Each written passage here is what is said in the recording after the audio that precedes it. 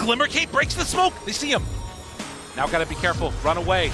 Jump forward, wants to find him. Do they have it? The coil is already used, and now the focus fire, it's gonna come out soon. Already down to about only a quarter of mana, but the damage being done is so insane. Where is the creeps? But they get stunned! The bash was there right at the moment. Crit coming in, trying to take him down. Malrine pulls everybody in closer, but Medusa, that's the buyback. Now Yule Scepter lift up onto Crit, trying to chase him down. The stomp doesn't quite connect in time, but now they have enough for the finish.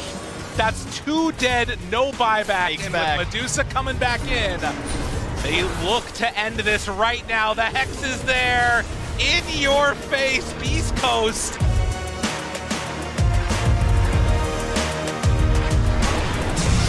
Cookie, stomp, out, tries to bring him in. Lasso, huge! Wait a minute, do they have enough? Can they bring him down in time? Pike trying to stay alive. The snowball hits onto him, and already Vitaly, El Misho, they're dead. Skidder sets his eyes on the prize. All right, last chance here. There's one more morph. And they do it. They need it desperately. There's just not enough damage in the world, and they're taking so much as well. Lumpy goes back in with the Vortex. They try and take down the supports. Snaking still manages to survive through that. They just do not have the deeps. Lumpy backs away. Pike still looking for a target. Has to jump away. The Force Staff removes, keeping him alive for the moment. Gets into the base. Another big Vortex controlling.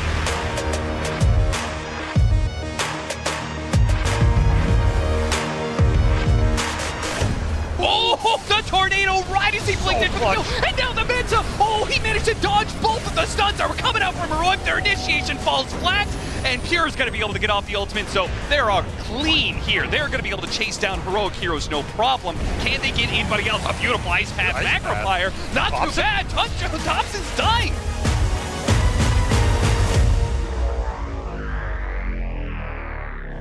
Okay, so Divine Llama, maybe he's got to be the one to start things off, but they managed to hit the the arena on Schofield, who was looking for a hookshot opportunity. Well, there's going to be your first buyback, 1 of 2.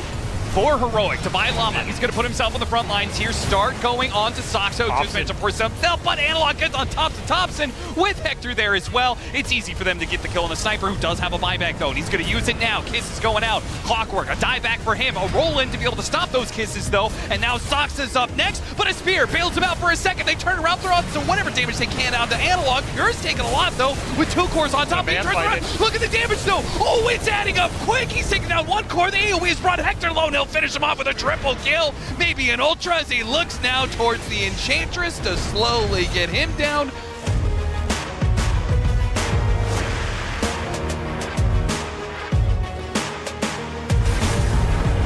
That's the Aegis gone. Oh my goodness. Underestimating the damage output here from Team Spirit.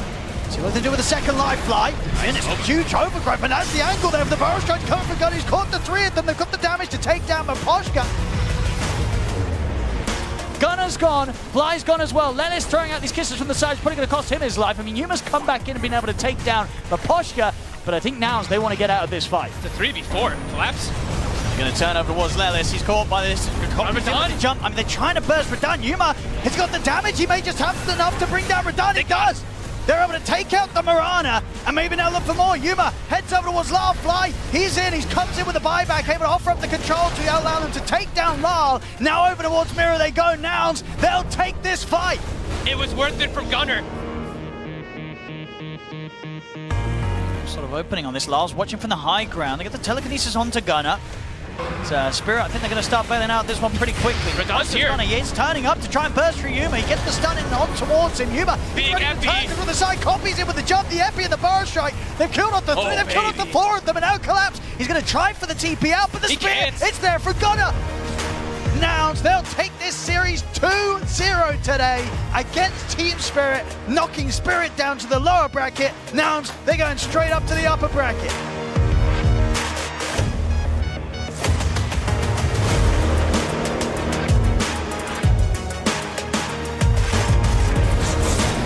RP onto Duraccio, but the disruption, will it be enough to save him though? He's surrounded by enemies right now. Ace with the Pit of Malice from the side. Duraccio trying to run away, slow to a crawl. He's going to use Laguna Blade. There's the Epicenter from Quinn, destroying everybody from G2IG. And that's it. That's game 1 in the books. Gaming Gladiators slap around Jack Chen. Long zip from Quinn.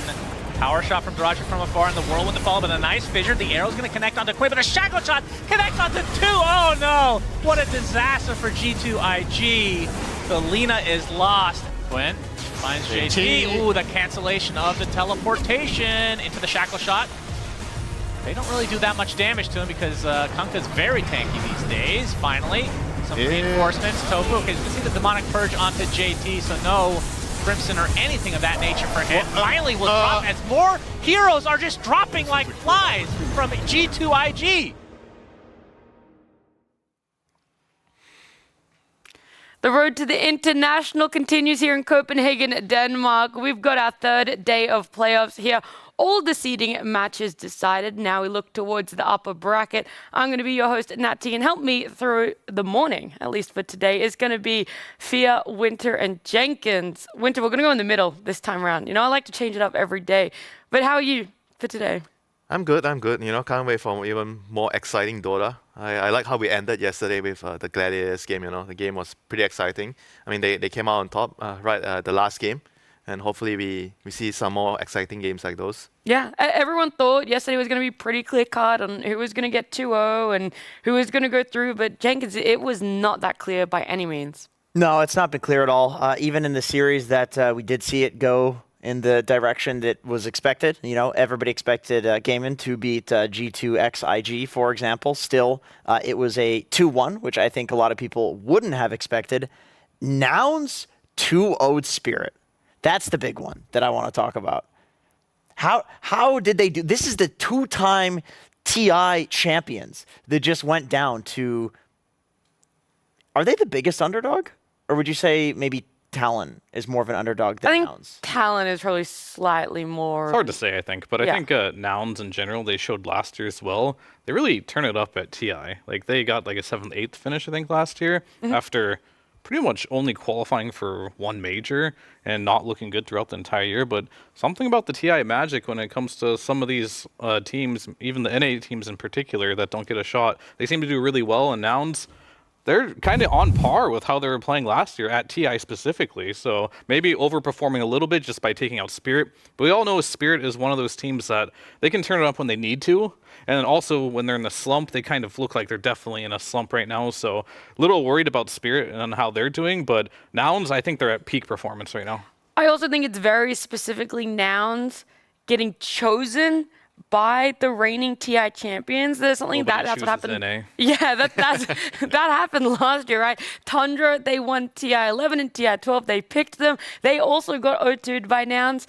Spirit won TI 12 last year. Now here in TI 13, they picked Nouns. It's not an easy best of 3, despite what people might think on paper. So this is how our group stage and the start of playoffs happened. Our seeding matches went over 2 days. It was 4 best of 3s to make a grand total of 8. And does give us this very beautiful bracket right here with some of our teams in the upper bracket, some in the lower bracket. Obviously, Spirit being the biggest shock of the lower bracket, but any other teams or matchups in that lower bracket that could have some question marks around it, Winter? I mean, nobody wants to play Spirit in the lower bracket. No. Yeah, poor G2IG on that one. I feel bad That's for a bad dice roll. G2IG. They played like a really difficult first series. They lost to the Gladiators. It was a close match. And now they have to play Spirit, you know. Yeah, you had to go up against TI 12 runner-ups, and you lost to them, and now you have to go up against TI 12 winners in the lower bracket. Really not a good. Like that is maybe the not unluckiest. a good roll of the dice. That is the unluckiest playoffs bracket. But you're gonna have to come up against a lot of these teams anyway if you want to make a good run for yourself. One of the biggest key contributors I feel for Nouns as to how they went so well was the heroes they were able to get for themselves. They had really strong openers, and yesterday brought a lot of questions about what heroes we wanted to see more of, which ones were underperforming. I know that Doom had a bit of a rough one, and someone who loves stats, loves giving us more information. Purge, break it all down for us with these heroes and what's happening at the road to the international. Thanks, Nat. Yeah, top-end heroes, I think, are really interesting right now because what usually ends up happening is at the start of the tournament, people discover these are the most OP heroes. And us as spectators, when the draft starts, I just kind of like glaze my eyes over the first phase bans a little bit because they're like, oh, there's the normal guys who we normally see. So I want to look at a couple of them. These are some of the top-banned heroes of the tournament so far. Naga Siren, 9 picks, 56 bans. Shadow Demon, 13 picks, 52 bans. Nature's Prophet, heavily banned. Omni, heavily banned.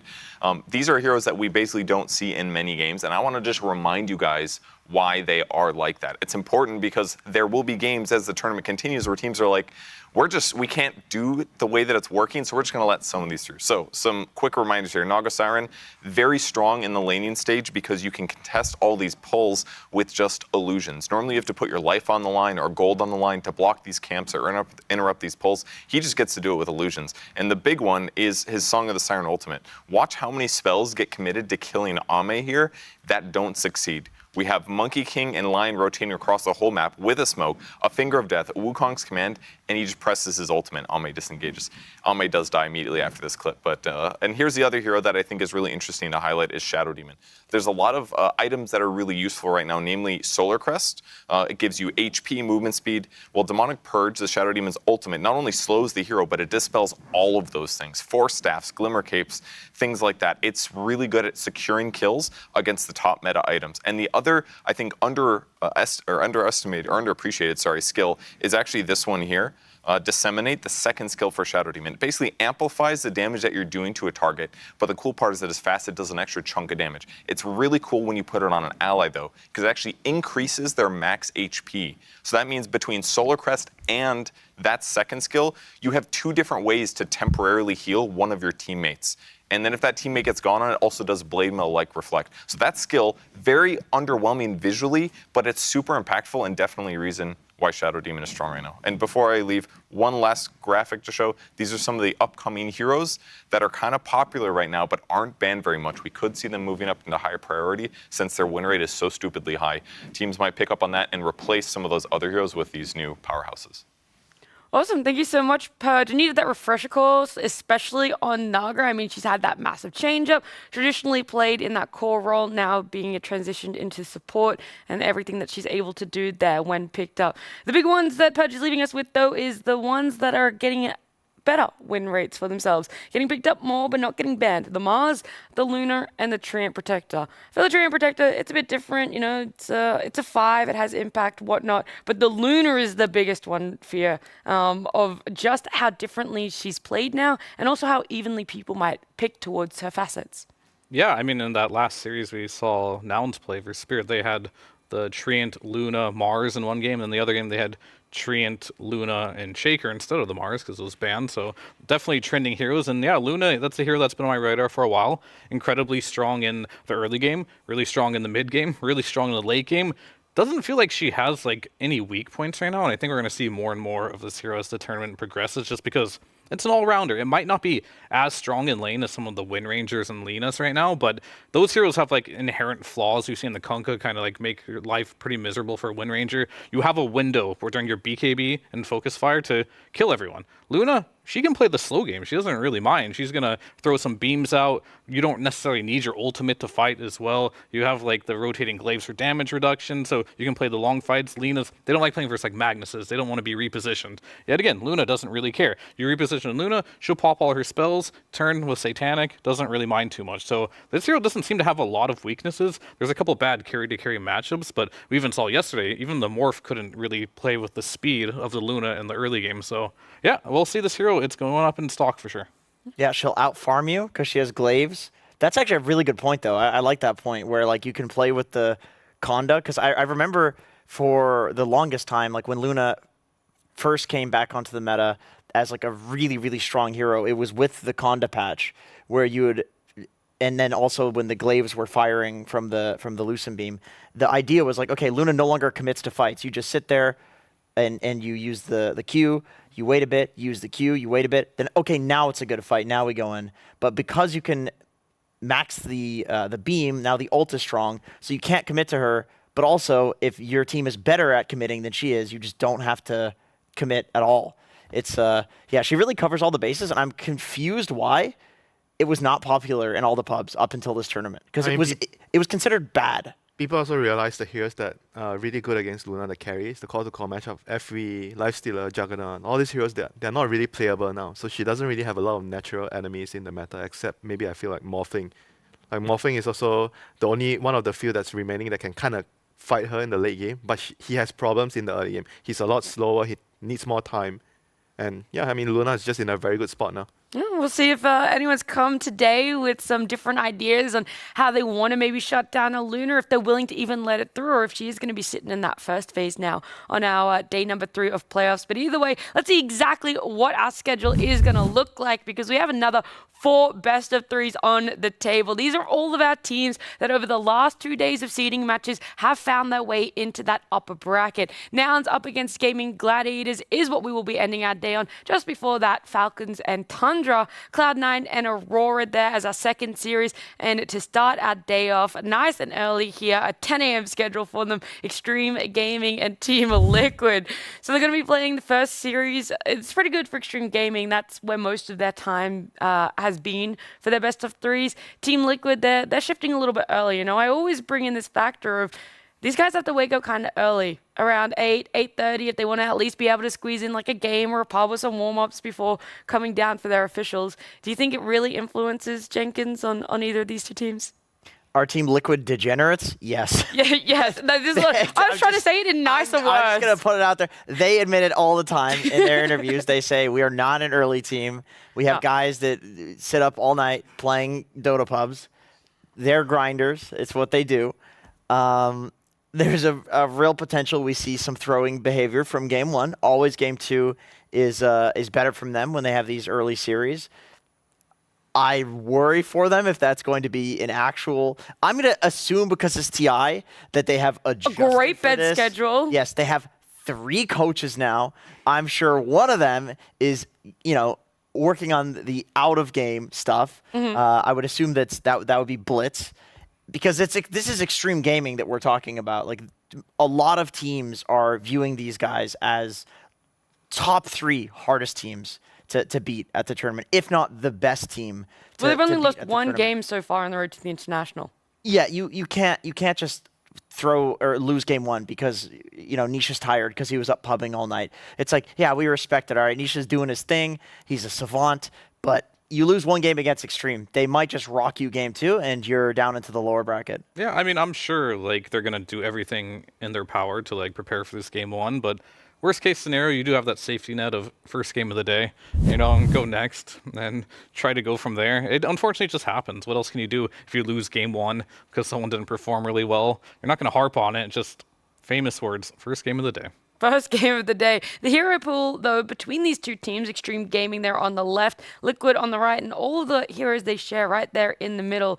My eyes are actually drawn towards the Faceless Void a little bit there on Extreme Gaming. I know that they like to pick up some new heroes for Arme. They've tried a lot of different carries that most people don't like, Winter, and Faceless Void, you just brought it up as a potential counter to a Luna. Did it work for them? Is it potentially going to work for them? Time zone as well, by the way, in that game. Yeah, time zone. I feel like both teams have a very different playstyle. As you saw from the graph, they both have a lot of heroes that define them. Other teams are not picking. Whereas even in the common heroes in the middle, for example, Timber and Sniper, they play it on very different roles. Like for Timbersaw, for Extreme Gaming, they play it on Xingqiu and they play it on XXS. And whereas for Liquid, they only play the Timber on Nisha. And for the Sniper, XM, obviously, he's a sniper specialist, and Xingqiu also plays sniper, whereas on Liquid, I know, Andrew, you don't like the position for sniper, but that's also a hero that they lean towards too.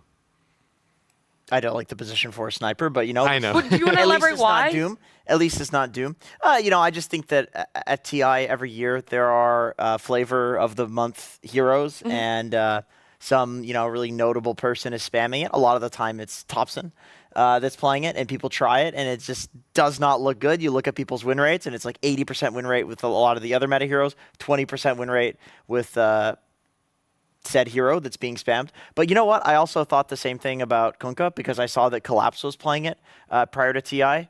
And he had an 80% win rate with everything else at his pubs, and Kunkka 20% win rate. But now look at Kunkka in these tournament matches. It looks amazing, right? So the meta shifts. Collapse played it, and he lost yesterday. Okay, to be fair, his other win rates were very good. So it's not really like a Spirit is losing type thing. Other offlaners were also losing with it. But that's the thing. The meta changes. Yep. These carries, like the Windrunners and the Linas of the world that are doing these small damage instances very quickly, they weren't being picked as much a month ago whenever the patch came out that gave Kunkka the new rum that he has built into his innate. So I think that and then the fact that Crimson Guard, people are going for that now, that Greaves and pipe have been nerfed. Like Kunkka's really good at picking up the Crimson. It's also really good against these carries that are being picked. So the meta does change, and I understand that. How quick are teams to adjust to that, though? Because this sniper, it's tied up there as most pick. And you all get one guess as to its win rate right now. And I wonder when it starts shifting away. 23.4%. That's really low. I'm going to guess 41. Oh, all right. Because it doesn't look that bad, but it also, to me, doesn't look like something that's worth first phasing. I could see some second phase pick for him. Like, I think the stock in him should just go down a little bit. I believe that's just for the the playoffs, those stats. Okay. So what is it worse? If you include groups, it is significantly worse. Yeah, that's what I figured. It is 29%. Wow, that's if you bad. include groups. Do you have Doom stats? Yeah, I do. Do you want them, or did you just were you just asking? No, we're doing a Prices Right type thing. Okay, Doom. Let's see, including it's 17 games, by the way. Including groups. Yeah, 17 games on Doom. We'll let Winter choose because we both already picked. What do you think Doom's win rate is? Probably 30%, if I remember. Do you want to have another guess? No, that's fine. I'll go with this guy. Okay, all right. It's pretty close. It's 35%. Wow. Okay. Yeah, I mean, like I said, the meta is changing. We're seeing a lot of Centaur get picked up. And honestly, both the heroes that we're criticizing, Sniper is hard countered by Centaur. This is a backliner. People will pick Centaur to jump the backline. He also will run you away from the shrapnels. Doom, same thing. I've noticed in a lot of these games, like the way people are playing against Doom is there's like Shadow Demon Disruption, and you're literally not able to take damage during the disruption, and that's often enough to protect and kite away from the Doom. Centaur ulti, that's enough to kite away from the Doom. So the meta has shifted in a way that I think just does not benefit these heroes at all. Someone who is very proficient at Doom, or if you say Doom, is 33. Everyone thinks of him as a player when you talk about this hero, and I would look towards him. If he's someone that's still willing to pick it up, then there has to be legs towards this hero. There has to be a reason why they feel it's a core, integral part to their drafts. Look, we're going to look at the stats over the last 2 days where Doom went 0-8, lost every single game he was picked up, and go, all right, it's on the shelf. Or is there more to it? Could we potentially see it played in a different way that 33 does no one else? I mean, it's very specific to him because he likes the jungle heroes, you know. And Doom, even though you're not a micro hero, but you're eating a creep, which gives you the jungle heroes, the jungle creep spells, and kind of fits like the way he likes to play the game. And it's very, very oppressing when you get the right creep. And if you look at their heroes, you know, XXS, and when we saw the graph before, XXS and 33, they both play very, very different kind of heroes. XXS, I feel like he's more versatile. He plays all the different types of offlaners. If you need him to play the Mars, the Initiator, or if you need him to play the Zoo heroes, the Visage, he can do it, you know. Whereas 33, it's very clear that he prefers to play the Zoo heroes. Mm-hmm. So they have to kind of draft around that, which I feel like can be a problem during the draft if the bans are used right from Extreme Gaming. Yeah. I still got just so much like Doom information like running through my brain, but where do we think this offlane meta is kind of sitting now? I thought Zoo was going to be slightly more popular, but some of the teams that really like it aren't even favoring it that much. Obviously, 33 on the side of Liquid is different. That is his bread and butter. We've always known him as that sort of hero, but do you have to mirror that on the side of XG, Jenkins? Is that what you're hoping to also pick up for yourself? Or how exactly can you ensure that your offlane is getting what you want in a draft? I don't think you necessarily need to mirror it because I do think that XXX's hero pool is actually pretty good against the Doom. They play the offlane Centaur, which we talked about as a counter. He plays a ton of Mars. 33 has not been playing Mars at all, and we saw the stats for Mars. It's the one hero we didn't talk about. We talked about the tree and the Luna a little bit, but Mars has an incredible win rate. It seems like an amazing hero to group your team around and make plays happen, but it also feels like right now with how people are drafting in the other roles, Mars is always like the initial point of contact for his team. Like as you can see here, the 33 has not played Mars. You know, I'm actually going to go out on a whim here and say I don't think 33 has ever played a Mars in an official. Because I remember at the start of this year and even towards the end of last year, Mars was massive in competitive Dota. The Dubai, the Dacha event earlier this year, everyone was picking it up. you didn't even have to spend a ban when you came up against Liquid to ban out Mars because you know that they weren't going to pick it up. He just isn't someone that plays it. That's not saying time, hasn't influenced that, and maybe he's learned and he's more comfortable and willing to pick it up now. But I know all this year he is not, despite how many people and how many teams place it as a high priority. I mean, I might be biased as just a Mars enjoyer. I want to ask you guys, like, do you think in this series that'll be a problem? Because we've seen other teams value the Mars higher and higher. I mean, I feel like Liquid's just been playing against Mars the whole year. Like, that's just what they do.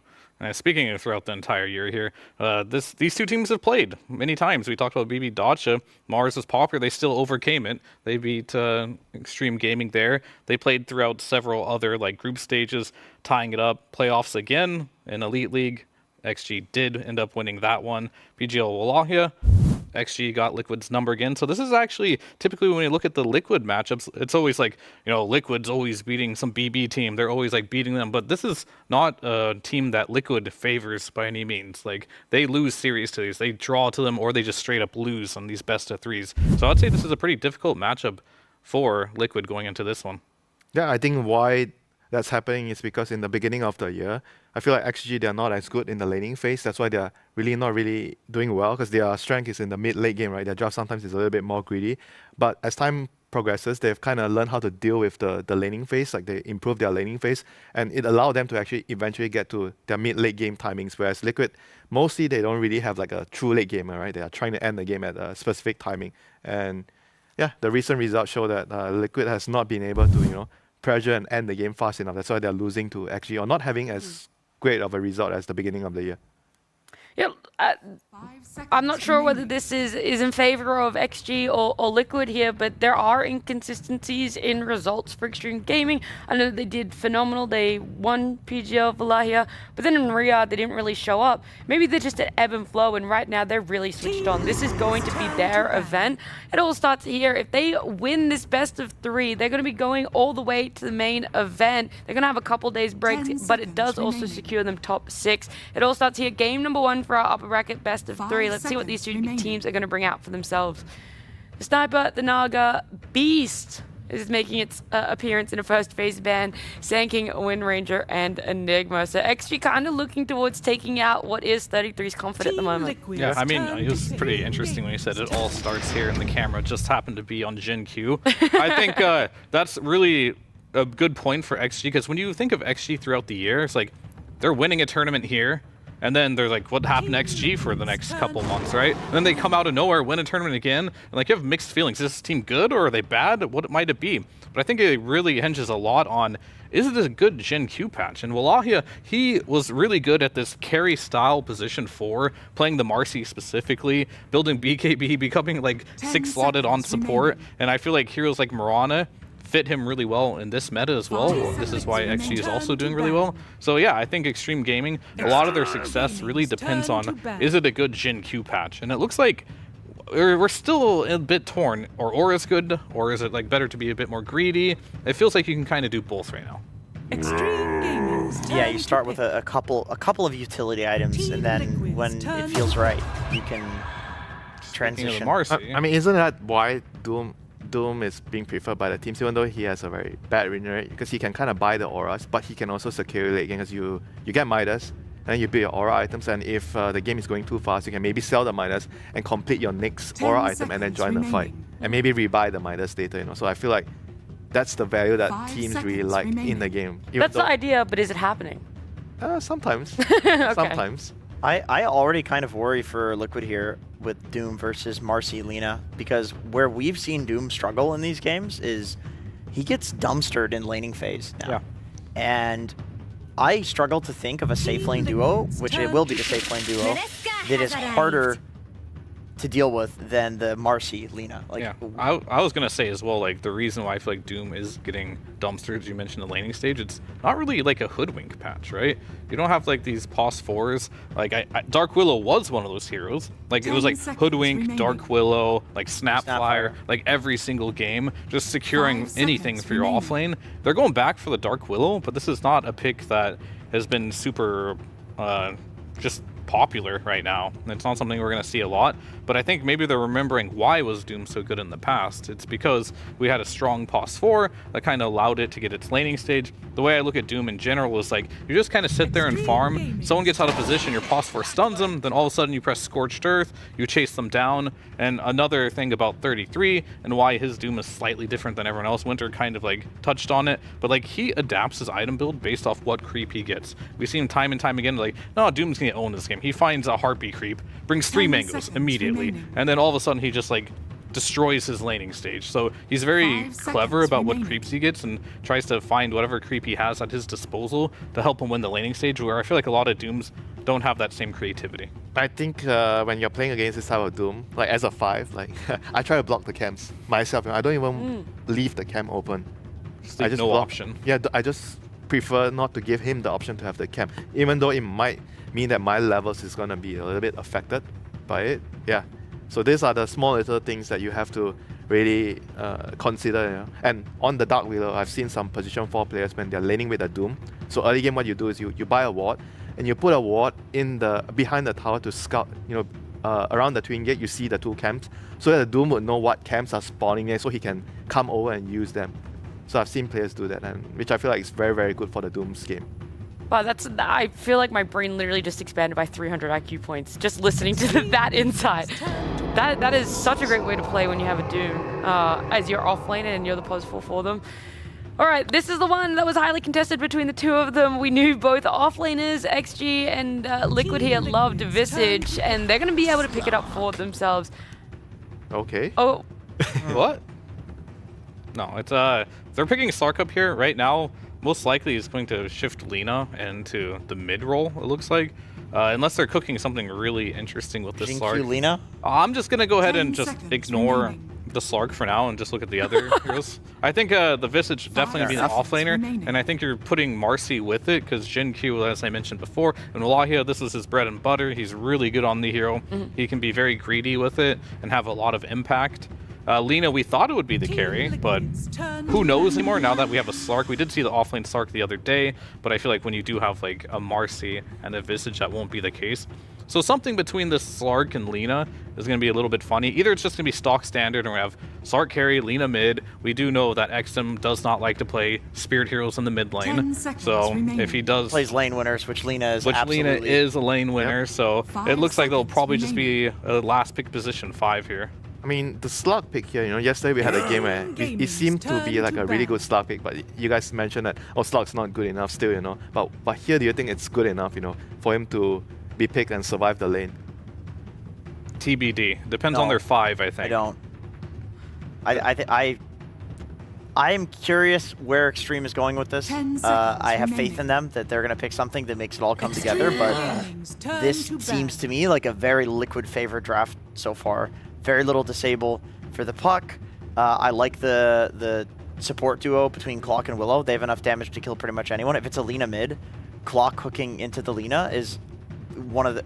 How do you survive that? You don't. Yeah. Like, Clock can solo kill Lina a lot of the time, even as a 5. Doom versus Slark, it's not like it used to be where Slark runs into the trees and he heals. You can't heal through Doom.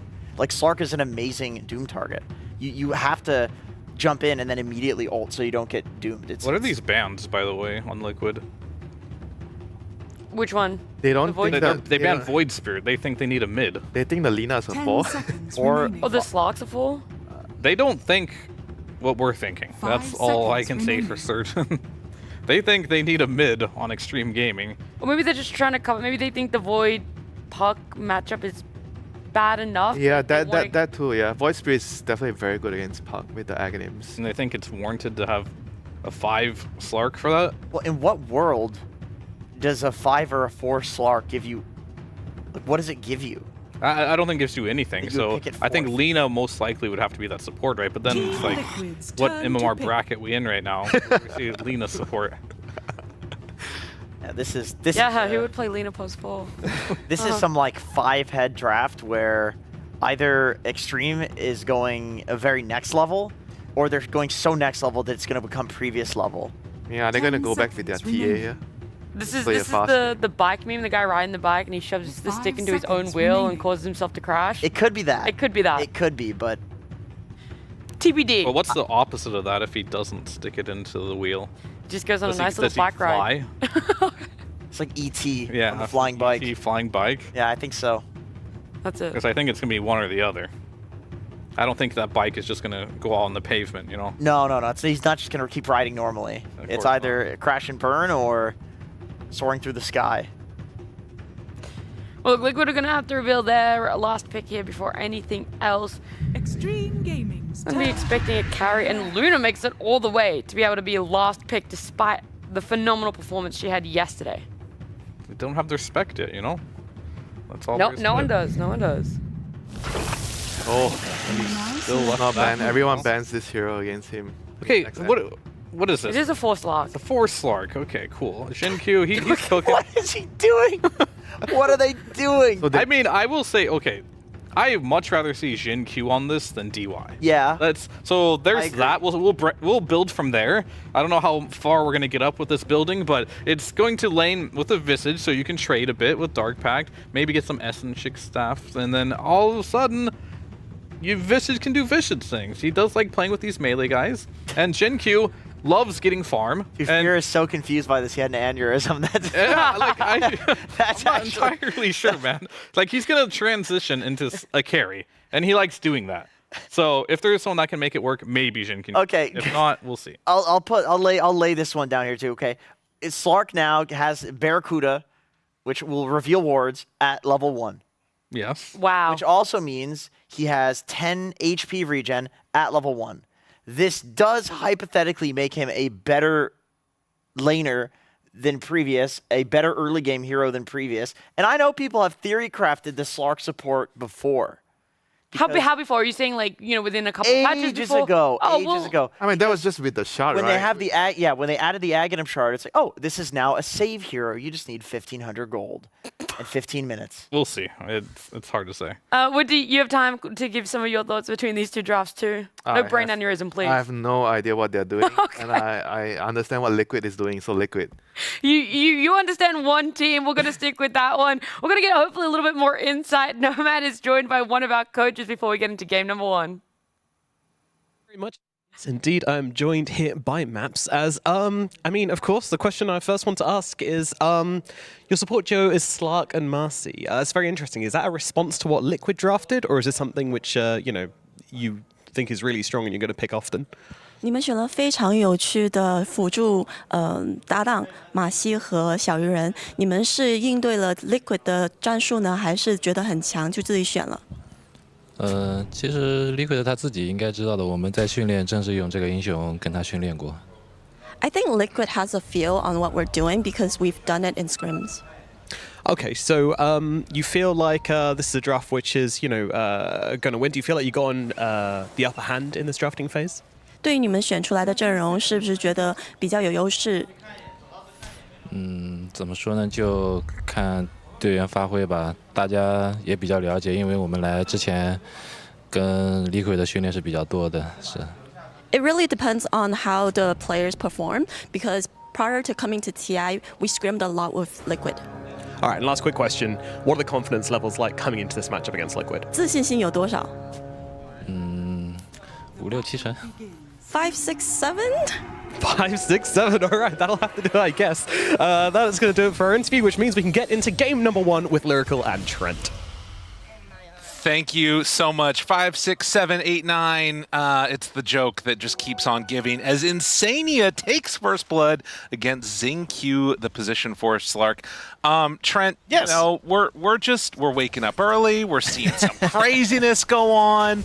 I'm not sure exactly how to feel about this. I think it's going to be an interesting little dynamic to watch. Yeah, there's a lot of damage done to that Slark. He didn't really stand up that strong. No, it's genius because, you know, we heard the panel talking earlier. Liquid, Jenkins was saying they don't like those morning games, right?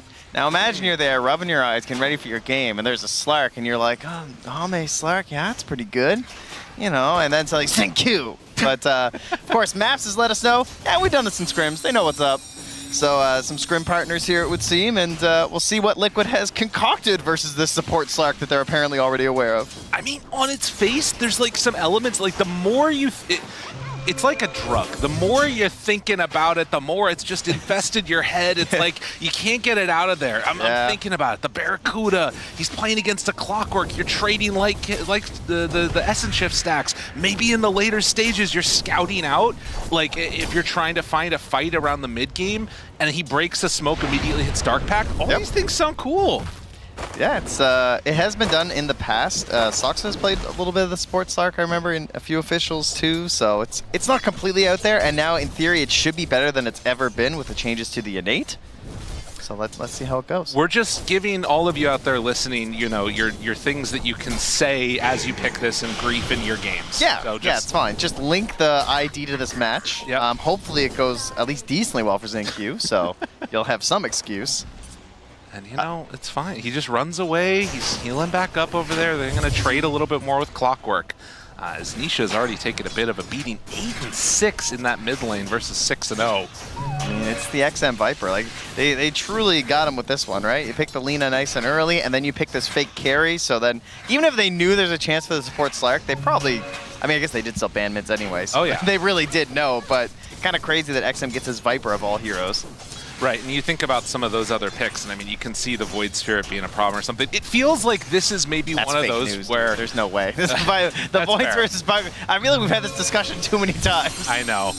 You're absolutely right. I do feel, though, that like this is probably one of those matchups that this is going to be some of the worst of it. This laning stage is going to be really rough, but in the later stages, you know, Pucky's moving and manangling and getting all over the place. Moving even. Yeah, Pounce. Trade some hits, a Soul Assumption, hitting onto Insania. But it feels like you can outmaneuver the Viper later, even if you're not doing a ton of damage / killing him. But who's to say? Well, that'll be the plan. XinQ runs back in, asserting dominance in this lane. Sort of. He has Essence Shift at the very least and a Blood Grenade. God, it is going to be a really interesting one to watch. Like, because it feels like as a support, he's going to be so free to like set up for good fights. But in the fights, I feel like he's going to do nothing. You know what I mean? Yeah, it's definitely possible. Or he has these like incredible moments. The Shard will certainly be his biggest contribution. General map and macro stuff should be the big deal with this, right? Like the fan was discussing this idea of the wards, the vision, being able to shut that down. Gaining gold and XP from wards, that's certainly no joke, and you're a little bit more free to do it compared to the core Slarks because you'll be roaming around a little bit. The other combo, of course, that got disrupted because of this is the Marcy and the Visage. It's a bit of a classic, right? All kinds of combos you can do, but you can still link up. Lena's going to be off doing her farming thing for a while, so DY eventually will still be able to join up alongside XXS, and we'll get all these nice little rebound combos, and then the sidekick and the birds, and yada yada. There'll be something to watch for as Mickey gets brought down low, and certainly showing that there's some value in this lane as well. The Slark Visage paired together. And mid lane, every time I look back at it, it's feeling more and more into the favor of XM. 24-13 right now. What part looked good? Was it the denies equal to the last hit? Yeah, that's pretty rough. And it just keeps happening. Like, even as he's going uphill, it feels like he's not missing that often. A level ahead of Nisha right now. This TI, it has felt like there's been a couple more of these like shutouts in mid happening. I was thinking back to the Monkey King games that we watched yesterday. Yeah, it has felt like maybe there's a little bit more of that flavor of the old mid lane, where it feels like one person can actually like stomp over, and it's not just a water rune session. Yeah. Also, it feels like slightly less rotations to mid, less time like covering runes and stuff. So, been a little bit more static on the side lanes. Otherwise, you know, using the Twin Gate, because going mid takes a while. Twin Gate, you just hop right through. Flinch, that's something that we could definitely see happen. Oh, get him! Oh, some pushbacks. The latch is there, the damage is out, and it's enough for the kill, and now XinQ beaten into Mickey won't be able to do quite enough damage there. Nice, raindrops and wand though. Staying alive. That's what you want to see from Mickey. So coming up on that 6-minute mark, both supports position 5s have died independently twice. As double null talisman for the Visage. We get all that mana regen and a big mana pool. Yeah, plus that death toll coming into play nice and early. I actually didn't realize that if it's... you don't have to hit them with it. As long as the projectile's on the way, you also get the credit. Right. Which That's is crazy. pretty cool. I thought you had to at least hit it first, and then you had like the 3-second window. But yeah, so if someone's about to die, just immediately send that thing at them. It doesn't matter if you hit or not. You still get the bonus. Ooh, Nisha getting a haste rune. A little bit too slow there was Zinq to make the move over. As 33. And I mean, with all of the talk of the Slark and everything else that came out, I think it should be noted again, like, I don't know, what would we say about it? Like the boldness and the assurity that Liquid have in themselves and how they play the game. Doom has lost 7 games in a row. And they come in and they first pick it still, no worries about it. The panel talked about it a lot, but it's really nice. Oh, and you can see, yeah, first Slark pick. Hasn't really seen a heck of a lot of it. Hero win rate 0. Yeah. I assume that means there was one other pick, I believe. That's what I'm thinking as well, yeah. And that, but see, they didn't win. Or so production is like, we know what's going to happen here.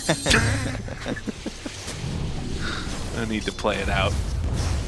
All right, we have both supports here lurking on the side. This is now the classic Viper, okay? Dota's been around a long time, and I've seen this happen many times where 3 heroes come in to kill a Viper, and suddenly Viper is a double or a triple kill. So you got to be a little bit careful. No matter what changes in Dota, some things stay the same. Bro, DY is level 5, Insania is level 3. They drop down the coil immediately. Zinq starts hitting a couple cogs, already dead on Clockwork. And Liquid have to back away. You know, Marcy and Slark are surprisingly good defensive supports for protecting your mid. You know? Yeah. Like, being able to rebound off, that's free. Oh, true. For the Marcy, but Slark as well, like, you come mid, you can just check for a little bit of vision, so you can lurk really close to your Viper and you know they can't see you, and then you get a pounce to hold them next to your Viper. The Barracuda is definitely, I think, going to be like the main big thing that this guy brings to the table. Scouting out wards, and I was thinking about it too, like breaking smokes. As soon as Barracuda pops up and gets broken, you just immediately dark packed and you should be free to break a smoke. Yeah. It's kind of cool.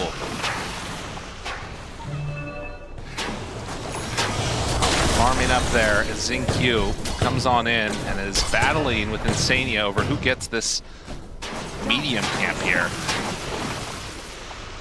So far, so good. Yeah, we're gonna have some parallel ideas here between the two teams, right? A lot of Luna farming, a lot of Lina farming. Whoa, that's only 1 letter difference. That's kind of crazy. True. But coming into this tournament, like, you know, someone asked me like, what's my favorite hero for Liquid to play? I would say Doom. Yeah.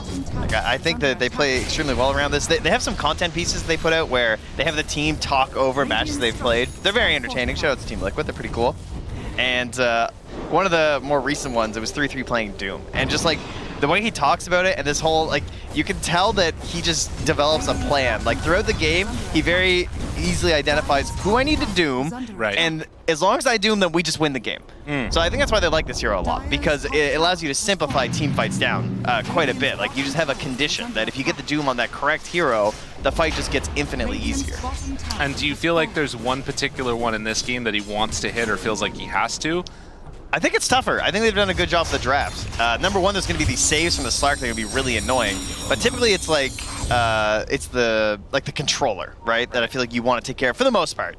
It does depend a little bit on your lineup, but you think about like these like, let's say Puck, if it was like another team, like Pucks, Kunkas, Embers, those kind of heroes, but you have an XM mid, so it's not going to be those heroes, right? It's going to be this Viper, and if you Doom the Viper, I mean, that's a little meh. He already isn't using his abilities that often. Yeah, like, Lina would be great, but you're kind of assuming you're not going to get the Doom on the Lina, because just by basic positioning. Right. Yeah, it's a little bit tough. Insania trying to stay alive here. Zinq was going to juke off to the side. So that's going to put the pressure on the Clockwork, because then Clock has to get the flares, the hook shots, set up for these really good Dooms.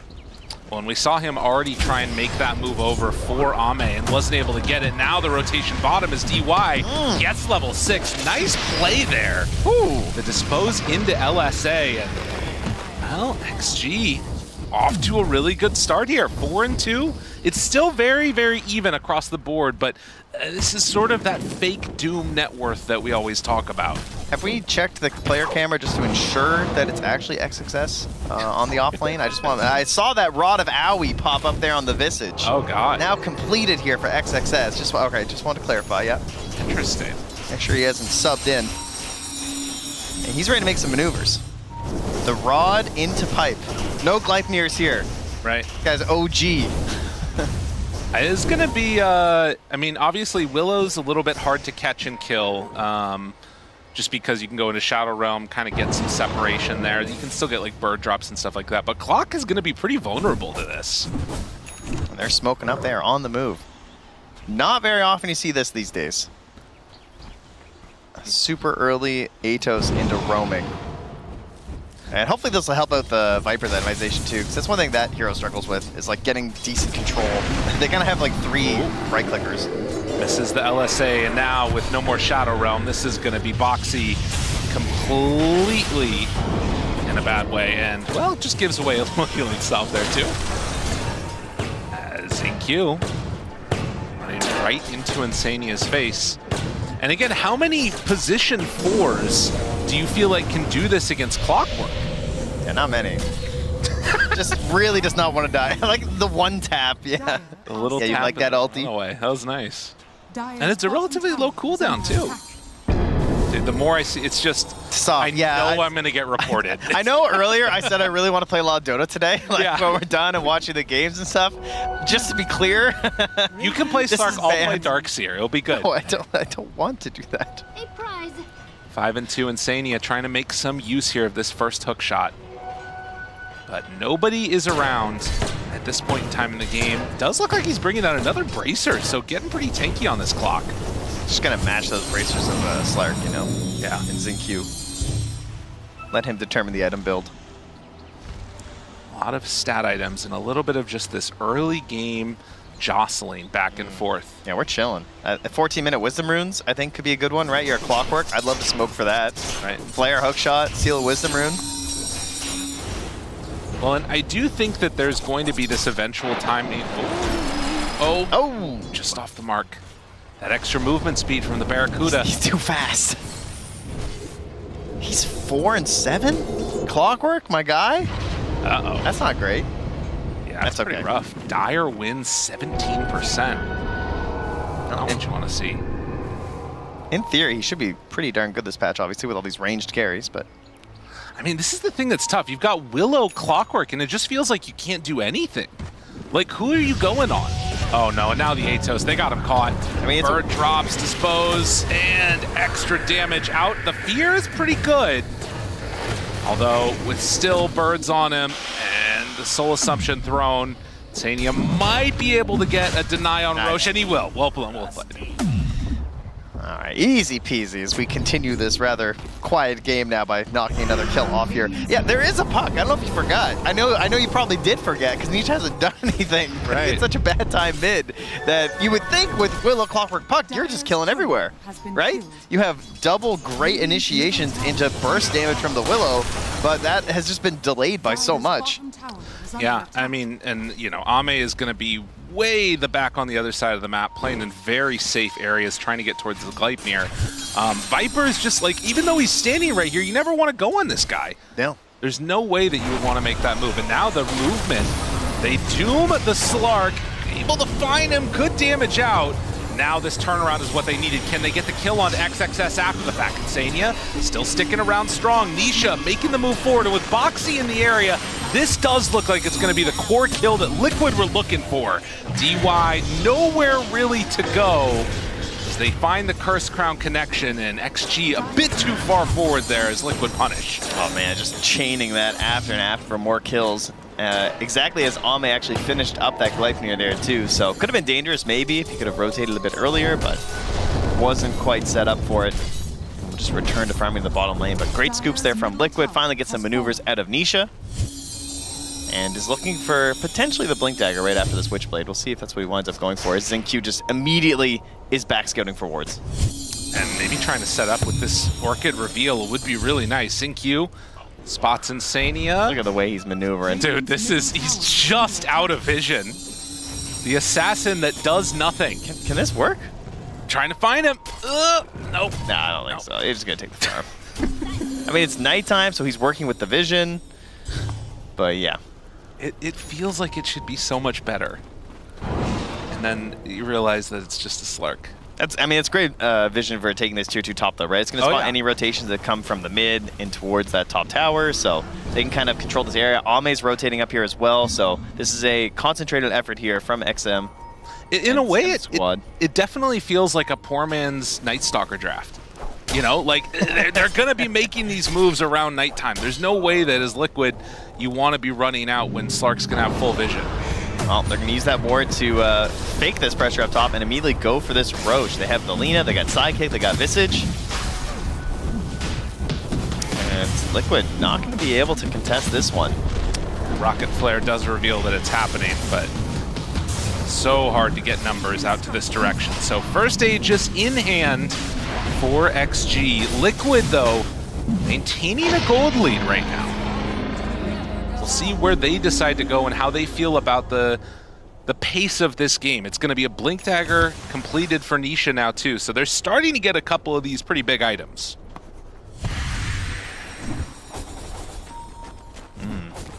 Yeah, there's kind of a question of just like, at what speed do you need to move here as XG? Right. Because I feel like they're the ones who sort of have this looming threat of like, we should probably be getting stuff done. Like, I think Liquid look pretty happy to chill back here. Doom, Puck, Luna, they seem kind of happy. But they're thinking about making an aggressive maneuver here at level 12 here on the Puck. Arcane Rune in hand. Double Blinks is really nice. And XM hides in the trees, recognizing that potential danger that could be coming their way. If he steps out, I think it's an easy jump, but instead they're looking down bottom and they find XingQ, and they're actually just gonna doom him. Okay. Oh, here we go though. Overextension possibly. He used everything on that Slark, and now 33 goes down. All right, well, here we go though. Now we have something interesting because he has committed for the Blink Dagger on the Puck, and the Orchid's finished on XM. So there is the chance now if they do get aggressive, they can catch out Nisha. But I think that's partially why they also just kill XingQ, because they recognize that they only really want to fight with like full forces here. Yeah. So they're trying to get their kills, get back out. They know there's an Aegis, so eventually they are going to come. They're just trying to like set them off balance so they can't get organized and move. But now they have the pipe, so I think that 5-hero wind-up's going to be coming here. They're just going to throw themselves at a tower. But Mickey has a Manta now as well, so he's also quite formidable in an actual engagement as they smoke up to move forward.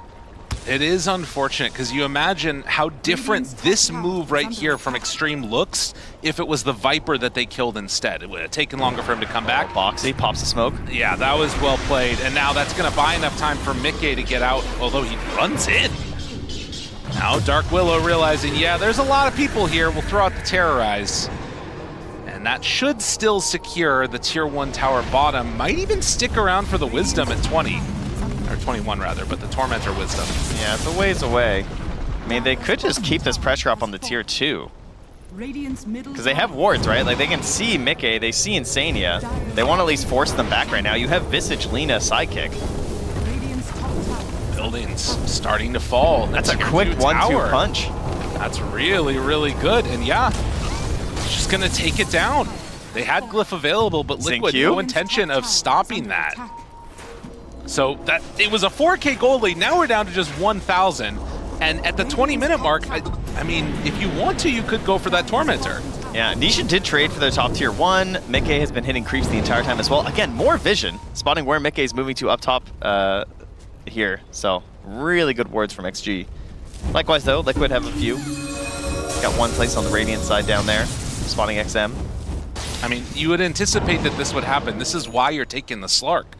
A huge part of the decision-making here is he's always got a sentry in hand. Very annoying to play against. It does feel like down bottom, TY gonna get out of trouble, and yeah, they didn't decide to stick around that long. I guess the other thing is 20-minute mark, we're looking at daytime again. Yeah, that's, I mean, both sides obviously have some advantages at night. On the side Liquid, you have the bonus damage that's helping out everybody, as well as just her own vision, but Slark, same thing. And Sani is going to get the free Tormentor Shard there. They did already purchase the Shard on the Slark. Okay. And have not taken their own Tormentor quite yet, although as we've seen from their ability to take down towers, they could do it really fast if they get organized. Yeah, still a lot of damage coming out when you've got that sidekick action working for Marcy. And of course, just Visage in general does a lot. So now, the hardest thing, though, is that the Yules is done for the Puck. There's BKB on Doom, and there's a Manta on the Luna. So how do you actually start a fight as XG? Like, Gleipnir and Atos are kind of your jumps. Unless DY is somehow going to get a rebound. It feels like that's not even what they're trying to do. They're just walking at objective and say, come fight us. Fair enough, yep. But right now you can see this movement, and they're actually even leaving that bounty rune. Want to make them feel safe. XG, they decide to smoke up as well. XinQ, he's going to break it immediately. Dark Pack wants to walk away. Do they have enough to bring down this clock? They do. And they find more. Do they want to go for more? I think it looks like they're just going to call it right there. So they get the pick off, get out. Don't manage to take the tier 2 tower, though. Now, the Aegis was expiring really soon, so bag it up. They don't want to offer a good opportunity for a Doom or a Dream Coil. Gonna reset. I actually think DY's Shard would be really nice here. If they roll that one on the Tormentor, I think that's best case scenario for them, because that would actually be their best jump at this point. For when they, and when you're pressuring these towers, if you see Liquid coming, like, you do want some way to actually jump heroes when you want to. And right now, that's probably gonna be their best bet. I'm really curious. I mean, I guess I was thinking about it, like, can't you just ignore the Slark? You know what I mean? But the more I think about it, if he is there to save somebody with that shard, you kind of need to be able to take him out. And in a way, it feels like Doom is the only reliable way to do that. It's pretty much, strange. Yeah. And he's got 4 permanent edge. So you don't want to just ignore this guy. He's kind of a beast right now. You're not wrong, yeah. Man. Dangerous. Whew. It's definitely... Oh, Barracuda. You're seeing the value. It's cute. Oh, wait. Oh, he didn't notice. Wait. He's calculating. He's going to go. Oh, he's got it.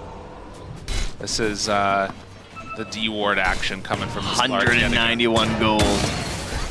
He's on top of it. So 23 minutes in now. Still relatively low on the kill score. But it has been extreme, setting the tempo for the game. It does still have that feeling that Liquid, once they come online, get all 5 together, and decide to actually take a fight, things will start looking better for them. But you need that BKB on Mickey. Still incredibly farmed on this Luna. I mean, they actually can't start a fight on XG, though. I do think that's kind of hilarious. Yeah. They literally have no way to start a fight. Like, everyone should be able to just escape all the time. Yeah. Towers can't like, he escape, took though, the Watcher. Like, yeah. He is not concerned. He's really not afraid. XinQ's queuing up Basher. Because they need something, right? What in the hell? That makes sense. He's not. He already has the shard. Like, what else do you need? I know, it's a fair play. A Force Staff or something, maybe? I don't know. You know what? If XinQ pounces, you can't force away from that anymore on Slark. That's a thing. Oh, that's true, actually. He's their catch. XinQ is their everything. It was a weird change. Sorry, Lena, you have to go farm somewhere else. Slark's taking mid-wave. Getting closer and closer, though. And the other thing to obviously keep in mind about the Liquid dynamic is that, you take or win one decisive fight, Luna is just going to rip through towers. BKB. Oh, 33. Really didn't want to die. Yeah, understandable. But, I mean, also a testament to where Liquid see this game going. And it sounds like, from App's interview, they've played against this before. They were scrim partners together. I imagine what Liquid are feeling is that, like, if this just goes later and later, eventually we'll win if we take a good fight. Yeah, I think so. I think they're just going to be like, they can only pressure towers. We're just going to cut waves. Their catch is abysmal until this support Slark has Ags Basher. Right. And so we're just going to chill. Like, maybe like a Scythe or something from someone. Yeah, that could be pretty solid as an eventual answer for Extreme. Which, they can farm into it. But it definitely is feeling like one of the lower damage games from all these people, as everybody's just kind of dodging. And it seems like consistently the only ones that are dying are Insania and XinQ. Well, they want to keep it interesting for the fans. It's true. Yeah. They know they enjoy the blood sport that is Dota 2. Are they actually the only ones that have died? Okay, no, XXS died one time. Is that really it? 33 in Boxy. Right. Yeah, okay. There's more deaths. But they were helping out early. 9 matches and 8 wins. Oh, I see. Yeah. Whenever they get Chrysalis. Luna just be winning. It's the Conda. Oh, I mean, look at this too. No BKB, goes straight Conda. Mickey's like, all right, we're not fighting. I'm getting my items. Although they do smoke up, that was under a ward. Yeah, in that vision for sure. They might not have caught that though because it looked like Mickey was about to run up. I mean, XXS just booted out of there though. I think they saw. They have an idea. Oh, the BKB now here for Ame. Roche has just respawned. It's a fresh nighttime, so Roche will be up here for a while. Bonus damage for Liquid. I mean, this is a little bit dangerous because if Liquid are now going into this fight with no BKB on Luna, she can get bursted here. And in fact, they're going to start heading up. You know what's really good when you don't have BKB though? What's that? The Aegis. That's true. Can they get it in time though? Boxy there to break smoke. ZynQ immediately out. Find him with that Curse Crown. 33 looking for his target. Who's he going to jump on? They go onto the Marcy, still saving that Doom. LSA connects 1 down. 33 BKB. He backs away. Liquid, they debuffed them 1 time, able to keep a little bit of distance. And now Nisha commits with the Dream Coil. Look at that damage. Onto the Visage. This is completely fallen apart for XG. And now Liquid should have a free path for Roche. That could not have gone worse for XG. Yeah, really good positioning from Liquid because Boxy just recognizing like how they want to play this, right? They're going to send in the Slark, and once there's the vision, then he's going to do his thing. So they put an Op Sentry combo, he hides in the tree line. And they didn't have to use Doom on him. And they missed the jump. Their Marcy stun doesn't connect anyway because, again, their initiation is very difficult to achieve. Oh no. Now they got problems. Thought about it.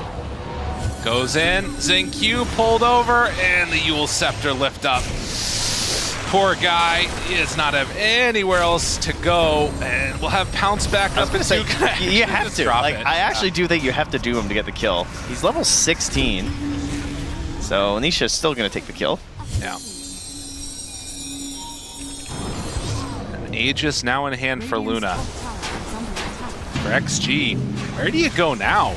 I mean, things have started to really come off the rails, it feels like. You've gotten fighting items, but they've been losing the fights. Luna didn't even have BKB in that last one.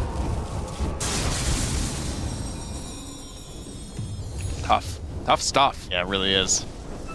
You have the BKB now out there for XM. I'm curious to see how much pressure Liquid even bothers placing. Yeah. You know, like they're kind of chilling. They do have level 20 here on Nisha though, so able to take the Waning Rift cooldown. Unless he's feeling really spicy. But considering how weak their catch is already, I feel like the Waning Rift cooldown just feels even better. Right. But he has been considering it for a long time. So maybe he's like, yo, Boxy, how spicy are you feeling with these terrorizers right now? Can we hit some wombo combos? Let's see if they manage it. Certainly an option. ZynQ again scouting things out. Sees some heroes. Luna spotted him as well. But with the Aegis still in hand for 3 minutes, feeling pretty good. Insania being a bulwark in front of the rest of the side of XG, who still do not have good ways to take fights.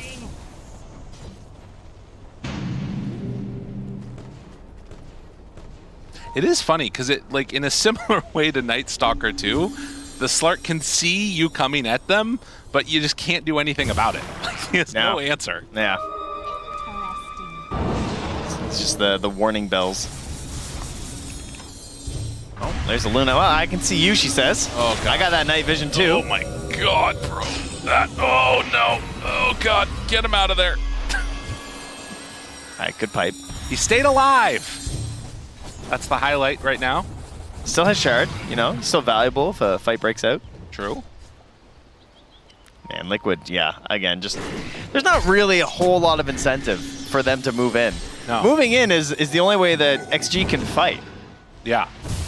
Like, they need you to start the fight. it's just like up top. When Insania died that one time as they were like trying to stop them at the tier 2, I think once that moment occurred and Insania just dies, they all walk away, they're just like, you know what, let's just not fight them anymore. Yeah. Like, why bother? There's nothing to be gained there. They're getting more gold on the map. They're looking like they're going to outscale them. Now, eventually, they're going to have to deal with the Slark with items. The unfortunate part is that Slark is still a garbage carry right now, so I'm not sure if it actually matters. We'll see. Time will tell. He's fine, but he's not going to be that high. No. He's not going to get that level, that gold. And there it is, the basher. He's ready to bash. The Bash Bros. XingQ online. You know, I once saw XingQ play Queen of Pain, build a Blink Dagger and a Dagon 5, and it was amazing. This man just thinks about Dota on another level. And Boxy, he's going to be found, immediately brought down. Don't go into their area, it's a bad time. Oh, wait a minute, but the turnaround, walk forward, Doom already out. They need to do some damage out from Lina, and they're actually doing it. When Liquid initiate, suddenly XG, they manage to win the fight. Unbelievable. As they take down all 4 of them. It's going to be a respawn on that Aegis. Marcy had to buy back, got to run away with everybody else. XXS in some trouble, pulled back in by Nisha. Does he have enough damage to get away? Can he survive? No. So that's 3 now dead for XG. All right, that was a crazy cleanup considering. That was not looking good. No. I thought that was going to be a complete disaster for Liquid, but it ends up being quite fine for them, especially with the buyback there from the Marcies. You can see they got a pretty good gold edge. XP, kind of the same though, only 1,000 more, but oh my gosh. That's 4,500 XP for Nisha, seeing as how he's the only person who hasn't died, I think, in this entire game. He's huge. At 5-0 and 6. Yeah, didn't He's you level he was just talking about 23 the and a level half? 20, yeah. He was just level 21. Him and Mickey having really good games here. As that is going to be the Satanic coming out for the Luna. And Aegis no longer there, but it's still 20 seconds until Ame is back up on this Lina. Use your shard on the racks, Charlie. Can you save it that way? I don't think so.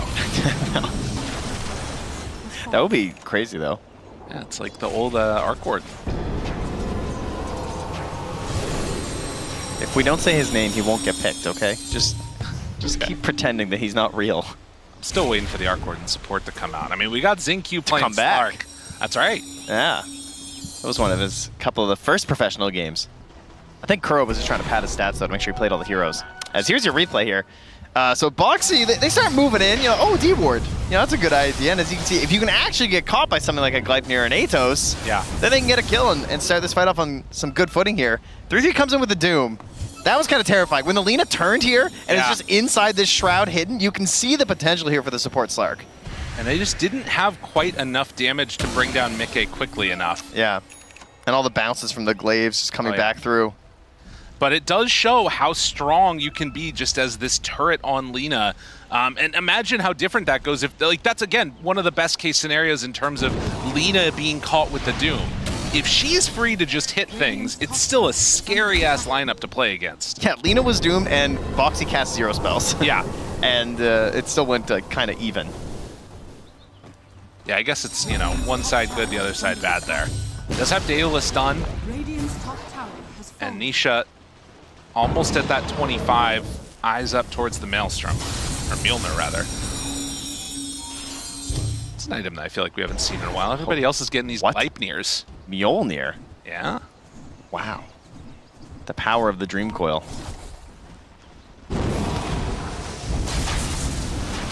So 35 minutes coming up now.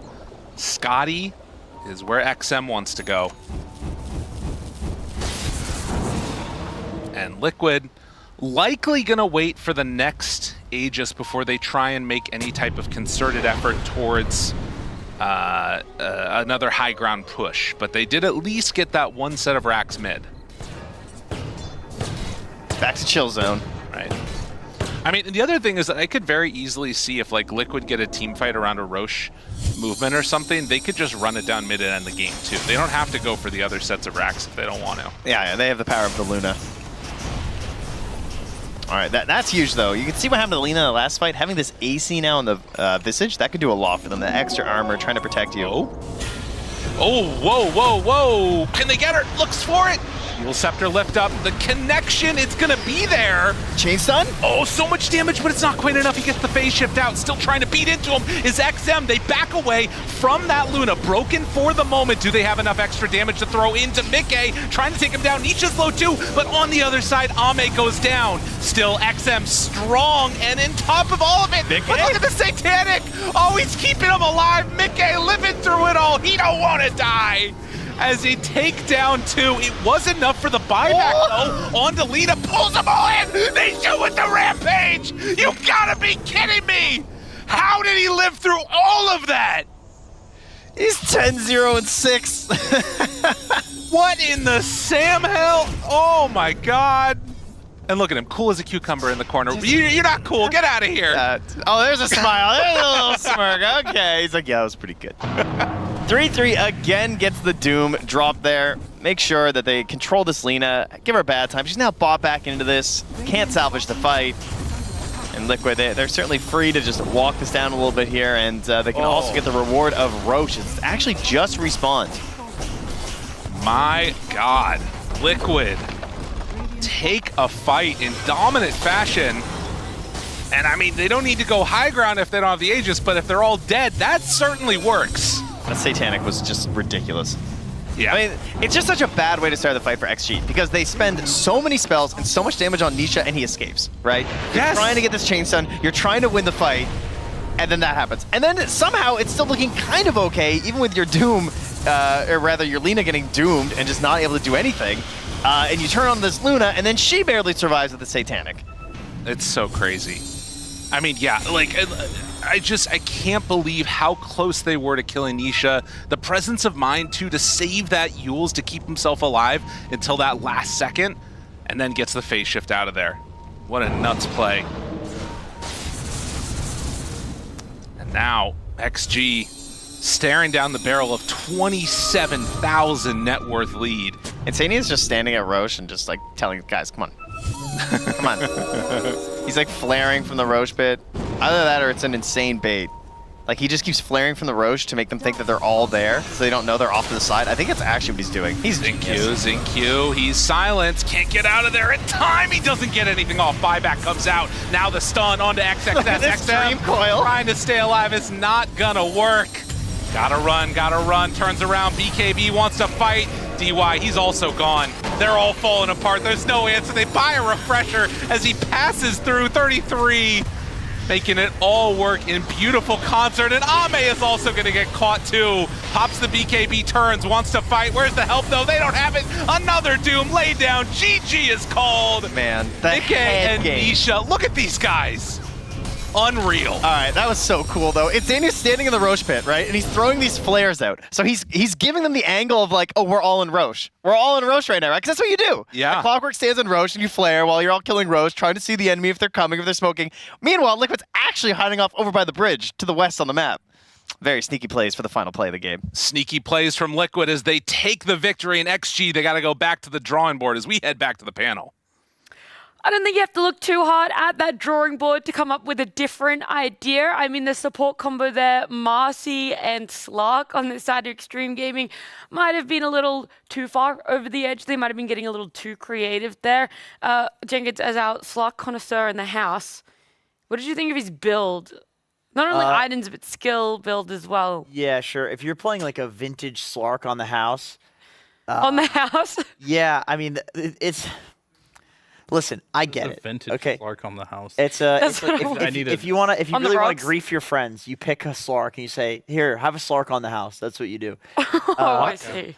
And that's vintage. Yeah, it's vintage. In season, actually. It's Slark season now. It's seasonal. Thank you, Jinq, for that. Usually, you pick it when, like, Falcons will pick the offlane Slark whenever there's a Sven that's picked, because Sven will either be the carry or the position 5 in that patch. In either case, you're going to be able to hit this guy in the laning stage and get a bunch of essence shift stacks. So you are guaranteed to like win the trades in the lane, have a good lane, get some good items, and then actually be able to play the game as a non-carry Slark.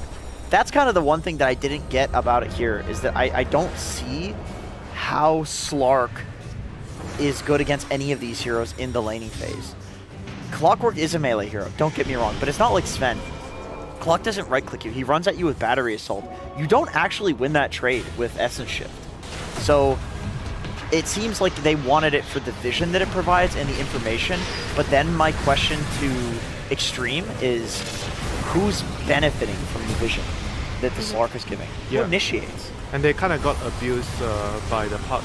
Because Liquid saw their supports and they pick a puck, and you have no way to catch him outside the. He got a Hex, Orchid on the Viper, and they have a Rod of Atos on the Visage. But as soon as Nisha has a use, how do you actually catch him? It's very difficult for them. We saw one fight, he just blinked up. I mean, he got caught, but this is it. This was the fight where he ends in a rampage. They still couldn't kill him. Without a Hex, they couldn't kill him. I think the puck just totally exposed the weakness of Extreme Gaming's draft. The lack of catch. Yeah, if I'm Ame there, I'm really wishing Jin-Q was playing a Lion or something this game. Most definitely. And like, they tried it. I do like the fact that Jin-Q does play greedy sometimes, but he also sometimes gets a little too creative on like what he wants to be greedy with. And I think this Slark was no exception. Very on average, I would say, for supports, you're still getting anywhere between like, 10 to 20,000 hero damage per game. He did 4,000 hero damage this game, which is pretty much nothing, right? Like, he's not really doing much damage outside of laning stage. He, as we saw in this game, barely got to touch any heroes. The only utility he was bringing for his team was the Depth Shroud, which in theory is kind of cool, and it has been, used before, and it hasn't really stuck for good reasons, because I don't think there's a good item build for Slark position 4 that really translates into the game. So yeah, Jin-Q, he tried Basher it out. wasn't it? Basher is not it, unfortunately. And phase drums, like, that's back in 2012 now. Like, this build has not been very popular for a while. He tried to make it work. Unfortunately, it didn't work. I think it's an easy fix going into the next game, though. Just don't pick something really weird, and you should be fine, because Liquid is a very fast team, and they will exploit you if you do not pick fast heroes. Yeah, it's something this team is really known for. I mean, we've seen it already this year, just how much Extreme Gaming like to pick quite obscure supports for themselves. Sometimes it pays off. There's moments like this where it doesn't. I mean, Nisha getting the puck for himself, phenomenal. It wasn't their overall last pick though either, okay? This puck had an outstanding performance, wasn't shut down in the lane, and on top of that, they were able to last pick Luna. Luna was that last hero for Liquid's lineup that rounded it out, and I can't believe it got to that final stage, Winter. I can't believe that they were actually able to get their hands on it, and then you see the impact it had throughout this game. You could just sit there and farm and slowly amount this lead for them. Yeah, I feel like they are more concerned or too concerned about their own draft. Like, I think it's quite common sometimes you make this mistake when you're building your own draft. You kind of forget about what the opponents can pick. You're really pigeonholing into, oh, if we're going to pick this combo, it's really good in our scrims and we're going to put this together. But you're forgetting that, oh, your opponents can actually do something different. And maybe what you're doing is going to be really, really hard to accomplish in the game. I felt like the lack of catch is just causing them so much problems in it. And maybe if they didn't pick the Viper and they picked something else that could allow them to cover that hole, give them some sort of catch, so maybe the puck wouldn't be such a big problem. Yeah, I completely agree with Winter. I was going to say a similar thing. Maybe this is because I'm a Slark enjoyer. I don't actually think the way that he played the Slark, at least in the way that his gameplay was, maybe the item build was questionable, but his gameplay was pretty annoying. Like, he was scouting a lot, he was finding back lines, he was dewarding wards, like, he was being an annoying hero and giving good information, something like a Tramp Protector, right? But I agree, it feels like the Viper is one strategy, and then this Slark is another strategy. If there's a mid puck on the side of Extreme Gaming, then all of a sudden you have a catch hero who's abusing the vision. The best catch that they had was Marcy 5 or Viper with an Orchid. It's really scuffed, but there are heroes that you can draft in the other roles that have catch. It doesn't have to come from the position 4. Yeah, I agree with that. I want to shift focus back a little bit to the Luna as well, and we're seeing it more and more, and kind of like the different builds that we're seeing, right? Like, there's a lot of different builds you can do on Luna right now, and this particular game, it's going to be facet dependent, right? And there's 2 different facets you can do with Luna, and one of them will be like the Moonguard talents, and I think if you play versus melee carries, it's really good because you can just man fight them with that. But you're playing against a Viper, a Lina, you're never really going to get them. Look at his build here right now. It is like, level 19, I think, in the game, or level 20. I forget. I can't really see from there, but he does not 18. skill his W at all. He has stats instead of it, because that skill is only really good if you go for the facet that makes it good. So that's like more of the greedy build where you can just like get stats and just kind of like perform that way. And we see heroes like Lina loves getting stats too. Wind Ranger loves getting stats. Shadow Fiend, when it Shadow was Fiend loves getting stats. So a lot of the popular heroes as a carry like to have one skill that isn't very good, but their other skills are incredibly good. So you can just kind of skip it, get your good spells, and then just dip into stats. And now that Luna can play two different ways, if you're against a range carry, you can just go with the stats build, really tanky from afar. If you're against a melee hero, you can get the Moon Guard. You can just get in their face and kind of tank it out that way. So Mickey's showing us yet again, this hero has a lot of different ways to be played and continuously is winning games here and in the playoffs now. Just to piggyback off your point a little bit, I think like all the heroes you mentioned are BKB satanic heroes. And in Dota, if it's a binary thing, whether you're dead or alive, right? Like if you have 100 extra HP, if you have 1 extra HP, if you have a satanic BKB, you pop it, as long as you're alive, you will be at full HP. So getting 1 stat point, while it may seem like, oh, well, that's only 20 HP, not a big deal. 20 HP could mean surviving 3 nukes instead of not surviving 3 nukes. And then all of a sudden you turn the fight, satanic BKB, and then you win the game off of a single fight. The other thing is how much more damage can you put out if you're living that slightly bit longer as well, you know? Like if you have that extra 20 HP, how much more time does that equate to you being live? How much more damage can you put out? Either way, there's a lot of different aspects to it. I like that we've broken down Luna could be played in different ways, highly contested what facet people are picking and therefore what skill build. But let's go ahead, have a listen in because Liquid, they gave us some insight into team fights and around that game number 1. I need help, guys. Lina's dying. Okay, I run to me after, guys. Lina dead if you can dodge him. I'm running, I need help. I'm kinda surviving, guys. I'm kinda surviving. 2 seconds, Samantha. They buy back Lina, can we help? No, kill the Vicious, kill the Vicious. But they buy back the Lina, yeah? Okay, I'm vibing. Okay, good. Holy shit. Get our cannon. Yeah. Fucking show, boys. Always calculate. Yeah, don't kill me. Oh, there we go. That team fight, they knew that was the end for them, that they'd secured the win. They were going hard for it there, and phenomenal display by Nisha. But it was mostly Mickey talking. I don't know if that's surprising for you guys. That's a good thing. He's the focal point of the fight. He's the carry. Yeah. And I feel like if you're the carry and you're like, you know you're not going to die, you need to kind of give your teammates some kind of heads up, you know? Like sometimes as a support or the other heroes around the fight, you don't really know whether you want to commit or back away, you know? So it's important that the carry say something. And he led his team really well there. Yeah, I think it's cool that instead of saying, like, hey guys, I'm getting gone on, help me, he like trusts his team. They say like, we have the Lina over here, and he's like, okay, help me after. Like it's a really subtle thing, but that communication means that like whatever his team is already focusing on, he's not like interrupting that. He's not like calling that off because obviously the Lina's not on his screen, right? He's looking at himself, keeping himself alive. So he's like, yeah, I trust you guys, but afterwards, like I got some issues over here. And he survives the fight at like 10% HP because of this. That difference of 20 HP that you're talking about. Yeah, exactly. This is slide. It's big. Game number 2 for this best of 3 draft will be looked at. We're going to talk about it before it happens here and what you guys think is going to be changed up. This Luna, I think it's going to be a change in priority as well. We already know Jinkyu hopefully is looking at a different hero for himself. But on the side of Liquid, how are you hoping to emulate this game 1 draft and this game 1 win again? Just pick the same heroes, I guess. Like, okay, but you're not going to get the same hero, surely. You say that, but I don't know. Like, I feel like they're not going to look at this and be like, Luna was the big problem. We can't win versus hero. I think they're looking more inward, as they should be, and kind of like looking at what they picked for themselves.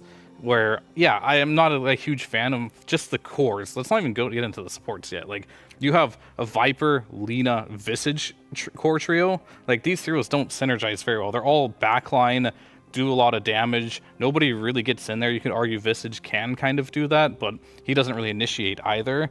And of course, that does put a lot of just pressure, I guess, on the Jinkyu to get in there and do something. Slark's not the best hero for doing that. So I do look at the Slark and be like, it wasn't the greatest pick, but I also don't really agree with their 3 cores that they picked and the synergy they had. Yeah, I mean, they last picked Viper.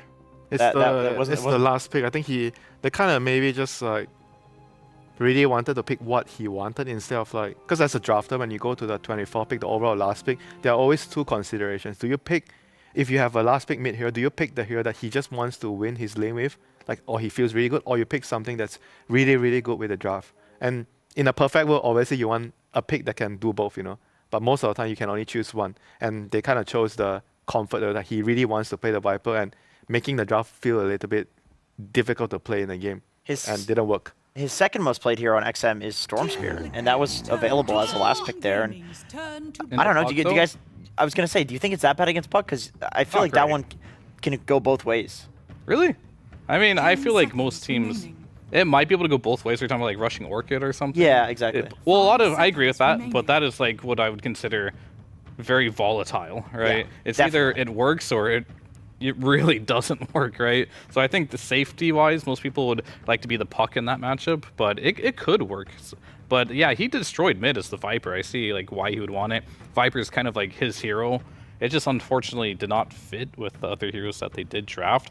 I mean, I have to just put that game as just like, it was just a draft fail for XG. We didn't really get to see them play their best Dota here. Liquid, they played Liquid Dota. It looked good. It's really up to other teams to stop these teams that are like performing really well, such as Liquid. And maybe they're overthinking it on XG. It's like, Liquid, they're a very fast team. Maybe we need to bring it to them in the laning stage, pick these Vipers and these Linas. But maybe they, somewhere down the road, forgot like what made them a good team and their own stability in their drafts.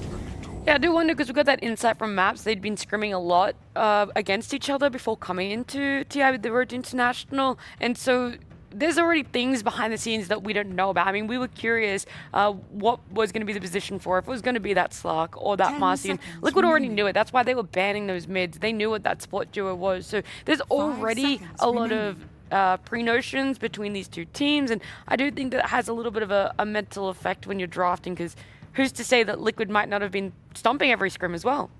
Yeah, like for me, I'd rather not draft against, like if I'm in the playoffs, I don't want to draft against someone that I've been screaming a lot with, you know. I'd rather draft with someone who doesn't really know much about. I mean, some people might disagree with that, like would say like, oh, you know them well too, you know, why not, you know. But I feel like I prefer not to. And, you know, it might affect everyone in the team, like how they approach the game, you know. It's always going to be in the back of them, oh, we did this a couple of times in scrim against them. Even though you have like 100% win rate, you know, like the Visage last game, they have a 100% win rate on Visage, and that was the first game they lost with the hero, you know. Something like this could be really bad for you, know. You go into the game, you feel like, oh, we always do this against them. Are they going to find a solution, you know, and it affects the mental aspect of the players. Yeah, this road to TI has been really cool. Luna's first phase banned now. So I told you guys, I was like, there's no way she got to the last phase. I told you yesterday this hero was actually OP, and teams need to pick it more, and they did. And now it's first phase ban. But there's been like an evolution just at this road to the TI. Like Wind Ranger just came out, was winning every game. Then teams started picking Kunkka, and now Kunkka's like winning every single game. Now, Lina was perma-banned. Nobody wanted it. Now nobody's picking Lina, and when they do pick Lina, they lose. Yeah. Now all of a sudden Luna is the next best hero. Nobody knows what the hell is going on, I feel like, with this meta right now. It's like changing every other day. So how would you rate the carries now? Wind Ranger, Luna, Lina. It's a very complex equation, I think. It depends on what heroes are in the pool still. Like, if you first phase ban a Kunkka and a Centaur, maybe Wind Ranger looks great all of a sudden, right? Like, I don't know what the hard counter to Luna is right now. This hero looks incredibly strong. So I'm going to put her on S tier for now, but just like the pro players themselves, nobody truly knows right now. Like, they're still trying to figure it out. And a lot of heroes we thought were OP, like Doom, all of a sudden are losing a lot now too. So it's been really cool to see, because most of the time we get to like TI, and sometimes it's like, oh, it's a boring meta. They're just picking the same heroes. We know what's good. It's not this way at all. Like, all these teams are experimenting. There's so many different counters to different heroes, and it's been very interesting to watch. Yeah, a lot depends on the bans, and also teams have shown that they're willing to draft an entire team to make something work. We saw the Tundra play Windrunner and then play the we're gonna put a bunch of buffs on him strategy. Yeah, it was Maz, Invoker, Mirana, Wind Ranger, Marcy, and Marcy. That was the 5. Yeah. So teams are willing to draft entire lineups to make things work, and I kind of feel like that's probably what needs to happen to solve Luna. You need to draft in a way where you can make like a carry Slark or a carry Ursa work, one of these like traditionally good or Lifestealer, like these heroes that just like sit on the Luna, you know, magic immune or immune in some way to all of her damage, and get some sort of like stacking thing on her that lets you man fight her. But these heroes are not good, so you probably need a whole draft to make it work. But I wanted to ask you guys about Treant Nature's Prophet. What do you think? Like, who's favorable in this matchup? Because I've heard people argue in both ways. As a lane matchup or game? Game matchup. Oh, game. Like, who counters who? I kind of feel like depends on the position of the MP. You're talking about like carry MP? I think this will probably be mid NP. I feel like NP doesn't really do anything to Treant Protector. Where Treant Protector you can find does stuff to NP. So I would say it's Treant Protector favored, but I don't think it's like a hard counter. Because like if you're NP, right, you don't really like buying a lot of dispels for the root. You're not going to buy Manta. You will buy Satanic later on, sure, but that's like way down the road. And good tree players will just, you know, wait for your BKB, then root, and then of course the Living Armor. Pretty good versus NP as well. The way you play MP is mostly you're like alone on the map, and I feel like Treant kind of likes to find heroes that like to play like that and catch and allow your team to gank the hero. I think that's the only thing I see that I feel like Treant Protector likes heroes that play like that. And if we're talking about towers, I don't think Tree stops NP. No. I don't think that's a thing anymore. That's like irrelevant. Living Armor, in my opinion, is now like a hero buffing ability. I mean, nobody really even cares if you lose tier 1s anyway. It's not. Games are not about like stalling out. I mean, I've just heard the argument like NP buys Gleipnir Shard and you like reveal the tree in yeah, trees. Sure. I mean, I'm do a sure lot of damage. There's some merit to that, but it's not like gonna make it so that I'm not gonna want to play Treant Protector into that. Sure. They both have tools against each other. Let's put it that way. This is a solid Timber game, I would say. Visage Birds do almost nothing to Timber. Nature's Prophet, mostly physical damage that you're dealing. Spawns trees, you do more damage based on trees, and you gain mana with his innate based on how many trees you kill. That's actually kind of nice in fights. You can Q a Sprout and you just don't lose mana. Yeah, and we see yet again another game where Puck is against 0 point-and-click stuns. Yeah, I wonder if they're going to do the exact same bans XG that Liquid did after they picked up the Puck. If it's just going to be Void Spirit, Monkey King to protect that Puck in the mid lane, in the mid matchup. Because whilst we think the Nature's Prophet might be going mid, there is very easily the chance that it gets swapped to carry there and Mickey ends up picking it. Yeah, I mean, I think it should be carry just because the amount of heroes you can pick from the carry pool that can control a Puck are far less than the amount of heroes you can pick from the mid lane that can control a Puck. And I think the only thing Liquid needs to really round out their lineup here is pick a hero that can control the Puck, because they don't have a single hero that can do it right now. Yeah, and that's DK or Monkey King, which one of the two will be available.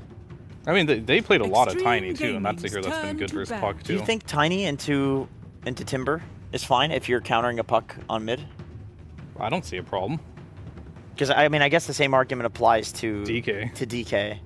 I don't think they're gonna find a perfect pick there. You have to like choose what you want to get and what pick your poison and what you want to give up. Is there any ranged hero they can pick that can control? Are they gonna play line mid or what? Like, is that the next option? Hey, Rubik is the only one that comes to mind.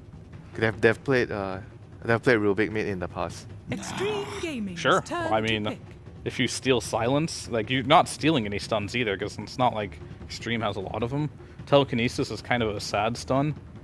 You really want to set that up with something else. I think the DK Tiny. Like, they were never going to get the Monkey King. It's just too Monkey bad. would have been by far the best pick. Well, that's for Liquid right now. Let's focus on what Extreme Gaming could potentially pick up for themselves. It's a classic Ame Power Ranger, Morphling type of hero. Oh, so you think there's plenty of options right now in that hero pool for him? He's got a tree against PA. That is an interesting one. Yeah. Interesting. No one wants to elaborate why the interesting reaction. Well, I mean, it's always going to be good versus Visage, just because the birds don't like chewing through that. You're playing versus a Clockwork, which means you can always jump outside of the cogs. It is a hero that can burst Nature's Prophet, get on top of him, and kill him very easily. For the same reasons Puck is good, this hero is kind of good as well, which yet again leads me, they need a hero with a stun, because both PA and Puck are mobility-based heroes. Now I'm leaning more towards the Tiny as the pick for the mid lane. I think DK is a better hero. Tiny's... Wait, how about like going something like Bloodseeker? against PA and Timber. Bloodseeker mid? No, as a carry. Then Carry, Bloodseeker, and then I guess Prophet would go for an early Orchid mid to try to like solve too the bad. I think they just need a stun. Like, let's not overcomplicate this. Just pick a hero that can stun PA and Puck.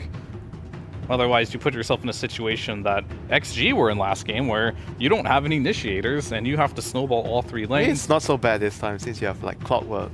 You kind of have some. There's also a low chance for an Earthshaker. I mean, Earth Spirit mid, I don't care. Whatever, it's stun. They do go for Tiny. You may now select your I think this makes the most sense. It probably doesn't bout as well in the lane against Puck as the DK does, but a Tiny has way more kill threat versus a PA because you're doing a lot more magical damage with the Avatos combo. And I think Avatos with the Willow magic damage and with 33 throwing a couple of soul assumptions, they do have answers to the PA until very late game where maybe they don't have enough burst for her. But they can actually shut her down with this. Whereas I feel like with the DK, PA will probably get to that point where you need to right-click her to kill her, to have enough damage to kill her, but DK doesn't like building MKB. So nobody on the stream can see this, but how many visages do you see? 2.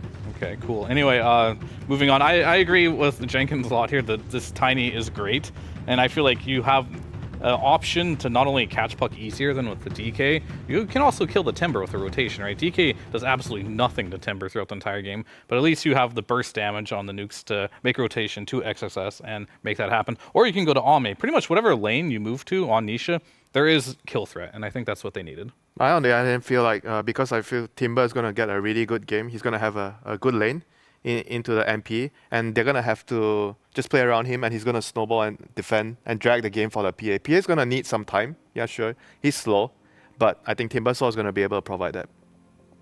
But what if they rotate the supports and the Tiny to Timber? That's the only way that I think they could shut him down. Yeah. It's a big commitment. There's big commitments, a lot of different questions. Either way, Liquid 1 game away from securing themselves going to the main event here, playing on stage. Let's jump on into it. Game number 2, Lyrical and Trent. Thank you so much, Nat. Oh, man. Ame PA. Let's go. I'm ready. It's been a while. It has. It's the first PA of the tournament here. They've tried to make it work. They played it recently, a couple months ago at the World Cup. Did not go too well. But, you know, get that Battle Fury, like the panel said, take some time, fire up some items, and come back as the roaring force that you can be, Ame. Maybe. I mean, the thing about it is if you think back to those old days, he was like the guy that would go Aghanim Scepter Rapier. And it was just this like blow up that one target, go from target to target to target, keep on killing them. And that style of Dota, you know, people talk about how it's changed a lot. It definitely feels like it's one of those dynamics where like you have a hero that doesn't really kill people that often. Even in that last fight, right, there was the Satanic where Mickey just barely stays alive, and it's a matter of like who can kind of grind out a fight a longer period of time. We'll see if they can make the switch up and have PA actually blow up a couple of these guys. I'm just confused though because it's not a ranged carry, so I don't really understand why it's being played at TI 13. That's a good point, you know, you're not wrong. The road to TI has been many a ranged carry, not much of a melee carry. True. And then, of course, that methodical facet that we hovered over and saw right there as well. The 6 attacks, and then you manage to get that crit afterwards. It's that little bit bigger. So we'll see some pretty big hits if he can get to it. Time will tell how this ends up working. And back in the mid, Puck again. XM says, fine, you did it to me last time, I'll try and do it to you this time. Should have a better game, I would imagine, than last time against the Viper. Yeah, 100%. This should be a better time for the Puck. But then again, I mean, it is Tiny. Tiny is considered another like counterpick to the Puck in the mid lane. Maybe not so much in the laning stage as the post laning stage. Some quick blowups there, and 3-3, a little bit far off there. Gets taken down. First blood over to Ame, I believe, got the credit. Yeah, that's really nice. I mean, that's one of the things. If you can get to a quicker battle here, that's amazing. And PA is one of those heroes that, like, you've got this natural slow that's built into it. If you have the damage that can follow it up, you do manage to have a kill in lane. Kind of cool. And, you know, we could say it is a melee carry. That's one of the benefits of PA, though, is that when you have the dagger, you can actually utilize that, too, so you're not quite as shut down as some other heroes can be. And as you can see there, trying to work with that for the CS. And DY there to scoop up a couple of denies. After the fact, forces out the Shadow Realm. Back to it. Yeah, it'll be an interesting one watching this, and also what Mickey's rotations end up looking like. Playing the position 1 Nature's Prophet, already 7-4 versus that 4-1 on the Timbersaw, and Insania. It's going to take a beating in this lane for sure. Yeah, only 1 game so far for them for that Nature's Prophet. And that was for Nisha, so we'll see what kind of changes they can utilize out of that safe lane instead. A couple different ideas for the Nature's Prophet lately. You got the Max Treant, you got the Max Sprout with like much more magic base, just like nuking people around the map. See which way he goes. Most importantly, get a lot of TPs going. Insania, oh, getting body blocked by the Treant. They decide to turn and fight XingQ, see if they can bring him down. 6 stacks, a 7th, and he falls! Oh, a nice little bait coming out there from the Clockwork. Yeah, I mean, we're expecting this to be a pretty good lane for XG. You really don't want to be giving up kills here. Like, no. You have heroes that can space away from the Clockwork, so it's kind of hard for Insania to get his full power out here. But just a bit too early for the Batrider to really punish him. And Insania, you're seeing him like sort of walk this fine line where if he can manage to get on top and start to whittle people down, it feels good, but you really have to bait them into a bad position, I think, more than anything else. As the break and then the double root turns into a death for DY. Okay. I mean, this could be an issue. Despite that first blood going the way of Ame, this is not going to be an easy lane either. Yeah, 3-3, of course, one of the more popular Visage players lately. Oh, that was kind of crazy. That was well played.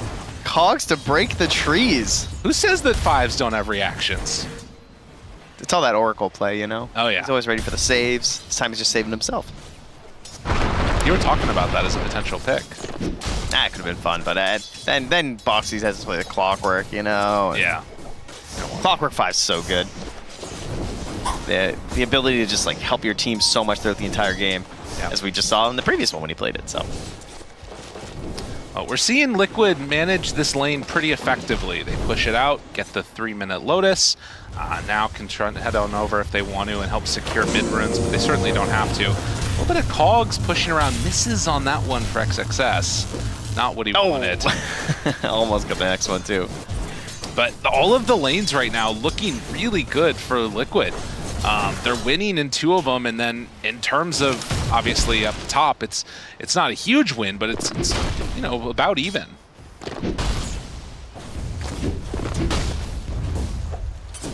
XM starting to play a little bit of catch up here. I guess it's mainly just the bottom where it's going quite well.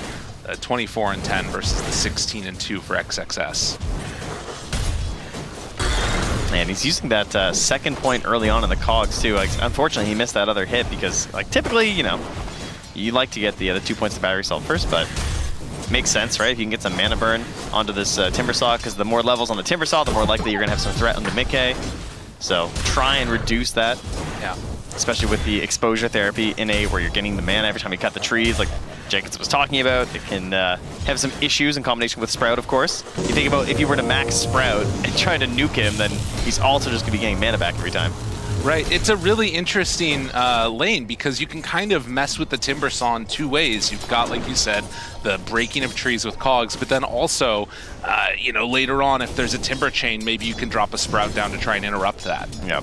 There's some outplay potential there that you don't normally see. I gotta say, mid is going exceptionally well for XM. Yeah. It's 31-4 to 29-3. Like, this is totally fine. I didn't expect him to get, like, smacked around or anything, but, you know, you kind of expect to see a few more denies, generally. I mean, he only has the CS right now. Yeah. I guess it's just because by the nature of, like, the matchup these days, and tree throw is only at 1, the bonus isn't as good as it used to be, but still, kind of crazy. And it does feel like this is going to be a really good Nisha pick for the game, too. Something that's worth thinking about is XM's going to get pushed back there by the Cogs for a moment. But the idea of, like, you know, finding a blow-up onto PA. PA is going to be vulnerable to Tiny for a very long time in this game. Once eventually there starts to be some of those movements. As 33 taking some hits, but with the TP rotations in, They're actually going to toss the Visage in. 33 is like, sir. Is it going to be enough, though, that they can bring down Ame in some trouble, wants to get out, but nowhere to go. Sometimes what looks like a throw is actually the next level play, and 33 gets a double kill. So much gold. Jeez, pass him over, man. Give me the coins. Wow. Pay the ferryman. Take him away to the underworld. That's crazy. 33's getting rich. That actually puts him at the top of the net worth right now, despite having only 29 last hits. 3,600, almost 3,700 gold. And at this 7-minute mark, while there's action mid, there's some other action going on over to the side. XinQ not gonna be able to get there in time. Insania sneaks one. Oh, that's gotta be frustrating. This poor tree. Yeah, and Mickey's about to be level 6 as well, so in combination with the clockwork, you know, you gotta be a little bit careful roaming around, low HP. Well, I mean, this game was always going to come down to Ame having a good time, but I will say that XM at getting these levels, things feel in some ways kind of nice there, but he doesn't have anybody to play with. Both supports are level 3. It does not feel like they have the tools that they need, as this tree is just going to make sure that that catapult doesn't do what it wants to do. Yeah, he's a puck who's super dependent on his cores in this game. I mean, mostly one core, the Timber Saw. Right. The damage coming up from a Bat Rider and a Tree at this early is just pretty weak. Like, he's going to need coils in combination with Timber to try and land these kills. And, you know, credit to XM. Like, we always talk about how he plays the Snipers, the Vipers, the Razors. Those are his kind of heroes. He's a Grandmaster puck. Like, when it comes to actual playmakers, he does have this hero on lock. So you can already see it from the laning stage that he has really been grinding this. Yeah. Knows those common counterpick matchups and has been able to deal with them somewhat well. Ame still just looking for a way to get farm in this game, and now at 33 he's gotten level 6. I mean, that double kill really just Ame. often it feels like. Nisha's on the hunt, looking for a dire carry. Oh god. Where could he be? Oh no, are they gonna get him? Oh, I'd say so. There's a safety bubble. He at least salved Nisha, up. calculating, doing some math here. Waiting for it, hits. Avalanche hit, toss, hit. Is it gonna be enough? No. Did he not have? Did the Wrath of Nature not hit? I think it didn't. That was a little bit strange. I must have just lost the vision on him or something? Or, yeah, I don't know. I thought he was about to get blown up. I was expecting the big 400 damage nuke to come in. I think Nisha was too. But no such luck. No, not this time. It's a very disappointing Invis room. That was a lot of time. Yeah. For Nisha to roam around there trying to find him, went through the camps, and not even get the kill. I mean, they're farming on other heroes at the same time at the very least. But yeah, it's a 4,000 gold lead already at just under 10 minutes. They have lost Lyrical. They missed this one kill. It's over. Stop making excuses. Look at that. His confidence is shot. He misses the Avalanche here. Oh, God. Oh, man. Gotta run, XinQ. Not gonna happen. Dude, the double wisdom runes are just devastating. Honestly. It's a painful one. Oh, this could be big, though. Wait a minute. They bring in XXS. Now they have it. Double. Oh, no. The Chakram's not going to be enough. They got to run away. Liquid just bring the rest of their heroes, and suddenly it's like, oh, this is over. And now the stun, the pushback, XM does get the coil onto a couple. Do they have quite enough to bring down little Nisha? It does not quite look like it. XXS moves back in. There's the clockwork hook shot. Tries to go in with the second round of chakrams, but it's just going to be a Timber Saw dead. They are all falling apart. All 4, all 5 gone. The Wrath of Nisha came through and did some work there. Oh, the Wrath of Nisha did that for sure. There's no doubt about that. My God. Oh man, that bounced all over the place there. Last little right click as well into the puck there from Boxy. He gets the credit, but the Wrath of Nature is what helped secure it. So good in these early engagements. Jeez. Man, it just feels like XG's lineup it doesn't quite have the synergy to make the early game work together, you know? Like, if you can't connect a coil plus this Timber Saw to try and get a kill, they just have nothing left at this point. They needed a tree in mid. He tries to get the return. Oh, by the way, the 3 points in cogs here. Yeah. From Insania, connects with the punched one, and then the Wrath of Nature comes through right at the top of your screen there and gets a little boop zap onto XM to help Boxy get the last right-click kill. absolutely destroying him. It just was too much damage spread around onto not a small enough number of targets. And like at the end of all of that, Visage is, you know, just amassing boatloads of gold.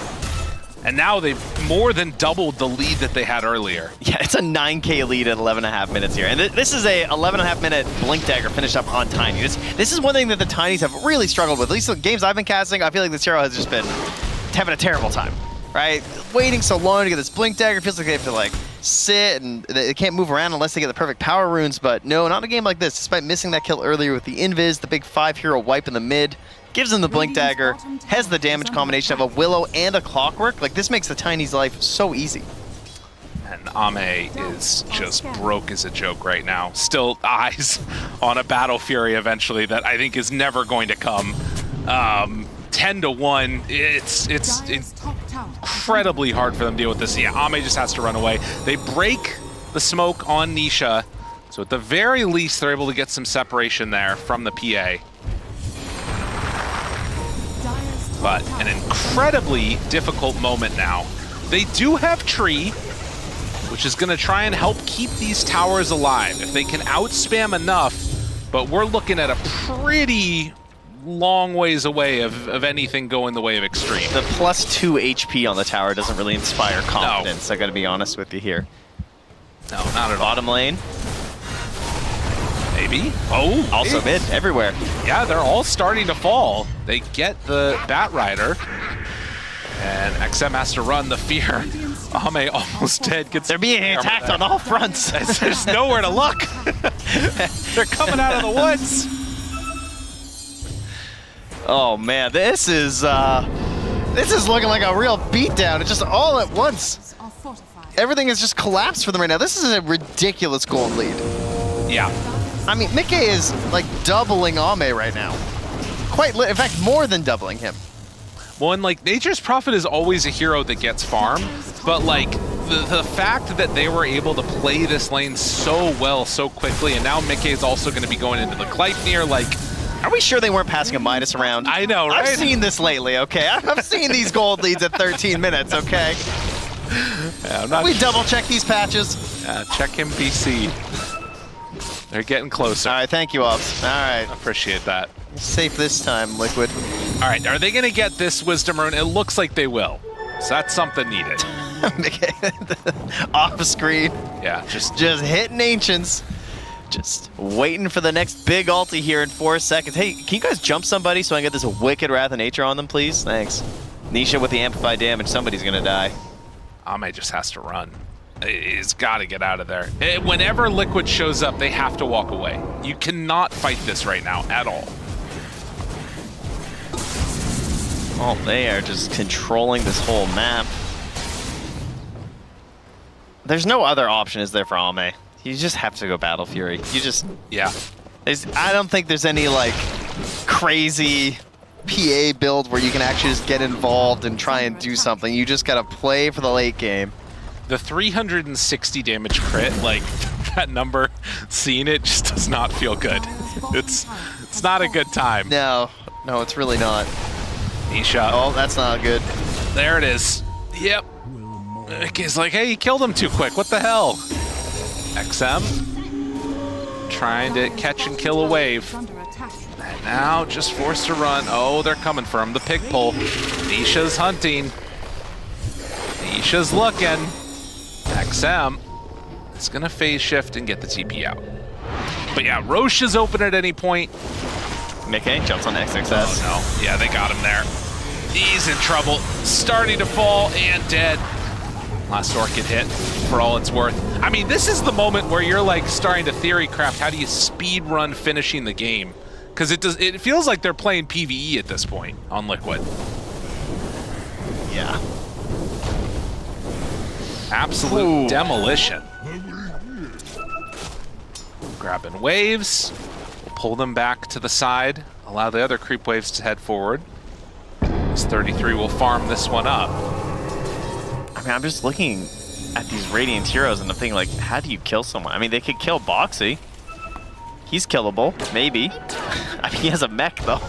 Yeah, like, if he Shadow Realms, realistically, I mean, I guess, again, the Puck and the Timber playing together is going to be like your recipe for success. Except if they play together, they can't be farming and doing anything. Yes. But if they're farming, then the rest of Liquid is also just farming. Yes. So they need Liquid to be the ones who are coming and trying to make some sort of maneuver and overextend, but Liquid are just like farming their way to objectives, so they're not really missing out on anything, and then they're taking down your part of the map.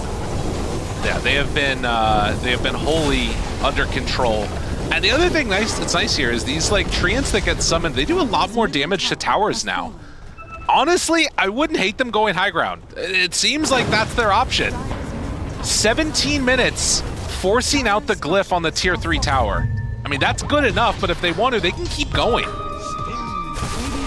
Do you have a pipe done here for XXS? Perhaps Toss back to overextend? Find him immediately onto him. Pipe, is it going to be enough to keep this man alive? No. Terrorize and Fear comes out. Now XinQ, he's also caught more trouble as they try and toss back. XinQ don't even need to. The coil means you have to stay at our high ground. As Liquid will take the first tier 3 tower. This gotta be one of the earliest ones in the tournament. Demolition here as a clean execution comes out. And 3-3 micros the bird to grab the top wave as it leaves the base. Yeah. Oh, He's pulling it over. He's like, oh, we can farm this, guys. Ame still not going He to... grabbed They got both waves. They pulled both waves in. That's full racks done. He's like, I've been practicing with my couriers for this, you know? Every game when they're losing, he grabs them with those. That's what the birds are for. Insane. This guy's just too efficient. 15-1. Who's the feeder, by the way? Oh, yeah, but he's top net worth, so he 30. can pass. It's okay. Unbelievable. Oh, actually, he's not top net worth. Mickey is right. Could be top net worth. Yeah, no pass. What's going on there? Zombie. They're all surrounding him. I think that they could still kill. You probably need Nisha. So they get set up. Smoke. The birds, they move forward. They're trying to scout out. They don't know. Now the flame break pushback runs in, tosses one away. How's it going to work? They're immediately going to take down XinQ, trying to see if they can get this finish onto XXS2. Everybody is surviving. XXS is gone 17-1. There's the hookshot connection.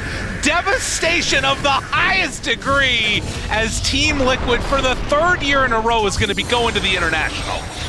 That's right, we'll be seeing them at the Royal Arena, and they're looking pretty happy about it and doing it in very stylish and fast fashion in Game 2.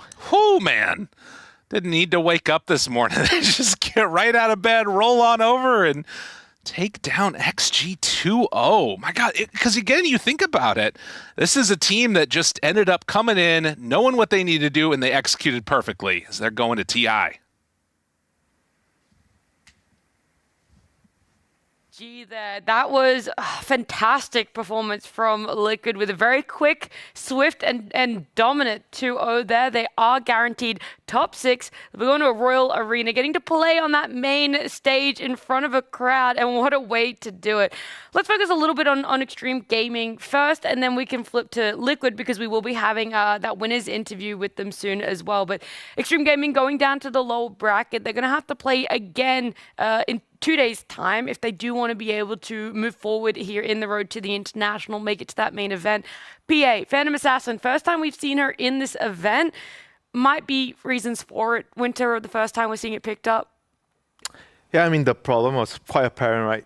PA is very weak in the lane, so he kind of got really bullied hard by the Visage. The Visage got like, what, 8-minute orchid? And the other problem with that is it actually gave the Willow a lot of freedom. I was kind of expecting Timber to have a good game against the MP. He was kind of the backbone of the draft. He needs to have a good early game so that he could defend and delay the game for the PA. But because the PA lost his lane pretty hard, and that allowed the support from that lane to rotate and go to the bot lane and rotate over to pressure the Timber as well. So that kind of made everything become twice as hard, you know, after the laning phase. Yeah, I wanted to ask about that actually. Like, do you guys think this is one of those matchups that has just changed because Natures and Timber have both changed as heroes? Like Timber, for example, you know, his level 1 reactive is not as good. People are maxing the Q and the W. Natures plays around this big tree, which gives him this like extra damage in lane. Is Timber good against Natures in lane? I'm not entirely sure that Timber's good or bad versus it, because I think the support duo matters a lot. And I think in this particular matchup, like, they had a chance of winning this lane. If you were watching a little bit, the Bat tried to dive and kill the Clockwork, but Mickey had like a perfectly placed Sprout. He ended up getting, I think that was First Blood. Now all of a sudden that snowballs the lane into a situation where now Timber can't be aggressive. The Bat can't play up on the laning stage. I think the matchup has changed a little bit. I think NP, if you can't kill that Treant, this hero is always going to be fine in lane. Like, he's going to CS with it, he's going to harass you, and it's not like Timber can use his nukes to harass him. And even if you level your armor, you're not pressuring the NP at any point. You're just playing defensive. So yeah, in that regard, I think this matchup is perfectly fine in the laning stage for the NP, but maybe later on in the game, it's definitely good for the Timber, but it was just too much of a snowballed game. This Timber never came online. I mean, I find as an NP player that a lot of the heroes that used to beat me in lane, you just hit creeps. You out deny. Like, you have this tree that's this big body. No hero can, unless it's a hero that can literally like instantly kill creeps, you can't kill the tree, and it's just an extra thing to help you last hit, kind of like Lone Druid with the bear, which you're a huge fan of. But also you gain damage based on the tree and the level of the tree. So not only are you making the hero stronger in terms of lasting, but you have essentially an extra hero as well. It doesn't really lose lanes. Yeah. Well, look, one of the outstanding players in my eyes on the side of Liquid was Nisha, and that's lucky because right now Nomad has been able to pull him aside, and we're going to have an interview, Nomad and Nisha. Nisha, as we're going to talk about that series, I mean, you've qualified for the main international, you know, you've made it through the road, and now you're there in such a dominating fashion as well. How's that feel? Feels good. Yeah, we made it to international, finally. But yeah, feels good. We play pretty well. Vibes are good. Still early days, but looks good. Looks very good indeed, yeah. I mean, this was supposed to be a close series. This was an absolute smackdown. I mean, what happened? I think the first game was kind of close. But second game, I actually don't know what happened. I think Silence went very well. We got some double experience. But mid was like 50-50, and then I realized we can just run at them, and it sounds easy. Easy indeed. I mean, you did mention mid there, and I actually want to talk about that a little more. Game one, you know, a little bit tough. You know, it's not the easiest matchup. What's your communication like with your team in that situation when you're like, were you screaming for help, or were you just like, this is our mid game is fine? I mean, I didn't let them know that much. I just mentioned on minute 6 he'll be stronger. But he's like too good, you know. He's too good on Viper. I just can't play. But I think it's Puck favorite for sure. So just skill issue. Skill issue. So what was your reaction then when he does come out with that Viper pick? You know, what are you saying in the booth? I think we expected it a bit. I think William mentioned it, that they will like pick it anyway, because their ball is like strong. They did it. I don't think everyone was happy about it, but we just accepted it and played the game. Because playing map was kind of easy that game. Just need to be patient. Absolutely. And finally, last question. You know, now you're headed to the main arena. You know, what's it going to feel like to play in front of a big crowd? It's gonna feel good, yeah. Playing in Peru was nice for crowd. It's always nice to, you know, feel the energy, because today was like zero energy, so you can absorb from crowd. It's nice, yeah. Gonna amp you guys up then. All right, Nisha, thank you very much, and we will head back to the panel with Nat and the gang. Great to hear some words from Nisha there.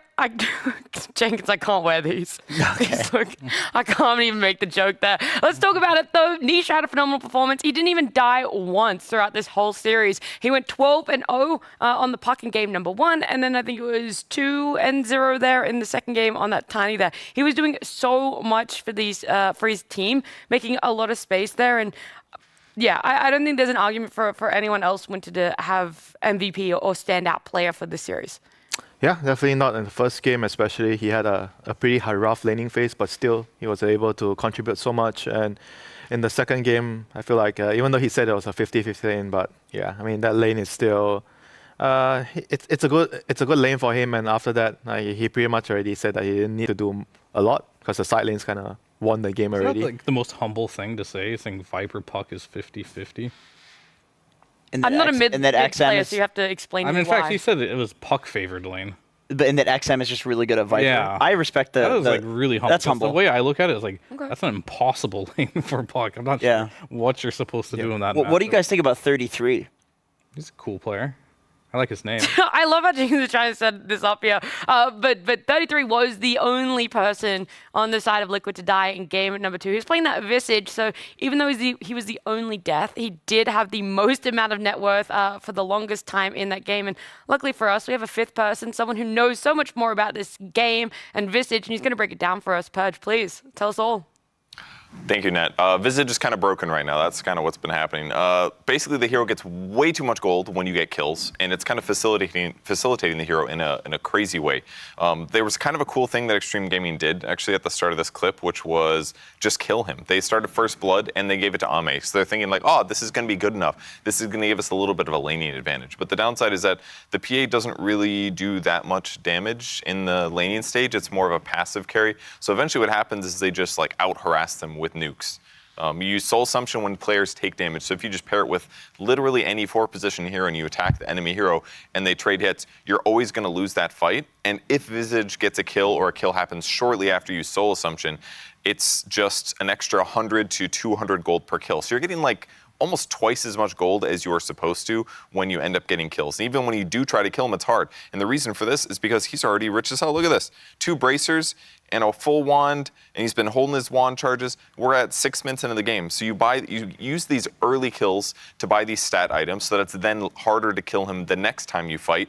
And he just has more stuff than you. So how are you supposed to win these trades unless you bring overwhelming heroes? And them having a profit obviously helps too. The tiny rotations obviously help as well. But ultimately, this kind of cascades. He's the top net worth hero in the game. He's got good last hits because he's leveraged this last hitting advantage into more net worth. And now his fights are strong because he's almost got his Orchid finished, and he's just, again, really, really tanky even when he's in danger here. But I don't know, man. You got to break this thing in the laning stage or it gets completely out of hand. It's very Bounty Hunter-esque because if you just keep winning fights, you just get too much gold. That's tough. I mean, you even tried it there. Extreme Gaming going for a second time to try and get that kill on top of Visage. Didn't really work. And more of a broader question, I guess, about this difference between defending or taking fights in off lane or safe lane is you see your safe lane and they want to go and they want to aggress onto your opponent's off lane. Do you as supports or as other cores want to be there, even though it takes you longer once you TP from the tower to join the fights? Or are you more, they shouldn't really be fighting in safe and we should be looking towards taking and aggressing on our off lane more?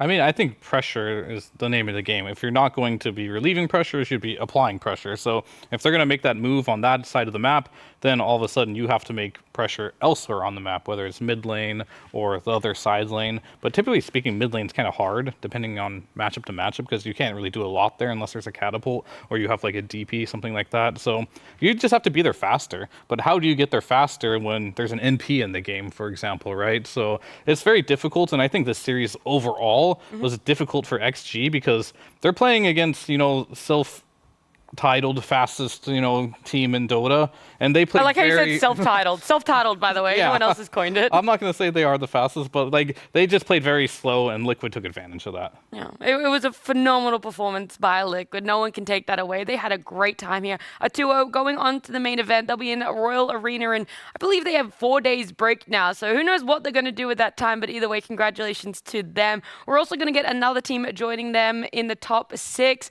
We've got Cloud9 up against Aurora. That's going to be our second upper bracket best of 3 here happening today. But before we do that, we were able to sit down with one of Aurora's players earlier before the road to the international started. So let's see what they had to share and say with us.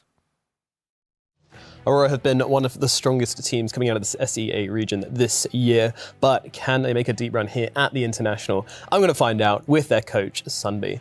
Sunbi, firstly, hello, and welcome back to yet another international for you. Yes, hello. So you and Jabs have kind of had this relationship where you've been moving through teams, forming different teams, but ultimately it's been you and him at the core. Why do you guys trust each other so much, and what's your relationship like? I think we've been together since Fnatic, from like 2018, 19, around there. Mm-hmm. We have developed a very good professional relationship with each other. We didn't always get along very well, but I think because of the hardships that we've endured, we've developed a really good in and outside of the work relationship that's working out for us. You yourself have been around in the scene for a really long time. First as a player, then as a coach. You've been around a long time, and yet you're still putting so much work into this. You're still such a kind of passionate and hardworking coach. How have you kept that fire alive for such a long time? I was never really all that successful as a player. I think I did play this game for a very long time. I think I've always had that in me, even back in like high school. I really, really enjoyed this game, and I really like seeing how this game develops. And it's really fun to watch like high skill Dota, and for me to have like a part in it is a real blessing. So I don't take this for granted, and I just want to try my best always. So you're one of the few teams coming back to the international, maybe not one of the few teams, but one of the teams coming back to the international with a very similar roster as last year. Now, how much have you guys changed though since then? I'm not sure. I think not enough. I think the game is challenging, and we have to constantly evolve and adapt. Have we made the necessary adaptation to be strong, to go far? I'm not sure. I think we're trying. Hopefully we can make the necessary transition here and really do well. I want to get now into some in-game stuff a little bit. We've seen Auras be kind of come into their own a little bit towards the later half of this season, but there have been some changes recently. Do you think it's all right to play without them at the moment? Auras are very strong. I wouldn't say they're easy to execute on a macro level, but on a micro level of just pressing them, it's certainly easier than like Blink Dagger. And I think they're just a very powerful tool. I think they're here to stay for now, as long as, they're the way they are. Can we play without them? Probably. Is it recommended? Probably not. I feel like at this point, if I go into a pub and my offlaner is not building auras, I almost feel like the game is being ruined. So I don't know if that's a good direction to go, because it's not very fun to play or to watch, I feel. But maybe it's always been like this. Maybe auras were always strong. I don't know. Who knows? I mean, how do you balance that then as a coach? You mentioned it being easy to execute. When you're drafting, when you're coming up with strategies, how much are you thinking like, am I pushing this too far? Am I cooking a bit too much and I just want to simplify things a bit? The players that's sort of like the struggle that you always have, because, I am not them. I'm not 14k MMR, I'm not 15k MMR, I'm not nowhere close to that actually. They got like double my MMR. And they're clearly better than me. Mm-hmm. So how is it right that like my ideas are better than theirs? It's more like a discussion point. I think it's usually we ping pong ideas, and like whatever that comes between us should be good. That's how I try to like work it out, because I have confidence in myself too, even though my MMR is garbage. No, we see that confidence come out in your discussions and stuff, and it's good to see. And do you think these guys have what it takes to go all the way at the international, if everything goes right for you? Yeah, I mean, who wouldn't feel that way? But certainly, yes, I do feel that way. The boys are good. Absolutely. So sometimes this can be a boring question, but I think for this international, it's actually a really interesting one. What team do you think is your strongest competitor? Who you're looking at? I think XG. Why so? I think XG have this level of composure where they feel like no matter how, and I feel this way a little bit strongly about Falcons, and perhaps to a level like GG too, but definitely more Falcons and XG. I think they have this composure where they feel like at any state of the game, they feel like they could solve the game. Absolutely, and that's something you guys try to emulate where possible. Yeah, absolutely. I mean, it requires a lot of like skill and Dota knowledge, like Dota IQ. It needs to be high. It's not easy, I think, in game. Never is. Zambi, thank you so much for coming to talk to me, and best of luck at the international. Thank you very much for having me.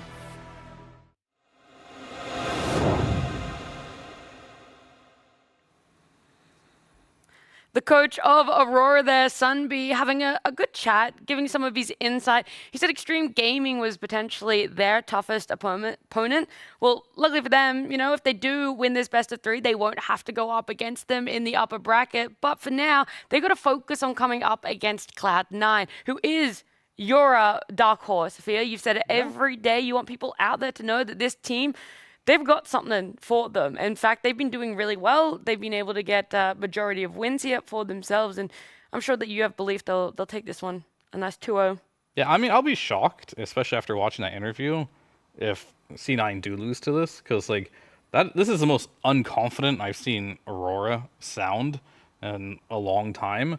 And whenever I see interviews from C9, especially if it's no one, like he just oozes confidence, whether it's warranted or not, right? And I think that's really, really important in the game of Dota, that you're just really confident that you're gonna win. Because if there's ever that like voice in your head that, you know, I can't do this, I'm not gonna win, it's usually going to win out, and you're not going to get those wins. So I think this is going to be very important for Aurora, that they actually believe they can win this one. Because I know C9, they're on the up. They made roster changes. Ever since they made roster changes, they're winning, and they're confident.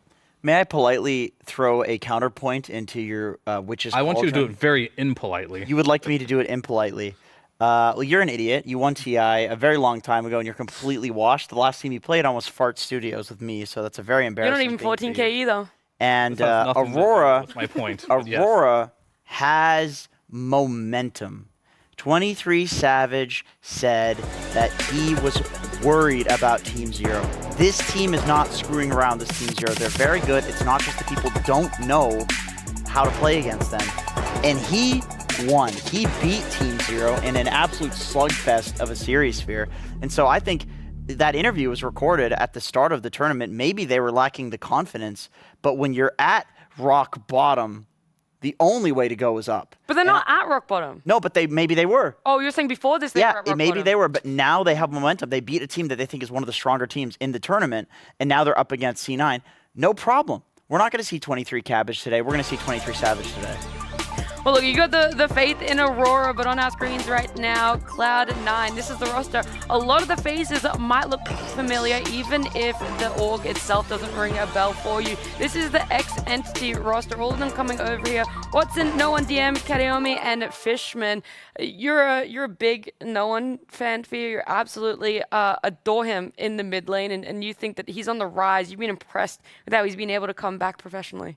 I mean, just real, recognize real. I'm not like a huge fan or anything. No, I saw you fanboying over him in the lobby, actually. You're like, hey, not a fan. he's not a fan of any. The word you're looking for is respect. I have respect for the fact that he was able to transition from a mid laner to a carry. That kind of bombed out, failed, and then he didn't really play on many teams for a little while in the interim. Then he gets on this roster, gets another chance to play mid, grinds it out, and I wouldn't expect him to not only have the motivation, but even the skill to be able to come back and show the performances that he has. And I want to highlight these two players because whenever I say Aurora pop off, it's Lornoff from the mid lane. He pops off really hard. He looks really good. And I feel like this is going to be a matchup that's really important. They have common heroes in the Monkey King, but Lornoff hasn't won with it yet. And I think no one, he's either 3-0, 4-0 with the hero. He's crushing with this Monkey King, ganking from lane to lane. Lornoff is still figuring out what heroes is working for him in this particular patch. So this is like a mid laner right now that knows his hero pool versus one that needs to figure it out really quick, because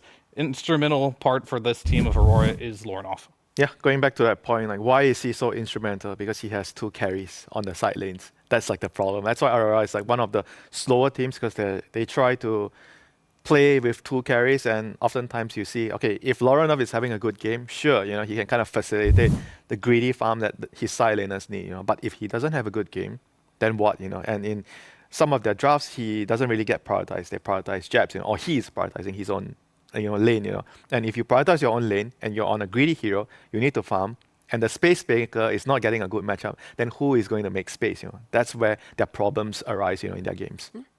I started noticing more and more what has been popular for our mid laners to draft for themselves or to pick up in the draft is something that can play with the supports. Do you feel that Lornoff fits that a little bit more, or do you feel that's more no one style, or how exactly would you describe the differences between those two teams? I don't think it's like Lornoff's style or no one style, you know, it's just strategy. That's how you want to be focusing on. Like when you look at the draft, when I'm thinking about my support heroes, I'm thinking about the 6-minute runes, the power runes, the catapults, the wisdom runes, right? So in that particular moment, 6 minutes until minute 8, minute 10, your supports and your mid laner usually are going to be playing together. So you want to have spells that make sense with each other. I always talk about if your supports are backline supports, you need a mid laner that can have some sort of ability to initiate to go in front. Or if your mid laner is like a puck, then you need supports that can go in front, like Treant Protector, Taz. It's really, really important to think about that in the draft. What about lane synergy? How much does that kind of focus for these two teams? Do you find that they both like to go for team fight drafts, Jenkins, or are they very like, let's dominate lanes and try and snowball off of that? I will say C9 as a team plays entirely differently from a lot of the other teams at this tournament. At the very least, differently from the other successful teams because C9 is winning. The teams that are winning right now are not picking any of the heroes they're picking. Like they're playing Katomi on Tinker a lot, which when you talk about lane synergies, they're not really like, synergizing it with anything. It kind of washes the lane. You just push the lane out. You're healing the creeps. You're healing your team. You're not really getting any kills. You're not really providing that much threat. It's more of a defensive hero TPing into towers, trying to like counter-rotate an anti-game. Fishman Bane, that's another. Fishman Bane, setting up across the map, getting himself killed, right, in like really goofy ways, often going for the Wisdom Rune and just dying for it. But like people are rotating to kill him, and he's making a lot of space for Watson, who's playing TA. And other teams are not favoring the TA. It's his most played hero. So I think that's probably the most difficult thing for Aurora to solve here is that if they're scrimming against all of these other teams at TI, are they going to have solutions? They're not scrimming against the heroes that C9 are picking. I guarantee that. That is the least amount of crossover common heroes, by the way, that we've seen with that graphic. Yeah, that was a lot of heroes. No, it was little. Normally, it's all filled out, all 8. Like there's a lot of crossovers. I mean, on the sides. But on the sides, it's all individual, and they're not really going to maybe be contesting either what has already been picked up in the past and proven success. And there's not that overlap of both these teams are going to be vying for it. So they have very different ideas of what they want. I feel they also open very differently for with their drafts and where they want to progress from that. Yeah, I feel like C9 in particular, they have their own version of what still fits within the meta, right? Because like they're still picking like the auras, right? On DM, he's just playing Enigma and Underlords, like his type of style. But there's small differences on like the carry pool. Like we have like what is it? Invoker. Yeah, Watson's pulling out Invokers from the carry pool, which is definitely something no one else has done. So it's a different version of it. And same with Fishman. He pulls out the Bane, but they're still building auras. They still have the Tinkers in there with the aura strategies as well. So it's just different heroes doing the same thing. That just works for them.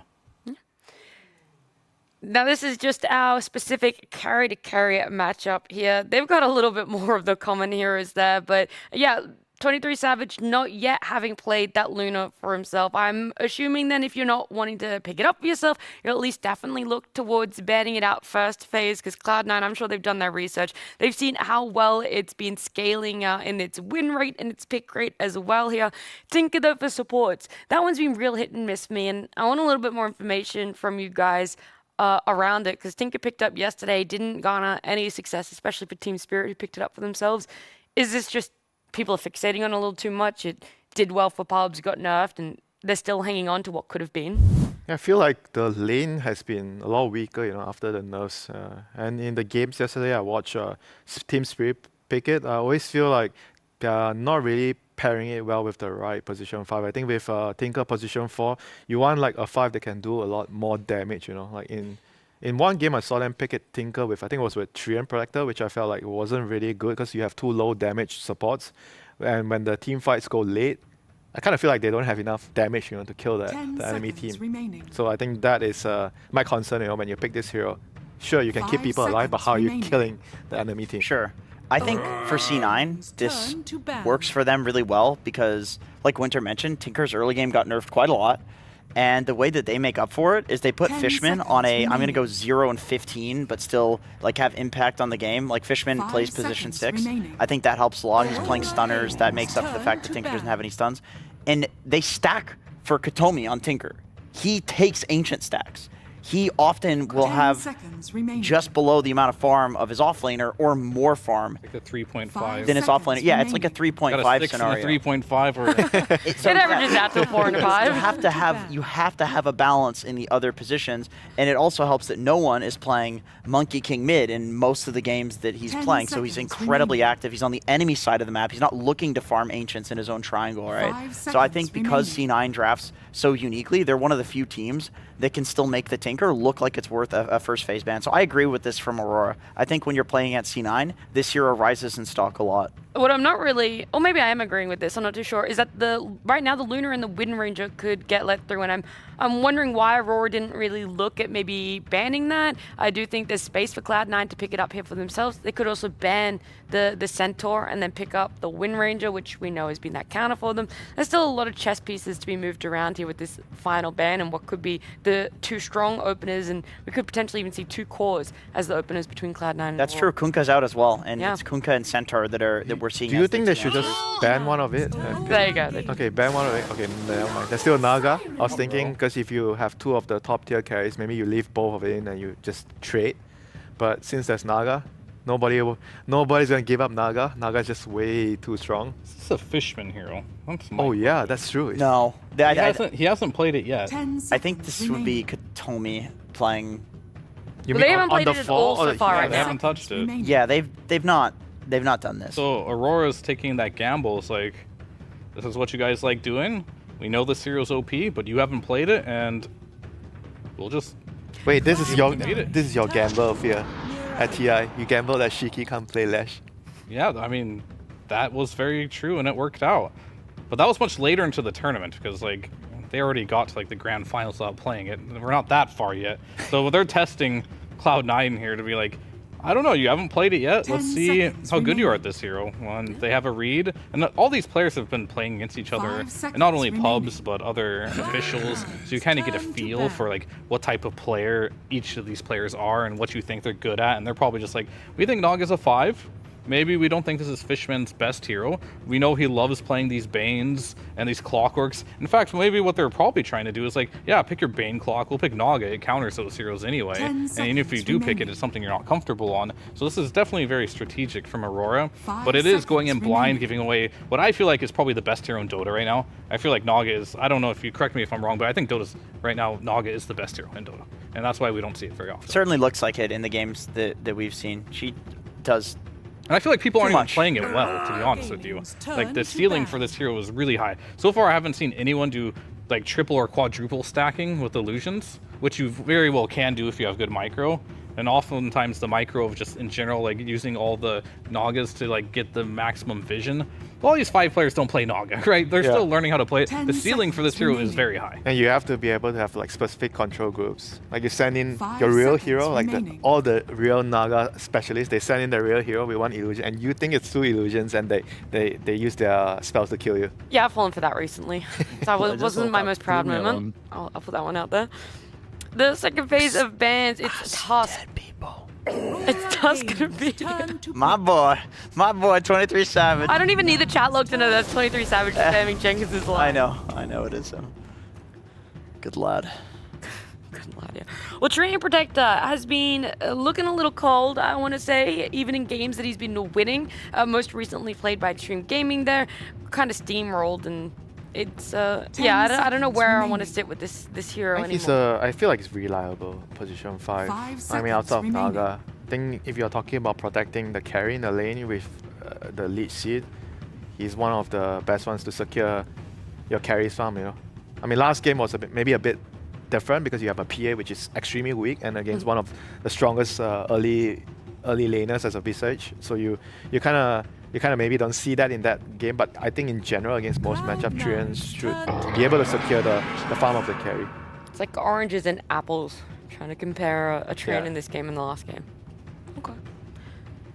Well, Centaur left in the pool, even though it could have been that counter to Wind Ranger, they still didn't want to let it over by any means. Cloud9 picking it up for themselves here.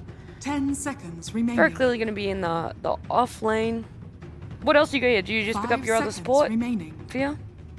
I'm wondering, most likely yes, but I'm still wondering where this Naga's going. Because like, Naga Centaur doesn't really sound like the strongest lane of all time. Maybe though, with Deluge and you've reeled them in. Reel them into the Centaur? I mean, it doesn't sound that bad. It doesn't sound bad, but it also doesn't sound like enough damage to really no. I think anyone. it's, I mean, the thing is like you don't really get the net early.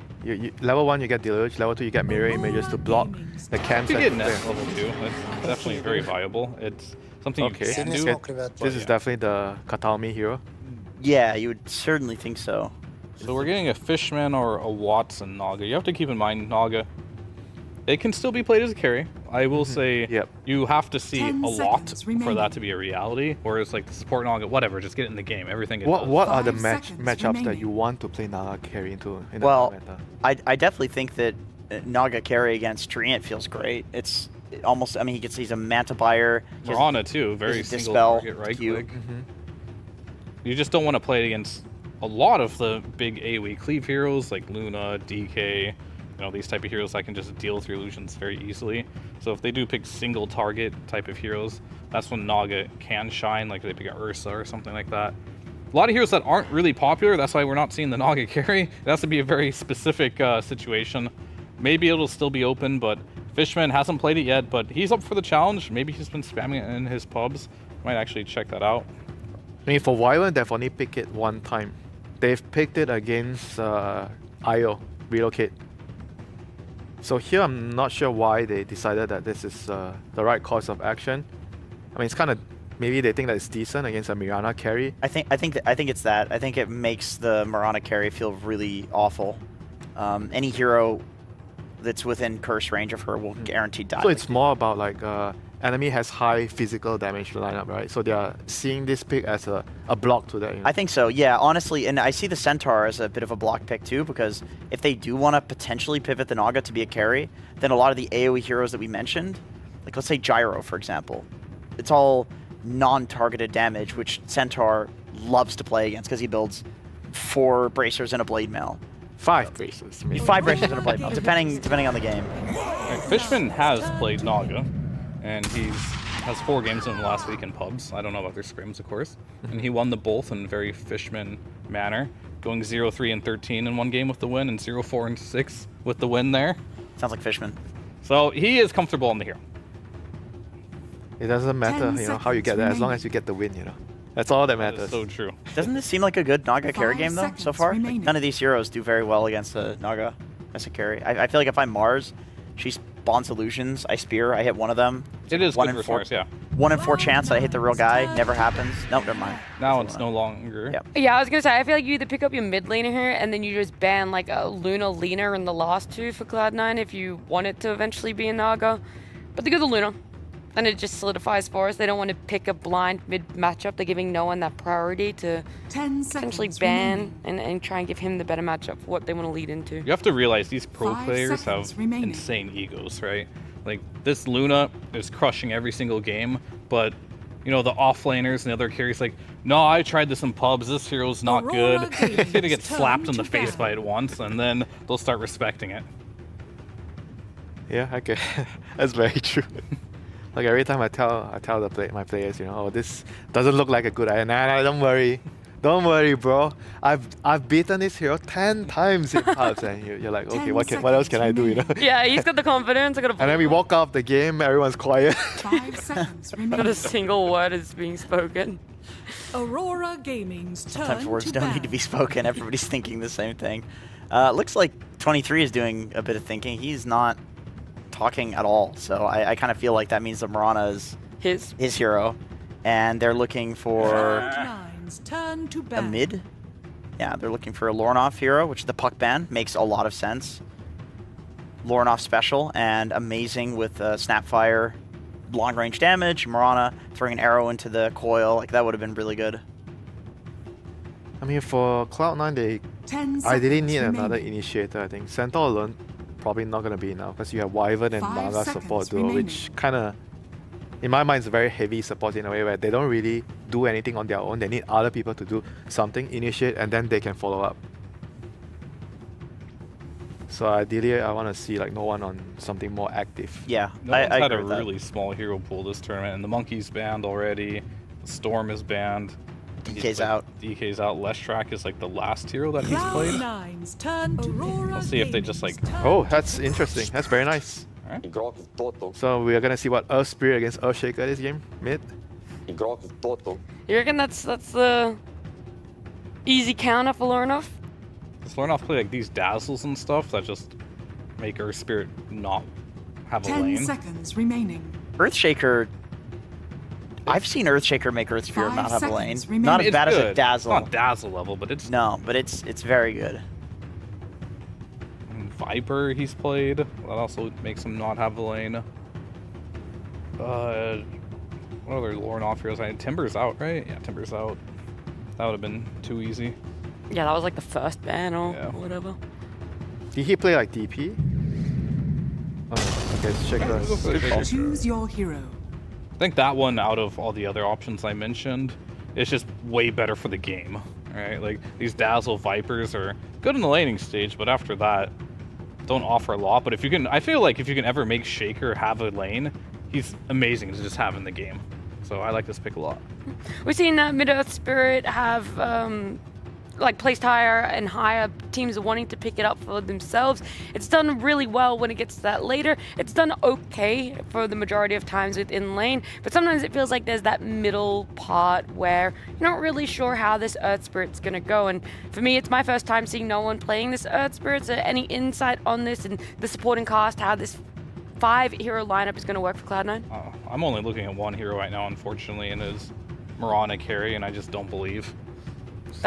So you believe in Cloud9 because you don't believe in Aurora's Mirana carry? Correct. Great.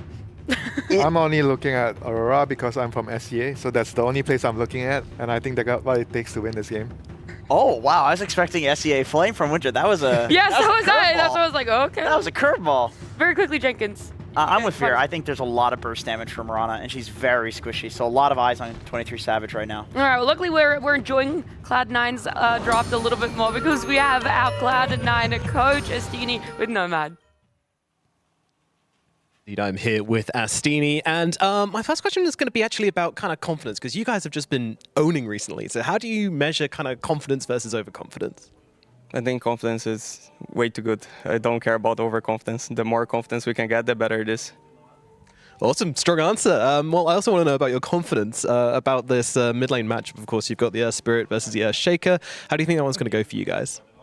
I think it's good for the Earth Spirit. It feels like they might think Earth Shaker is a good answer on lane to Earth Spirit, but Earth Spirit will rotate, win side lanes, and Shaker is slow mid laner. You need to farm dagger, you actually need stacks, you're quite slow in the game, and the Earth Spirit pace is way too fast for it.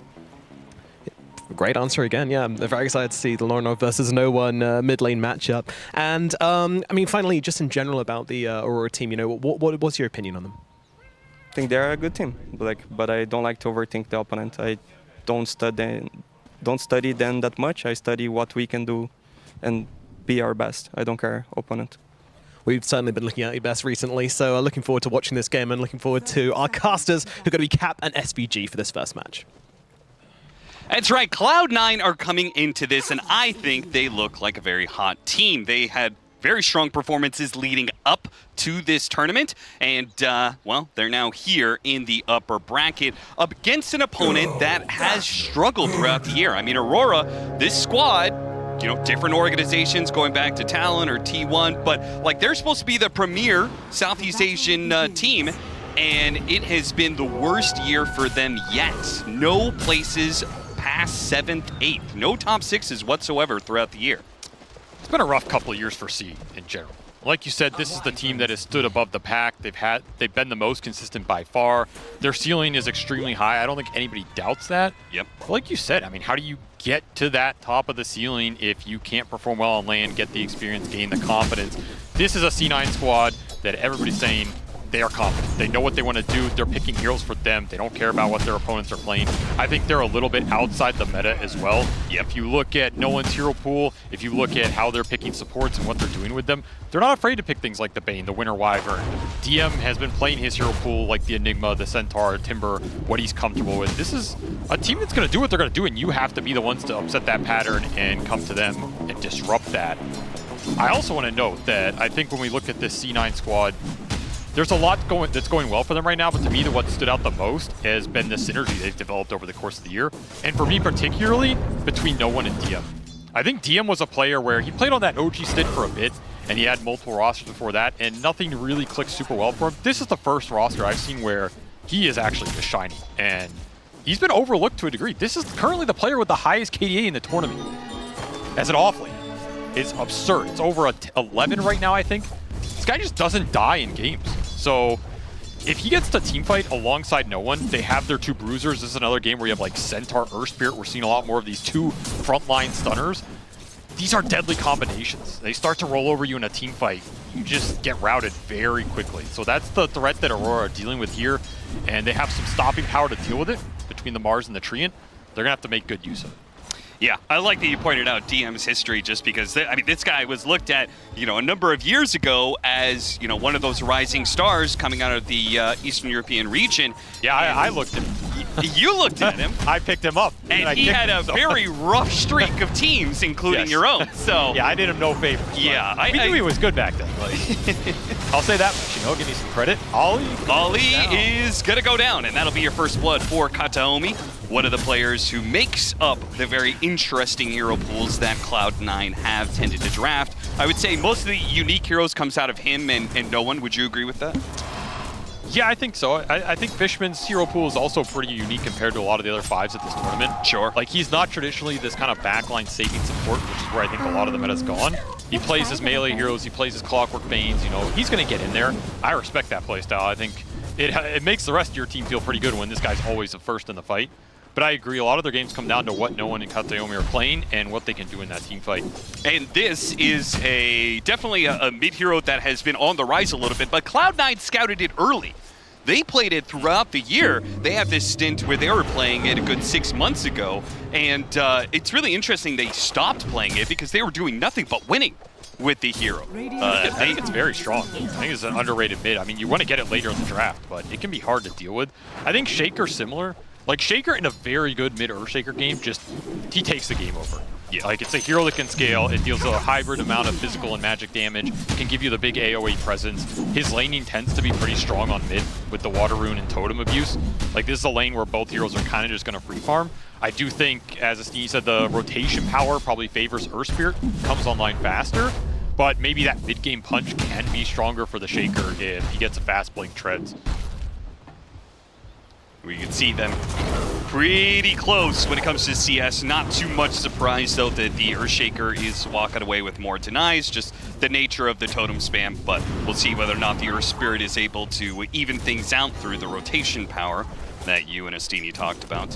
Meanwhile, the side lanes are going all right. This Luna, though, has been tearing up the tournament. Cloud9 opted to pick up the Luna here, and she's already off to a great start, 19-5. Do you agree with Fear? And that this is kind of like an S-tier carry for the tournament? I mean, the win rate tells you all you need to know right now. Nobody has answers to what Luna's providing. Fishman, no answers for the right-click. Well, maybe a Fairy Fire is good enough an answer, and he actually drops a Blood Grenade as he walks away, hitting both Q and Jab, slowing him down long enough that Watson's able to pick up the kill. 1 kill, maybe 2. He's going to be speared back into the tower, but he could still go for the kill on Jabs. He's healthy enough for that much.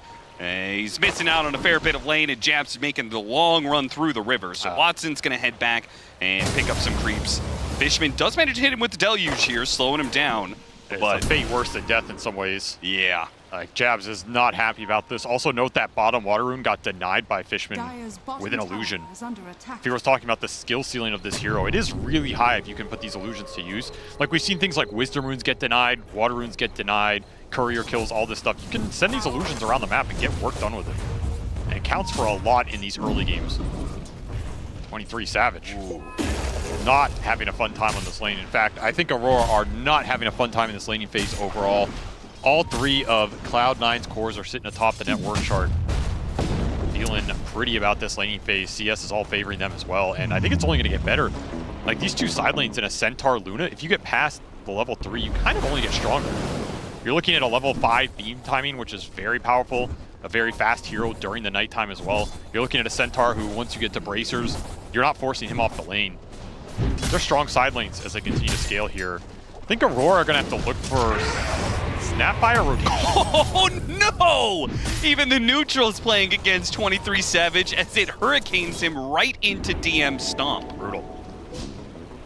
Fishman continuing to harass the runes. Won't be able to contest it. Still, you got to look towards Q here. I mean, if there's one guy on this roster that can make some plays happen, kind of recover a little of this laning phase, I'm looking at the Snapfire. High damage early support that can sync up with the Treant, try and bail out these lanes, but he needs to do something soon. Yeah, that safe lane is struggling, so if he doesn't win this lane, he maybe needs to make the rotations happen. Q turns around, throws out a blast. Lorinov, yeah, these rotations aren't going to have the same kind of punch as they do when the Earth Spirit shows up. Earth Spirit gets a kill and gets a magnetize onto the two of them, and might actually take out Q if you could hit him with another boulder, but Q's going to TP back and make sure the damage isn't done. But Fishman is currently looking to steal a Wisdom Rune, and Aurora, they got to act fast. They know this is happening right now. Lorinov, he's going to challenge and manage to fisher back Fishman, so they'll be able to secure it for themselves. I think if you study this team, you should know Fishman is going to contest your Wisdom Rune at this point. Every time. The man does not fear death. He will be there. No matter what happens, he will be there. It's just a question of how much do you get out of it versus how much he gets out of it. True. Look at the split here. And I think Katayomi, happy about that. This is a support that, you get through the early game, he is incredibly powerful, and he scales very hard. You saw how confident they were in this hero. Not a hero that's being picked up a lot, but in theory, he kind of fits what you want out of some heroes this patch. He can push out lanes and farm very fast. He has good lane shove and nuke capability. Strong in the team fight, good healing save potential. One of these backline supports that if you eventually get into the Ags or Orchid, stuff like this, is a huge threat to cores as this game goes late. I conceptually like Wyvern this patch. I think just mechanically, the hero can suffer in some of the early games of the pace that gets set up. Like, if you get run over on this hero, it can feel pretty sluggish. But right now, you're looking at this Wyvern's net worth. He is living the dream right now. I guess the thing that I don't like about the Wyvern so much is I feel like, does Cold Embrace have that much value in a meta where all of the carries have a lot of mixed damage, right? Whether or not they have their own round of nukes like the Luna and the Mirana and the Wind Ranger have, right? They all have some magic damage to throw around, but they're also building a lot of Gleipnirs, right? So even their attacks are throwing in a lot of magic damage. Is that at all a concern for you? I think it's nice to have Versatile Wyvern, but I think there's another component that I like about this hero, which is we're seeing a lot of frontline spellcast brawlers. Okay. Centaurs, Earth Spirits, these types of big tanky heroes that go in Kunkas. The heal's really nice on them. The blast is not going to be enough. Hit him with the double edge, but a roll in from no one might be able to collect it. No, he rolls past him and straight into the arena. Now he does manage to get off a magnetize. It's not going to be enough damage to take out 23 Savage. Kataomi and DM on the run. They made a heavy commitment to try and kill that carry of 23 Savage. It seems like he just had too much HP. They just completely underestimated how much 23 Savage was able to take there. And no one just didn't see the TPs in the trees. Just goes into his own demise as they're even going to pick up Katayomi, slay him, and spew his corpse over the battlefield here. Very pivotal power rune as well for Lorinov. He's had power rune control, and it's done a decent amount for him in terms of keeping the Shaker's resources up on the map. Allows him to make some of these moves. Honestly, this Shaker is having a pretty good early game considering how the lane went. Even gonna get to steal some stacks. This is some extra juice as long as you get out. He's going to be caught for it, though. Kicked over his own Fisher, hit by the Ensnare. Now the Eclipse is going to be put to use to quickly kill Lorinov's Shaker and try and chase for more. Now it's Aurora, who are going to be on the run with a lot of catch on the side of Cloud9. Very likely they can get multiple kills out of this one. A good spear back might be able to spare Jabs' life, but he has been slowed down to a crawl. A roll that doesn't land, but a little mini stun and a Splinter Blast slow. That'll be enough for the dive past the mid-tier 1 tower for Watson's triple kill. This is the power of Luna. She can join anything in the early game once you have those beam points up, and at the same time you're threatening a huge amount of scale on this hero. You start losing fights to Luna, she just takes over the map. She massively outfarms you with the glaives. She takes objectives, buffs up the team. Watson is in prime carry position now. 4K gold lead, tier 1 mid dead. We have seen this before with Aurora though. I mean, if there's one thing about this team that they do better than almost anybody else, it's probably, you know, maybe lose the early game. But outside of that, they're really good at losing the early game. It is recover in the mid to late, right? Yep. That is where they always shine. They can push the games late. They can hit their point, you know, somewhere between that 40, 60 minute mark and just slowly grind to there where they suddenly turn that game around. Can never count this team out. Yeah, I mean, we had a rule when we were casting the CTPC was that, like, if Aurora, as they were, what, Talon or T1 back then, it was like, if they were winning the early game, then, you know, that was actually cause for concern. Yeah, get worried. Yeah. I mean, the worst thing you can see as a Aurora fan is a 6K net worth lead. Exactly. You want these guys to be behind, and they're coming into the series behind as potentially the underdogs against Cloud9, and now they're down 5,000 net worth and more to go as DM's going to take this tower for free. The one concern with the comeback potential is, I mean, part of it's this Mirana. Like, how much is 23 going to be able to recover with a hero that isn't necessarily a huge flash farmer? Like, you don't have glaives, you can't do ancient stacks like a Sven or something. We're going to see an Echo Slam to farm out all of this, get Lorne up to his Blink Dagger. So this is some recovery farm, but again, it's not going to the Mirana, so 22's going to have to make it up in the fights later on. And a big question is, like, how much can you commit into the fight with this kind of lineup from Aurora into multiple saves and just team fight stops? You have Song, you have Embrace, you have a Silence out of Earth Spirit, you have Stampede that can reset some heroes. Like, you go in with this Echo Slam and Kisses, and you just throw a Wyvern's Curse on top of the Shaker. It's one of those old school counters to the hero, honestly. It's miserable to play into. The Wyvern always can interrupt your chain stun combination, bail out Watson if he needs to get a BKB off, stuff like this. This Wyvern's going to be a big priority for Aurora, and on top of that, they have to worry about Naga, who can also bail out the fight.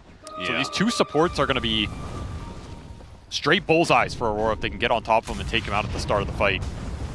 Do you think that means that BKBs are particularly important for Aurora because they have these combo heroes in the Earthshaker and the Mars, you know, setting up an arrow afterwards? Like, they have so much combo, but because there's two combo breakers on the side of Cloud9 coming from the supports, they kind of need BKBs? You have learned nothing. I think yes, but you have to get them at the right point in the game, right? Like, you do not want to get BKBs too early here.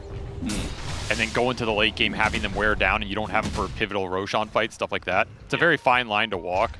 I think the other route is you get more mobility and gap close so you can find these supports at the start of the fight, right? Get jabs in a position where you can arena these supports, lock them in a cage, then those BKBs become way more straightforward.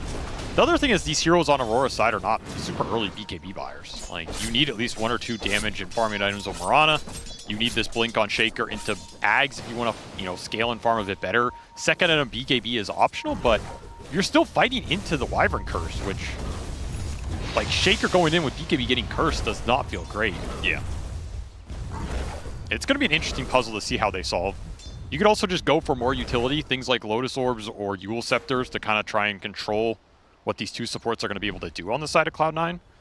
But I think the real thing is Katayomi is not afraid to scale in this hero. So while you're worrying about the control in the fight, at some point he will have Blink, Ags, Bloodthorn, I don't know, whatever he wants. Man, look at the efficiency here. Cloud9 stacking up in multiple areas as the 14-minute mark approaches. While they're still making plays here, no one's going to be able to roll away as the song comes out from Fishman. Does have a shield rune. DM, he doesn't approach, they actually wait for the curse. That's what they're going for. They do hit the arena, but inside of the arena is this eclipsed up Watson, who looks to finish off Lorne and he's got him dead. Just couldn't do anything there with the Shaker. Just kite it out constantly. They'll collect the extra kill in Ollie, who cannot run for his life. Dream Protector being far too slow for that. Man, I always forget that that new curse has Dispel built into it. I think Lorne felt a lot more confident with shield rune sitting on top of there, and then poof. It is gone. Yeah, no wonder they didn't try and combo off the stomp. Kataomi was making the call. No, let me curse him first. I mean, get rid of that shield rune and put them together. And I think Cloud9 always makes sure they have stuff to combo off this curse. It's a big component to the hero. Like, even if you land a 2 or 3-man curse, you want to be able to punish Aurora for a clump into that spell. Having AoE stuns, AoE silence. Well, okay. Lorne gets his revenge at least, comes back to life, and instantly Blink Echo slams the solo Kataomi. It shows you how much he is despising the Wyvern interaction so far this game. And honestly, I feel like you might take that over the course of this game. Like, if you can just kill this Wyvern at the start of any sort of fight, even if it costs you Echo Slam, might be worth the trade. Aurora have yet to be able to take a tier 1 tower off the map. And that struggle will continue as no one sets up to defend his safe lane tower and catches out the Dream Protector, who was left behind. The other 2 cores had already backed out. Honestly, Aurora's not even trying to get towers away. They're just trying to conserve their own part of the map as much as possible. Did recover 23 into an okay position here, though. Like, you are not going to keep up with Watson, given the start he had and the stacks and the farming power of Luna, but Mirana's doing better than I thought he was going to be. Stampede used, trying to chase off Lorne. between the stun. They do manage to get him inside the arena here, so Watson can't do any damage with his hits, and he does not opt to use the Eclipse to try and get the kill. Some kisses go out. Fishman able to dodge a little bit with the illusions. Jab's still going to try and hunt him down, though. He's got a Blink Dagger coming up, gets in melee range, hits him with a spear to finish him off. Very nice finds from Jabs. That Blink just got delivered before that fight. Instantly gets 2 kills out of it. I mean, honestly, this is the strength of Aurora, right? Like, you can be up against this team, you can feel like you're controlling the map, scaling, but they find these little openings and grind this net worthly down. Suddenly, it's not looking the worst for them. This Earth Spirit's really been slowed down in this game, despite investment into the early fighting items between the Vessel pickup and the Blade Mail, these type of items that are supposed to be winning you these early fights. You're supposed to be really tanky on this mid Earth Spirit. He's just kind of getting melted to the totem hits and some of the extra magic damage. Now, being that you're both NA legends, you and Fear usually on the same page when it comes to Dota, but I noticed... that is not an accurate statement, you should have said.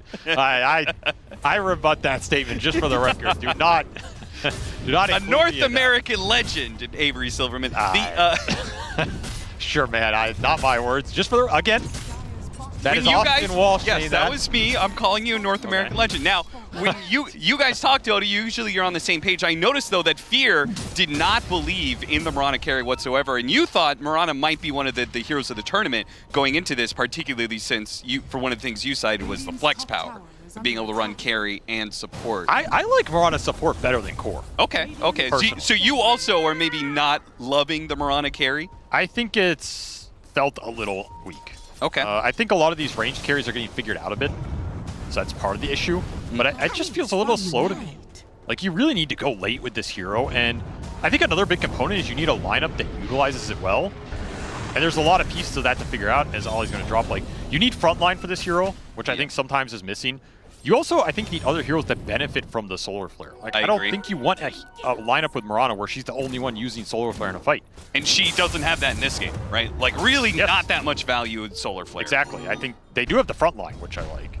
And this hero can do it on its own, but I almost feel like it's an old Drow Ranger strategy in some respect. Okay. You know, you want the frontline hero like the Tide or Underlord or whatever it was at the time, and then you want the other pseudo right clicker like a Puck or Storm or whatever, you know, gives you some initiation and can benefit from the Solar Flare. That's my kind of gut read. I think it's hard to figure out, but I do like Mirana support. I think it's quite good. Okay. So you are on the same page with Fear? No, Fear's entirely wrong, but okay. He's legendary according to you, so I can't. Wait, I thought you were refuting the fact that you are a North American legend. You're refuting the fact that Fear is a North American legend. I understand now. 11-6, 8,000 net worth lead for Cloud9. They continue to stay in the driver's seat. They own more of the map. And this is also what happens when you get ahead and you have a Naga Siren support. I mean, Naga Siren just in general, but you know, he's spilling these illusions onto your side of the map. He's constantly getting information about what Aurora is up to. It's very hard for Aurora to be able to make any offensive moves, which is maybe why they're turtling so much. They're also turtling so much because that's kind of what Aurora does. They're just trying to get to their BKBs. They're going triple BKB here. That's what they've opted for. They're all going to come out kind of around the same time here. They're actually getting pretty close on all three. That'll be a big power spike for them. If they can translate the triple BKB into a teamfight win into Roche, that is something that could completely put them back in this game on even footing. Is this the right timing? Because you said, you know, yes, the BKBs are important, but you don't want to be getting them too early. They're getting them all second item, right? We're not even finishing up Gleipnir first on the Mirana. I mean, maybe they've just felt like the teamfights are going to be too hard without them. Okay. And I can agree with that. But like I said, you know, if you get these early BKBs, you go in that fight, you lose it, it's going to feel real bad. So you're going to have to make good use of them, find the openings. A lot of it is on jabs. Get him into a good position where either vision or smoke allows him to find a solid initiation on ideally one of the supports or a big core. The power of the triple BKB is you can ignore the supports to a degree. Like Naga doesn't do anything in that interval, and the Wyvern can interrupt that play. But only on the single target, not anybody caught in the AoE. This is not a, you know, multiple BKB piercing ult like it used to be. Yeah. You have to keep that in mind. Which also makes the curse very, very, like, it's a very small duration if you don't get anybody in it. Yep. It's irrelevant, basically. Yeah. But that is something that forces Aurora to pre-BKB almost, right? Like, when you jump in with all these cores, you have to BKB early in these fights. Yeah. And that might not happen. Like, players are pretty greedy with this item. Both teams are going to take their Tormentor very early here. That's also a big component of the team fight for Aurora. The Greaves we just saw come out on the Snapfire. Yeah. Q has been building up. This is maybe the most important team fight item they're going to get in this early game. It's the one big aura they'll have.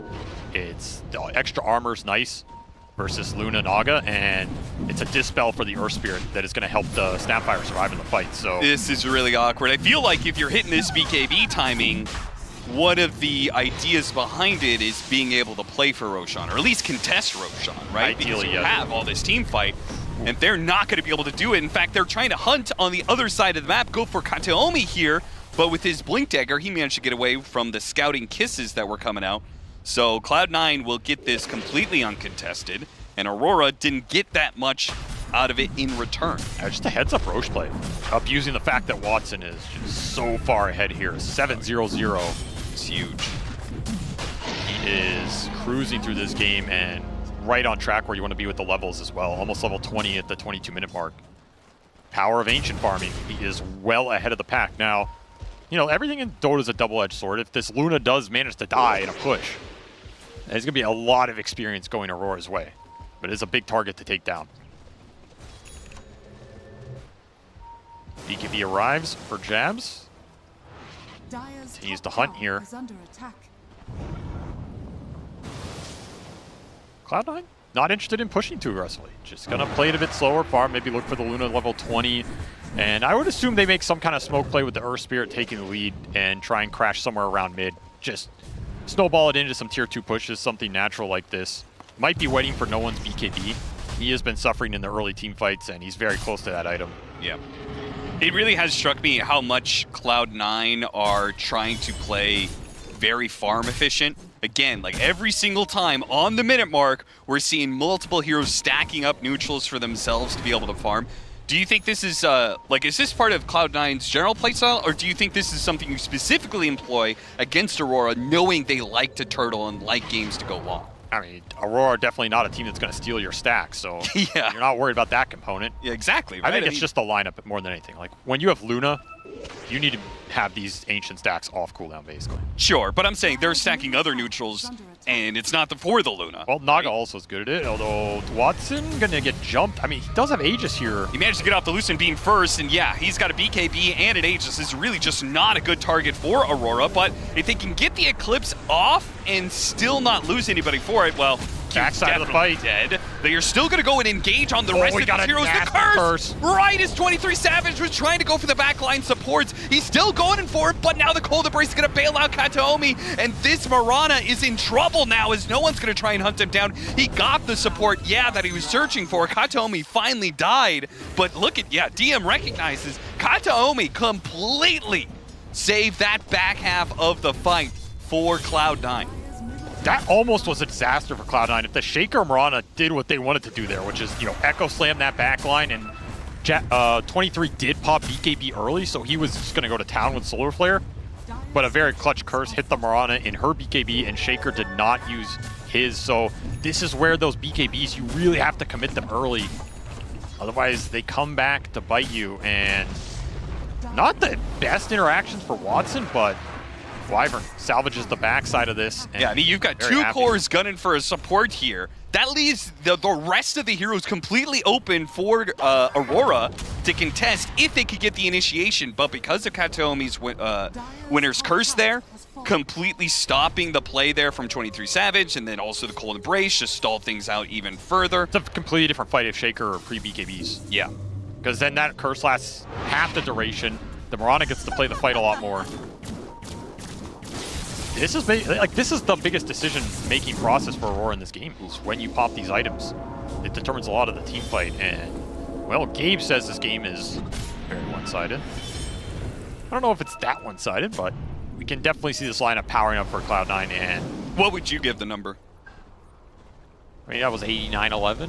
Yeah, would you get 80-20? 87-13 That's good. All right, 23 Savage is going to be forced to use BKB defensively here. That's right. And for now, the Ensnare does not stop him. We'll see if there's ever going to be an Aghanim Scepter for the Naga Siren support. But Watson, the game may just end before that point, because he's got a minute left on the Aegis. Very clearly, he is posturing to go high ground here. But we'll see whether or not Aurora are able to pull off the ultimate turtle defense here against a 12,000 net worth lead on Cloud9. Just don't have 23 Savages BKB. It's so hard to go into the 2 lives of Watson here. 45 seconds on this Aegis, you could wait it out. Just give up some buildings, look for the better team fight. It seems like that's what they want to do, especially with the living armor slowing down Watson's damage on the tier 3. This is not bad. If you can kind of push through this period, get your cooldowns back. Still struggling to find openings in the fights. They're looking at no one. Actually got him. Got him before the roll, but the arrow is going to miss. Tried to chain it with the Gleipnir there, but the animation too slow. The thing is, this is the part of the game where I just feel like Naga makes your fight possible. You can't find him at the start of the fight, and he's got his first item in this Solar Crest. Everything he gets past this point is just deadly, right? Like, if you get to Greaves, if you get to the Shard, it's so much healing, so much stall. You can always bail somebody out. It's incredibly difficult to team fight into. They're going to find no one. Oh. No one on the high ground. Spot him with the kisses. The spear goes out and does manage to stun him while keeping him there in that spot. The kisses will not be enough damage, but the Echo Slam is. And he went for Fishman too. So he's got him down to half HP. The Stampede's going to be used in the arena. Catches Fishman before he can slip away into the river. No one not happy about that play at all. That cliff did him no favors. Just gets 5-second arrowed, and you're sitting there getting kissed on the whole duration of a song. Basically the best type of setup for Aurora. Find an isolated core at the start. The Centaur can't really do anything to bail him out. Also, he's stuck on the cliff, so he can't stampede anywhere. Yep. Just incredibly awkward. Yeah, really awkward. I don't know what, which of the interactions it was, but him getting speared but not actually getting pulled down the cliff. Yeah. Right? Because it still pinned him to the tree, but he got stuck in that spot. That happens with certain interactions of spells. He got speared to fissure. Yeah. I think so. Or maybe a tree, I don't know. I think it was the tree behind it. Yeah, maybe. Area. It was weird. If he got speared down that cliff, it would have been better for him. Yeah, it was probably the tree. Either way, he tanked the arrow, and then your fate's kind of sealed. No BKB pop for the Earth Spirit.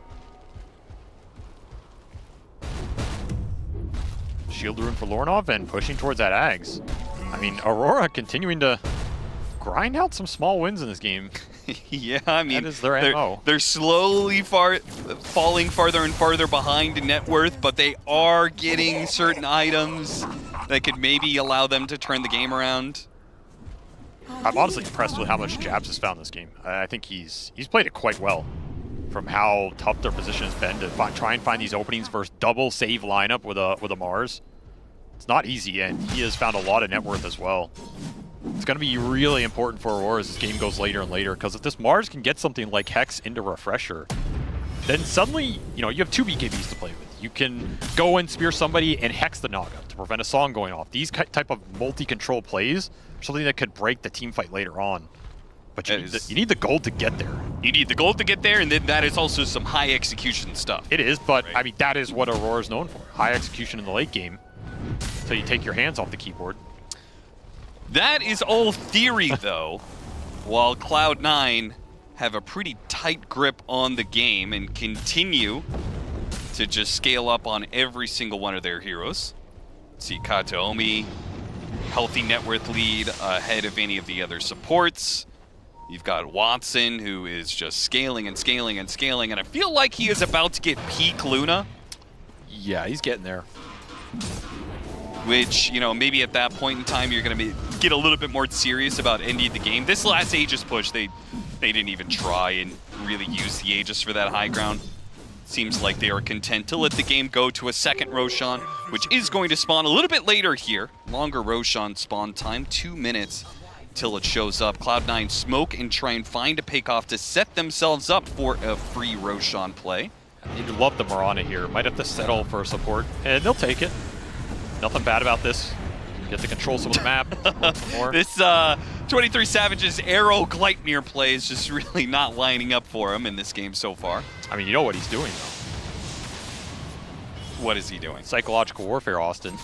You missed the first 8, then they assume you're not going to hit it. And then when you need to hit it in the fight, bam, it's right there. I mean, it is true. Every single one of these Arrow Gleipnirs that is missed hasn't really mattered too much. Exactly. I feel like it's just been like, whatever. They weren't really Savage, kill that playing guy. the long game. These guys think I'm terrible. How's it that bad, actually? What? How is it that bad? Is this like neutral creep misses or something? Oh my god, we brought it back. Dota 1 Legends. Dash HA, hook accuracy. I do miss a that. A command all the way back from Dota 1 you could use. We have it live here at TI. I'll be honest, I do miss that Fada arrow number 218. Fada arrow number That's a good one. 578. That's some legacy memeage, you know what I'm saying? Say goodbye to my brother, arrow number 579. 23 Savage, arrow number 52. Sailing off the map. It's a bigger map now too, so it sails farther. That's true, that's true. Satanic almost done for Watson. My goodness, he completes it now. He was thinking about like Hurricane Pike. I'm sure maybe Butterfly Dados were options, but Satanic just seems the safest here, especially when you have heals and bailout spells, right? Like a lot that can, if you try to get focused as Luna, then you stop the fight with Song or a Curse. Pop BKB Satanic, reheal up, makes total sense to me, and you're just gunning for this Dex Roche. I legitimately like have a very hard time seeing how Aurora can win this next fight. Hex on jabs. If there is an Aegis on Luna. Hex on jabs. That is all I'm looking at. This Mars has to make the big plays. He has to find a really nice arena, get a solid Hex down, and open up the fight for the Marauder and Shaker to pop early BKBs and just get in there. They're pushing out the smoke. Aurora. They are going to try and wrap around, but Watson drew an exact line of what Aurora was going to do here. They are well prepared for this move. They're going to get spotted. No one's going to break the smoke. Doesn't get hit by the arrow. Once again, another miss. Jabs, BKB, and instantly goes for it. Goes straight to the Luna. They have to be able to burst it down here. There's the Curse and the Embrace resetting, and Watson, now he has a chance to be able to both use his Manta and his Satanic. This is not a carry that's going to be brought down early. Lornoff goes for the kill onto the Winter Wyvern and tries to jump away, but he's still caught in the area of the Eclipse. Watson brings him down and looks for the enemy carry of 23 Savage, who is out of lead charges, and one Lucent Beam cuts down the rest of his HP. Oh, those beams are so deadly, man, at this point in the game. They just do so much damage with the Conda on top of all of it, and I mean, that fight was maybe not the cleanest for Cloud9. I think Aurora got a pretty solid jump, but Embrace, man, just bails this Luna out of the one-on-one against the BKB Mirana, and there's nothing 23 can do but look on as Watson prepares to come out of it and heal straight back up. No one will sacrifice his life, but that is a teamfight win that Cloud9 are happy to take here and push base with it. That'll be a lane of barracks, and they can back up to do Roshan kind of at their leisure. And if Aurora want to try and take another Roshan engagement, by all means. Cloud9 are actually not going to back up. They still have 30 seconds left for 23 Savage. They'll go for a second lane here. I mean, Aurora missing ults. This next teamfight is not necessarily easy if Cloud9 want to commit for another lane, but safe play is go Roshan here. You just got a lot of big items. Shiva's on the Earth Spirit, Greaves for the Naga, BKB for the Winter Wyvern. 3 very strong defensive items just arriving for Cloud9 here. Why not continue the siege? No Echo Slam. Jabs. Marana. He gets spotted by Kataomi, so he's not going to be making any initiation anytime soon. His Blink Dagger put on cooldown by the hits. Can look for like a fissure and a spear back. All 5 heroes back up. They don't go for the spear back at DM. Oh, he hits the back line with a beautiful stomp, and no one rolls in after him. Hits a beautiful magnetize onto 4. They almost managed to burst down Watson. This time 23? It was much closer, but 23 Savage jumps after him, and he's not going to get it. He turns to kill the support, but his life is forfeit in the process. DM just beautifully interrupts that entire engagement for Aurora, and the spear back is nowhere near clean enough. That is just the game, I think. Yeah. These glaives are just going to rip through your base. Man, Cloud9, I mean, this is a team that when they get their lineups rolling and this ball starts to hit, it is very difficult to take the 5-on-5s. And I think we saw the frustration in the teamfights here from Aurora. There were glimpses of what their lineup can do, but ultimately, you're just fighting into so many saves, so many resets, and Luna, her early game was so strong that Watson is well ahead of the Marana in terms of the one-on-one status. He's just able to power through these Roshans, put a second life on himself, and it's just too much to cut through here for a lot of heroes that have to go commit in the fight early and either get the job done or not. Very interesting game between the two teams, but ultimately it does feel like Cloud9 are continuing to play Dota how they want, and that is not being stopped. Yes, they looked incredibly comfortable in this game one, had the lead the entirety of the way, starting from the laning phase, going through the mid game, stacking up more and more of an advantage, and leading to an easy high ground push for Cloud9, taking over game one. It was great execution from them, getting that win for themselves. Aurora, they just weren't really on the same page. Wasn't really sure the pacing of this team lineup for themselves, these 5 heroes, what they were really being able to do there. And also brings the biggest question around this Mirana carry. There were a lot of different options that they could have gone for. And this Mirana carry for yourself, Fia, you said, I just don't really have faith in it. Therefore, I'm going to go with Cloud9. Yeah, I mean, it was that simple, and that's pretty much how it played out. Also, we've seen how good Luna's been looking as well, so true. It's a little bit of both, where Luna looks so good and Mirana has not looked good. And furthermore, to add on to that, I also don't think Mirana carry for Centaur is very desirable. You are a very fast attacking hero, and you're playing against Retaliate plus Blade Mail, which is not really fun to do. So the one thing that they did have an advantage in this game for some time was the mid lane, at least. But outside of that, this is pretty straightforward, methodical game for C9. You get really farmed on all your heroes, and you can just walk down a lane with an Aegis, and Luna can do what Luna does best. I will say Aurora were trying to make space, or at least trying to get something for themselves here, especially in this clip that we're seeing. This was an early invade that they tried to make happen, but I'm wondering, Winter, if they just weren't really sure of their timings or Cloud9's timings or when they were going to be strongest, because they went in thinking they'd have the advantage. The Lunar just comes in, eclipses with the Lucent Beam, and it's enough that they end up losing out on this initiation and this engagement. Yeah, I feel like in a lot of the engagements, they were like rushing, they were pressured because they knew they were behind from the early game, and execution was pretty bad. Like the way they were layering their spells. Like there was this one fight in the river. Earth Spirit rolls in to take the rune. He missed the rune. He couldn't get the rune, but the Treant just roots him right away, even though his roll is still on cooldown, right? And then they end up didn't killing the Earth Spirit because Earthshaker decided to not use Echo Slam. He enchant and he couldn't get the enchant off. Earth Spirit rolls away, and those are the type of things that tell me the mental aspect of the team. You know, they're like not really calm. They're really rushing things. They are nervous, and you make a lot of coordination mistakes like that. But Jenkins brought up the point that they should be hot though, because they just beat 0.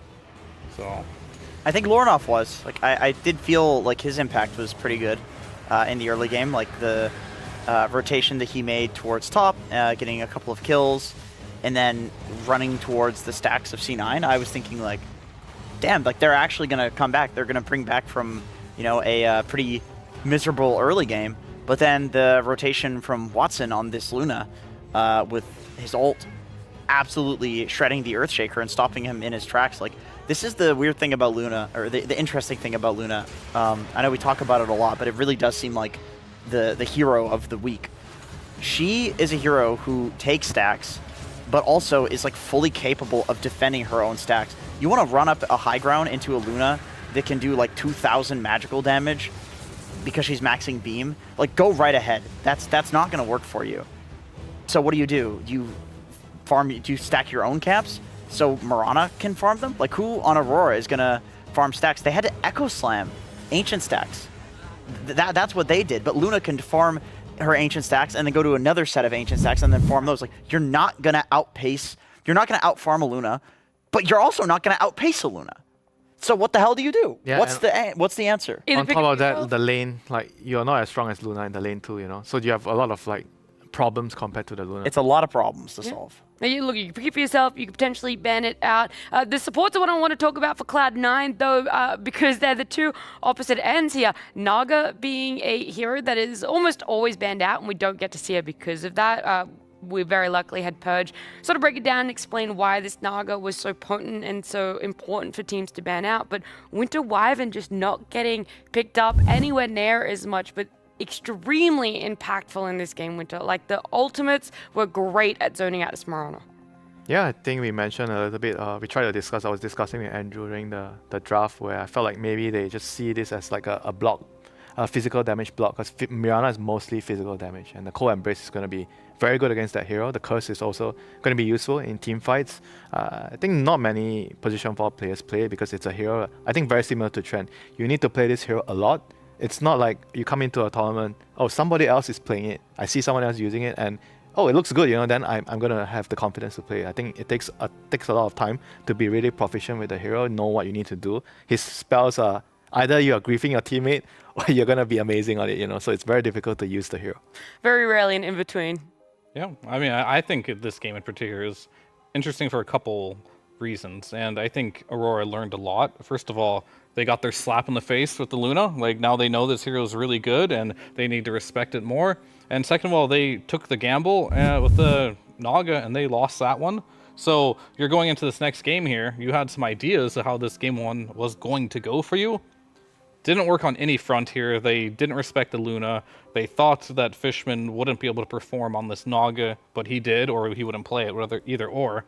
And now they got in a situation where they kind of got hard outpicked here. The only thing they had going for them was maybe this counterpick Earthshaker mid, but it's too much work for just one hero to do in this particular game to win it.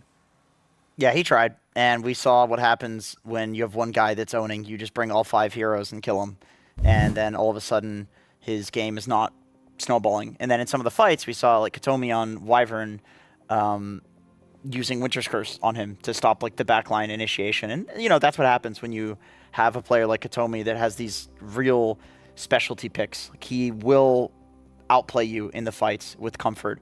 And that is one thing that makes me think C9 could go really far in this tournament, is that obviously they're winning. They did very well in the group stage, so their win rate is high, but their picks look completely different from everybody else's. So everybody's playing one meta, and they're playing, I like what you said, it's like their own version of the meta. Right. It's adjacent, it's parallel. They almost like run in the same way. It's not exactly the same heroes, but just that slight bit difference that is almost executed the same way, or leans itself to the same way in a team. Right, like Wyvern is a save support and a decent aura buying support. You can buy the Forces and the Glimmers, but people don't really have the muscle memory right now to deal with the Winter's Curse, to deal with the Cold Embrace and committing on one target with physical damage, because it's just not picked by anybody else. I feel like the position 4 is in kind of like a weird spot right now. I don't know what the best pos 4 is right now. Like, we're seeing, you know, Slarks. Other teams are still running the Dark Willows, Snapfires. Yeah, lane. And we have other teams running like the Tinkers, the Snipers, the Wyverns. Like, it really just feels like, at least for now, that it's up to what preference, I guess, at this point of these particular heroes. But I did like it this game with C9. Their supports were, these are like hybrids, I want to say. I feel like Naga is super strong right now because she's not like just like an Omni that sits behind people and saves them, or a Tinker.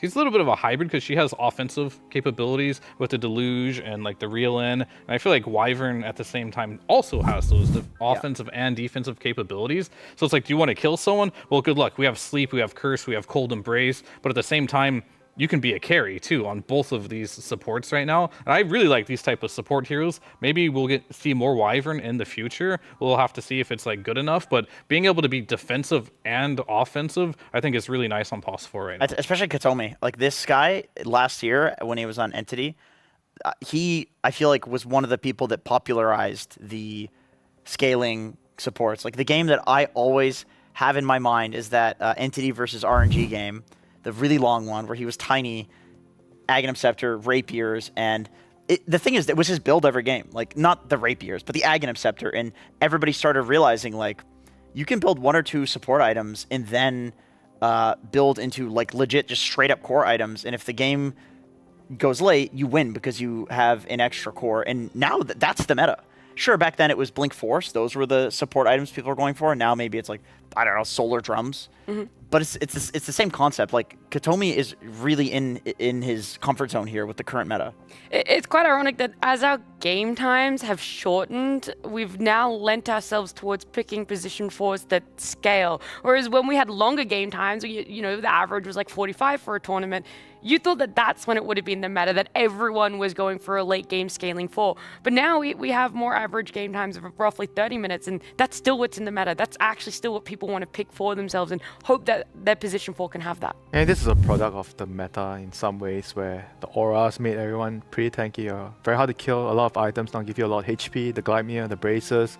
So you kind of need someone else to step out on the plate to do damage. Otherwise, the 3 cores are not going to be enough. You guys mentioned 3.5 core, you know? Yeah. Like every game, like position 4, it doesn't feel like a support now. If it just feels like you have a 5, then kind of be farming as well. But the other 4 players on your team are mostly going to be looking to scale to do damage.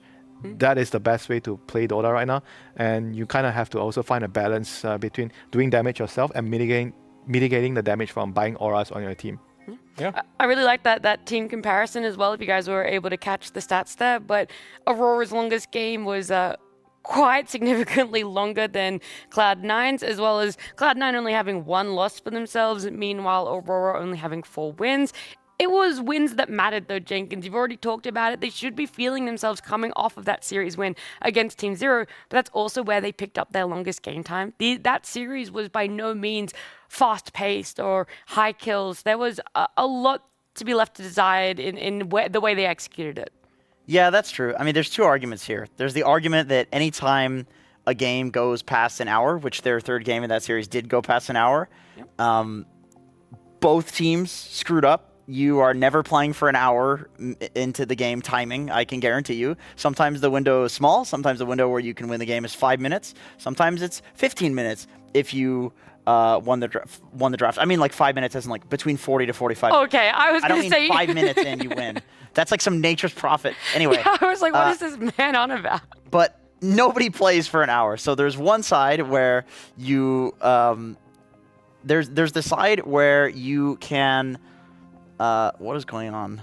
Well, I'll say this. I remember last year when we were having those longer game averages, it was like 60 minutes. And so many pros always talked about that late game was a whole different game of Dota. It wasn't something that you could practice, especially not in scrims. The only time you would get practice of late game, that is 55 minutes plus is what I'll put it, is in a pub, right? When you're in scrims and things are going downhill, teams will most likely just GG out. We want to reset. We want to go to our game number 2 of a scrim. They won't actually sit it out and see if they could come back in that 60 minutes. So you're not getting that muscle memory, the repetition of late game. All right, my aneurysm is over. What I was going to say is that you have this like momentum from a 60-minute game, right? It's like there's excitement versus like also the coach is going to yell at you after the game.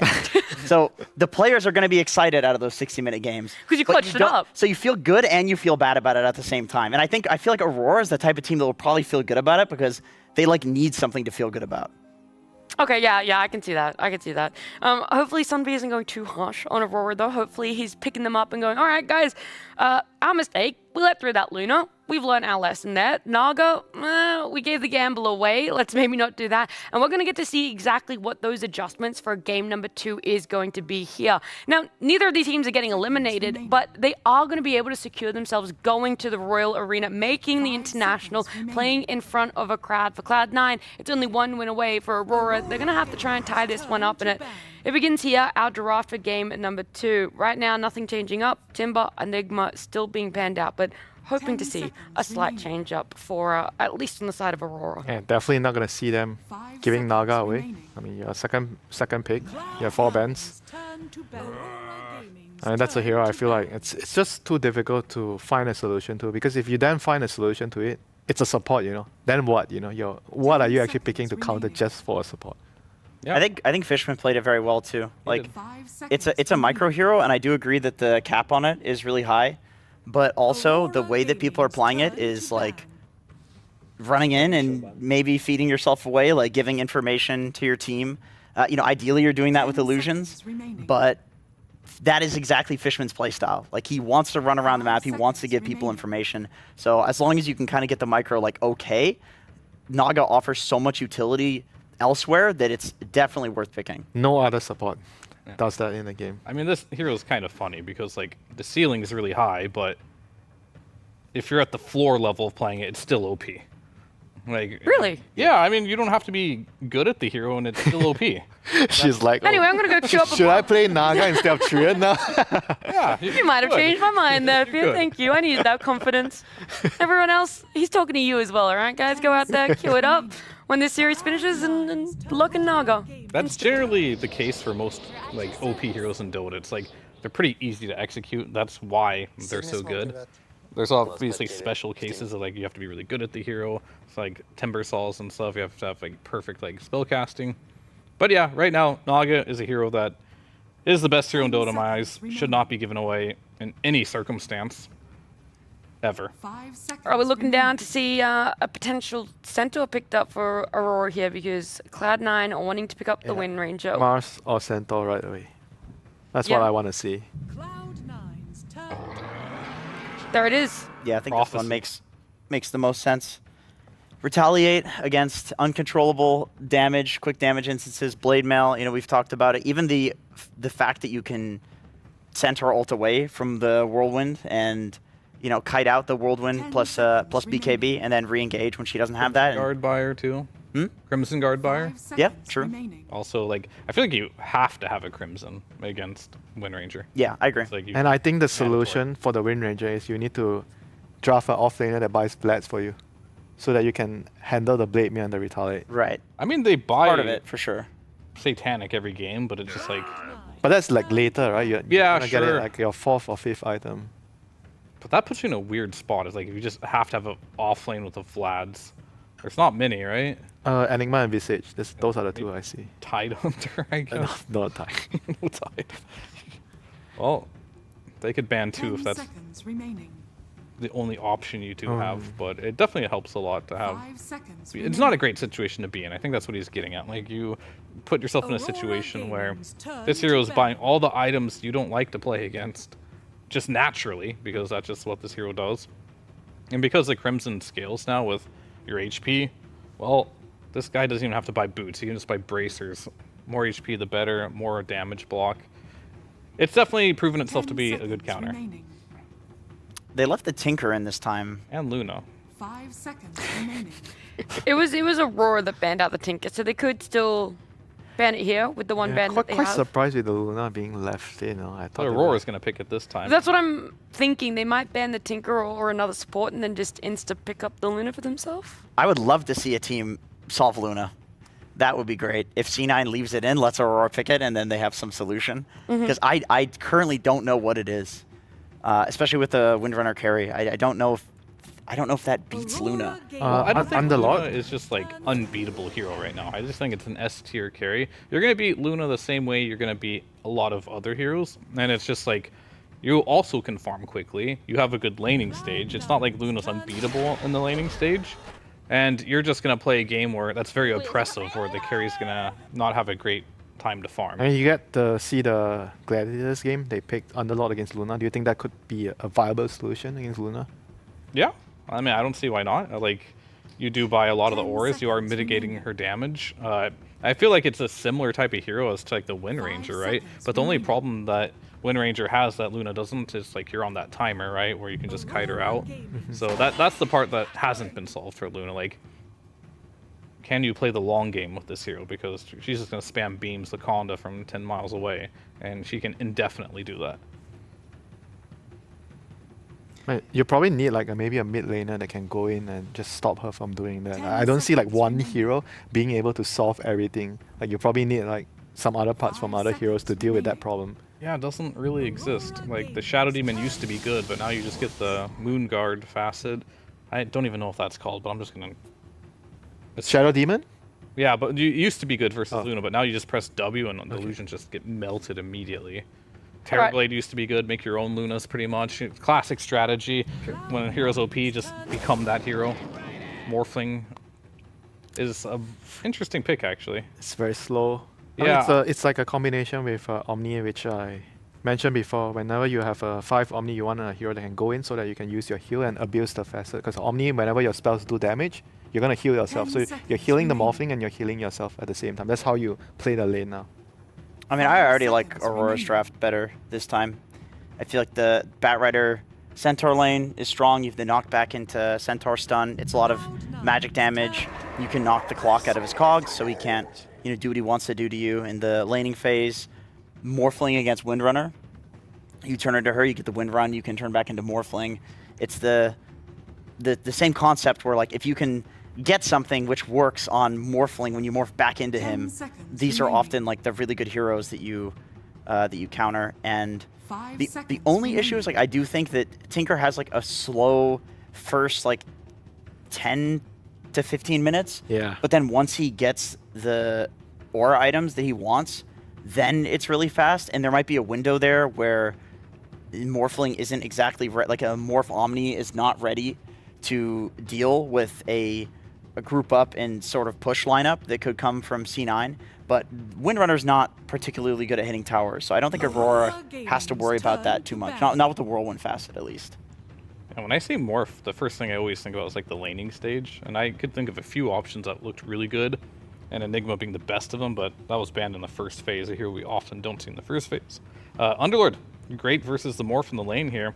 Probably going to be paired with the Tinker as well. Katomi does like that. Fishman does love his Clockwork as well. Feels like Fishman will be playing Clock or Bane, and I guess Naga if it does get through the pool. So I'm a little worried for the laning stage here, because Underlord has particularly been known as one of the better heroes against Morph. He has very high base damage. You reduce that. More than importantly, you get a lot of damage from CSing. The one way you will win that lane is if you can keep Underlord off the lane, but I'm not sure a Morph Omni can do that versus the Tinker with the mischance that is going to be applied. And if you get ahead, it's basically a snowball lane. If the Underlord gets ahead in the first few waves, he's going to dominate lane, get every CS, vice versa for the Morphling here. So the first wave is going to be super important for this particular matchup here. But, you know, 23 Savage, I'll never be sad with him playing Morphling. This has always been a hero that, when I think of him, as like his comfort pick and one of the best heroes that he has in his arsenal. He always goes back to it. I feel like back against the wall. Like this is every time there's a game where he has to win. Pick me Morph. If Aurora ever looks like uncomfortable or unconfident, he just gets his Morphling. Trust me, bro. We'll see. Yeah, they're gonna have to place a little. Do the line. What line? Go, Joe. Cloud9's turn. No, I don't want to do it on broadcast. No, I'm not doing it on Well, that's broadcast. 23 Savage. That's 23 Savage right there. Ember Spirit, Puck, a little mid lane is taken out. Earth Spirit, Invoker there does leave Cloud9 to pick up that Storm Spirit. That's going to be their final hero that they want to lock in. And now Lorinoff, he's got a big question. The Batrider could potentially be his if you wanted to do it against Storm Spirit. Just pick 5 seconds Quap? remaining. Would that be good? Question mark? Yeah, Quap's decent. I was also kind of thinking of Rubik. I think Rubik mid has always been one of the counters to Underlord, like stealing whatever Underlord has in the game. I just like Quap is pretty good versus Storm. Doesn't crush him, but I think the options that do crush him, I guess DP is one of those options. But Viper, is that still in the pool? I mean, it's in the pool. It would mean that they really lack lockdown. Yeah, I mean, I only mentioned Quap because like your lockdown on C9 is not great either. At least not versus a Quap. It's kind of difficult. Yeah, it's mainly the Underlord route that's the problem. And you can always solve that by getting an ATOS early before you get your aura items. Yeah, I'm not entirely sure. Let's just look at what their draft needs, which, you know, they have the Centaur, they have the Bat. This pick is pretty free to just try and punish the Storm in any way possible. I've seen Leshrax be used before against Storm as well in the mid lane. They have an Omni. Could run in there. You are playing versus Pipe, though, but do that any game anyway. So it might be interesting. They're really thinking about it. I mean, do you like a greedier option, like Shadow Fiend type? Shadow Fiend? Yeah, just to win. That's making a statement. I'm not sure if they would want to do that, but Shadow Fiend against Clock is rough. Oh my god. Oh, got it. This guy what a call. Dota. What a call. He knows SEA through and through. He's seen Aurora do this before. Wow. His first rodeo. This team is like, oh, you got a lot more carries than us. We're gonna one up you. You know, we'll pick another carry. We need one more carry. We're gonna be that slightly big greedy. Man, I don't know about that. That's a rough matchup. I mean, the thing is, Clock is not the best at ganking an SF during like the first 4 or 5 minutes of the game. But then once Storm is 6 and Clock can dive under the tower. Yeah, I mean, maybe that's what they were thinking. They were looking at the supports and they felt like, oh, this Clock and Tinker, early game, they're not going to be able to do so much, especially the Tinker on 4. Yeah. So we can get away with a greedier position 2, you know, in this game. I do still, though, worry about the Clock. And it's not like, okay, Underlord also can portal in behind the SF. And I remember a lot of for a while, people were picking like Nature's Prophet to counter the SFs and the Lena's mid, these heroes that you want to gank because you TP in. That's it. You just make it so you have a numbers advantage. Like and then there's TP rotation to counter rotate, but they die before that happens because these heroes are so squishy. How are we feeling about the team fight, though, from Cloud9? That's something that they did really well. They were able to take advantage, dismantle all these initiations. Aurora wanted to get onto them. So do we like it a bit more for Cloud9? Is it very clear-cut in how they want to execute it for you? I mean, both these teams have really good team fight. I just think for Aurora, it's very easy to see what they need to do. They have SF Morph, which is like very passive, don't do anything type of heroes. So Jabs has to have one hell of a game and get an early Blink Dagger. Otherwise, the map might get hard to play. Tinker's going to be TPing You're going to be TPing with Underlord. You have the long range initiations. Wind Ranger has stuns, buys Gleipnir. You're really low on lockdown this game for Aurora, and that's a little concerning. So Jabs has to have a great game. Any final thoughts for you, Winter? Yeah, I think that pretty much sums it up. They are very greedy on their mid and carry, so the offlaner needs to do so much this game. And if he gets that to the point where he has the items to hold down the game, to slow the game, yeah, I could see them winning this game. Okay. Well, game number 2 is ready. Our draft's all done and dusted, which means we have one final thing before we jump on into it, and that's to head down to Nomad and Sunby. Thank you very much, Nat. Yes, I'm here with Sunby, and we're going to be chatting about this game. But first, I want to get your thoughts on what you think went wrong in game number 1. I think we just didn't fight very well, and I think we overplayed our Shaker position invading their jungle. I think the game was okay. I think we just messed up too much. We lost mid tower and just lost pacing. And then we fought badly with the 2 BKBs. Yeah. All right, well, game number 2, hopefully you guys can recover that. What do you think about your Morphling? Because it was answered by the Underlord. Are you worried about that lane at all? No, the lane's going to be fine. I think like they're just going to push out and go stack. But really, it's just figuring out how we can beat their auras in the mid game, I guess, yeah. Or as it always comes back to that, doesn't it, Sunby? Well, let's go do it for the interview. We can jump into the game with Cap and SVG. Thank you, Nomad. That's right, Aurora.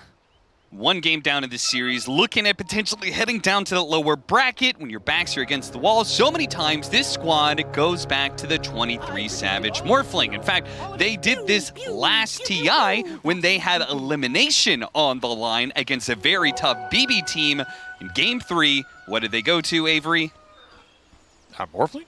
That's right, the 23 Savage Morphling. Oh. When they need a win, that's what they go to. Unfortunately, in that situation, that was they also... They didn't win that game, did they? They didn't win that game. No. I vaguely remember. That's like, I don't know if that's a good game to bring up here, but I mean, he is the self-proclaimed best Morphling in the world. Yeah, it's his most prolific hero. They have a very good win rate on it. But on the other side, we have one of my personal favorites. No one was always a beast on Storm Spirit. Back when it was him and Sumail as the 1 and 2 best mids in the world, one link they shared was that they were both monsters on the Storm Spirit. So I'm looking forward to see how no one performs in this game. He's level 30 on it as well. One of his signature heroes, absolutely. This man likes to be able to jump everywhere, style with some disjoints. He's going to be trying to look for this Omni Knight probably in the fight, unless you're just at an overwhelming point where you can break through the front line. And if you can take that save out of the engagement, then this lineup really kind of breaks apart for Aurora because, like somebody mentioned, I think they are out-aura'd in this game. Like, Centaur is not going to be able to match Underlord in terms of boosting up his other cores, which could come back to haunt them a bit in the 5-on-5s if the Morphling and SF aren't independent enough in the team fight. That's where Omni Knight can boost those cores up and really help them take the engagement.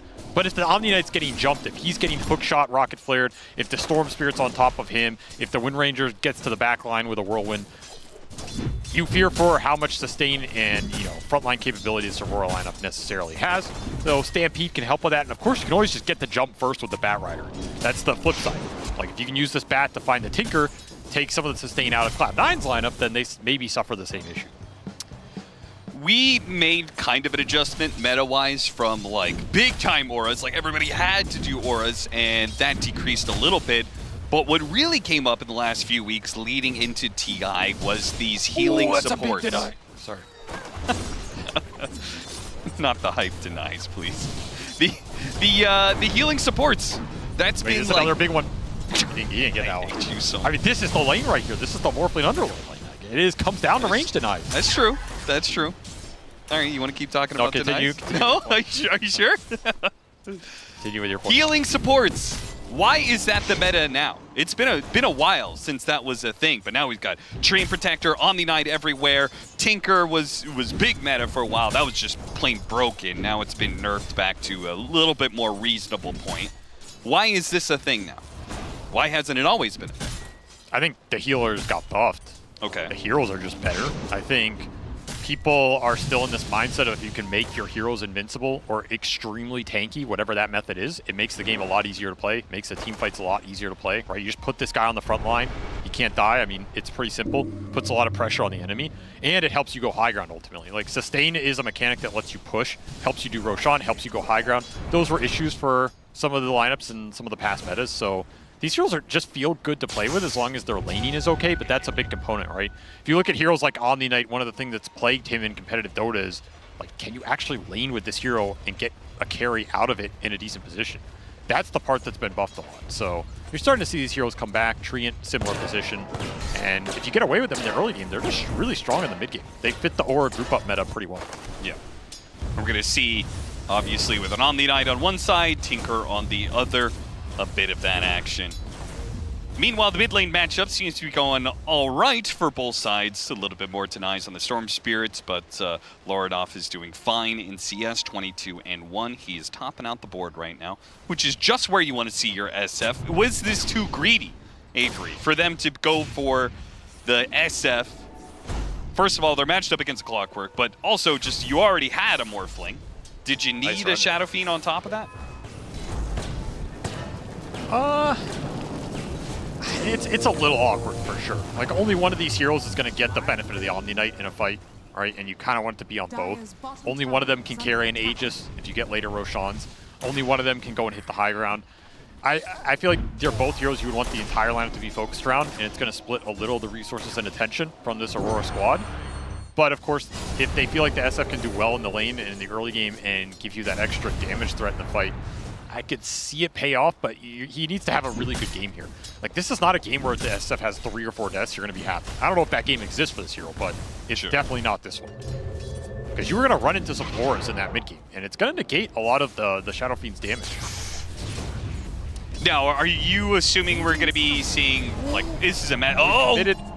More TP rotations coming in. He already forced the Clockwork to try and rotate. Now it's the Tinker who TPs and then cancels the TP as Loranov gets outside the range. So he is keeping the pressure on no one because he wants to get this kill or force the Storm Spirit out of lane before he gets 6. And it looks like he's managed to do that. No one's actually going to head back to the fountain. And so that'll give Loranov a bit of an experience lead. Raindrops for both heroes, but it was Aurora who were looking to deny Water Runes from the Storm and get one of those for this SF. He would have completely taken the lane over if that happened, but nice little Remnant play from no one, and the contested top rune means both heroes did not get a refill. And it shut down a little the aggression the SF was able to get, still forced them to base, though Cloud9 looking mid this clock. I mean, this is kind of a hard go. Not a really good angle here for Fishman unless he can push the lane into the SF, but that's a little difficult. Yeah. That's a bold attempt. I respect it. I'm not sure that I do, but that's fair. I mean, again, you gotta implement some psychological warfare, you know, just set him up for later. Big surprise! Get blood grenaded. Yeah, maybe later he won't throw that. Loranov won't know what he's doing. Well, he's certainly not going to be throwing the same blood grenade, as that is a consumable that is now gone. If you can get these stacks into the SF, that could be a difference in this mid matchup. Like, push him ahead of the Storm, get him to... I don't know exactly what you're looking for this game.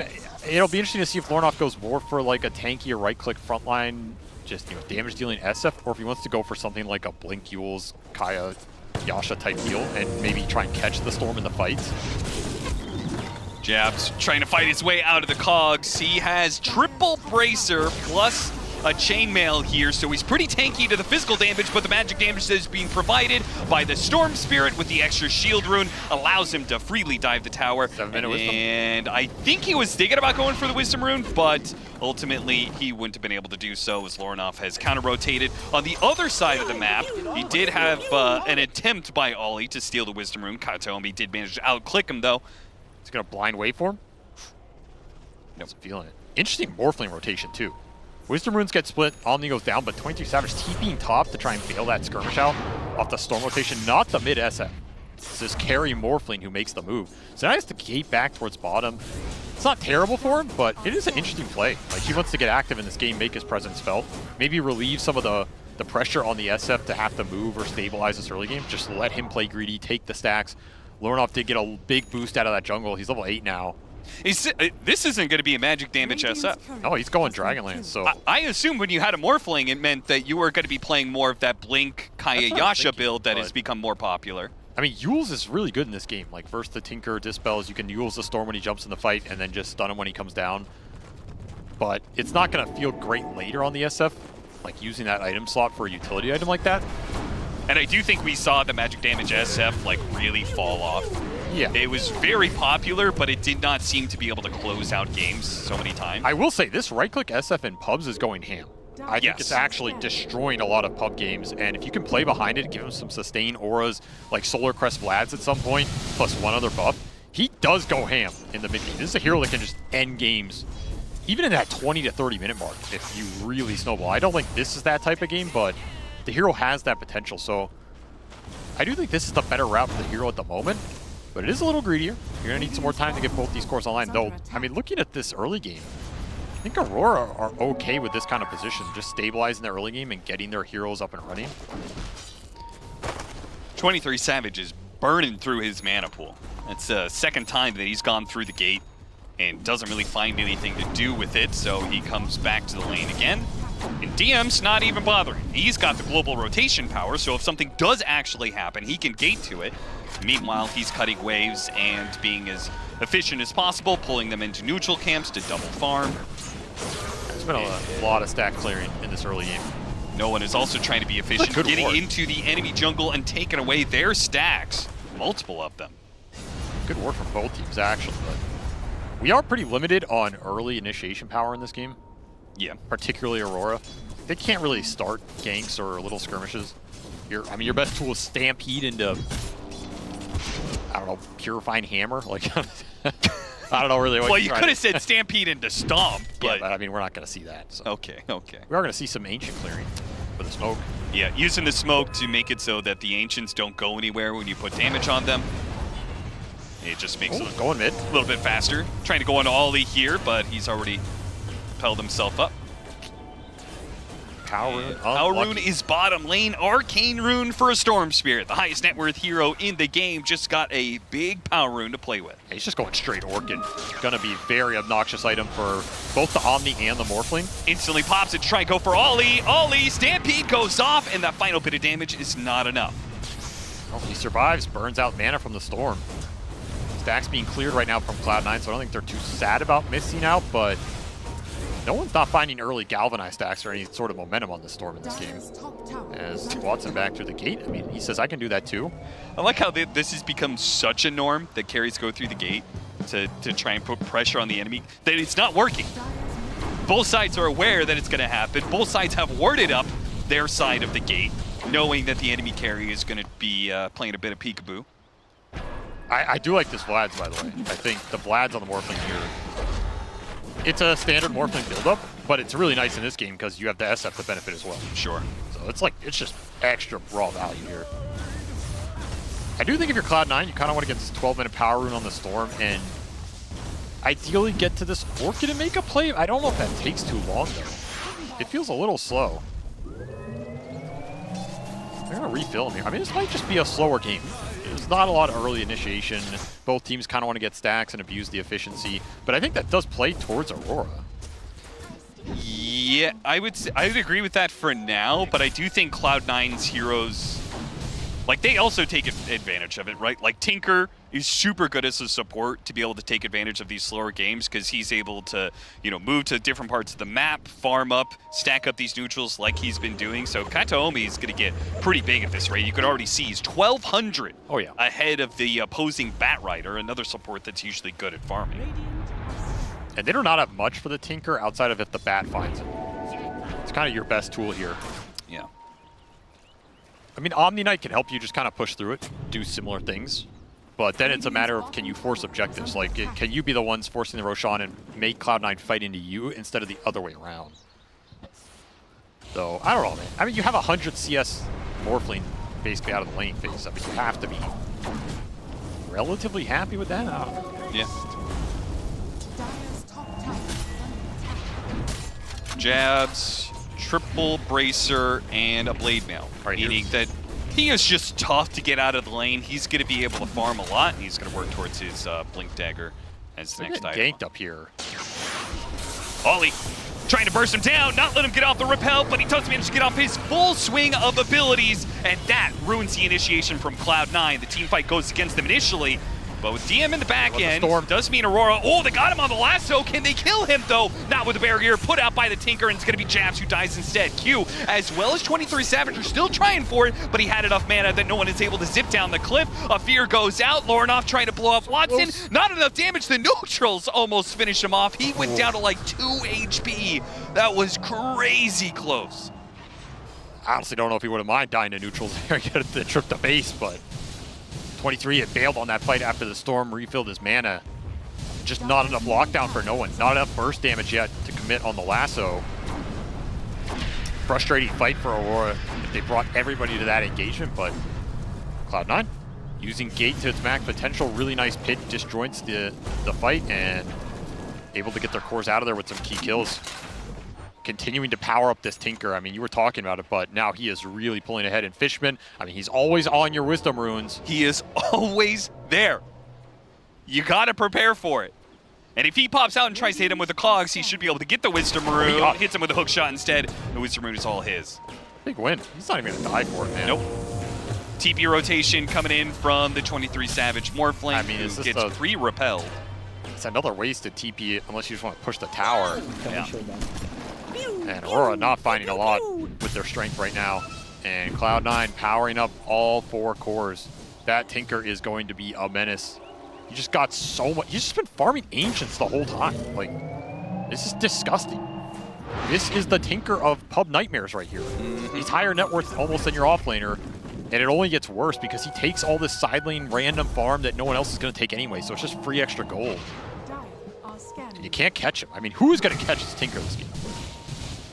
It leaves Cloud9 with an opportunity to make moves like this. I cannot believe he got off that Strength Morph in time.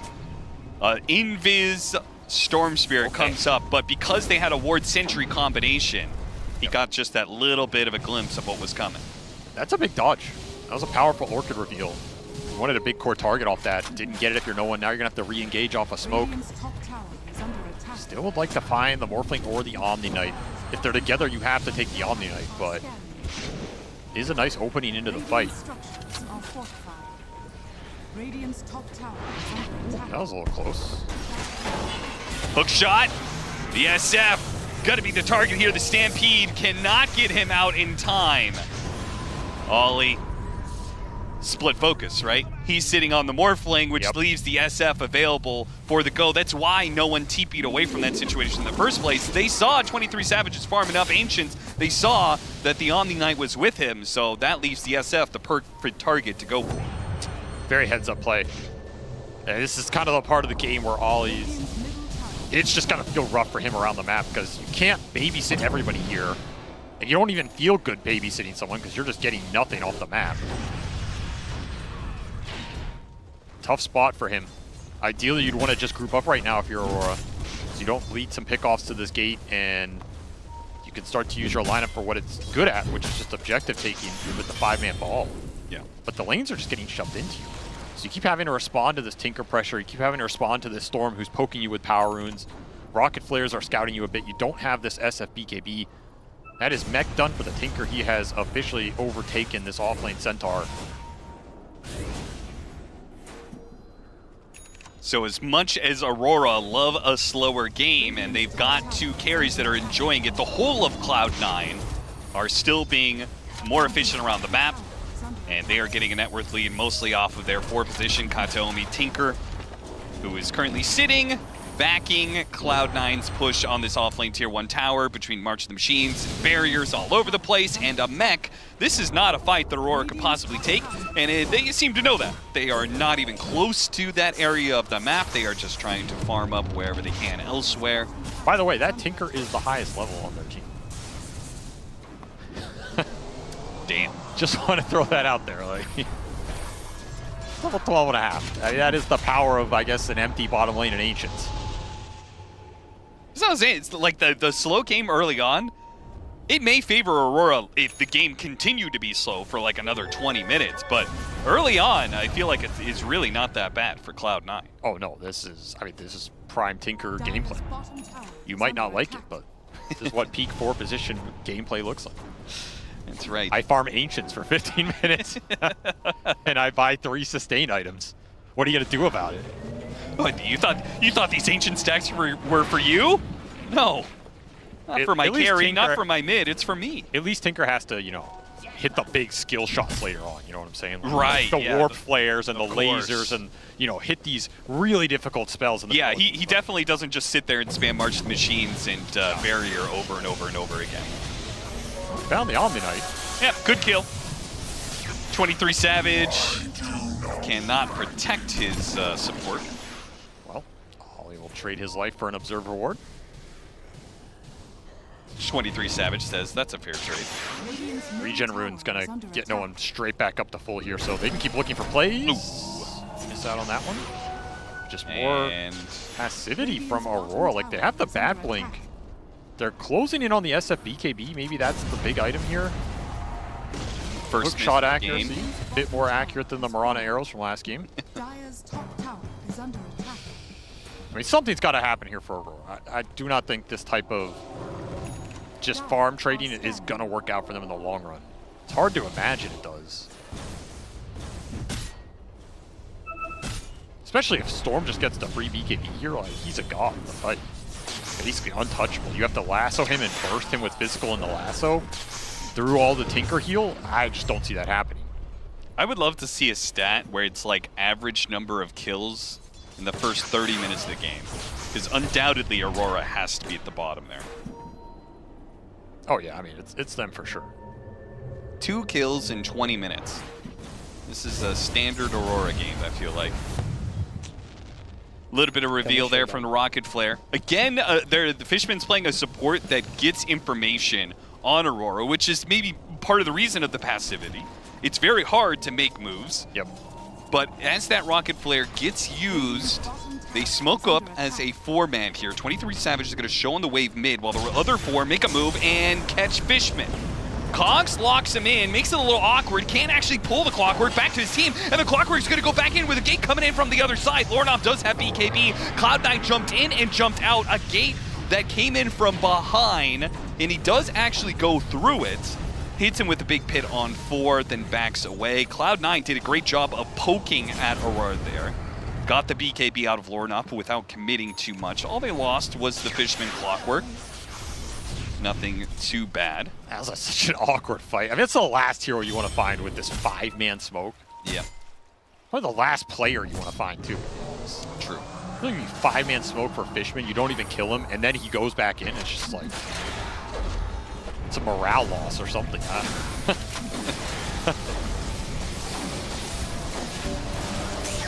I also like he went back in there, you know? Oh, yeah, it was a bold move. That's the Fishman way, you know? Oh, you think you didn't get me? No. You will get me in here. you will kill me. If your gank's not successful, I will make it successful. And you're gonna feel bad about it. Yeah, that's the sad part. It's like every time you kill Fishman, he makes you feel bad about it. I mean, they got the SFBKB. Like, I don't think Lornov's happy about this gank, you know? We got a Tormentor here out of the Morphling, fairly efficient. 23 Savage still pretty farm. There's some okay heroes to steal in this game. This is a scary late game carry. You're gonna have a lot to fight through. These auras are stacking up. You get this pipe on the Underlord. The Grease is already done on the Tinker. It's a really nice shard that they got. The Omni-Knight shard, the purification, like the double purification. They did nerf it recently because it was too strong, from 75% to 65%, but some decent value, though honestly, I feel like you want to see this Bat keeping up with the Tinker. I know you probably can't do it 1-to-1, but that would probably make Aurora feel a little better if Q could get out on like deeper parts of the map and kind of match some of that farm. I mean, I think Aurora would feel better if the Centaur was able to keep up with the Tinker at this point, but I mean, what can you do? You've just had less map space to work with. Cloud9 have controlled the power runes, are constantly pushing in mid. Tinker's constantly pushing in all these random lanes that are not where Cloud9 want to go in group. Like right now, he's pushing out top as Cloud9 group bottom for Roche. So you're maintaining your map control, constantly pushing the waves in, and then he can join all these moves. That's the power of the hero. Yeah, it really does feel like deja vu from game 1, where it's like Cloud9 very early took more map control, and then use that, like, you know, they hold 60–65% of the map, and then they use that to be able to out-farm you for these longer droughts between action. They're once again going to be able to take very early Tormentor into very early Roshan. It's like the exact same timings. Yep. We'll give it to no one here. They're aggressive fight starter. Don't need it on the BKB Windrun Windranger, who in theory shouldn't die in the fight. It would take a lot to bring him down at the start. Do have your Blink Shadow Fiend. I mean, if you can land like a good hoof stomp, you don't have that Kaya super speed, but yeah, could still get some combo action. It does feel like this time around Aurora should be able to fight earlier and more often than they did in the mid game of game 1. Okay, well but that's irrelevant. What? I mean, saying Aurora should be able to fight earlier. That doesn't matter. I think they're going to. Will they fight they're early? smoking up. They're going for it. I can't wait till this lands. Another 5-man smoke on Fishman. Fishman, where are you? There's a smoke for you to tank. I mean, Cloud9 feel like they know this is coming. And they're pretty grouped up, pre-barriered. Yeah, that is not a target you can jump status resist. I've never seen a more defensive smoke. Oh, this feels so bad right now, right? They smoke back to their triangle. The problem is every time you make one of these plays, it's everybody, your lane just becomes worse. The Tinker gets more off the map. I just can't believe if they didn't want to go on mid, that they didn't like push up into the enemy jungle and see if they could catch somebody on like the tier 2 area or the sides of the map. They just straight up saw like 2 cores mid and said, nah. This Ward player it's coming soon. He already has Aether Lens. You got to remember this thing can just perma-root heroes. Yeah. It's going to make the Morphling so sad in the fight. We saw the anti-synergy in the series yesterday where they had Bat Rider and Tinker on the same team. Yeah, and the Warp Flare killed the lasso. But here, you could actually kill the... I'm not sure if it works, but you could kill the enemy lasso, maybe. Warp Flare. No one is trying to make use of this Aegis.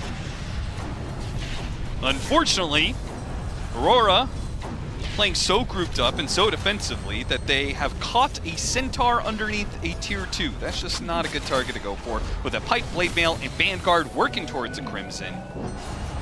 And an Omni Knight behind him, there's just no way you're gonna really force this, so. Chilling out for now. This has got to be one of the weirder Aegis periods I've ever seen. I would say another difference between game 1 and this game is also the fact that Aurora feel a lot better going late game, right? I think, just because difference between Windranger and Luna, they also have like SF and Morphling scaling up. Like I feel like the pressure is on Cloud9 to be more active than they were. Yeah. Tempted go on to 23 Savage with the Orchid. Not going to be good enough initially, but with the follow-up there, Shackle Shot, Hook Shot, Cox pushing him backwards, Rod of Atos holding him in, then a pit, and a disable after disable after disable that will finally bring down the Morphling. Just infinite root ability. Need the BKB on the Morph to even play this game at this point. That's a big pickoff. You say you're happy you're going late here if you're Aurora, but not if you bleed out a network lead on this map. You've kept it pretty close so far. I will also say this Windranger in the late game it's no joke. Like we saw what this hero could do yesterday, particularly in that game in series. You just get to this dataless Ags late game, you run in, BKB Whirlwind, everybody's getting crit down. It's nasty. Yep. You have some Guardian Angel to play with and some stuff, but you don't have the big Aura Fire really, so it's gonna be annoying. I mean, the Crimson Guard's gonna be pretty effective from Centaur. You have Centaur. Yeah, he's gonna give you a lot of damage block with his no boots, all strength build. This is a good Crimson carrier, so you have that to fall back on. I mean, I almost forgot the Centaur was in this game. Yeah, that's fair. That's fair. I don't know if he's had a lot to do. I mean, this is a game that you probably could have taken a 20-minute nap and woken up for the conclusion at 45 minutes to see what happens. Amp damage room though. Ooh, are they gonna do anything with that? The Crimson's done. Of course they're not. Hey, don't rule him out right now. Never know. Like 23 Savage is already moving away from his team. Aegis gonna run out here. 28 minutes, Aegis running out, amp damage room. If they have a smoke, I feel like this is definitely a time to use it. But, yeah, but how do you... Like, you don't have a vision mechanism. You just have to smoke into them and jump somebody with bat. I feel like that's been the problem the whole game. Like, that play is not that simple. Isn't it? I feel like Cloud9 are spread around the map, And there's always somebody farming the top part of the map, you know? Maybe it's not, you know, the target you actually want to go for, but it's somebody. Tinker just makes the map difficult to play. Makes the jumps hard too. I mean, you got to be looking for it, but yeah, that's fair enough. The map all your lanes are pushed in constantly. They do not have the best wave clear on the side of Aurora, nor the best mobility to push the lane and then quickly get to some other part of the map. So instead, accept the waves that are pushing into you. Accept the mana from heaven. Continue to build up gold. Cloud9 are obviously not shy about doing the same, because they are getting the better exchange of it when it comes to net worth. I mean, if you get this Morphling BKB in time for Roche, Daedalus is done for the Wind Ranger. Both these carries are kind of hitting a nice little peak here for both teams. I think neither is going to want to give up this next Roshan. It's going to determine a lot in this game. Well, I didn't think Aurora wanted to give up second Roshan in the last game with their BKB timings, but they did. Yeah, I don't know what happened with that one. I don't know if they know. So we went back to Yashikaya on the SF. So we are still looking with this Requiem build. It's just started off with a Drag Lance. Okay, here's the play you were asking for. The smoke to top. Will it be good? Will it be good to smoke into an Underlord next to a Tier 2 tower? Is Cloud9 going to rotate back to it? No, because they found something else. They were also making an aggressive move. They ran into the Centaur, and Jabs is going to be able to get off his full swing of spells. He may still be dead, but his team is coming into it. Fisherman really goes and hits the hook shot onto the Omni Knight. A Requiem goes out, but most of the Cloud9 heroes have already popped their BKBs and backed away, and they're trying to get 23 Savage. Big burst of damage, though, brings down no one. They do manage to hit a Shackle. Ooh, that finishes them off. A big crit from Watson. Nails him right as 23 Savage is looking to wave farm away, and another rune comes out. The SF, we talked about it, once the BKBs are down, there is seemingly infinite number of disables. A Shackle shot that lands. Can anybody stop Watson? No, he just mows down hero after hero after hero. Watson, God, he just absolutely took this fight over. I'm not even sure if that crit went through the Wind Run, because 23 Savage damage. He had stolen Wind Run there, and he got shackled down. I think it was running out right at the end. But that is a timely crit, a timely set of disables from Watson. I think every shackle landed that fight. He's still looking for more. I mean, this might be a little too much here. Yeah, he doesn't have Whirlwind yet. Look at the poke. It's Wind Ranger, man. Once you have this Daedalus, you are just disgusting in the fight. Yeah, the Omni Knight, I think, they mass TP'd into that fight, and he did have his ultimate up, but he just got hook shot so quickly. Shout out to Fishman for recognizing that play. Omni Knight comes in, boom, instantly hook shot, no chance for Guardian Angel. That was huge. Or any purification saves. That would have made a world of difference. See, 23 Savage, he pops Wind Run here. I feel like this crit just went, I don't even know, like, it timed out or what. And the Warp Flares, I mean, they're going to start to add up if this Tinker's still alive towards the end of the fight, too. Yeah. Cannot sleep on it. Lornoff not doing the best positioning there. Really set himself up for the Shackle at the end. That didn't help him, but got off the repel, Ollie. He has got to be really quick on the fingers, as you could see from what happened in that last team fight. There were multiple jumps by no one to try and get this Omni Knight.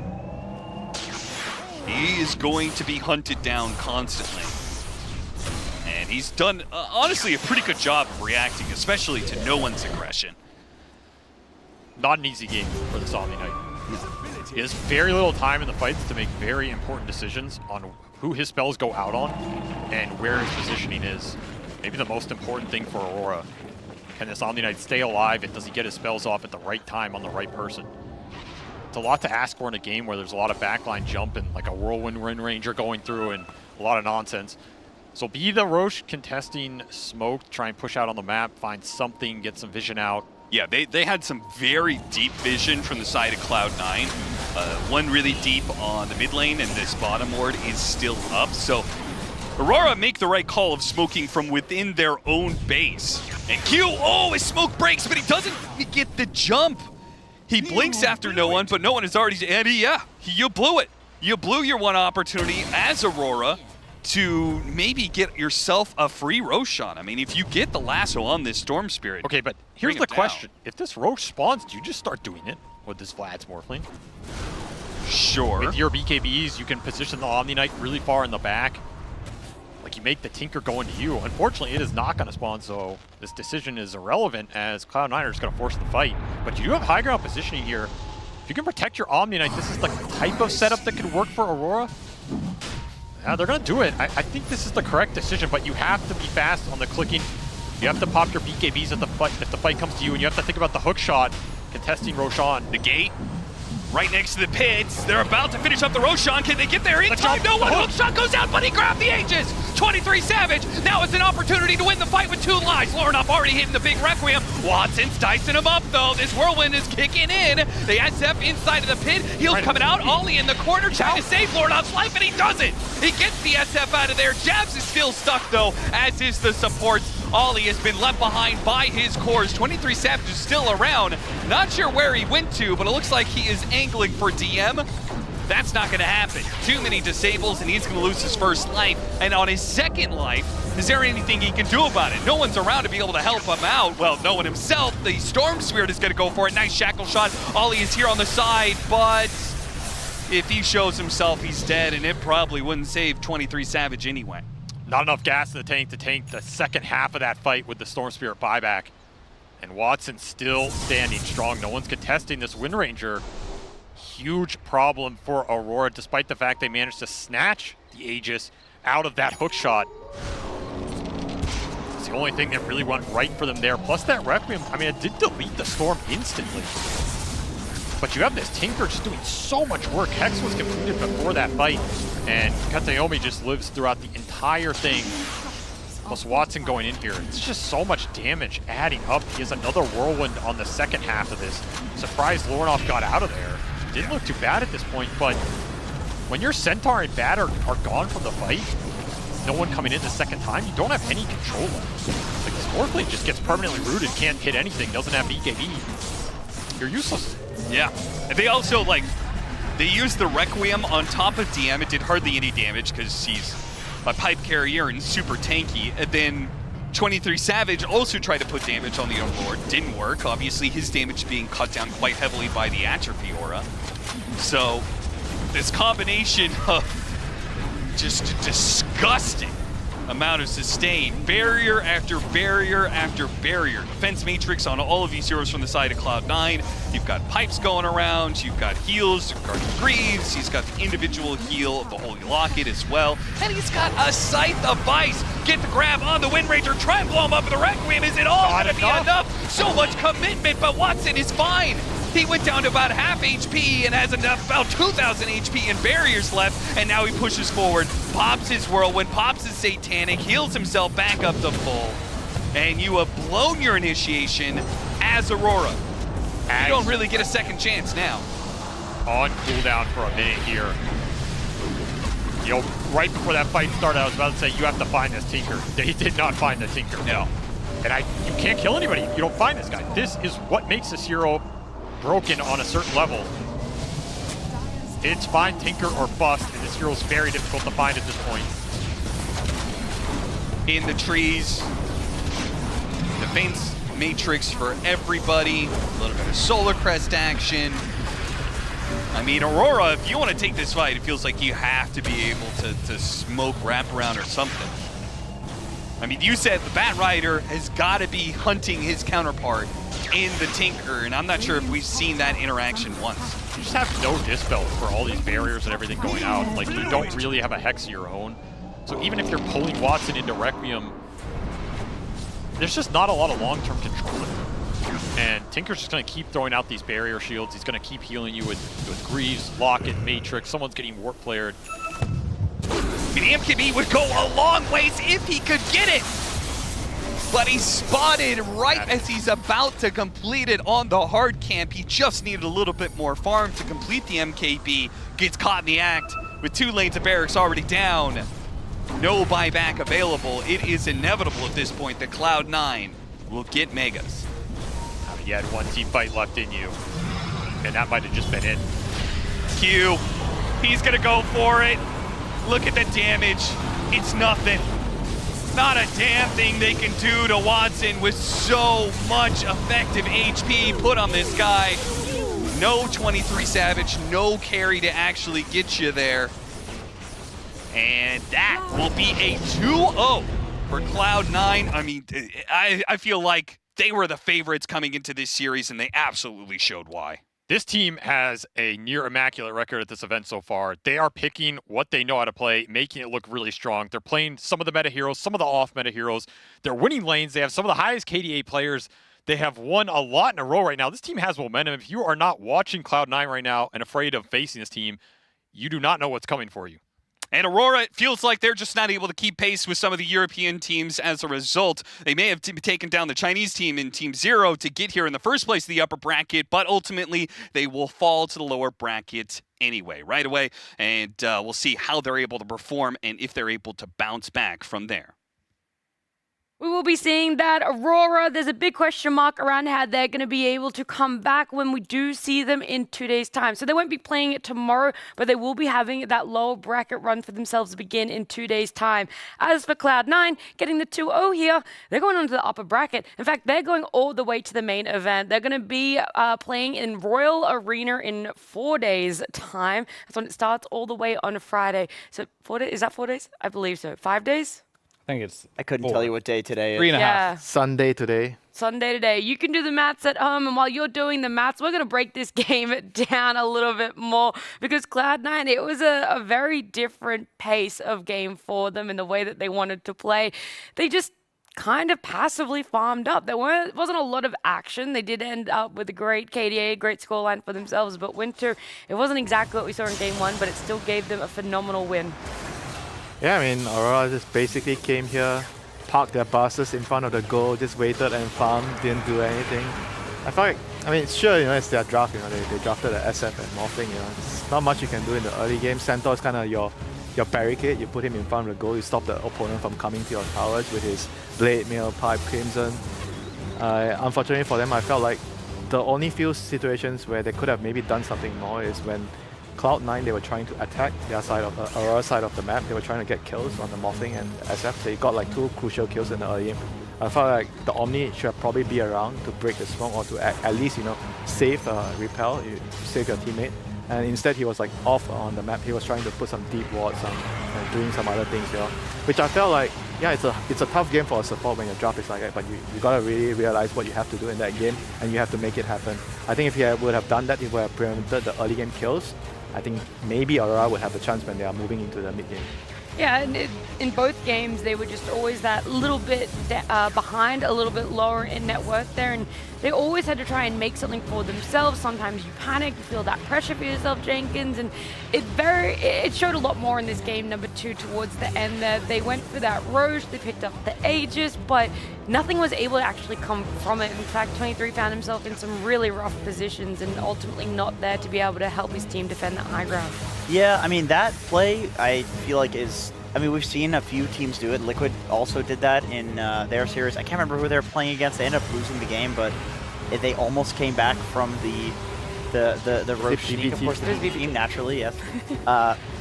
So teams do this, and it is something that shows composure in that moment. I think for the rest of the game, there's a little bit of a lack of composure from Aurora, but the team that is composed was C9, because their response to it was like, okay, they snuck Aegis, sure, but we know that we have such a lead and such an advantage right now that even with the Aegis, like, we can kill this Morphling twice. Like, they're going to use so many resources to get out here on the map. They're going to be positioned in a way where, like, 23 Savage is isolated, that we can kill him despite the Aegis. And that, like I said, that's just something that requires you to be very composed to make that call. Something else that was really great across both games was Watson's performance. Carry here for Cloud9. He was on the Luna in game number 1, and now the Wind Ranger here for himself. In fact, that Luna went completely untouched in game number 2, and he was like, I want to show that I can also win on a different sort of carry. Yeah, this is a very popular hero still, and a lot of the big counters that we do see, like the Centaur, didn't really work out in this particular game, but it also felt like it was a classic game to play Wind Ranger, but what he was playing against wasn't necessarily threatening him either. So he was able to get everything he wanted in this game. His laning stage was good, transitioned that into a good mid game. He had the Gleipnir, which helps his team get kills. And I kind of look over at the other side here for Aurora, and it's like, yeah, your mid lane's an SF. He doesn't really provide much control either. You don't have your typical Gleipnir type of hero on your carry. You have a Morphling, you have an Omni, and then so at some point, Watson, there's no control for him. He just runs in with all his spells, and sure, Crimson is good against the hero, but when you're that far ahead, it's not going to be enough. And I think Kataomi was also very important in this game. They have a really good formula right now. It's like, Fishman, you're going to be on Bane, you're going to be on Clock. These heroes don't need farm, right? Not at all. So Kataomi is going to play these Winter Wyverns, these Tinkers, stack for himself, get really, really farmed. He had higher net worth than the Centaur offlane, so it's working for them. Yeah, well, you listed a lot of that players, but one player you didn't really talk about a list was DM, and luckily for us, we're going to get to hear from him himself as Nomad is joined by him. Thank you very much, Nat. Yes, indeed, I'm here with DM, who has just made it to the main stage of the International. It's going to be a first international appearance in front of a crowd on the big stage. How are you feeling? I'm feeling amazing. Obviously, like, big love to this tournament. Everything is going cool, and maybe with viewers it's going to be even better. Hope so, hope so. I mean, it's been a fantastic vibe, it feels like, from all of you guys. You know, every time we're talking to the Cloud9 guys, everyone seems pretty happy. You know, is that what it's like in the practice rooms and everything? Yeah, everything is amazing. Practice rooms are big and very, like, comfortable for everyone. Yeah, so tournament is nice. It's much better than it was in Seattle, to be honest. So I respect it. Great. Enjoy the tournament, absolutely. So, in terms of your team, you know, who do you think is the standout performer? Who's the key to your success so far in Cloud9? I think our mid laner is doing a huge diff in every single game, which I see. So yeah, I can name him, but I think everyone is playing very well. Like, let's say Watson is a bit of skitter mentality right now, player. Like, he is using Arcane Boots and Gleipnir very well, so it leads us to having early advantage into game win. So I can admit every single guy from the team. Yeah, of course, it's always a team effort. But so would you say your character player is kind of like taking a step back and enabling no one to kind of really pop off in these games and take the limelight a bit? Could you reply a bit? You said too fast. My bad. That's all right. That's on me. Would you say that your character player is kind of taking a step back a little bit and allowing no one to kind of take over and be the big playmaker of the team? In some games, yes. Obviously, like, let's say he played Luna today, he was like pure carry, you know, like super standard. But the game after, he played Wind Ranger and he was doing an amazing Arcane Boots into Gleipnir combination, which led us to having resources and disabled to kill heroes. Yeah, absolutely. It looked fantastic. And of course, now you're on a 4-day break. What are your plans? I want to have some look on the city. I think it's quite beautiful. Also, I'll combo my Dota games with Deadlock, which is also amazing. Like, I really like this game. And yeah, I'm looking forward to having some more matches on Hazer. Amazing hero. All right, multi-game drifting a little bit here, but yeah, that's DM. Very excited to play on the main stage, and we're very excited to watch him. Back to you, Nat.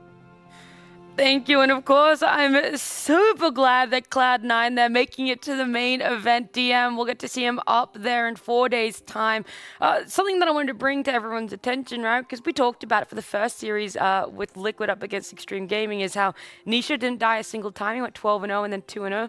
Watson did the same thing. He went 12-0 in his first game, but then he went 9-0 again. So right now, there is a bit of a consistent theme in these matchups, how there is that one standout player that is going deathless, putting up a phenomenal performance. Yep. Back to you, Jenkins. And he was playing like an insane maniac, too. Like, in the Windrunner game, he has no BKB, no Satanic, and he goes in with Whirlwind. It's like, what are you doing? You're trying to die, man. But that's the thing. He trusts his team. If you were on his team, would you flame him? Would I flame him? Yeah. I'd probably, I mean, I just flame everybody in general. So yeah, but he played very well. He played extremely well. I think that there's a level of trust that is required to do such behavior. And that's the thing, is we talk about these 10-0 players, these deathless players, but they have the supporting cast of their team that they know that they're going to save them.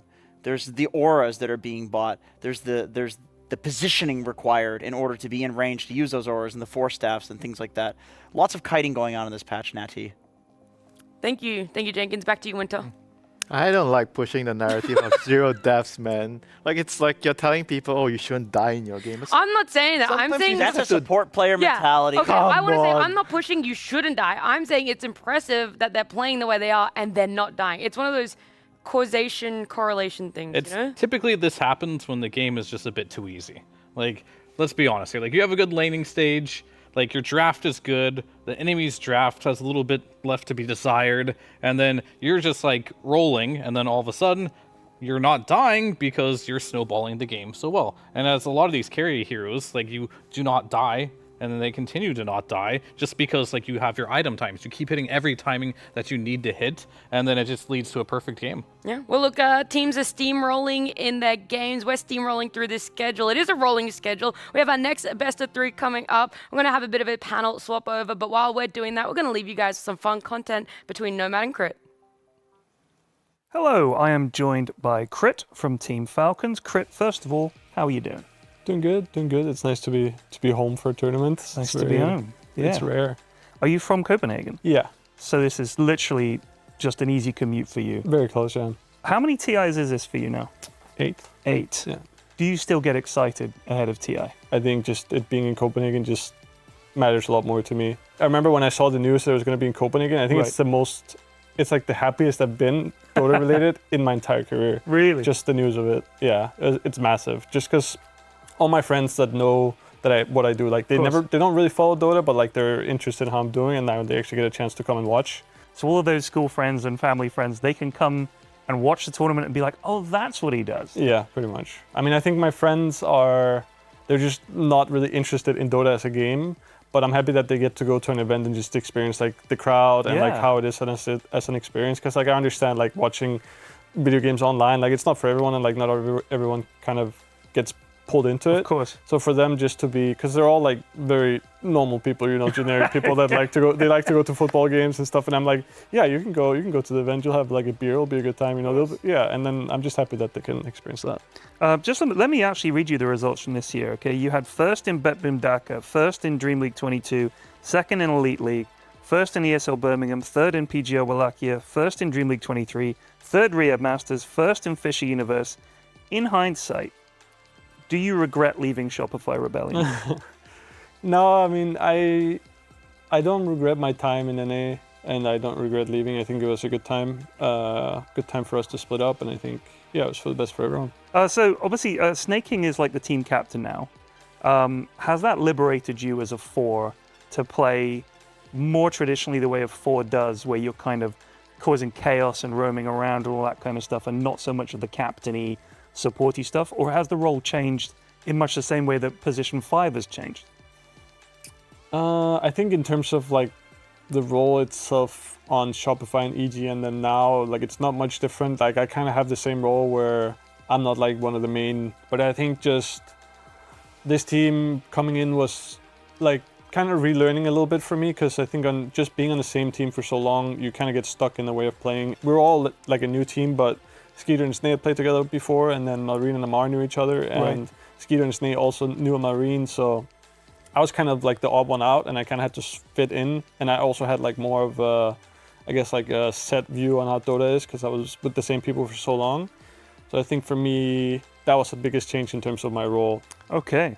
And I suppose if you could just sum up how this season has felt for you in general, were there any lows, or has it just pretty much been riding a wave of highs the whole time? Because that's how it's looked. Yeah, I mean, I think there's always lows when you compete. I think, like, thinking back on it now, it's been a very good year. Like, there's always like some lows, and you lose the tournament. Like when we got third in Bucharest, I think was a little bit low, just because we were good enough to make it to the grand finals, and then we lost. But at the end of the day, we were playing with a stand-in, and then it's not like I look back and like, oh, that was miserable. You know, it's more like in the moment, like you feel a little bit bad about it, and then you move on. So I think, I mean, this year has just been very good for us. It's been very enjoyable, and I think it's hard to not have a good time when you're winning in Dota. It's kind of just eliminates that. I think that's the biggest thing about winning. When I talk to like Quinn as well, we kind of agree just like the winning is only nice because you avoid losing. Because like as soon as you win, like it feels okay, you know, but it's not like you're on a like euphoric state for like weeks. It just, that evening feels good, and then the next morning you're on a flight and it feels bad, you know, because you're leaving the tournament. And like it's just the stopping of playing is just not that good. but just not having to lose feels good. Not losing feels good. Yeah. Okay. All right. Well, thank you so much for taking the time to talk to me. I wish you all the best, Crit.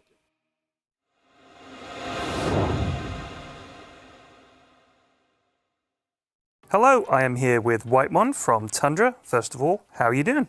I'm good, thank you. Now, I know that you've played in 3 different regions. You've played in C, NA, and now EU. A lot of people say that the differences between the regions are not as big as they used to be. First of all, do you agree with that? And secondly, what are the differences, in your opinion, between those regions? In SEA, it's like they playing kind of slow, so everyone just want to farming.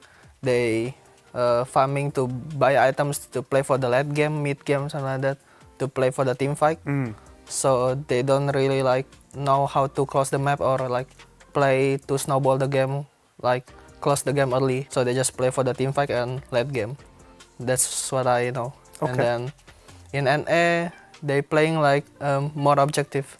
So it's like there's a pattern. So you need to take like tier 1 enemy safe lane, and then you need to take mid safe lane. You need to take mid tower, and then it's like objective, every objective, something like that. But if you like mess up, and then the plan is kind of like you don't know what to do anymore after that, something like that. So everything goes to pieces. Yeah. And what about EU Dota? EU is like we learn about how to close the map, how do you want to play the map. It's like how do you want to catch them, or do we need to catch them? Do we just take objective, or do we farm our timing, something like that? So it's like more details. More detailed. Yeah. Interesting. What are your thoughts on Ringmaster? I know obviously you're not gonna be able to play him, but what are your thoughts on Ringmaster? I mean, this hero is like this hero win rate is like so high because new hero, like everyone doesn't know how to play against it, and I think it's really good on supports because his spells is like, I don't know, have slow, have fear, and then second spell you save your teammate, and then untargetable, and the ulti is like AoE, stun, and damage. I think this hero still need to be nerfed. You think it's too much? He's got too much, right? Okay. Now I see that you have played quite a lot of Clockwork recently, especially since they changed the hero, I guess. And with that the new facet he's got, you can like shoot the cogs at people. I also know that you play a lot of billiards. Do you think that the fact that you've played a lot of billiards means that you're better at shooting the cogs at people? Do you think there's any overlap there? No, not really. Come on, you're shooting a little ball at somebody. It's kind of like billiards, right? Yeah, but it's not the same because in billiards the ball is like stop, right? But heroes is like moving, keep moving. So you need to like predict where they're moving. Okay, well if you say so. So you hit 13k MMR last month. Congratulations on that. Thank you. Do you think that it's harder to get high MMR as a support player? Because a lot of people have this idea that if you're like a mid or a carry player, you can just carry the team yourself. But you did it as a support player. Do you think it was harder? I think it's not that quite hard if you like playing like good lane, something like that. You know like how to like control them, because sometimes when you play PUBG, it's like they don't know what to do, right? They just want to like farm. They want to do their own things. So as a support, you kind of like need to command them, like need to control them, like can you guys come? Can we smoke? Something like that. So you're sort of captaining in the pub games almost. Yeah, sometimes like that, but sometimes I can just play like quiet if they like talk too much. So yeah. Okay, awesome. Well, look, I want to wish you all the best in the tournament, Whitemon, and thank you so much for joining me. Thank you.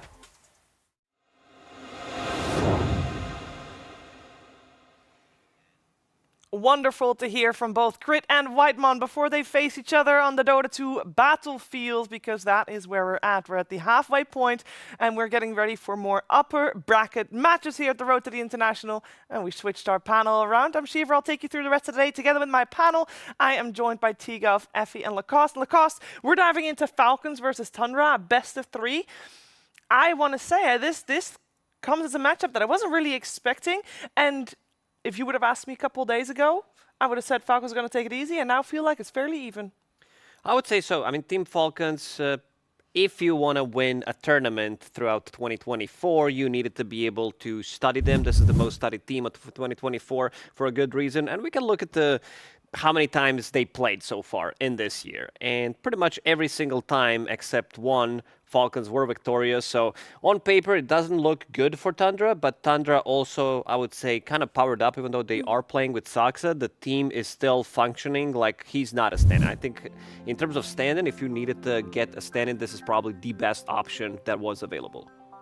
Yeah, I mean, Saksa's no stranger to Tundra either. Won a TI with them, but I do think that Lacoste is right, that the Tundra of the previous year was just every loss in every tournament they played was just a stepping stone to what they've become now, because it feels like they're very confident in their identity and their play style, and they know how to enable certain players on their team way better than they did earlier in the year.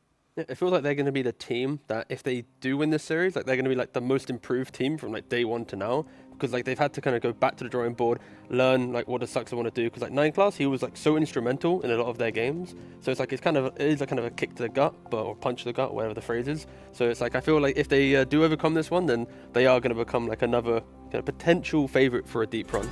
Yeah, we know that both teams, well, first of all, if you are a Dota player, you love learning about the game, because you always keep learning no matter what level you are playing at. And we know that both of these teams, and maybe in particular at the moment, Team Falcons is a team that is learning fairly heavily. I believe, Tigov, you did a little bit of a deep dive in what they're studying. Yeah, so I had a little look at the old pubs and see what they're doing, because I think nowadays at least pro players have shown such form compared to like old school, where it's like during TI it used to just be scrims and like maybe a couple pub games, but now it's like you always hit the pubs, you're always developing. And like during TI we're already now seeing like Ricky has been across the board, you know, Maureen, Skidder and Cret have all attempted it in their roles. Snaking, after seeing Team Zero play Bristleback 5, he's played it in his own pubs. We're seeing, you know, ATF playing Offlane Troll. You might go, why are you playing Offlane Troll during TI? Like, you're trying to win it. Well, Omni Knight's one of the best heroes in the game right now, and Troll Aghanims completely removes the Repel and the Guardian Angel. It's a hard counter. So if you can get that into your lineup, it's going to work out. So I think Falcons are showing that during, you know, the biggest tournament of the year, they're seeing things that are working in the meta, testing it out in their pubs, and they keep evolving. And for a team that people often say, oh, you only play 4 heroes each, it's like they are constantly developing, constantly testing, and at some point in a series, maybe now, maybe down the line, we are going to see these experiments kind of hit the game running. We heard just now, T, good reason for almost every hero. Effie, what could you think of the reason for Ogre being tried out by Snaking? Do you feel like Ogre is a hero that we'll see? Because that's a hero that Snaking's been practicing. Potentially, because Ogre fits the archetype of what we've been seeing out of Fives this patch, which is a strong melee body that you park in front of your ranged carries, because we are in a meta where ranged carries are reigning supreme, right? The Wind Rangers, the Lunas, the Drow Rangers, we've basically been seeing it all, the Mirana, and they've been just pairing this with the Marcies and the Clocks and the Tusks and what have you. But if those are taken out, and Luna's back in the meta, Ogre is a hero that really does enable that hero well. Okay, we'll see if it comes out in the upcoming series. We should be moments away from getting the draft. Best of 3 will secure top 6. I wanna focus a little bit on Falcons in the sense that they came in as one of the favorites, but they've definitely bled games here and there, Lacoste. What is it do you feel that they had at the start of the year that they don't have anymore? A little bit of a surprise factor, that's for sure. I mean, we've seen at Riyadh Masters, they did start the tournament with 0-4, and people started to already say, you know, Falcons, they're not going to go far. They still did, but this team always has some like new ideas, new things that they are going to implement into the game.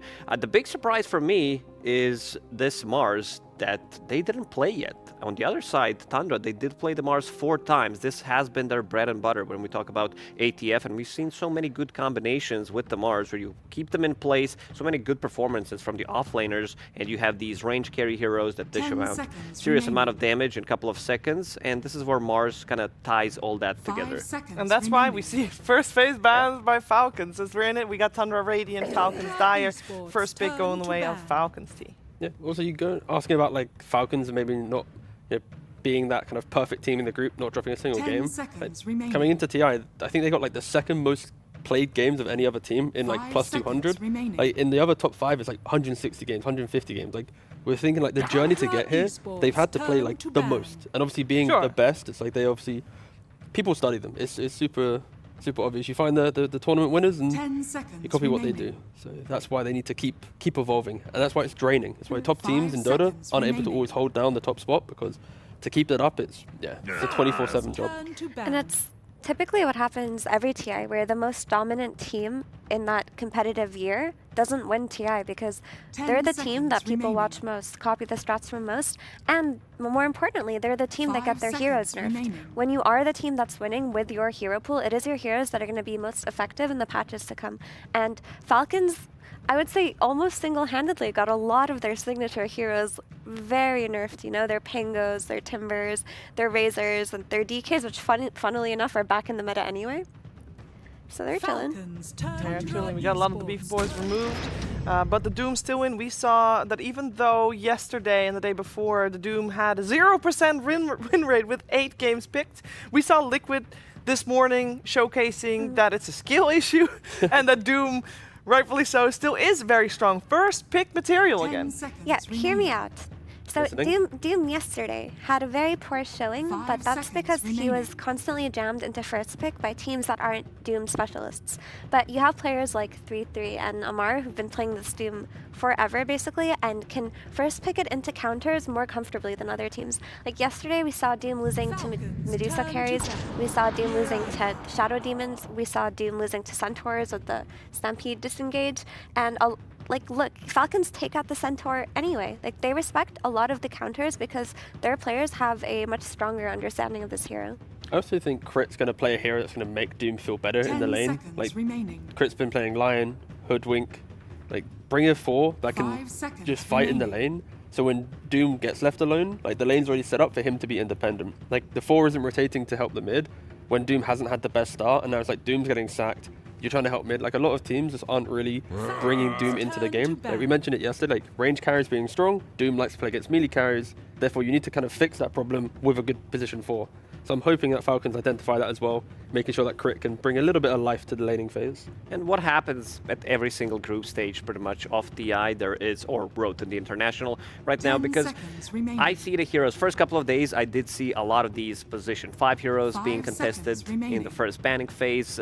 Morana, Lina, Windranger all banned out, and now you can see the difference. Most of these heroes are either carries or the offlaners, and still leaving some of those in the pool, couple of position 5s here and there, but that meta definitely shifted, which means that we're gonna shift, because we've seen the Luna being super popular, we've seen like Kunkka, we've seen Sniper day 1, day 2. People are not picking that hero, especially not in the first phase anymore. And also just the things like Omni Knights, Enchantresses, Wind Rangers, these things that were relatively unignored are being let through the first phase more than we're used to seeing, and it's because a lot of teams have developed their preferences for what feels best for them. Like Morana has presented herself as an extremely strong hero this TI, and Tundra, who haven't even flexed it once, are going for the first pick even though they've exclusively played it as 4, which means even though they've been running it as 4, the flex is still open to them too. Teams just find the building blocks for heroes, right? Like, what hero, like, rather than the hero that's maybe doing the most, like, what's the hero that sets up the hero to do the most? So if you take away the building block, then, you know, the meta kind of comes crumbling down a little bit, and that's where it's like, yeah, these bans, like the panel was mentioning, shows, evolution. It's quite nice. Tundra didn't play Morana as a position 1 yet. Yeah.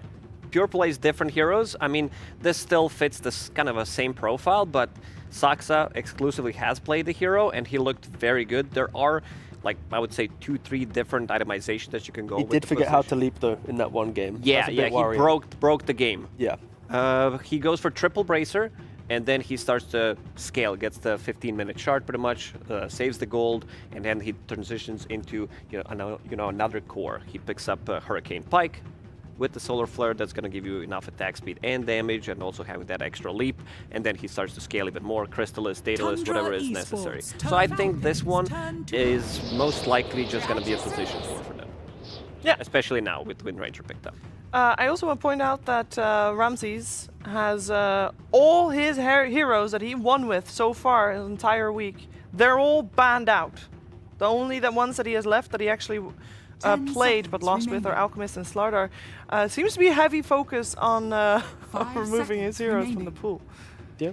Like I said about the building blocks, right? It's like, if you have that solid foundation, it simplifies the draft, and Ramsey's kind of morphed into that for this team, right? Like with the Mars or the Centaur, the Kunkka, like it's easy to pick without you going, now I need to fix the problem. Like this hero doesn't really create problems in your draft. If anything, it makes it easier. So yeah, now we're gonna have to dig a little bit deeper into the Ramsey's hero pool, but shouldn't be an issue with what he's You were got. talking about building blocks. I thought it was Lego because we were in Denmark. No, after exactly. all. That was a reference. Yeah. Okay.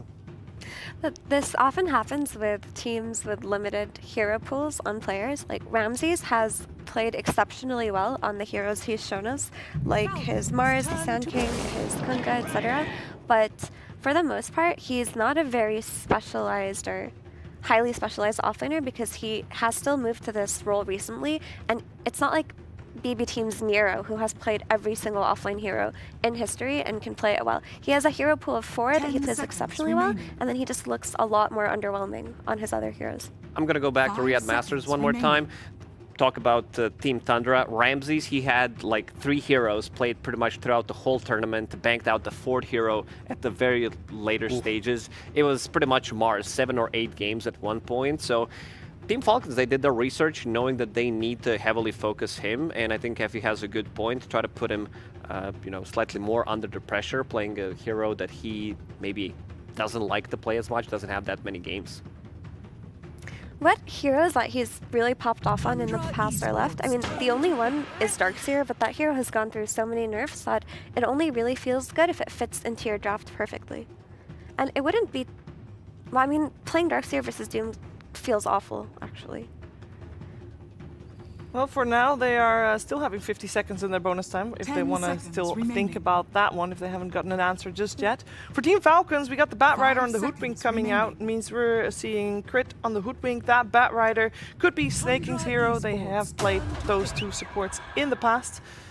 I like this a lot. I've been theory crafting something like this. How much Damaggio can you get? The answer is yes. The answer is all pretty much. Tundra, you have Sidekick, Alacrity, Wind Ranger, and Solar Flare. This is it. All they need to do is have some kind of a body in front to tie this lineup up. This is something that I wanted to see, didn't see. I was seeing like 2-3 heroes, then you throw in some Solar Crest, some drums, but this is insane draft from Tundra. This Wind Ranger is gonna go ham.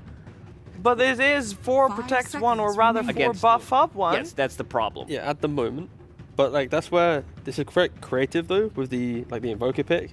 You sacrifice your mid lane because Ramses, and if you mentioned like losing his big kind of initiating hero pool, after those heroes, that's when he becomes like a carry from the offlane. Like he's played Slardar, he's played Alchemist, he's played Brood. Like his hero pool after the initiators is kind of the read the map, outscale your opponent. So if they are going to go for potentially kind of plan B or C, then you do need more information, because if they pick that type of hero in this position, Falcons have 2 picks to counter it, and Tundra just get picked apart on the map. So if they are going to maybe go a little bit creative, they need to open up the draft a bit more. So keep an eye out. Potentially Ramses is going to see all heroes and go, what do you want to play? Whatever he calls for, he's going to get. And that's where Falcons, they just need to just keep drafting for themselves here. They got the puck now to punish the the lack of lockdown. It's a lot of aggression here. Like Hoodwink, I wanted to see this type of hero to enable the Doom. That's going to bring good fight. Bat will secure your safe lane, and Puck will be the playmaker, the containment for all the other heroes to thrive. I love the Puck pick because if you look at Falcon supports in Hoodwink and Bat Rider, if either of these supports rotates to mid, you don't need both. With the Dream Coiled, Invoker should be killed very quickly and very easily before Tundra's supports can react. And when you look at the matchup of Wind Ranger versus Falcon's team, it can look scary if you don't have a means to just lock her down, and the Dream Coil goes a very long way in the early game to just rotate on Wind Ranger and kill her. And you mentioned the lack of lockdown T. It's a problem. You have a Shackle Shot, which is a projectile, easily dodged. You have the Arrow, which is a follow-up. Yep. The Rebound, which you see coming, you easily dodge too. It's a really scary puck game, actually. It is. I'm looking for a hero for Ramses, and I don't think there are many options available, especially after the puck pickup. They need, like, Centaur would be perfect, where you have, someone to disengage. Wind Ranger can run in, run back. Also great against Doom. Takes away the target from the carry, pretty much. So I'm thinking, maybe they need something different. Slardar has already been banned out. This hero hasn't been picked much, maybe not at all. Axe, I feel like they need a Blink Initiator because they need some lockdown for Puck, and the hero pool is getting smaller and smaller. We got Underlords in the pool. Yep. Tidehunter's still in the pool. Max Intervention's still in the pool. As far as tanky boys offlaners go, I'm having trouble coming up with more. Yeah, I think right now, like, Beastmaster might fit the bill. For the group behind, he can buy auras. That's one option. Yeah. I don't mind the Underlord just for the root, but it's like 10 seconds the remaining. fact that we're talking about the elusiveness of Puck. There aren't a lot of the big stunners 5 available for him to seconds pick up. remaining. So it's like you either stun the Puck or you just go forward. Or, they make it very fun. They go, Beastmaster gets banned out, but they go for Legion Commander, and then they just run around, and then you give dual damage to all your team. When you successfully go dual, you run S5, everybody gets all the damage all the time. It might be Don't mind too me. much damage. I think they haven't. They don't have problem with the damage. That's for sure. With all the buffs that they can throw onto Wind Ranger, they just need 10 seconds some remaining. lockdown because Okay. this puck could cause a lot of problems. I wish, hold up. Okay, they give okay. I can't suggest anymore. But I was like, if they don't pick a strong carry that pressures in lane, like, I wish Night Stalker was like slightly more viable. But that would be like the overwhelming oomph. But now with the Monkey King to like crush that safe lane to prevent offlaners from being a little bit more scaling, then it kind of breaks that apart. Oh, this Monkey King pick? remaining. Well, we were talking about the Underlord, for example. Monkey King is one of the best 5 heroes seconds versus him, and if remaining. you're looking for the build of a melee stunner that can either have an instant stun or buy Orchid, Monkey King counters any hero that you can think of that does that. So Tundra are kind of a pickle where their last pick from Ramsey is going to be underwhelming regardless of what they come up with. I mean, you need to lane against Monkey. Most of these offlaners are melee nowadays. The pool is almost non-existent considering all the bans that they did. I mean, Magnus could also work where you have, some kind of a way of escaping this Monkey King with the skewer. It's not the best choice, but they're also running out of time, so they need to choose. But It will be the Night Okay. Stalker. Okay, but you said you didn't like it anymore. No, but I mean, I love the hero, but okay, so this is me stretching. There you go, sorry. Is it also Tundra stretching? A little bit, but like the reason why I like the hero, because like the game, like vision, the amount of like pressure you apply is insane, but it's like, can you get through like the laning phase, like the first 10 minutes? Can you get to phase boots plus one item to then dictate the game? And clearly Tundra have together gone, we can get there. So I respect the fact that like they know this hero is good if you can, hit the beats of the weakness of the hero. So I like the hero. I hate the first 15 minutes. So if they can do it, then cool. Night Stalker will be able to lock down the puck. We've mentioned puck is such a key component, right? Yeah. Do you really buy BKB within your first 2-3 items on this hero? No. Therefore, if Night Stalker can actually survive, then it's going to be really good. But can he survive though? I gonna be thought hard. this hero's dead. I think he can survive. Yeah. I think it's not a bad Night Stalker pick at all. Like, the lane versus Monkey King can be tough, but he does have a Mirana support, and Night Stalker is a lot tankier than a lot of the other melee offenders that we think about, and really all he needs is to hit that level 6, go with his silence, kill the puck, and he'll have a game. All he has to do is just not feed on that offlane, and 1 or 2 successful nighttime rotations with darkness, and he's in the game pretty well. It solves a lot of the problems they had, and it scouts Monkey King in the tree line with his ulti, so I like it. He's going to have Night Rain facets. So first 5 minutes, something that Night Stalker always was very bad at was playing the lane. Now he can't put the pressure. The lane is not as bad as you would think first 5 minutes because it's going to be nighttime. But also the biggest part, the biggest nerf, also I would say this is one of the biggest nerfs we've seen recently is especially to the Night Stalker because he doesn't have that refresh anymore on his ability. So you need to use your silence. You don't have the second silence. But overall, I think I'm going to go with Tundra. They're cooking. I like the first 4. 5th one is not the strongest hero right now, but I think they're onto something. Okay, let's see if the coach of Falcons agrees that Tundra is onto something. We're heading over to Pyrian, who's with AY2000. Yes, I am, Shiva. Aoi, let me just ask you, first of all, haven't seen the drafts. Did anything that they came up with, were you expecting it, or was it kind of a surprise draft from them? I mean, we were not expecting Night Stalker 24. Honestly, I haven't seen this hero in a single pub. Sometimes that means the hero's really bad. Sometimes it means that they have like a specific idea that they saw in this game.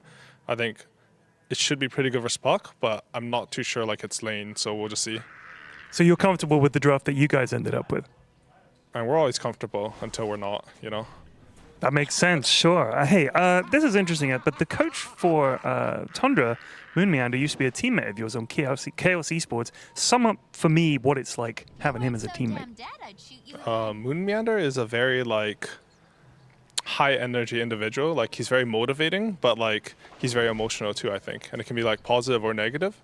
And I think like for me, like he fits the coach role at Tundra a lot because I think he'll energize him, and I think he's a really good drafter actually. So I think that helps him. Do you feel? I feel like the standard at this TI has been extremely high so far. Would you agree with that? Honestly, not really. I think a lot of teams, including us, aren't in their best form. Like I think teams, I don't know what it is. Like there's just something like it's not as clean anymore. Maybe that means the standard is high and it's more competitive. But I think like there's a lot of like unforced errors this TI that I've seen, including from us. So.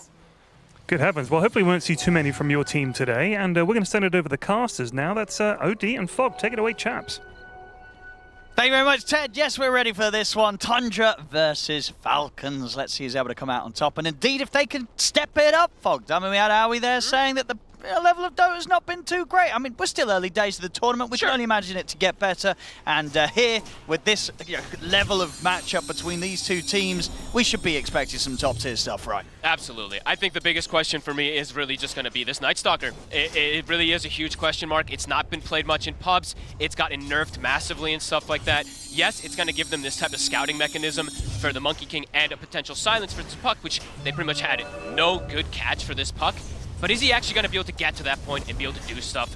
We'll have to see, because it does feel a little bit risky. The rest of the lineup, it's very oriented around buffing this Wind Ranger, making her be that absolute monstrosity, but I don't know, Night Stalker is definitely a tougher hero. We'll have to see how Ramses can make it work. Well, that's the thing. How prepared do you think they were? Oh, there we go. First blood's going to end up down bottom. Crit is able to take out Whitemon. Got to keep our eyes on him. Crit on his hoodwink can bring out some pretty spicy stuff. He's off to a hot start down bottom. Yeah.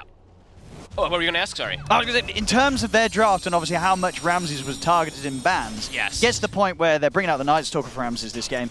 If you're Tundra, do you think this was something you're prepared for? Do you think they've done games with Night Stalker behind the scenes, or is this kind of like we got to pull something out that we, in most situations, haven't been forced to play? Like, are we seeing other teams heavily target Ramses as much as Falcons did today? I haven't seen teams target him as much. I think they've done a lot of information just because of those dominant, like the Mars. I think he's been the one who popularized it the most. But I want to say this was like, oh my goodness, we need something for this puck. Oh my God, what's left?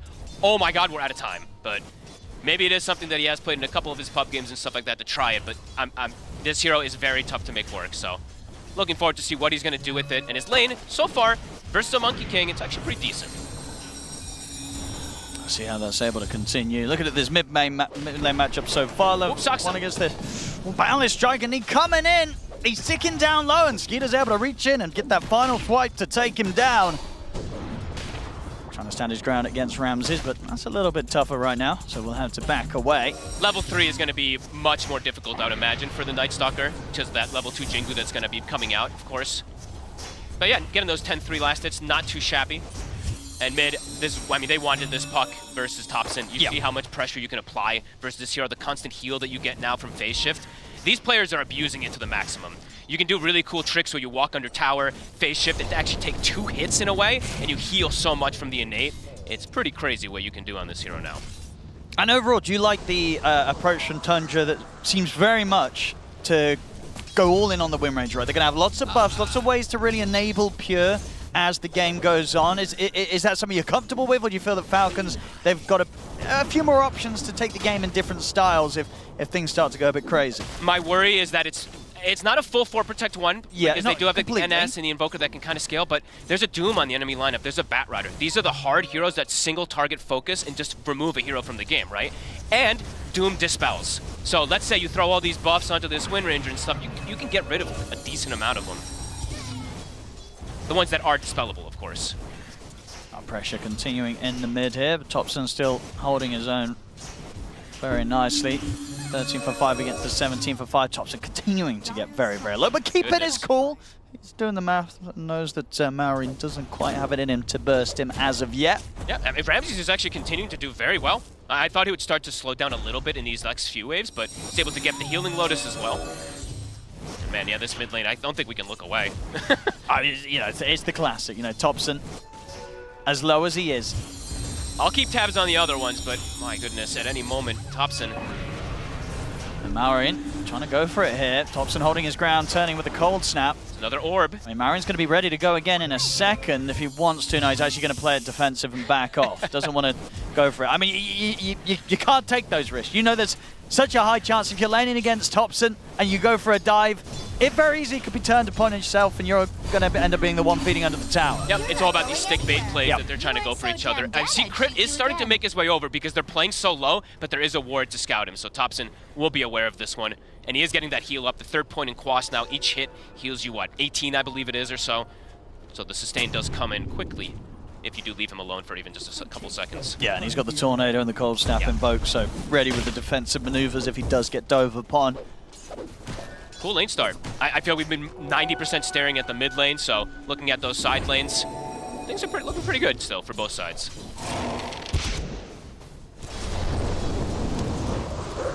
Not quite able to get the nice pulling down to Pure indeed, making sure that the bushwhack doesn't connect from Crit. Daytime in 1 second, and they're going on Ramses immediately right before it. And with the Jingu building up, the Boundless coming in, a couple more hits. He's healing up Ramses, not enough though. Skeeter's able to dive under the tower, take him down. That must have been a coordinated move at because it's 5 minutes and 8 seconds. They know there's like 7 seconds left on that nighttime, and they make the move right away. Very cool stuff there from Falcons. And yeah, we keep seeing these tree cuts from Pure, trying to at least protect himself from getting caught from some of these bushwhacks.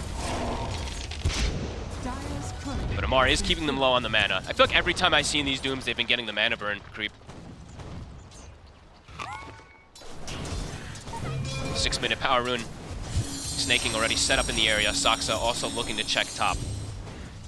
And I guess with the levels now for Thompson, he should be able to pretty much stay at full HP. You know, the burst from a puck, not enough to threaten him. It's going to take heavy rotations to try and do something. So Wasp Marion will still hold the lead. Thompson, he's probably going to start catching up, and we can see already getting a lot of denies in this matchup. Which means he's higher level, so he's actually kind of ahead because of the way the Mastermind works for Invokers. So those 12 denies are actually pretty important. So pretty good stare so far there from Thompson in that matchup. And yeah, both level 6 now. Be able to see what they can make happen with these moves, because got to be careful how you overextend versus either one of these are excellent counter gankers, the Invoker and the Puck. So these side lanes do have to watch out how far they make a move.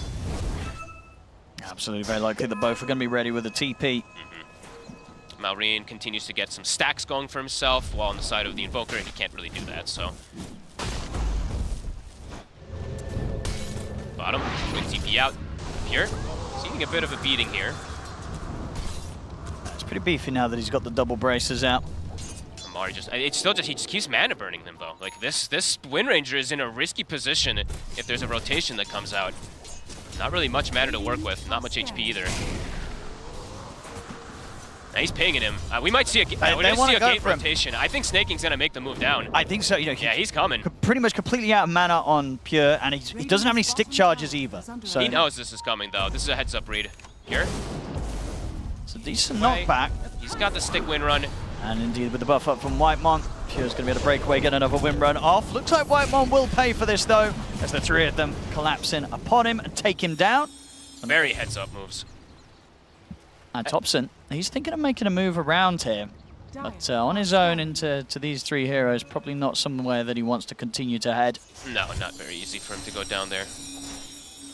And seeing the build, okay, so I was wondering what the itemization was going to be from Ramsey. It might just be a phase auto blink build, just because he needs to get on the puck. That could be pretty cool. Sentry's down, Thompson. I wanted to stick around for the power rune. It ends up spawning at the top. Now the fight will kick off as Saxon Pure turn up to back him up. There'll be the Dream Core down onto the two of them, but they'll stand their ground. Be able to take down one. Indeed, the three-man bushwhack coming in will allow them to take out Thompson in return. Boundless strike down on a Pure, but the win runs there. Jump forward with the waning rift. Mallory continues to attempt to stay on top of Pure. Jump forward as well from Skeeter. Pure can have another win run in a few seconds. Jumping from Whitemon holds them back. It's going to give Pure the space to back off. The sacrifice. But indeed, once again, Whitemon's going to be the one to die for that one as Falcons, they'll pick up a 6th kill. That's 3 now on Whitemon very early on. He's giving his life for Pure, which is all important, but even these kills does hurt. Amar is level 6 now, does have the Doom at the ready versus Pure, and they're stalking him. Skeeter still has full Jingle stacks. They really want this Wind Ranger. And yeah, this time round, Pure unlikely to have much backup at all coming in. He'll make him work for it at least a bit, but inevitable that he's going to get caught. Skeeter, another kill to be found. Top lane, dive coming in here from Ramses and Thompson. They'll be able to punish the fact that Snaking's been left on his own as pick up the XP on this lane, so some action to be found in return by Tundra. A kill's a kill, but it is that 5 position, so, I mean, we do see Snaking, of course, die like that quite a bit. Tower is still pretty healthy. Are they going to look to set up for it? Trying to get as much damage as possible with Ramsey's ult active. Alacrity thrown out too. Yeah, they're bringing Doom. Tundra. Whitemon, careful. Starting to get a little bit lower. Mars is able to drop down the Doom, but the Ghost Wall was immediately there. So with the Invis up, should be able to sneak away and no follow-up damage, so Thompson will survive. That was very quick fingers there from him. Yeah, immediately getting that Ghost Walk off. But the lanes are, after already these lanes, it's a 3K lead here for Falcons with the quick moves that they're making, the swings across the map from Skitters. I mean, Amar, he'll tap him, but... Respect smiley face there for Thompson's escape. Thompson, he just walked into tower range. Okay. That was a little weird. And Pure is just very shut down so far in this game. And they do have lots of different, as we were mentioning, there's lots of ways to address this Wind Ranger in this game. The Doom, the Lasso. Doom in particular is always going to be good because it's got that basic Dispel, removes Wind Rune, removes any buffs, gets the catch onto her. So, yeah, Pure has to be a little bit more careful with the positioning. Now looking to enter into the Ancient area. Okay. Thompson's got eyes on Amar. Nice Jump sneak. forward from Saxa. The Starstorm actually misses because of the tornado. Indeed, the spells weren't quite there in sync with one another perfectly. They'll still get the kill, but this has given time for Falcons to respond. I'll drop down the Wukong's command. Thompson's able to get out of range of it. Pure? They can catch him, and with the Bushwhack and the Sharp Shot coming in the Dream Coil as well, they've got the lockdown. Whitemon's going to try and jump in and have the control to take out the puck, but they can't threaten Maureen. Maureen's perfectly fine, jumps back up. They've killed off Whitemon. Pure will manage to escape this again somehow. I mean, Whitemon doing his best every single time to bail Pure out, and it's working. I'm surprised neither of those two cores I thought they were going to have him. Either Pure or Thompson to be taken out there. Now Ramses, he's got the blink. They see it with the ward. This is their option to be able to kill Maureen. As we see there, he's very elusive in the fights. Not many disables to be able to catch him. Now with this blink, this could be the difference maker for Tundra to try to catch him. And they do have nighttime for 3 minutes or about 4 minutes.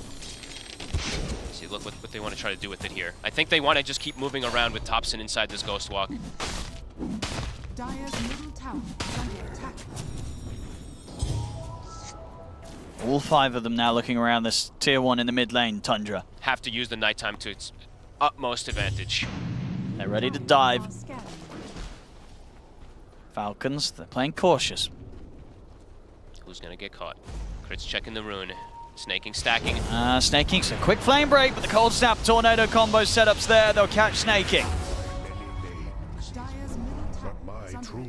With that, they can continue this push in the mid. Should have this tower finished off.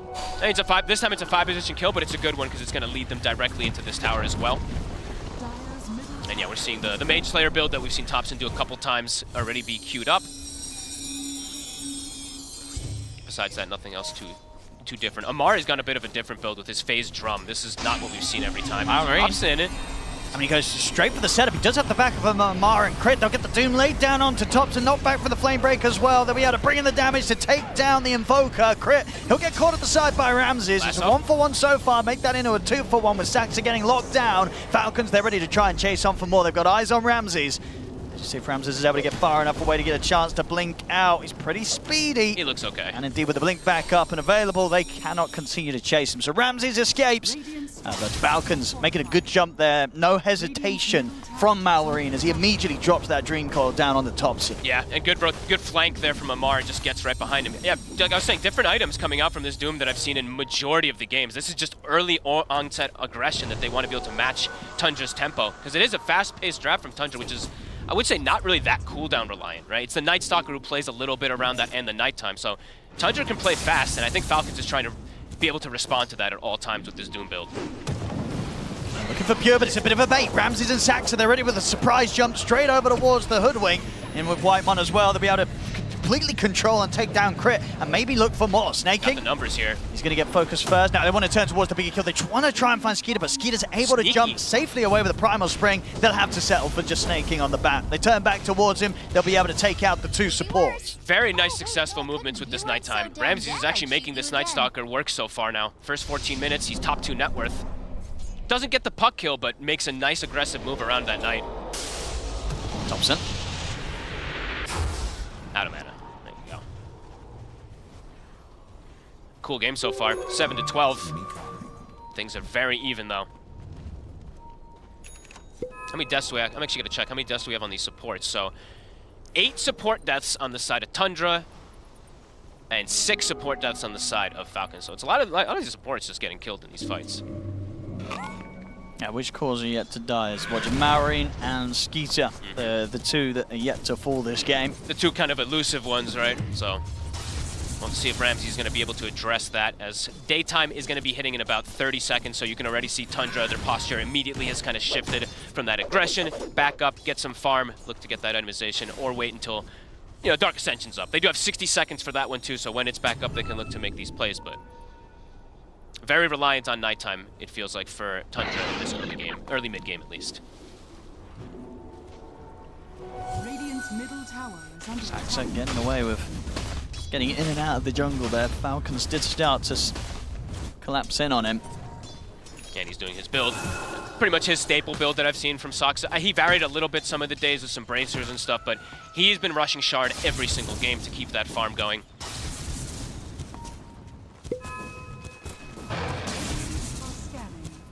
Falcons, they're ready to pounce. Smoke up from the 4 of them. Yeah, they want to make as many moves as possible in day. And Skeeter actually bought his Shard, so something interesting to point out as well. Not something you see too often on these MKs. He was about to have Echo, and he just bought Shard Thompson instead. getting some good info, though. He knows that they're around here. Yeah, I'll throw the tip out the way of Amar. Nicely done from Thompson. This is such a good quality of life thing that I think any Invoker player has just been dying for. Being able to cast spells or invoke and use your orbs when you're inside of this Ghost Walk just adds so many more different possibilities for the Invoker. So Thompson just constantly playing in that Ghost Walk is nice. And yeah, we see fastest on the record for the Monkey King shot. It was, yeah, by 1 second. Yeah. On that Shard timing this game from Skeeter. It's interesting too, because he had the gold for the Echo, and he's just like, no, Shard's just way more important. It is very impactful. Either to get in, get out, extra burst, extra slow. All right, Ramses, he's got ult at the ready. You were doing very well. I'm very proud of you. Hard to get the jump on Falcons, though. They're set up very defensively. Something I'm going to be checking also on Falcons is how many Force Staffs are they going to be getting, because it's the kind of answer to protect the puck versus the Night Stalker. I actually see Malrina's queued up a Force Staff even. So definitely going to look to have some answers versus that Night Stalker silence. Saxa. And how much do they want to drop for him? If they want to drop anything at all, they will commit the lasso. And yeah, we saw yesterday Miposhka playing this 5 Bat Rider, and he wanted the Solar. I think Snaking is identifying, yeah, the Blink is that important to get. You know, we had talked about the lack of initiations for Spirit's draft in that game. Snaking rushed it, so he'll get at least a Blink Lasso there from it, even if it's just a support. A few moments now where Tundra haven't really been able to find the fight that it seems that they're hungry for. Falcons staying ahead. Can they get the setup on the Maureen? They've got the Tornado, the EMP as well, but the phase shift's there. He's able to dodge the EMP, jump out with the Waning Rift. He should be able to get away, no problem. In fact, Snake keeps jumping in. They get a Dream Card down. The Boundless Strike out of the 2 of them. They're taking out Whitemon. Pure and Thompson, they're trying to hold their ground. Big damage on Saxon jumps in. They want to try and focus down the Monkey King, and they'll be able to do so. Pure takes him out, but now Amar comes in with the Doom straight on the Maureen. Ramses has made the jump on the Maureen. Amar should be able to finish off Pure, as Pure ticks down very, very low. In fact, is Pure going to survive?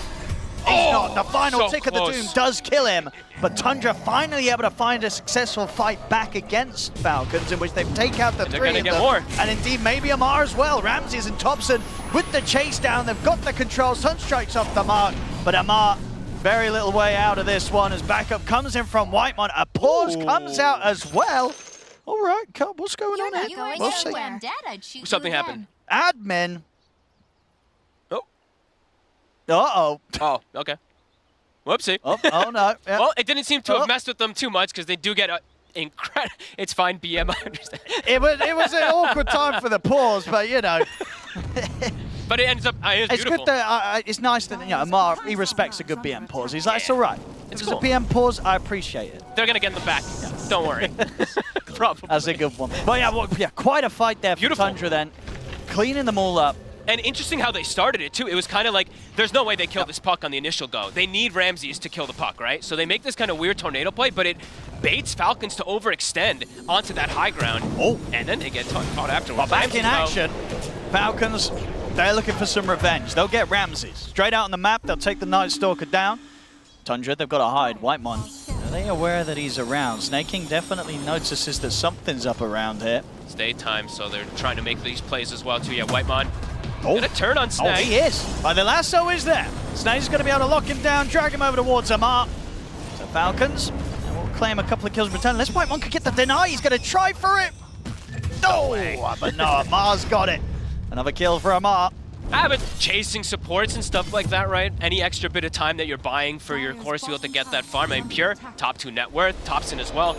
This game is looking pretty spicy. It's a good one. It's a good one. We've had some slow ones so far today, but this one, it's heating up big time. 11 to 17, just 19 minutes in. Big items coming out of Mar with this aggressive build, phase drums, and now what?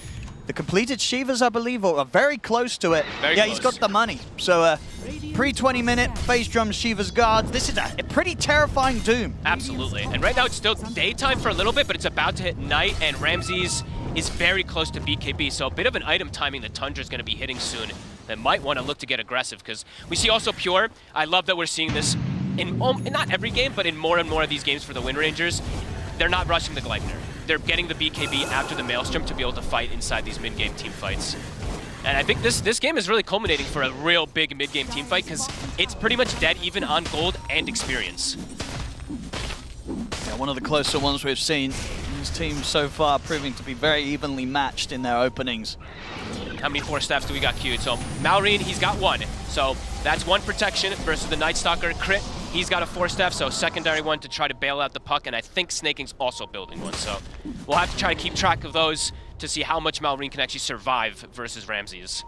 Nice smoke time from Falcons. They're ready to go again. They've got their ults. They're ready to look for some action. And this is cool because it's nighttime, right? So they're making the call that even into night, with these new items they've gotten, they're confident to fight. It's a good time to go. Not indeed, on paper, the threat of fighting into night is there, but it's the fact that Tundra, they may be feeling comfortable. They're like, they're not going to go for us. It's nighttime. But surprise, they are. They'll find Whitemon. They will use a lasso. The shackle connects them too. Yeah, maybe Tundra could do something in return. If Pure's going to try and step up with the whirlwind, but Amar just turns around, slams down the Doom on him. So Pure's got to be a bit careful how he approaches this fight. Thompson poking him from the side, trying to bring down Crit on the Hopewink, and he'll get him. Hopewink to fall. Dive forward as well as Saxa leaps in with the right clicks towards Amar, but Amar's too speedy with his phase drums. He's able to safely disengage. Same to be said for the rest of Falcons by the looks of it. They'll drag back Malrine in. Saxa trying to finish him off, but Saxa won't be able to finish the job as he gets taken down. Pure? Skeeter's ready to go back over to Pure. I mean, Pure tried to push up as low as he was after the Doom had come to an end. Skeeter standing his ground. He builds up the Jingu, but the Tornado is there. He's not going to be able to continue to lifesteal as they take Skeeter out. Amar's getting chased down by Ramses.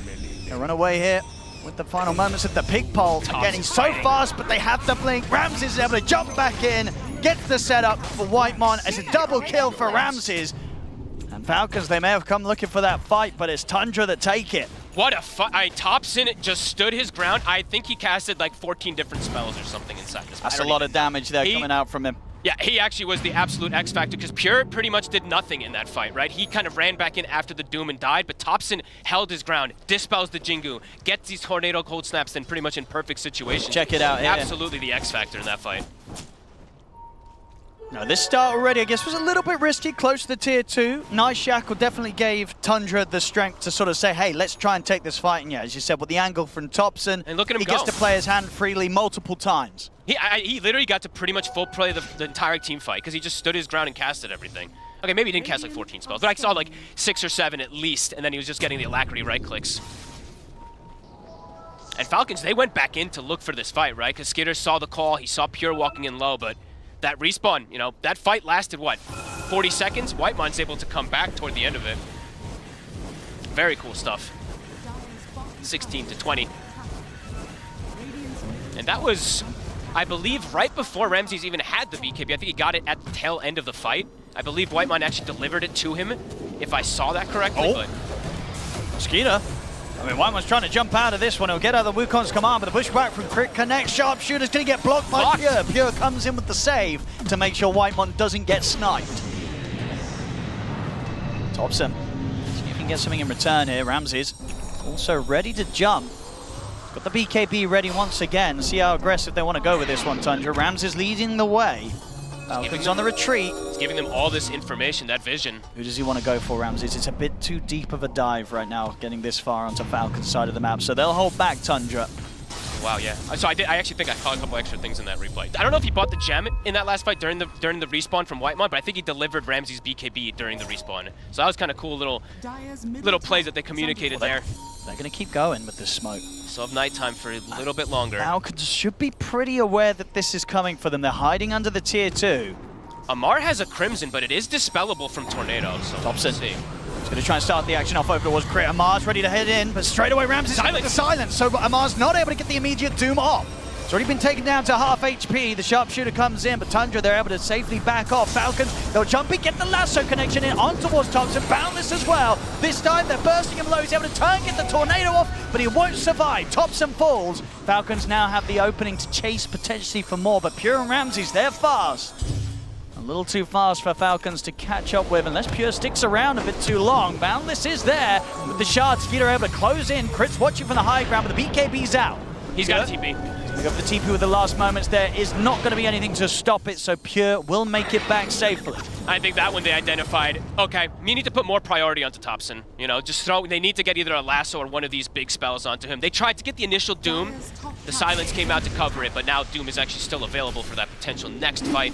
And it is about to be daytime, so. And we'll see again here that attempt, you know, Thompson is feeling very, very strong, of course, down to the fact that he's able to, feels that he's able to get away with leading and starting the fight himself as the Invoker. And, trusting, obviously, as we saw in Ramsey's, to back him up with that AoE silence, as you say, but as it was, not enough to get him out of there. They split up, they back off, and Thompson gets left behind. These fights are going to get, oh man, there's a lot of elements into it too, because now, what we say that? That's another lasso. I mean, the two supports, they're trying to fight back here, Saxa and Whitemon. Saxa's caught by the Dream Coil. He'll finally fall. The two of them are gone. Sharpshooter's not going to connect onto Ramsey's. Ramsey does have the BKB as well ready if he feels pressured. He's going to continue to hide along the tree line.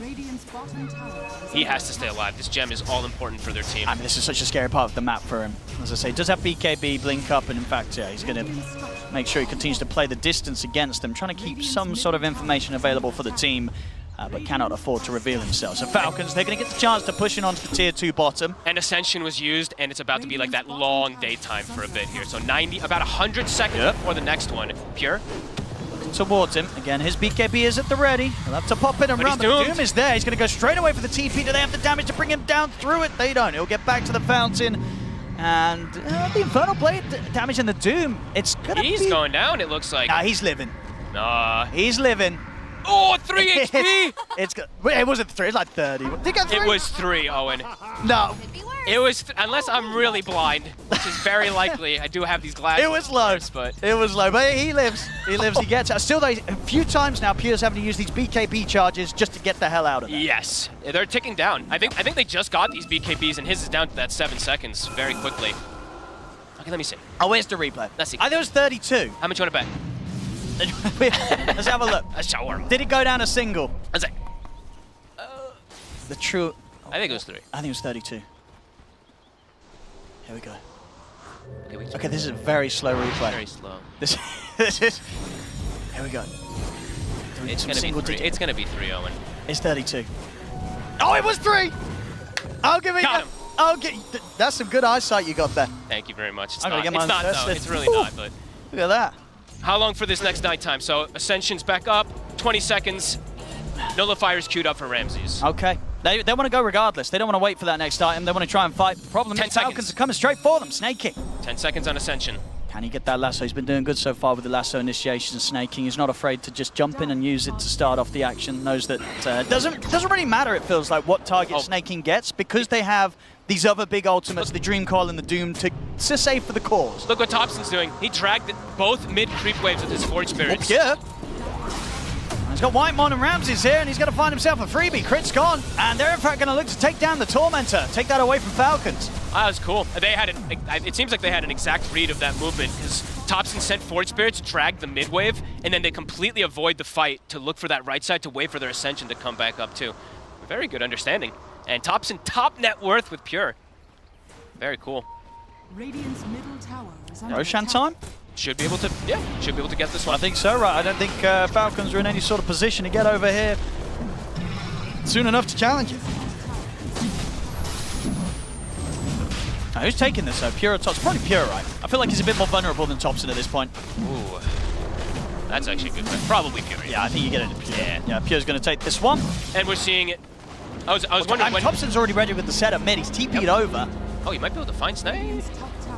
I think he might. Snake, how long is he going to stick around? Not too long. I mean, Topson's going to try and close the gap here with a Hurricane Pike, but the Tornado is not quite on angle. Snaking's out.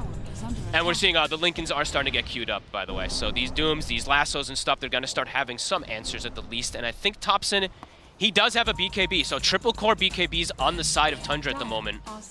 Well, on the side of Falcons, it's just the one. So definitely for Skeeter, it's the most important one. They're playing aggressive, right? They've got the Deso now done on Skeeter, so his damage has stepped up. It's not going to be super easy to kill off Pure. That's pretty interesting, actually. Because I guess this is a bit of a later Deso purchase. I feel like sometimes you see the Desos kind of rushed on the Monkey King. Super early, usually, yeah. But a bit of a, it's still, in terms of just value, damage for value, it's one of the best times of the game. Sure. And of course, it is great on the Monkey King with a Boundless. And on the Wukongs, of course. But you got to find those kills. You pick this item up, you get it to go kill everyone. If you don't kill everyone, you're going to feel a little bit sad. Falcons just pick it up, they're ready to go. It's a good grab. That's the Aegis. They get the opening, but he's actually able to get the BKB off. They weren't able to get their follow-up chain stun, so Pure, he's able to get BKB and back off and reset. But that is a BKB, so...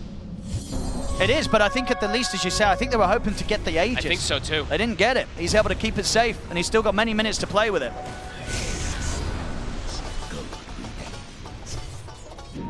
This game is just so tight at the moment here. Ramses is very close to this nullifier. I mean, this nullifier is...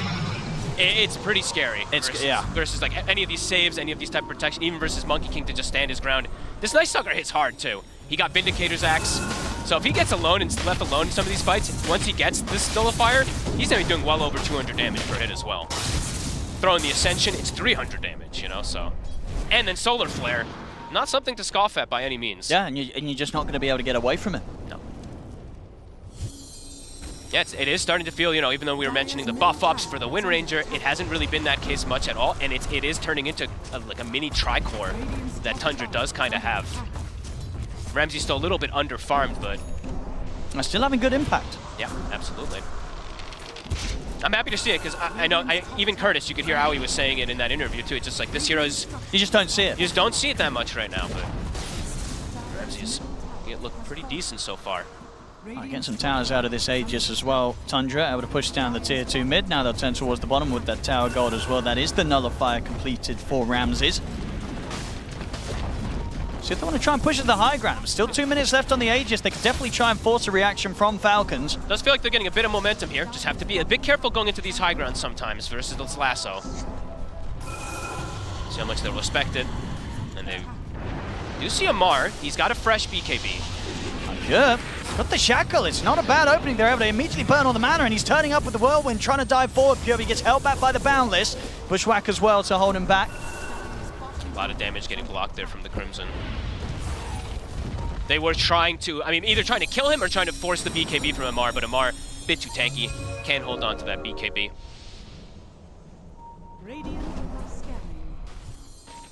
All back in the base now, Falcons, ready for that next poke from Tundra if it does come.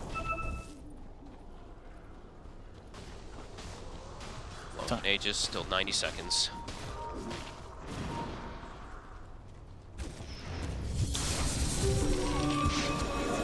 See how Tundra want to go about trying to go for the high ground once more with that remaining minute.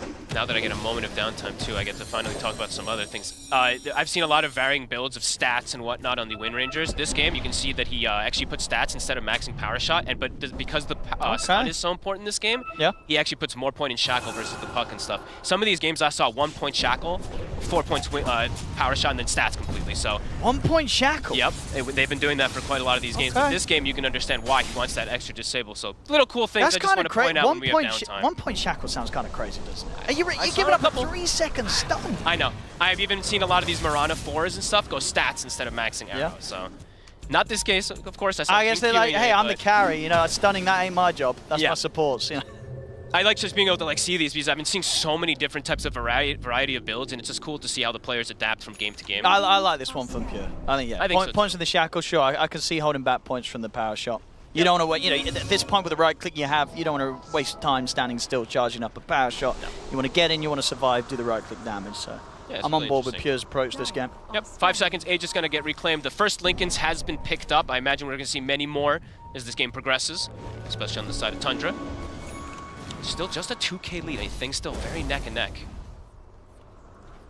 But Falcons being trapped in their base, what feels like for about 2 minutes now. Yeah, I guess they can wait for nighttime to pass, and now that the Aegis isn't there, they can feel a bit safer at getting out on the map, looking to start the action again themselves. You know, Mar, of course, still incredibly strong to present on the front line. They just need to get vision down, though, is the problem. They're playing versus a Night Stalker with gems, so this is the one ward that they can play around right now, and they're going to try to make a play around it, it does look like. Lincoln's thrown on Ramses. It's around this Wisdom Rune timing as well, which Tundra, of course, are in the favored position to set up and control.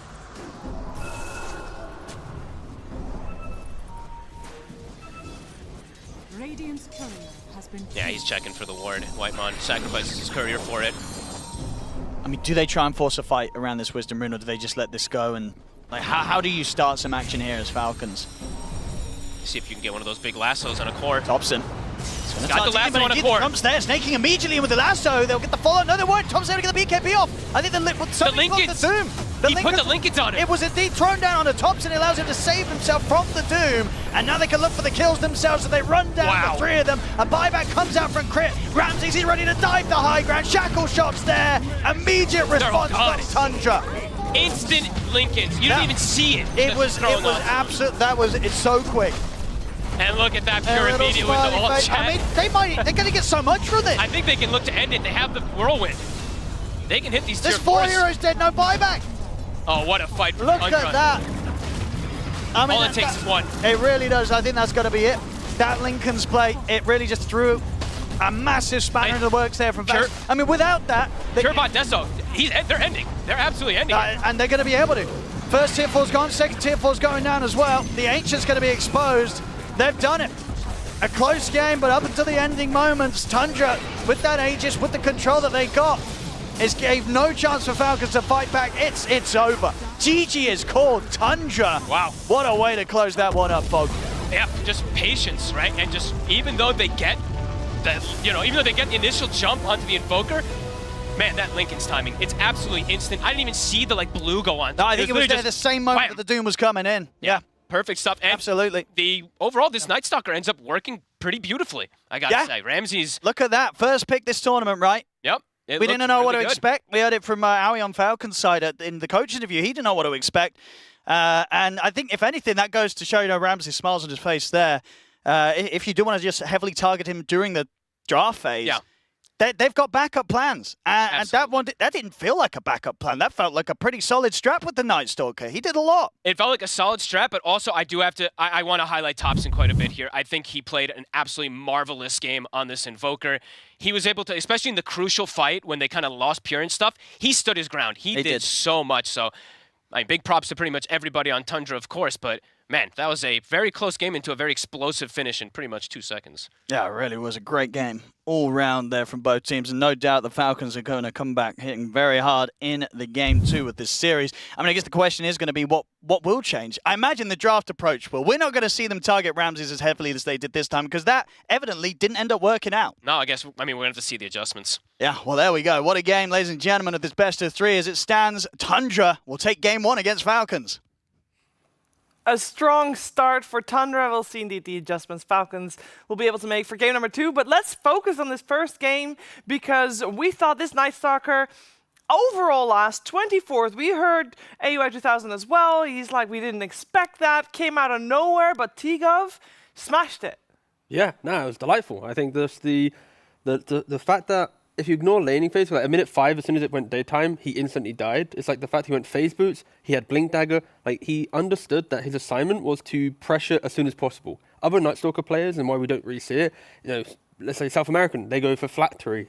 European Night Stalkers go for Echo Saber, right? But then Ramses, he understands the fact that, okay, I need to go for blink, I need to play aggressive, and he forced Maureen to go blink 4 stuff on Puck. Like, you're going for a force. Like, the fact that you have a hero from offlane that completely destroys the build of a hero that is popping off at TI, like Nisha earlier today, owns the game on Puck, right? So like, that alone just disrupted what Falcons want to do in the game. And it was, one of the, you banned him out, but then he finds the one hero. I don't think there was any other hero that would have provided this much pressure in the game, and excellent pick from Tundra, and yeah, close out the game.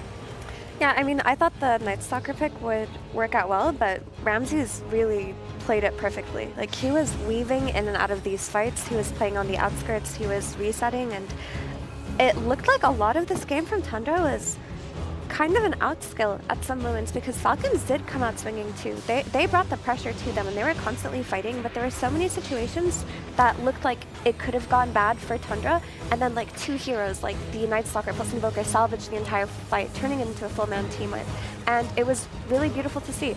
Outside of the post-minute 5 when it gets daytime and Night Stalker gets pressured, he did great in the first 5 minutes. He was top of the net worth, he was out-CSing the Monkey King. I mean, this is the kind of player that you would want to put on a Night Stalker from the offlane, honestly. Someone who used to be a carry, who knows how to play versus carries, knows how to CS perfectly. And hats off to Ramses for this game. And we gotta give credit to Thompson. Thompson Invoker, always a treat to watch. What he does is, I think this is going to be the fight where he stands his ground, knowing that Doom has been used, so he's just going to right-click. This is the fight where he deals 5,000 damage plus, pretty much, and I want to point out the positioning. From Night Stalker, they understand how to play out this fight perfectly.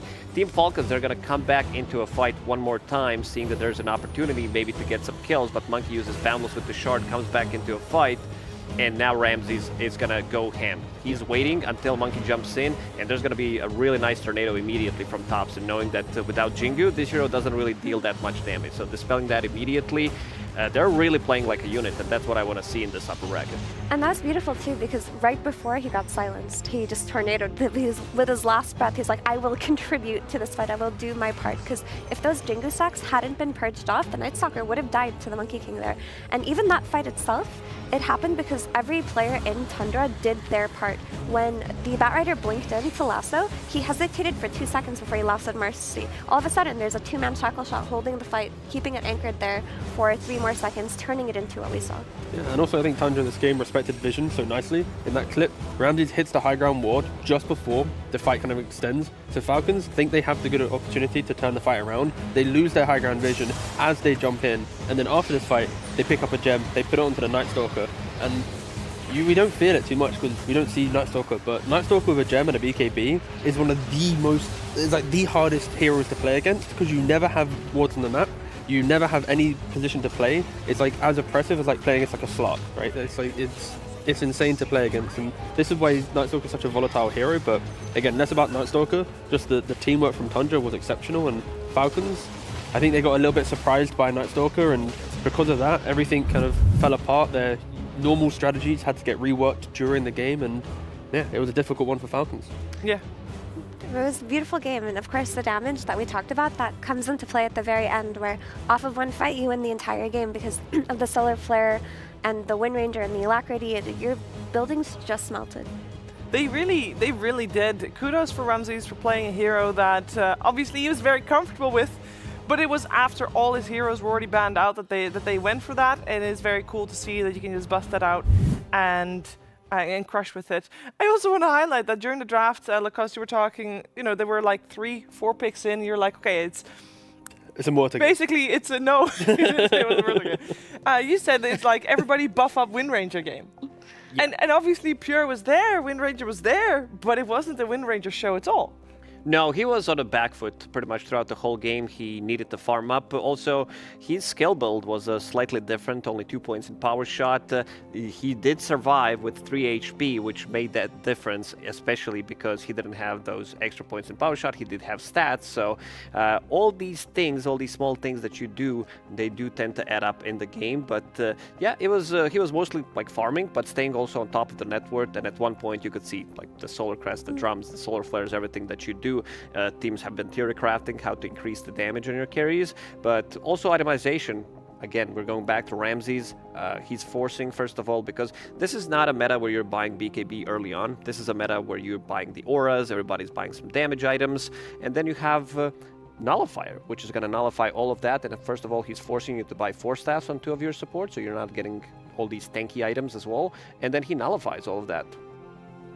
Pretty good if you're asking me. Pretty good. Can we focus a little bit about how Falcons played this? Because, you know, you go into a game against a Night Stalker, there's a couple of things you know you need to do, such as buying the 4-steps that you mentioned, Effie. But are there more things that you feel like they could have done or that they tried but maybe didn't work out the way they were supposed to? Yeah, I think their first couple of dooms did not go according to plan. Like dooming the Invoker who instantly ghost walks into another doom that doesn't turn into a kill. I think that maybe if there's a little bit more coordination in those early game rotations, that would have worked out for them, because they did have a strong early game and they did bring the tempo. It's just 1 or 2 seconds makes all of the difference, because Puck was connecting to Doom in that top lane when the Invoker got doomed, but Amar went in a little bit too early. Another situation that I talked about is hesitation potentially. Batrider blinks in, doesn't lasso the Mercy for 2 seconds, thinks that they can kill Mercy off of the knockback, sees that it wasn't happening, casts the lasso 2 seconds later, and those 2 seconds make all of the difference again. So while Falcons were making the good aggressive plays, like in this fight here, look, they try to kill the Mercy off, like, not happening, let's lasso. Because of this, the 2-man shackle is set up later by Windranger, which turns this into a bigger fight than it needed to be, because they were there for 2 seconds longer than they needed to be. Windranger tanks the Doom here, which enables the rest of her team to pop off. We saw what Ramses and Invoker were able to do. So Falcons, while they had the right idea and they were doing the good moves, the aggressive moves, there was just a little bit of misexecution that was the difference of 1 second or 2 second shoots. Yeah, and also the way that Tundra played, it forced Falcons to itemize kind of in a way that they didn't want to, right? You've got 4 staff on the Hoodwink, you've got 4 staff on the Park, you've got BKB as your first item on Monkey King. Like we're talking about like an Aura meta, tankiness, damage, and then Falcons at 20 minutes they're presenting survivability. That's it. They're not even like tanky. It's just get out of the fight. It's not even stand your ground in the fight. It's just retreat. And yeah, I think it's very rare that you see a team, of course, have to be put in this position. So it is massive kudos for Tundra to do that. But I expect in game 2, like we're not going to see this type of game. This was such a draft-heavy win for Tundra because of the X factor of Night Stalker. I think the next game should be back to an even playing field, and I think Tundra might even allow Ramses to go back to one of his heroes, so you don't have to deal with the what can he play. It's just let him play his Mars or let him play his Centaur and draft around what you expect to see rather than the unexpected. In this Night Stalker, obviously great success. Is that a hero that you're expecting to see more, or was it just perfect for the situation? Against Puck, I can see it more. If your lane is set up for success, or at least you see a path to playing out the game, but it's a development of TI. I don't think other teams are going to jump on it, but in the back of your mind, you're now like, oh, do I have to think about Night Stalker? And it could be a reason why Tundra get an advantage in future drafts, where if you waste a ban on it, for example. Yeah, and then it should be fairly easy to reset Lacoste, because if you are Falcons and you're going to point this, okay, you know what, we weren't prepared for the Night Stalker, we'll do better next time, we'll be better prepared for what's coming, it should be easy to reset. Yeah, for sure. I mean, the way they prepared was banning out Ramses. And it worked out. We were talking about that there isn't that, really big pick that could come out, so they kind of dug deep and went with something that is not popular, and it did work out. So if they lost this game, I think they pick Ramses hero first phase, maybe in the second phase immediately, but now I don't know if they need to do that, but the problem is, will you have that surprise factor, as you mentioned, T? I don't necessarily think this was a draft win. Like, I don't agree with that sentiment. I do think that the Night Stalker was a huge surprise to them, which made them have to itemize differently. But when we were looking at those fights and those skirmishes early on, they looked very even. And these fights were going on for a long time, and Falcons had a lot of gas in the tank. It wasn't that they ran into a wall where they couldn't do anything. When they just mis-executed a couple of times, which, I mean, nobody can execute perfectly, but when they just miss that Doom kill, Windranger survives with 3 HP, Invoker dodges the first Doom, things like that, it does add up within a Dota game. So I think Tundra just played incredibly clean today, and they were on point. They look frightening if they can pull out like a secret hero like that and still own. Who do you feel need to step up in game number 2 on the side of Falcons in order to push them over for game number 3? I think that I would like to see a bit more out of Amar. Like, maybe it was just a little bit unfortunate, but I think if those early game Dooms had gone well, the game would have looked different. Yeah, I agree. I think Amar and Malrine, they need to step up, especially with the tipping game. Maybe some old chatting as well, some smileys in the old chat, because they were on the receiving end this one. Yeah, exactly. Yeah, that is all makes all the difference. Get into the heads of people. Although, We'll see. I think maybe a hero that is maybe also a little bit more explosive on the side of Amar. We've seen the Doom overall first pick a couple of times, and we've been questioning it because yesterday and the day before it had a abysmal win rate. We did see it win earlier today, and we said, okay, you know what, T? 33 is the one that can play it, and maybe Amar as well. But should we now remove Amar from that, or is this just first game jitters, or what is it? I guess it's more like Liquid is such a quick team, you know, how quickly did they be extreme in game 2, that Doom thrives when your other two cores leave lane with even or an advantage, because you have just what you can generate, the gold you generate. When your team struggles and you only have one other core to play with, it doesn't feel that good, because like, you go for a move, if the guy who's not having a good game is your stunner, then obviously you're missing the control, the escapes that we saw in the previous game. And clearly here, right, they didn't win all their lanes, therefore Doom can't, you know, capitalize on that. Yeah, I think that's maybe it. It's just you need your team to do well. If team doesn't do well, Doom just falls off very quickly. I want to see Mars. I mean, we've talked about this hero. They first found it out of respect for Ramses, who's been playing it really well, but Amar is one of the best Mars players in the world, if not the best, honestly, and we haven't seen Falcons bust that out yet, so maybe it is time, because this hero does counter Wind Ranger, it does counter Lina, it does counter Mirana. All of these ranged carries do not enjoy playing into it. The problem is now that I'm assuming that for game number 2, we're going to see the roles flipped, where it would be Tundra getting first pick, leaving it in. Tundra might pick it up themselves before you even give Falcons a chance to steal it. It's become potentially the offlane of the tournament, I think. Especially where like Nouns cause an upset playing the Mars. It's like it kind of rings throughout the entire kind of team. All the teams like, okay, we're gonna think about this hero.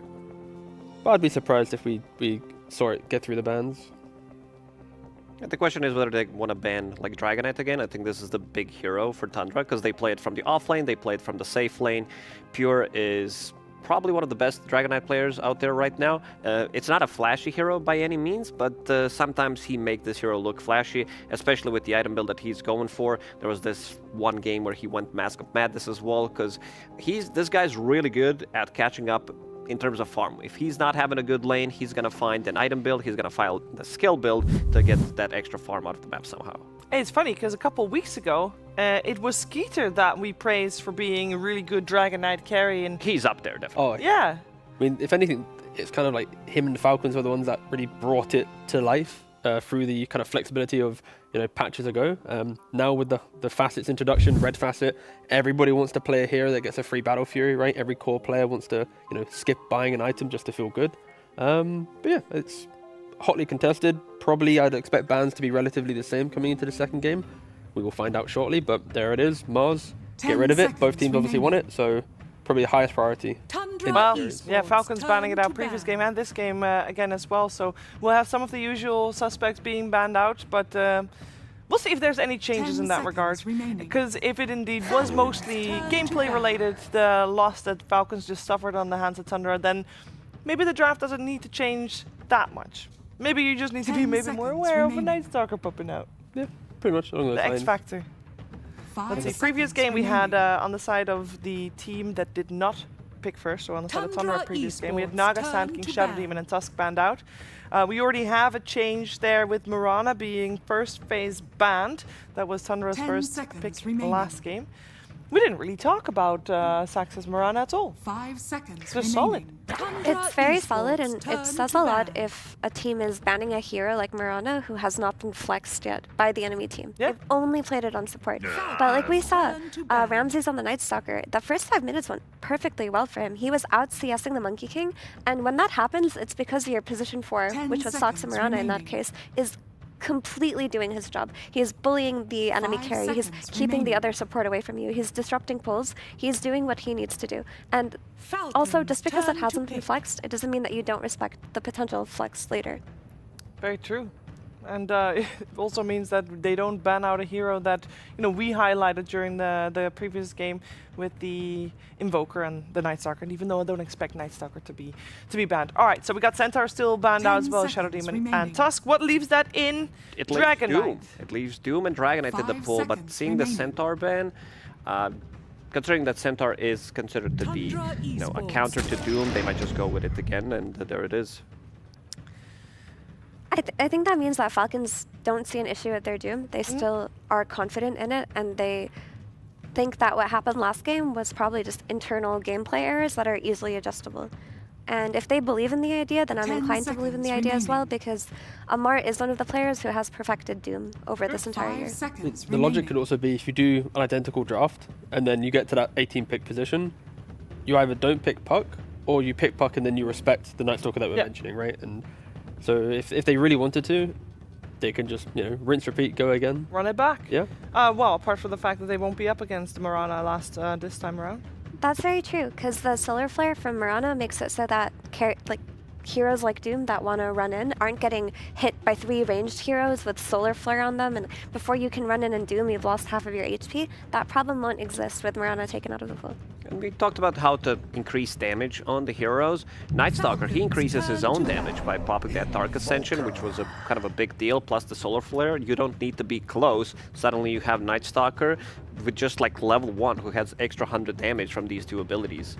Yeah, and the hero that we praised so much in the previous game after the spiel of Night Stalker, boom, the Invoker. And I think this is what is cool with certain teams. They have, you know, they identify playstyles or key aspects, and it's like they're not afraid just to pick the hero. Like other teams here, they go, okay, maybe the Kunk is still available, this is still available. But no, we saw how good Invoker was in the previous game. Lock it in now and, you know, protect yourself from that second phase set of bans. Yeah, but they only have 1 ban to protect it with.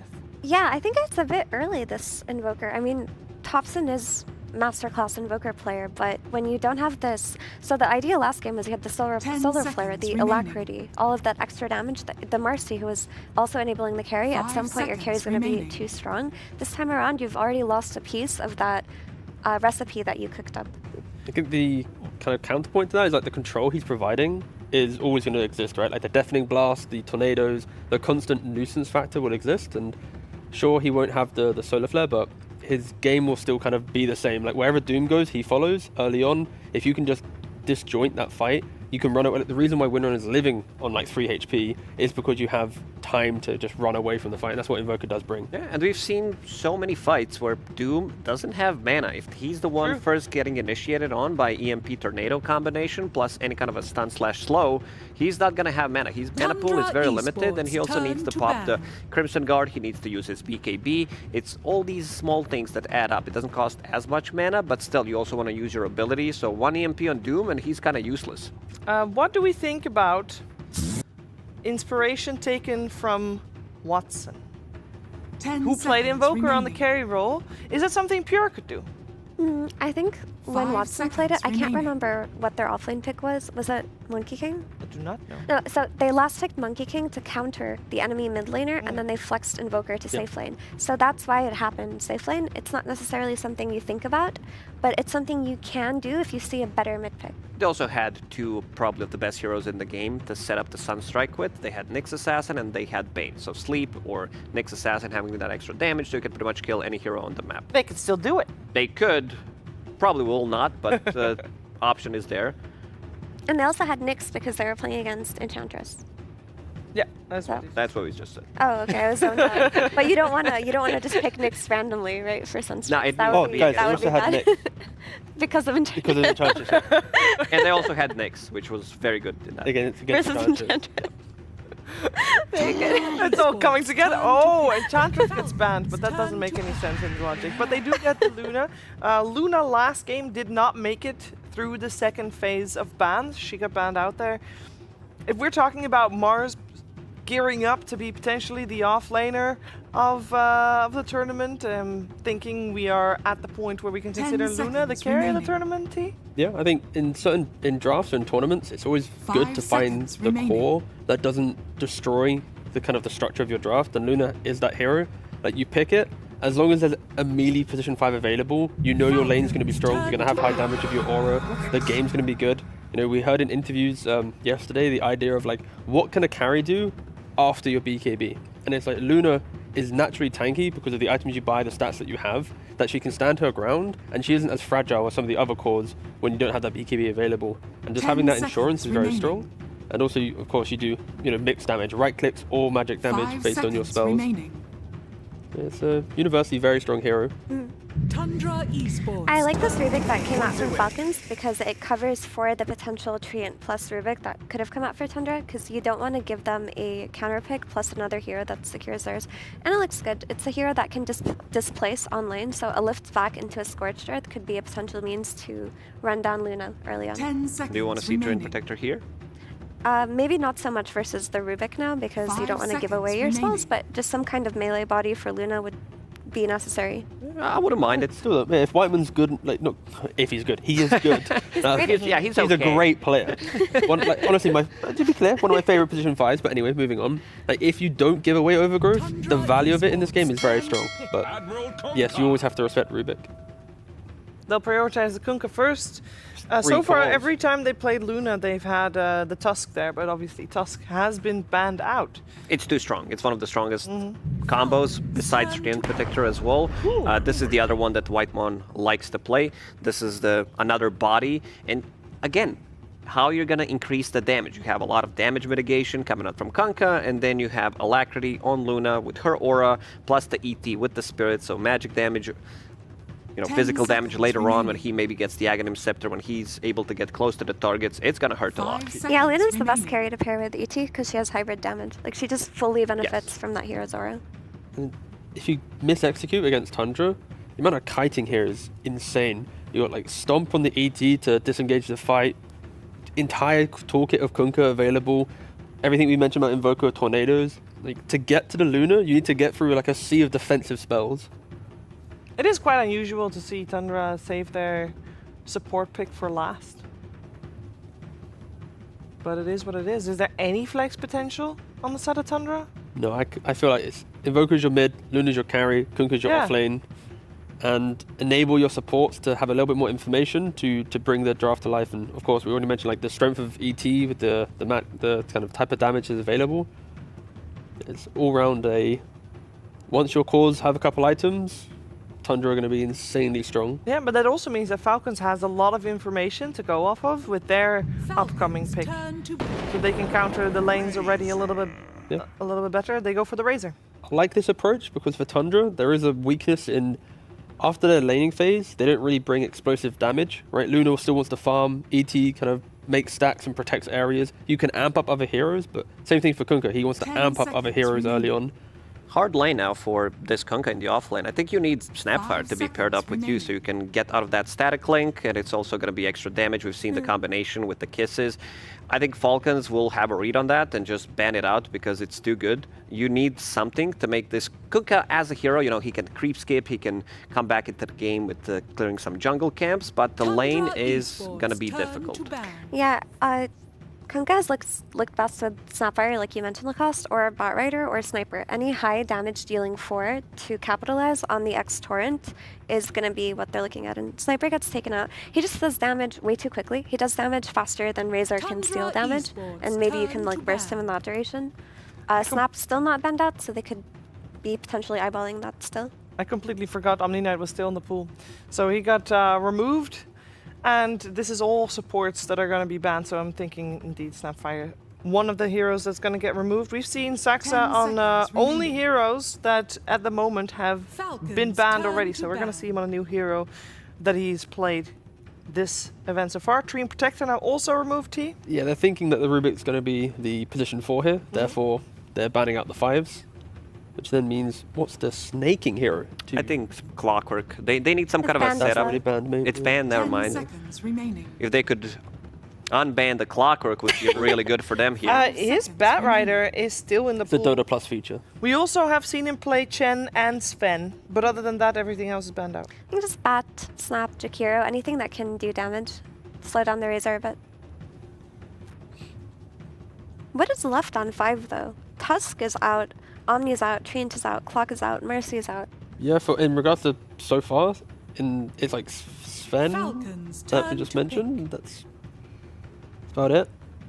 Yeah. Ogre. This is the Ogre game. Bloodluster Razor. Get him in. Keep the fight going. That would make our stat before the match be. It would make it quite nice, but we make it top quite nice. It could be time. There's not much left. I want a melee 5 body that wants to rally his team to go forward, and that's why Ogre is the hero.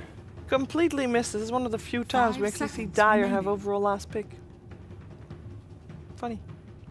Tundra Esports. And we got ourselves an Oracle. Ooh. This is... When we were kind of at the start of this meta, I thought Oracle's going to be much more popular, besides Team Liquid always kind of playing the hero, because it's all about these barriers, it's all about buffing up the heroes. This is the hero that has a built-in the spell mechanic. So let's say you have Alacrity, you have all this stuff, ET Spirit as well, so he's not going to have that good of a time. It does feel like the spell mechanic is highly valuable. One of the reasons why Shadow Demon is pretty much banned in every single game. It punishes Tundra's lack of finding the back lane. Like their entire draft is built around kind of pushing a hero forward and protecting once they jump you. If you don't jump them, then of course Oracle's going to thrive. So I like the pick just because you're seeing what your opponent has. And for Falcons, from lane like Maureen, connect with the Razor, take fight, get a BKB on Razor, take a fight. It's a lot of go, a lot of fight, and yeah, Tundra's going to have to see through that aggression to get online in this game.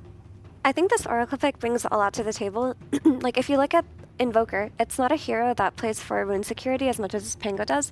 It can send out Fort Spirits to deny, it'll bring in its supports maybe, but if Pango already knows where the rune is going to be and can just bring +1 support to secure it, then they will have the tempo and momentum, because this Pango is going to play heavily on the side lanes, because he has 2 strong kill potential with Razor on one lane and Rubik Doom on another. Whichever lane he chooses to rotate to with a power rune should turn into a kill. Whereas Tundra are going to be playing a lot slower because they don't have that kind of rune control on their own team, and they don't have that kind of explosive damage up until Luna gets like 1 item, comes out of the jungle minute 20. So Falcons have drafted really scary tempo, and on top of that, Oracle dispels a lot of spells that Tundra are doing. Even this Willow that came out last is counterpicked by Oracle. All right, what are we thinking? Lacoste, Falcons and Elite going to take it? Oh, I think we're going to go to game 3. Okay. I feel like Tundra is a bit too slow. Team Falcons, they do have a draft that's going to come online super early on, and everybody on side of Tundra, like Kanka, his presence, he needs an item. He's Blade Mail into something else, into Aura. Luna, she needs 2-3 items to be comfortable coming into a fight. Same goes for this Invoker, so I feel like it's going to be much on the slower side, and I think Falcons take it. Well, let's find out if Tundra can surprise my panel, or if Falcons will indeed force out that 3rd game of this best-of-3 series for top 6 here at the Road to the International. We're heading over to the game, but first, some words from Coach Moon Meander. Indeed, Shiva, I am here with Moon Meander, coach of Tundra. Moon, you must have been delighted with Game 1. Are you happy with the draft for Game 2? Yes, Thompson Invoker. Super happy. Okay, that's all it is. I asked Howie the same question I'm going to ask you. When you guys were teammates back in 2018, Chaos Esports, he described you as an emotional man. How would you describe him? Boring, mundane. Boring and mundane. Interesting. Okay, you said in an interview about a month before TI, you said that what motivates your team is ego. Do you stand by that? 100%. We play better with ego and confidence. We think we're the best, and we're going to steamroll Falcons. Okay, well, you've taken Game 1. Let's see if you can take Game 2. Let's throw it over to our casters, OD and Fog, to take it away, chaps. Thank you very much, Ted. Yes, here we go, getting into the action of Game 2, Tundra versus Falcons. And some fantastic comments there from Moon. It's good to have some banter. I mean, these are the teams, right? There's banter between the players, and now we're getting banter between the coaches. Mundane and boring. Damn. Howie didn't even flame him. Howie was just saying, like, yeah, you can be a little bit emotional. So I love it.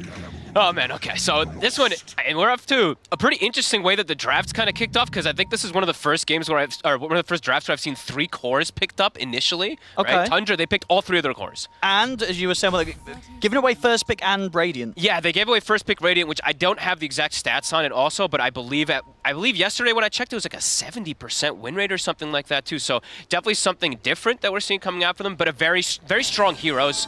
Some lack of initiation perhaps coming into their draft in some points in this game, which I've seen sometimes with these Kunkas as game progressed, but yeah, this looks like it could be pretty interesting. Okay. Yeah, some of these heroes in particular, looking forward to see how they play out. But we're getting like the Elder Titan coming out on the side of Tundra, and yeah, snaking Oracle. Yep.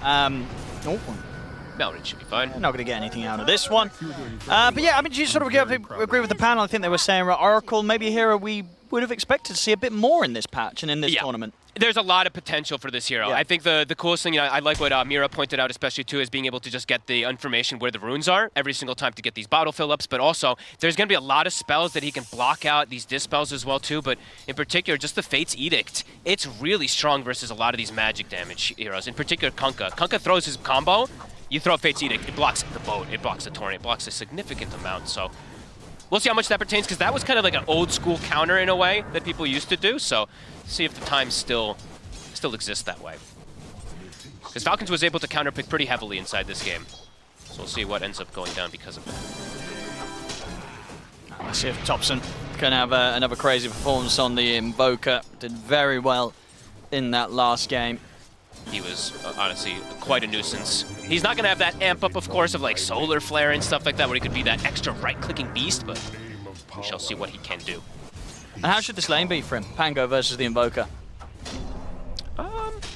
Actually, recently I feel like I've been seeing a little bit of differences. I feel like it can be a little bit more even nowadays, but it depends because it's just the sustain war that comes out from the Quas, and then the runes are going to be in particular, so it's tough to say really for this one. And how strong is this top lane? So ET backing up the Luna here in the safe lane as a support duo. Are these two getting chances to get aggressive on the Doom? You can at times, but I feel like we've seen a lot of these teams just be really good at being able to at least protect the Doom. Even if Doom's not winning so much, the lane actually does look pretty good in most situations, so should be able to.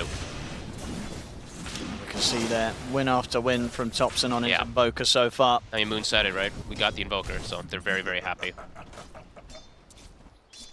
Indeed, if that, you've got to imagine at a point if that win rate continues to go that way, and if Topson's able to make the win happen here, teams might have to start considering an early ban on it against Tundra. Let's be honest, Topson won TI because of Invoker in like his first one especially, so it is definitely going to be something that teams have to always think about. And we'll see how that top lane. I'm curious about how that one executes, because this one does feel like it's a lot of like trade back and forth. But then once the ET and the Luna get level 3, I think that's when they're able to kind of dominate this lane. Because then you get so much damage. It's 2 points in Beam, 2 points in the Spirit, and you're able to just kind of run these heroes down. So I think that's when it's going to become the most difficult for Falcons up here. But first 2 levels or so, they should be able to do okay. I mean, because like, how difficult is it going to be for Amar to be left on his own against these two? Very difficult. I think Crit kind of has stay here. You have to stay here. Yeah, because you can at least do the, you lift them, throw them back, and kind of reset to be able to get positioning. So mid's kind of the one that I'm just just like last game, where I think most people are just staring at this mid matchup because these two just love to push the limits of their heroes. Who ends up getting that Lotus? I didn't see actually. Okay, so Rubik was able to get that one. Okay, what is that one? Beautiful art there. Oh, so I guess this is reminiscent of Topson's first TI win also, where he's just dropping stickers on people's faces on the on the lane. Not very funny. But mid lane so far pretty much dead even. It's really close. Yep. So that kind of skill matchup. Topson, of course, these denies. We'll have to talk about the top lane is top. They actually get. Wow, so close to bringing Pure down, but Whitemon coming in with a lovely stomp to hold back Amar and Crit. That was a bit surprising there. They hit the level 3 first on the Doom, so they had that big explosive damage initially, it looked like. Actually, didn't even put a point in yet, so maybe it wasn't just because of that. Which is an opportune hit that they found on Pure. They could dive in for Whitemon. He's still not 3. I think he's in a lot of trouble. Yeah, Whitemon underestimating the potential there from Amar and Crit to just dive in and go for the kill. They get first blood for Amar. Very nicely played, exactly when they need to. These first 2 levels are crucial for them to apply that pressure, and they do so. Very nicely done from the 2 of them here. And Amar, of course, getting that kill, so he's going to have Boots and a Chainmail coming out here too, which could even change the outcome of that lane even more. So very nice from Falcons there. I mean, we saw, last game as well, despite the loss, Amar and his Doom had a pretty fantastic time in the early parts and got this incredible amount of farm. Do you imagine he's going to go for a similar build this game, go for that phase drum Shivas once more? That's actually a good question. I'm not sure. Yeah. Because it was a very different approach last time. I think so, just because we've seen Tundra play very fast. He'll probably look for something fast-paced. Maybe not the drum, but we'll see. How's his bottom lane overall doing? Saxon and Snaking trying to go for one another, but neither quite able to finish off the job.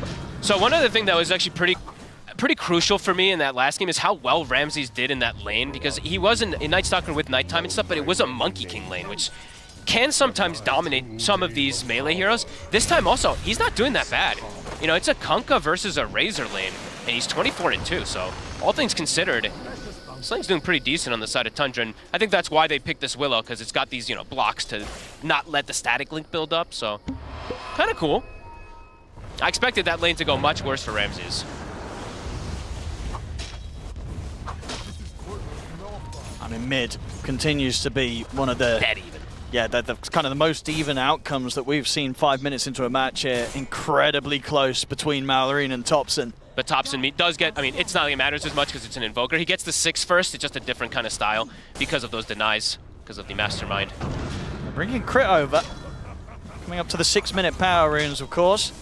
Whitemon for Tundra also going to turn up and try and have the chance of fighting back and protecting this and making sure that Mallory's not able to get the pick. They know where the rune is going to be, though, since they have that Oracle. So they know it's bottom. Snaking won't be able to get it, though. I didn't see what happened top. I don't know why they tipped each other. I could have just got a deny or something. I think it was deny or Lotus or something. Probably. I actually didn't get to see which one it was. So I was checking the rune. Yeah, 30 CS on the Kunkka. I'm pretty impressed with how against a Razor lane, right? Yep. You got to be feeling pretty happy if you're Ramses. Yep. I've seen sometimes, like, yes, Razor's gotten a lot of nerfs and stuff like that, but sometimes I've still seen like some of these lanes be absolutely devastating. He's got almost phase boots with the Windlace, so he can just kind of be like even outrun it sometimes if he's not with Saksa. So doing very well. And in terms of overall tempo of the game, nowadays, how does sort of the Razor match up against the Luna, with Luna being as strong as it is? That's a good question. Luna now fights very early, so I think Skeeter definitely could fall into some issues where if he charges in with some Link, you get turned on from an Eclipse, so yeah, could be you can some get, fast tempo. I feel like the Razor can get burst. It's going to be a lot of it down to Snaking coming in with clutch saves. Absolutely. I mean, Snake is definitely going to be one of the most important ones that we look at in majority of this game. The move's coming from Malrine first, a quick TP bottom. See if they can catch Ramses. They can't. They can't. Not quite in range of the plasma field there. Able to avoid the slow, and ends up meaning that this move from Malrine's not going to result in much at all. He's got phase boots and Windlace. Yeah, that's massive. Going to be getting level 6 also soon on Ramses. That's a very, very good start with the lane that he's been put up against. And they read the first movement, so Malrine's first move doesn't hit. A bit of a slower start. This time around, 7.5 minutes, just the one kill that Falcons have found. Maybe Tundra can find something here. They'll try for Snaking, but he's having to sneak around the brambles. Skeeter in return. Stellar link onto Ramses, but Thompson's coming in with the rotation, and Skeeter's pretty low underneath the tower. Get him with the cold snap. They're ready to dive this. I don't think there's going to be anything that Snaking can do at this point to save his carry. Skeeter will fall. And there's 5 heroes down here for Tundra. They're going to get Snaking as well. Snaking completely surrounded. They come in with this rotation, Tundra. Double kill for Thompson. An incredibly successful movement towards the bottom lane. Oh, and Thompson tips Malrine. Malrine makes the move bottom. It's not successful. Thompson makes the move bottom. It's double successful. Absolutely. Now they can get the pressure onto this tower. Very, very good first move here from Thompson. They have again, a very, very fast-paced lineup that Tundra's gone for. This time maybe a little bit more cooldown reliant in some situations, but overall, very strong, and they're still sticking down bottom. Snaking and Skeeter are coming back, but Thompson's still here. Thompson's looking for the angle. He's able to get the MP down in between the two of them. As most of the mana of Skeeter gone. Further TPs, they need to come in from Falcons. They cannot allow Tundra to get away with this again. The Marine turns up. Thompson, he's already out. He's able to TP away. Again, Tundra definitely having a bit better of control of the early game, forcing Falcon's reactions. He tips him again because he makes the move and he doesn't get the... Oh, that's... Thompson's trying to get in his head for sure. Certainly is. And, oh god, the circus. I was waiting for people to start doing that one too. Marine, position top. It's seen. They've got this ward. They're so prepared for these Pango rotations. They know this ward's here though, but that sentry's actually just out of range as you see there from Snaking. It's just on the cusp. Tundra's prepared for every single move, it seems like, so far in these first 10 minutes. And it's costing Maori. You can see him starting to fall behind on the cores. Absolutely. Not getting the chance to get that early kill, that early bit of action that he wants to as the mid Pango. And Thompson just constantly ghost walking around. He might get caught mid. They see him for a second. He gets out of sentry range. Get the stomp to hold back Amar, and Falcon's not going to be finding anything here either. He knew that they had like a sentry for a second there. He literally stepped right outside the range of it for a quick second there. Could have maybe got lifted and doomed and stuff, but so far, Thompson and dancing around them again, just like that last game. Pure. And the stomp is going to connect onto the two of them. They might be able to do something with this. Thompson's coming in from the side. Amar, he's in trouble. He's going to get taken down. He sure is. And Pierre's actually gone the farming build, by the way. He actually only put 2 points in Beam. He put 4 in the Glaives, which we haven't seen too much, but still, he's getting involved. Yeah, he absolutely is. Top lane, He'll get a Mallory kill. finally able to find something with his movements, but it is just the support, just Saxtra on the Willow. They're losing potentially their mid. They have to make the rotation over, it feels like. You don't want to sack your mid tower this early. I mean, with this shield room, Pure not too scared at all about standing his ground and pushing on to try and find this early tier 1. They get the stomp connection onto Snaking. They'll just focus the objective though. Snaking tries to step up, has to be careful. Pure's able to get the last touch on the tower. Tundra continue to get that much more here in this early game. I mean, Malrine gets the top tower, but it's very different getting a mid tower at 10 minutes in compared to the safe lane tower at this point in the game. It's going to open up the map for Tundra to play even more aggressive. A nice scan comes out. Skeeter maybe reading the movement should protect him here. But he doesn't TP too far away. And I think they see that. I think they just saw the plasma field as well with that Obs ward. So Skeeter does have to be a little bit careful if he still expects them down here. Yeah, Skeeter just having to rush that BKB straight away after the Arcanes. I agree, honestly. It feels kind of sad to have to do so, but there's so much explosive burst that comes out from Tundra, even with an Oracle on his team. That, I don't know, that feels kind of grim to have to do so. It's going to take some pretty crazy moves from Falcons, right, to be able to enable the Razor and keep Skeeter in the game. Because if it starts to get passive, right, this Luna is just going to completely out-farm the Razor. He's right on top of Skeeter. Got the setup, they've got the splitter coming in as well. Skeeter is able to get out to the side, but the stomp comes in, the mass TPs will be there, so they won't have the burst to take down Skeeter. Falcons, they're going to look to try and find kills in return. Thompson going for the TP out. Is there anything to stop it? There isn't. Thompson's away. My goodness. He doesn't even TP to base, he TPs to the tier 2, so he can actually ghost walk and continue to look to be aggressive on the map. Thompson, he's just being such a nuisance. He's even going to take away the rune. And TPs are coming in, they want to try and take Snaking down. Sunstrike's coming in, Snaking in a lot of trouble as Ramses has got the control with the X mark into the torrent. They'll slowly but surely take Snaking down and get another kill for Thompson, dominating at 12 minutes in. He's all 4 of their kills. He's everywhere on the map. He really is just starting to feel in himself massively. That is some crazy stuff coming out from him. And Ramses, you know, we talked about how good his game is in a Razor lane. He is almost the top net worth as this Kunkka, and he almost has an Orchid finished up. That is pretty crazy. Yeah, I think considering sort of the way he was targeted in the draft in game 1 and then the lane situation he was given in game 2, you know, kind of against the odds, Ramses he's given a solid performance today. Yeah, and so far we're not really, yeah, they got the kill top with Crit and with Amar, but so far Crit's not able to get like a nice spell he can steal to make some moves around. So far it's Tundra dictating the pace. Falcons is getting some farm and stuff like that, but this Luna is going to start, it feels like it's going to start catapulting forward ahead of that Razor. Yeah, exactly. Because how on earth do you keep up as a Razor? You have to spam your ult. You have to ult every single time it's up to farm these creep camps. But still difficult to keep up with the Luna.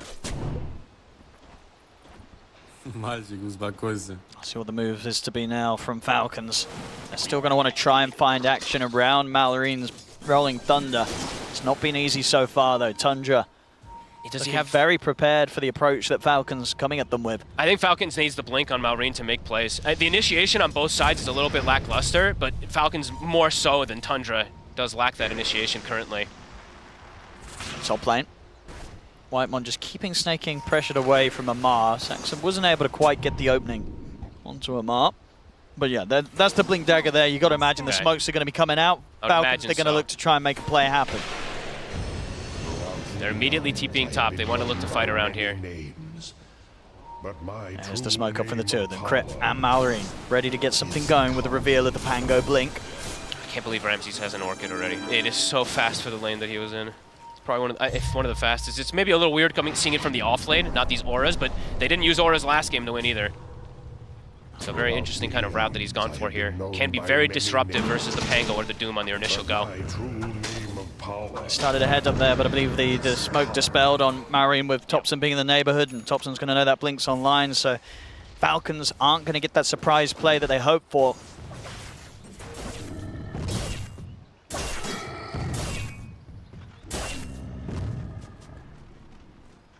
As Falcons, definitely the pressure on them to make something happen. These passive moments, that's only going to be great news for Pure on his Luna. 100%. Yeah, Skeeter, the BKB is going to be coming in like, what, 1,000 gold, but you can already see that disparity between him and the Luna starting to grow.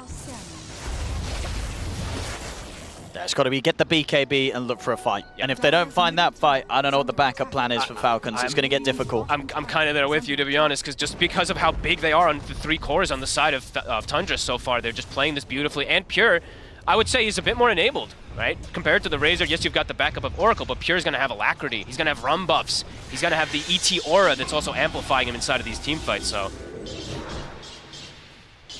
see what Falcons looks to do and if they can get some of these catches.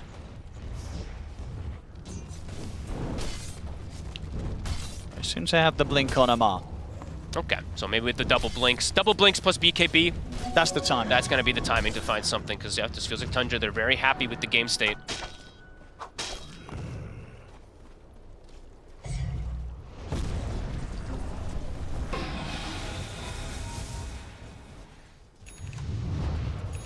Little cube steal.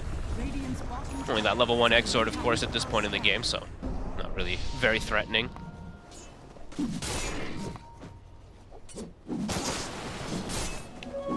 see the amount of farm that Tundra's getting.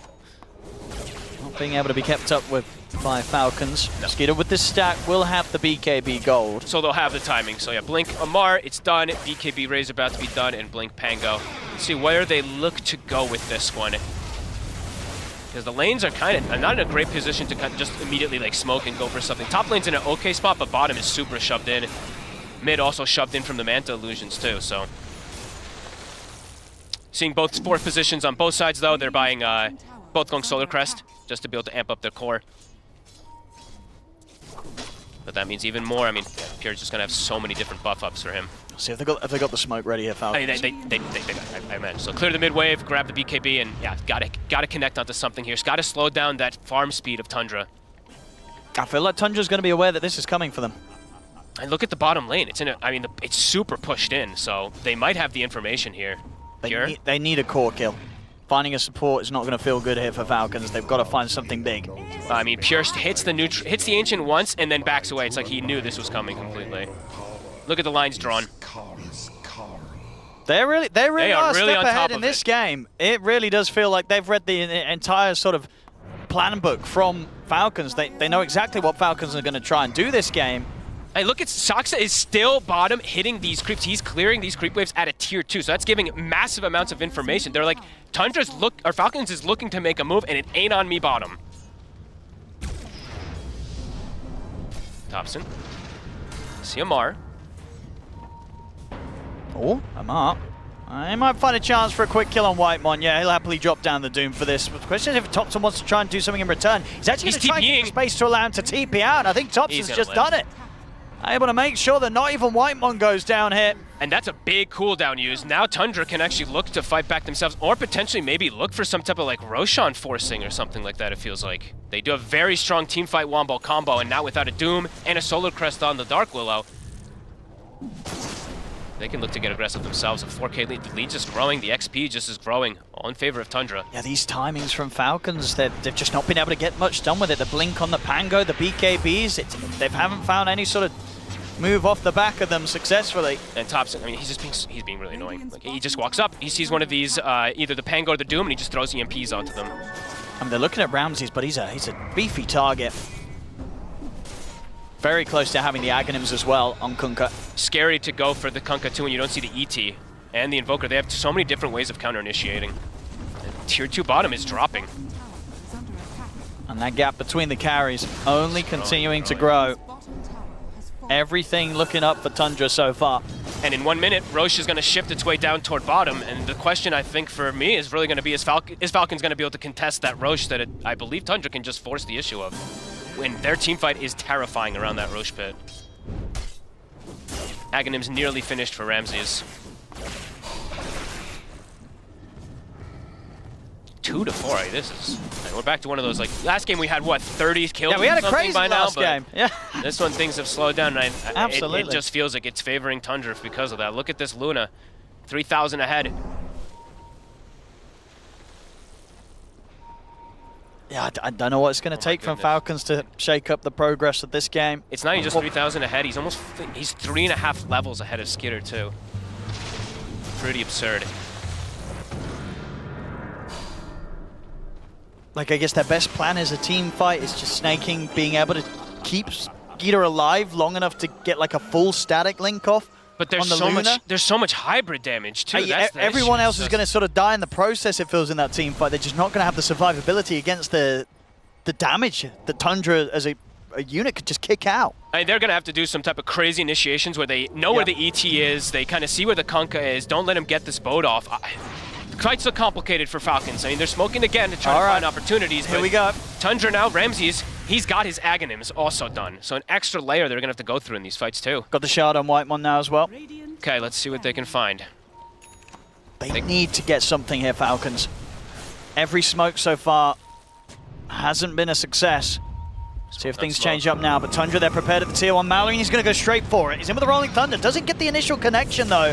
So they're going to have to go pretty deep. Nice jukes. The Tornado's there. He's able to hold them back. Whitemon's perfectly fine. He's able to turn with the Stomp, sleep straight away on towards the Razor.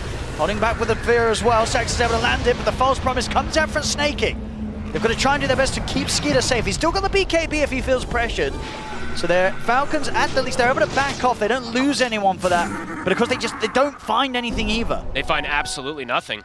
And now Tundra still is poised around bottom to potentially look at that Roche. There's no Rolling Thunder. That's I think they could just go for it. Into the pit, absolutely. Oh man, that was really nice little sidesteps there from Whitemon, but either way, it felt like a very forced situation. Like Falcons is like, we have to get something, but now it's like, oh man, we didn't get something, and that Roche is just free for them. Yeah, I mean, this is just top stuff from Tundra. We saw last game in terms of the mechanics of the brawling, but this one, just the overall macro play of the map and the game. It's looking very impressive from Tundra. Falcons just looking a bit lost at what to do when they find themselves in this position, playing from behind. The kind of hitting creeps recovery game is not going to work that well for their lineup. They've got huge issues to address here, Falcons. It's a tough match. I mean, the Luna is just a massive issue. So much damage, and gonna have so many of these extra buffs. The Razor overall just doesn't feel like that hero that can scale in the same terms anymore versus a Luna, especially if you're behind. And he's just falling further and further behind. ET Spirit kind of baiting them. They maybe thought it was a hero coming through. Gotcha. And Whitemon sending it through, getting those buffs as it sweeps across the map. All right, Malrine does have a pipe, so he is kind of playing that like off lane from the mid lane. He's trying to find some ways to protect, but there's so much hybrid damage as we were mentioning. Thompson, seeing what he can poke out of them here. They've got the X mark as well onto Malrine. He's, as you say, pretty tanky with the pipe. There isn't a False Promise available though, still on cooldown. Pure, he's ready to lead in with follow damage. Cripple hold him out the telekinesis. They'll get the Doom drop down on towards the Kunkka, but he's able to back out of the fight. Ramses. Falcons, they've just got to run. Malrine has to get False Promise there by snaking. Skeeter turns over towards Ramses, desperately trying to finish up the job. This is awkward. They're split. They've been completely split up. They will lose Whitemon. Skeeter's BKB is gone. And Sax is ready to turn towards him. Pure and Thompson, they're ready to start chasing over as well. Skeeter's got the backup of Crit and Snaking here. Pure falling low, jump forward from Amar. He's able to get the jump in onto the two of them. Burst they got Thompson. Killed Thompson, and then managed to take the Aegis out of the hands of Pure. See if they can get him here on the second light. Pure. They're on Pure. I think it's the fear potentially coming out from Sax to try and send back Skeeter. No, it doesn't actually catch Skeeter. Skeeter's able to move forward, stay over towards Pure. Pure's got the Hurricane Pike at the ready, so we'll be able to force down to the low ground, get away from them. But not a bad hit at all there from Falcons. They're able to find the fight into the Aegis of Tundra. Man, that was remarkable. The secondary jump that they get to catch Thompson when he walks in, it does everything. Skeeter actually does incredible amounts of damage. Yeah, that was very cool. They got the Doom onto the Kunkka. He wasn't able to get a full reset, and neither was the Invoker, and that was into the Aegis, so very impressive stuff from Falcons, even at that deficit. A crazy fight from them here. I guess for Tundra, just the way that it starts, just a bit too split up. Yeah, very split up here. And it was Skeeter kind of able to make Ramses get really awkward, and same thing for Thompson. This was just beautiful kind of resetting and dancing coming out from Falcons. Very impressive. Good solid Doom as well from Amar. Just taking Ramses out of the fight before he was able to get off an early boat. So a lot of time that he had to spend just running away from Skeeter. It's so split. Look at the mini map, right? It's 4 heroes kind of having their own fights on the side of Tundra, while Falcons, they were able to just kind of group up and get that synergy better. Big saves as well from Snaking. I believe the False Promise just came up and back available again in the midst of that fight, allowing him to bail Malrine out. Yeah. And Malrine is able to get back straight in there, get a hell of a lot of damage done. Falcons coming in with the execution clutch in that team fight. It feels like exactly when they needed it too, because that Luna just was continuing to grow. That gold lead's gone. Yeah, a huge fight for Falcons. Scanning. You were doing very well. I'm very proud of you. Rebuy the drum? Okay, I think so. I guess he'd used all the drum charges. Did he sell and then rebuy it or something so he can get the full back? I believe so. Shiva's also done on Amar too, so good ways to be able to jump and get the initiation. Be able to get that information for his team too. Let's see if Falcons want to go for it again straight away. They have a smoke. Hey, that was ready from snaking. That really was a full comeback though, because Malorine's game is it's kind of completely recovered now at this point too. He's got the shard to be able to kind of force the issue inside of these fights too. He's ahead of Invoker and the Kunkka now at this point after just that one fight.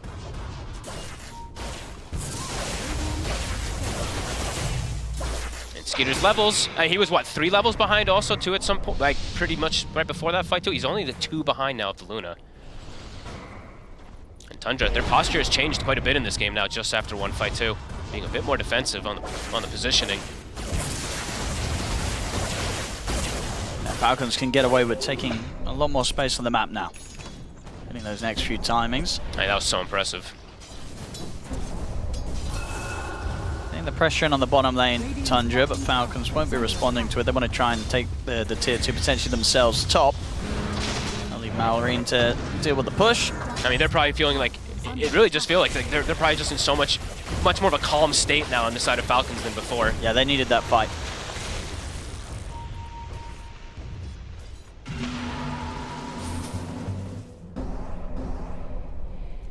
Thompson is starting to fall a bit behind here now.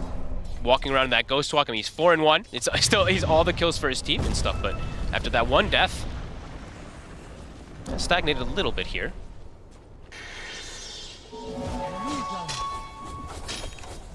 So the problem of the amount of farm that Pure is getting does continue. The Luna. During the downtime, right, it does start to rack back up there, but his other the other cores are not really farming that much in comparison. Well, we do see Amar. I mean, it's a Doom. He's getting that big gold coming in after finishing the Blink and the Shivas right after that last fight, pretty much. He's got another 2k gold.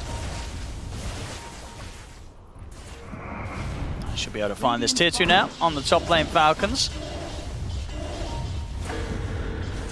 Clever little play there from Sox. It drags the wave so they can get some extra tower damage down bottom.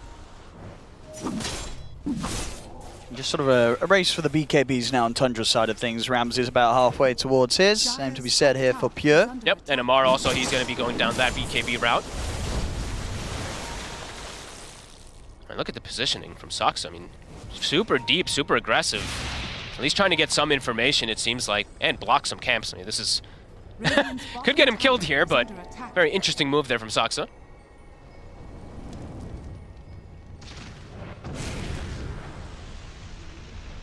Radiant's middle tower is under attack. And both teams not interested in looking for action before they get the BKBs on. At the least, yeah. I mean, Amar, he sells the drum, he buys the BKB, so now he's actually got this one. They could look to make a move off of this with Falcons. I mean, this fast is just so crazy, this Devil's Bargain, that you're able to do stuff like this. It's like, oh, he's kind of far from BKB. Nope, he's got it now. And amp damage also onto the Pango, so a very impactful one. They do not have a BKB piercing disabled to try to hold this Pango in place, so if Malorine's ever able to just get these rolls off, they're gotta have impact. Amar. You see Ramses. It's just a little too speedy on the Kunkka. Skeeter's going to continue to chase forward, see if he can find a chance to set up on him. And I will point, because we do have more downtime too, something interesting. Actually, Ramses, never mind, getting gone on.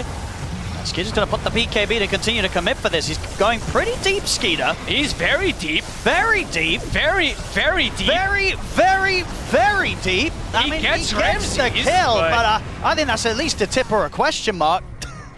That was... I'm just looking at the player cameras. I want to see how anybody reacts off of this. There was no one near him on Falcons. That's got to be the rest of the team looking at Skeeter and being like, bro, what are you doing? Ramses is like, what? He actually did that.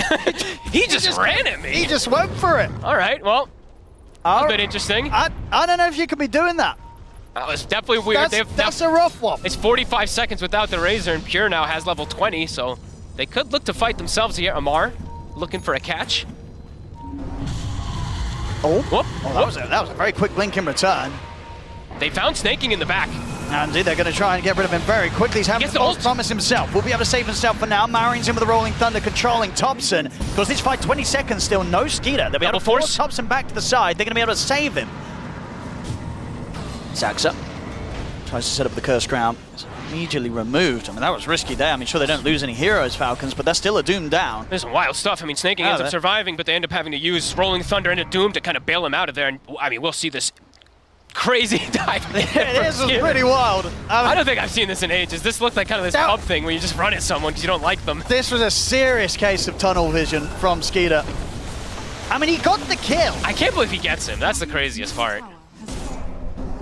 But, yeah, I don't think he'll be doing that sort of move again. I mean, yeah, smiles from Ramses on that one. Yep. Well, back in the mid. Push is coming in. Tundra. Ramses. They're up to the high ground. Looking for the side grab, he couldn't quite get it. Skeeter. Charging forward. Now this time he's got the team behind. Does. But they don't have the Doom and they don't have the roll just yet, so he's really just trying to kind of put fear in their hearts, and it kind of works there. But Pure will be able to back away. He's got the condo almost finished up, so his damage is ramping up more and more. 50 seconds till Doom. Okay. Next Roche is up. Is Tundra aware of that? I think they are. I think they pinged it out. I think they could probably look to just go and force it. I think, yeah, they can go straight in the pit and start it. They're gonna go Tormentor first. They don't have information of where Falcons is either just yet. They did draw a whole circle around them actually, so they do know where they are. So let's see what they look to go to next. So Pure's gonna reset first. He's X'd up, so he'll be able to come back into the fight quickly. Maureen, Nullifier is done. So at least be able to dispel some of these buffs that are going to be thrown onto Pure. Well, on the flip side though, Ramses, he now has a Lotus. So they can either reflect this. They actually have quite a bit of things that they can do. The Static Link, the Doom in particular, the two biggest ones I would say that he can get with this Lotus. But Doom should be coming back up, so Tundra, do they want to look for the fight first or do they just full force it? Dire's top tower is under attack. And with the speed they take it, yeah, I think you just go for it. They saw somebody. As soon as they get any information, they're going to do that. So they do this so quickly. They clipped somebody. And they see that Nullifier too, I believe. If they were clicking, which I believe one of the supports, I'd imagine Whitemon. I think so. These guys are professional flogged. Yeah. I mean, Whitemon, we saw he was like a massive sacrifice in that last game. He had like 9 deaths, but we didn't get to highlight how much he actually did in that last game. So, Aegis again now on the Luna. Dire's top tower. And they do have a banner for the push. And in the last game also, we do have to remember, the last game was what, between a 2,000 or 4,000 gold lead, and then it exploded and the game ended. So potential for that to happen in this one as well.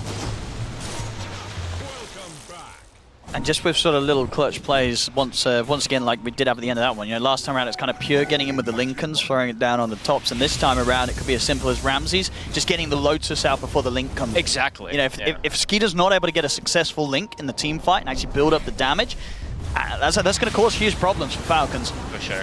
You see, Maureen's been hiding in the Nullifier on the Courier the entire time, but that word, it saw it pretty much the entirety as Pure, forcing the issue, Glyph's been popped. They're definitely set up to be able to take quite a lot here, Tundra. With this Aegis push, Falcons, what have they got? Maureen. Oh my goodness. And now as soon as that tower drops, these glaives are going to start hurting. They can keep doing this X-Mark push between sort of the X-Mark and the Lotus availability from Ramses. So what we've seen from some people is they buy the Yules to stop this, right? So could see that maybe come out from the Doom to stop the annoying poke that comes from this X combo. I see already Crit's got it queued up, but I know that you can just buy it on the Doom, use it, sell an item, blah, blah, blah. You can do all this kind of cool stuff. I believe it was 33 who I saw do that the other day. But Tundra, they're happy with forcing everybody back for the moment. They do have a big wave up top that they do have to address. Maybe they X somebody and kill that wave and then bring it back. Yeah, they get Thompson up here to clear out a wave or two. Yep.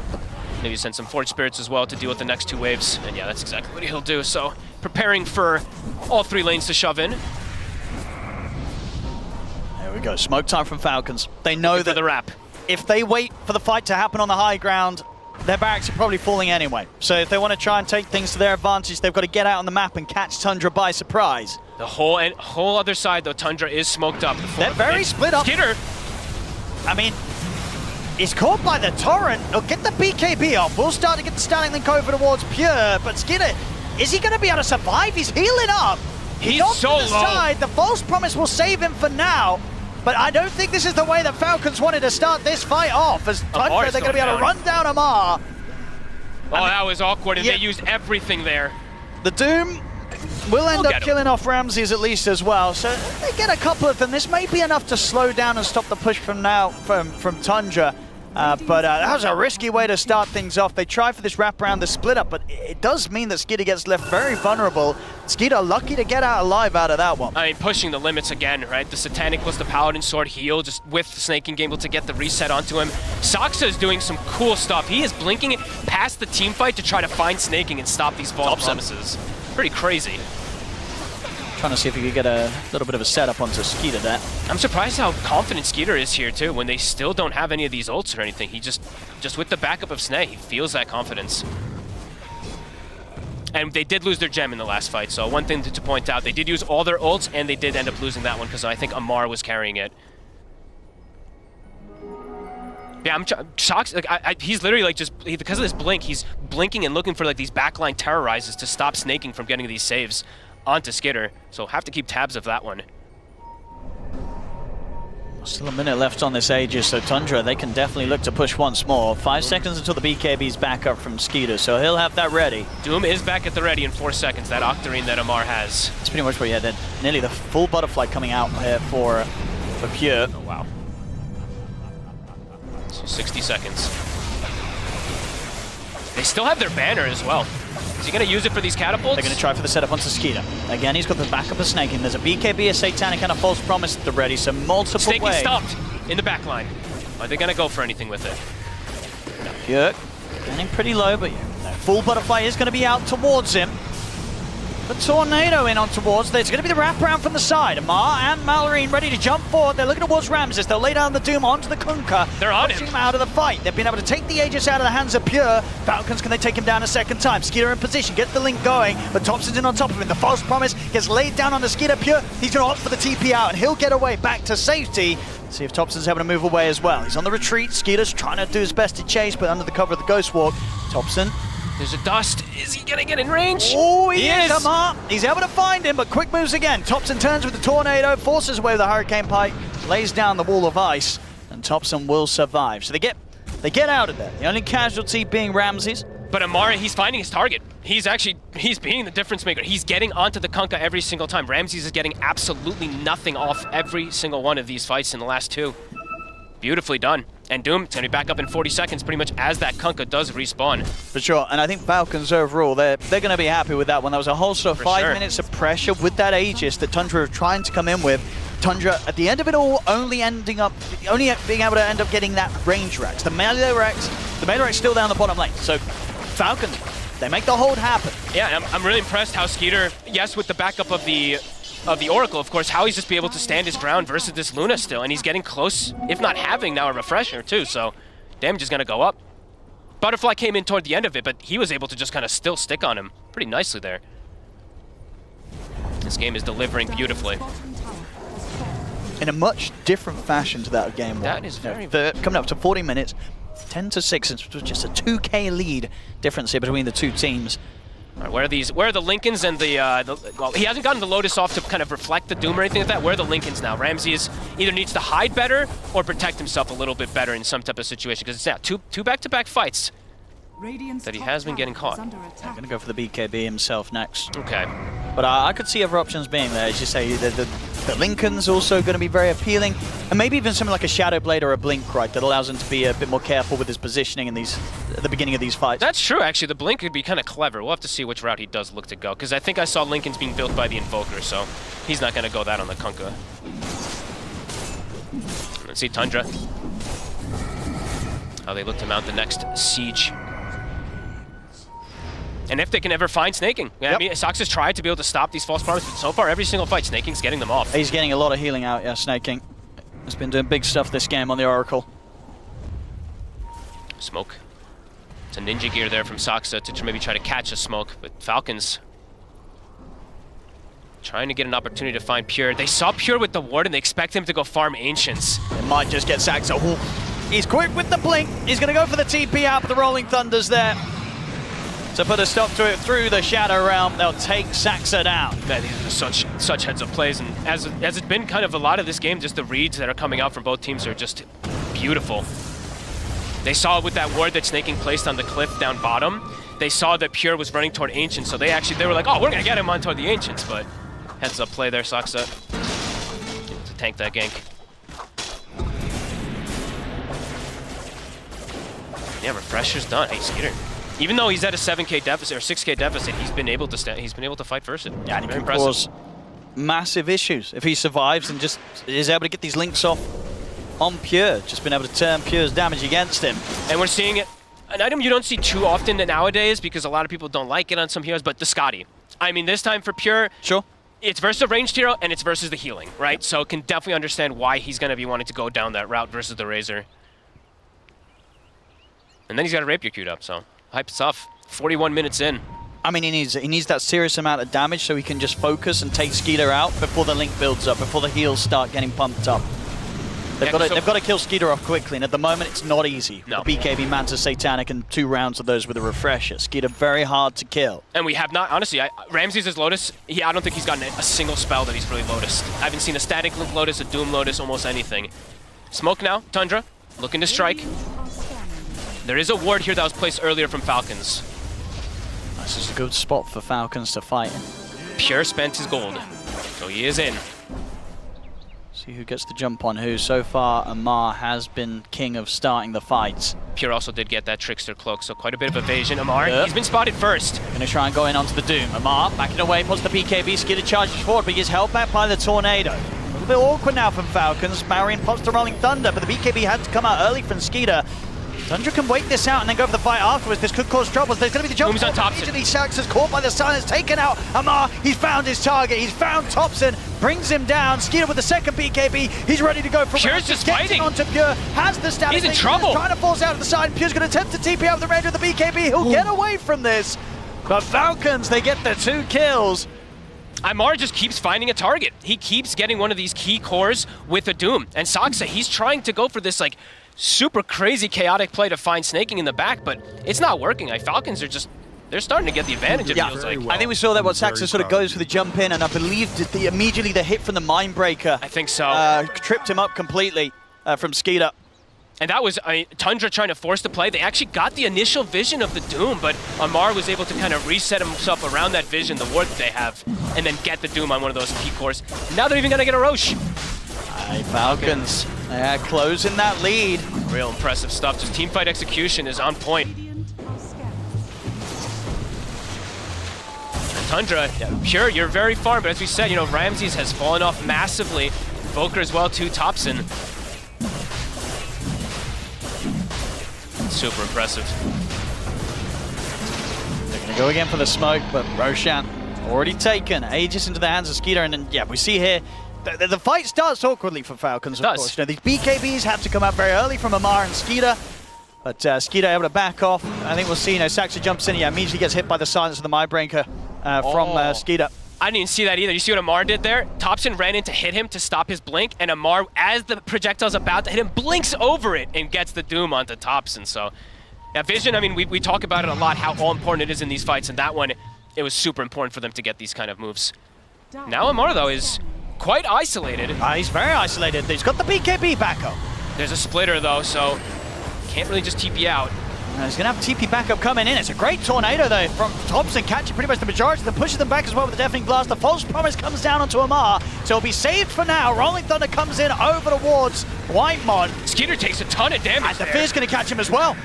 They got quite enough to kill him off. I don't know if they do because the X mark, even with that sort of control, Skeeter's getting brought down low. He'll get dragged back to the side. If anything, that might have helped him out. Gets him back under the tier 2 tower. These but then beams. The final nuke. The buyback has to come in from Snaking. As Falcons, they've got to do everything to try and make this fight work. Amar charges in towards Ramses, takes him out through the BKB. X. The extended one. Oh. He's going to be able to keep himself safe and get away. Won't get dragged back by that. Did he Manta dodge it? I think pop BKB, right? That was the Manta. He Manta dodged I think he did. You're right. I need to go. I think he Manta dodged it in the fountain. Because that was an X from the Rubik, so it lasts longer. So he would have had him to pull him back through the BKB. So I think he Manta dodged it in a super clutch moment. Nah, that's crazy stuff.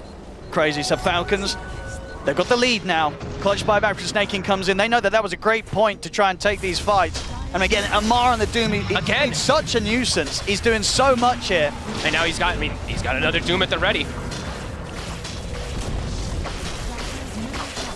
Both games, Amar giving us some fantastic stuff on the Doom. Yeah, this is some unbelievable stuff. Skeeter now with an AC. And he still takes a ton of damage from these beams. He's gonna get forced in. Still 15 seconds without Ramses. Hey, Skeeter, he actually has to pop the Satanic to kind of back away. He's kind of low HP. He's got the heals. The X-Mark usage here. Pure, And they've got the Doom follow-up as well. They've got the lockdown on towards the Luna. Pure's in trouble. He's gone. He's got by. Sacks up. First ground onto Skeeter. See if they're able to force out the buyback here. Falcons, they're definitely going to want to stick around and try and get this response out. Skeeter. A lot of burst. He'll put the refresher. He's gone. Oh. There's no mana on Snake King. There wasn't. He didn't have enough for False Promise. He has now, but he didn't at the time. He couldn't save him. Pure doesn't have to buy back now, and Razor's dead for 90 seconds. Oh my goodness. This game's crazy. This game is unbelievable. Now that's definitely going to be quite the sigh of relief coming out, as you say, from Pure. See the start of this fight once more. You know, they go all in onto Amar. They just can't quite deal with him as quickly as they would hope for. No, he survives because of Snay. And then, I mean, this is just a fight where it's like these pokes from Tundra, these beams started to add up quite a bit there, but then the Doom comes in from the follow-up, and wow. I mean, I'm pretty sure it was a Manta dodge, but we're going to see it at the end of this clip, especially just to make sure of it, but... I mean, and so we saw in that point of the fight as well, they got very close to taking Skeeter's Aegis down, but the X-Mark kind of working against it. Yeah. But yeah, see if we can keep track of the timing. I think we do have Pure's inventory clicked, so actually it's underneath the thing, so we might actually see if we can get rid of it. I mean, you're absolutely right, because the BKB was already used. BKB was used, He's and back then in base. I'm looking in base, and I saw triple Lunas appear, and I saw the X-Side. So that is probably one of the clutcher Mantas you'll ever see, but... Oh crap. My goodness. Well, we're back down to less than a 1k gold difference between these two teams. You know, my brain was going to, I was like, oh, did Kunkka respawn and X him to break the X, right? Because you know that other one, but then I was like, oh no, he got the Manta, so very cool stuff. And yeah, this game just continues to deliver. Double Dooms at the ready. Level 25s are starting to get close for the side of Falcons, which are pretty insane. Pure has hit his, but Amar, once he gets his, it's going to be pretty problematic. Ain't gonna Manta dodge nothing then. Daedalus on Thompson. So if they can find their position in the fights, Tundra, they've definitely, they're getting very close really to have the right click to be able to take Skeeter down. Sure, yeah, absolutely. But they have to keep their distance, and that's something that's not proven to be very easy to do. I mean, How this game, aggressive and in the face of the Falcons as a team have been getting in these team fights. I mean, this game it's really in anybody's hands at this point. It's going to be all up to who gets these big initiations, who's going to be able to find these back lines. Is there going to be buybacks? Is there going to be mana for snaking the False Promise? Super exciting stuff. And Pure, I mean, yes, this is where you can't really go for the Rapier now at this point. You want to go for the Swift Link. I think every time you see these Rapiers on these Lunas, it's for the most part a bait until we've been baited so many times. Yeah. So many Rapiers have been queued up that just haven't ended up being purchased. But let's see, Pure, he's got the full Scotty in his backpack. It's a bit funny to see that. He's got the treads in inventory instead.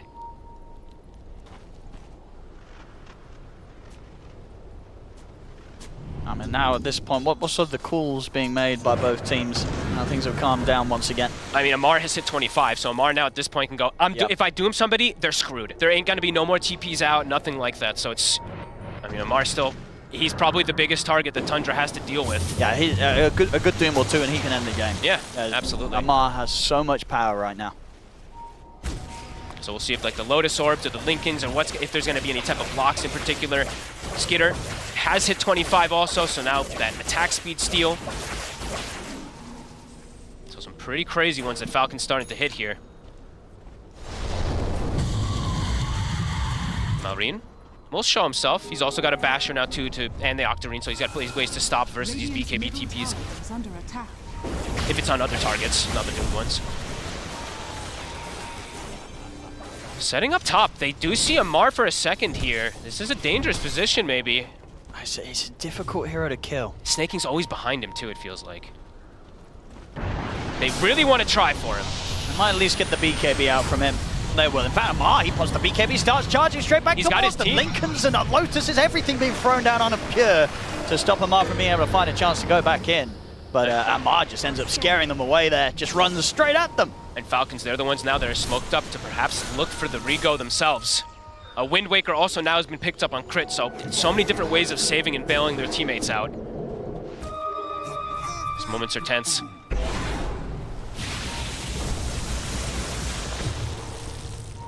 It's pretty absurd to me, Owen, that this game has kind of not really ticked over like a 3K gold lead or anything. I think it ticked to like I think 5K was the highest, right? But I don't know if we even saw 5. I mean, maybe. It's still crazy.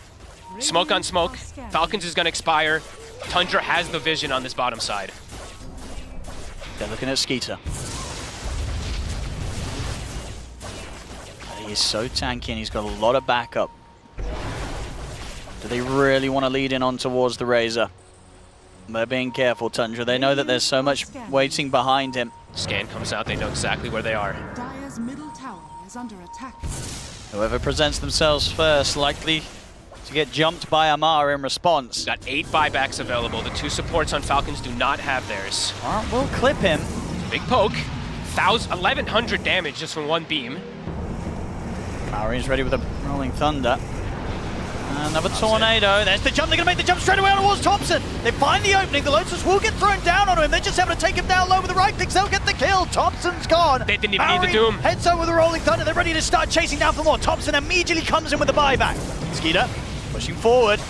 Pure. Stay on top of Pure. They get the link going, and there's the Doom as well from Amar. They can stay on top of the Luna, chase him down. Skeeter's building up the damage, surviving with the lifesteal. Double kill, triple kill for Skeeter. He's ready to start cleaning up. He turns full HP. Thompson pulled back for this. He's got to run. Turns with the tornado to hold the back. Buybacks. 2 more buybacks to come in from Tundra from both Pure and Whitemon. Pure looking towards Crit. Crit able to get up to the high ground with the Wind Waker. Forces away as well. Can Skeeter get away? Pure's trying to chase. Where's the control? They'll throw the Sunstrike out to get them some information, get them some vision. Skeeter into the tree line. They've got to find something with these 3 buybacks, Tundra, but Falcons, they're not letting them. Maorine's already out. Blink Skeeter. Stop. They get caught by the Stomp. Tundra, they will be able to find the Razor. So the buybacks had to come out, but they found the 3 of them. Can they get Maorine as well? Cold Snap coming in. He's struggling to find the chance to roll up into the Rolling Thunder. Silence as well. Tundra, with the buybacks, take the team fight. What, it's 3 at least, right? 3 buybacks, Pure, Whitemon, and Thompson, of course, at the start. Right. I mean, they got on top of Pure, they got that Doom, but they were able to get these cleanup kills. They're gonna look to force the issue to at least get some buybacks. Okay, buyback from Maorine. They almost certainly can try and get more out of Falcons here, Tundra. I would imagine so. I believe Snaking now does have the buyback available also. His buyback is really cheap. Refresher picked up on Ramses. He's ready to go with the 2 rounds of spells and potential saves with the Lotus. Right.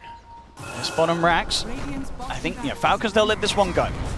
If ideally they don't want to try and expend any more buybacks, so that, Amar doesn't want to spend his 20 seconds until he's back up. 40 seconds might be a little harder to hold out for on Skeeter. Depends how much Tundra go for outside of this bottom area. They're actually going to go straight towards the mid, or indeed if they just settle for the Roshan, both will be pretty nice for them. Yeah, Roche just did respawn. I think especially now that you use those buybacks, it's not worth poking high ground more. You want to go get that Roche. Pure does need an Aegis, does need that secondary life. And imagine that could be pretty... Wait, what? Where we go? No, he's just now... Ramses now has plus 100 spell AoE, and with that refresher, so... In these fights, fights are going to be so chaotic. Who's holding the refresher anyway for the next team fight? Are you giving it to the Luna or the Invoker? A Luna, probably? Does he have it in space? Maybe the Invoker does have space? I don't know. Maybe you give it to Luna, because you Aegis and then you swap it in. Okay. Oh boy. The next team fight could be pretty devastating for either side with the more lacking state of buybacks. That in particular for Tundra, they've got to be very careful, despite having the Aegis and the Refresher Shard and Cheese. Maorine does spend his gold on an Aeon Disc. Does have to be careful how he shows himself. Of course, he did use that buyback before. He's also hit 25. Not afraid to go first in. They got to be careful. They still know there's vision there. Now with the Roshan being taken, they're definitely going to suspect that Tundra are set up pretty formidably around this area of the map. So Falcons, they'll fall back.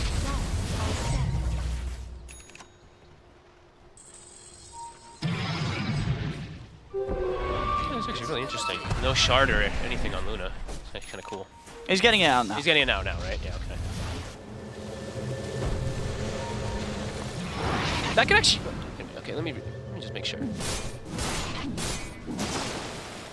Oh, okay. I mean, it could be pretty impactful, to be quite honest with you, versus the Razor.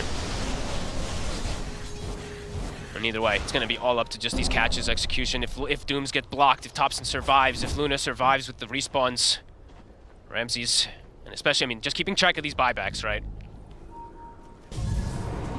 Crazy farm this game from Pure. It's definitely going to be one of the longer games we've had, and on the Luna, no doubt, no surprise that it's been able to pick up this amount of CS, and yeah, no signs of stopping anytime soon. We're going to see some crazy numbers this game. It just feels so neck and neck. It really does. It's been a fantastic game so far, which I feel like sometimes isn't normally said about a game 55 minutes and there's only 19 to 12, but the play and the way that the fights have been executed has been absolutely a joy to watch from both teams. Yep, absolutely top tier. Saksa is getting close to a pretty big item too. He almost has a Hex, which they didn't really have this kind of instant disable on their lineup. This could be X Factor things too. You know, if he blink Hexes an Oracle while the saves are coming out, could be impactful. Pure. He's already poking into the base again, starting to go for the tier 3. They're bringing the creep wave in on the top. Smoke's going to be coming out from Falcons. It's a difficult fight to take, and one that they don't look afraid to take nonetheless. I mean, it's into the Aegis, into the cheese. They're always trying to look for these type of opportunities to get the wraparounds, right? I think that's when we've seen the most successful fights from them. Amar, he consumed his Aghanims just before. Just full slotted. Pure. Just the old X-Mark and push here between the two of them. Yeah, he blinks past. Amar is in. He's going to get in with the AoE Doom. He's in on top of Pure. He's in a lot of trouble. That's going to be the Aegis gone very quickly the first time round. Maori's got the control on towards the high ground. Ramsey pods the BKB. It's ready to turn with the boat coming down straight over towards Pure, trying to give him some level of protection, but the stolen boat comes out in return. So the buff's going to be helping out Falcons as well. Pure, he's able to separate from Skeeter. Another save on Skeeter. They've just got to try and kite out the Razor, keep their distance off to the side, and Mark continues to play around Ramsey. Pure's in! Back in. Pods the refresh. He's trying to go for round 2. He's got an Eclipse ready to go. He's in on towards Maori with the damage of the Eclipse. Maori trying to step back, but the cold snap comes through. They're taken out a second. Pure with the double kill. Now they turn back towards Skeeter, and Thompson's surrounded. You get a tornado off, but Thompson's gone for 2 minutes. No buyback available for him. Second round of the boat's coming down on a Skeeter. They're holding him back for now, but no real way to get back in on top of him as Pure backs off. It's a little too low to return to the fight right now. He almost jumped back in. He had 3 seconds left. He was tempted. Because if he gets even one opportunity where there's a stun, I think if he Swift blinks in with his ult, so much damage. Almost everybody will die. Malrine dead for 90, but Thompson also, as it's a kind of like an equivalent exchange. Both offlaners buyback, both mid laners die without buyback. Tons expended again. A little bit of breathing room for both teams to reset, assess the situation, see what they want to go for next. Of course, next time round, that Aegis won't be there for Pure. Tundra, they are going to be the quicker ones with the smoke up. Buybacks are going to start coming back up, though. 90 seconds we do see. Until at least one of them. Pure. Did he sell something? I'm losing track of all of his items and everything, but he is going for his own refresher. I think he spent his gold. Yeah, he got rid of his treads, of course, sold those. Yeah, and he buys a whole refresher orb, so... Alright, I mean, definitely can see the opportunities and the possibilities of these explosive team fights ending fast just because of the blink, refresher, boom combos that they've got. I mean, which team would you say is at more of a detriment without having their mids at this point? I have no idea. Honestly, at this point, who knows? Tundra approaching the base. It's pretty big that Crit has the boat stolen, and he still has it, though, I will say. Yeah, I think that buff coming out and over his teammates last fight did a lot. Yeah. So definitely have to keep track of what he's going to be able to get with that Pure. Just constantly trying to force the issue to get these towers and Raxes. 1 minute until 60-minute items. Okay. See if they get some stacks going at least to accelerate the discovery of those neutrals. See which ridiculous ones we will be able to get as well too. There are some pretty crazy ones this game. I mean, Mirror Shield can have some pretty absurd effects in this game, I would say. I think indeed lots of Tundra, Pure in particular, is going to be very much hoping for that one. Yeah. I think that's probably, I mean, they're all very good, obviously, but I think the Mirror Shield in this game in particular is probably... It could be game-winning. The thing is, though, also, Amar is dooming himself now, though, so maybe not, because maybe they go for a different route, so we'll see. That is fair, yeah. Amar did play that pretty smartly last time around, just initiating with the AoE Axe Doom on himself. Tundra? No counterplay to that. Playing around this area, the Midas is picked up for Amar to get that guaranteed neutral. He's heading in. He's going to have some backup with him. How much they want to try and push for this Falcon? Skeeter's going to get held back.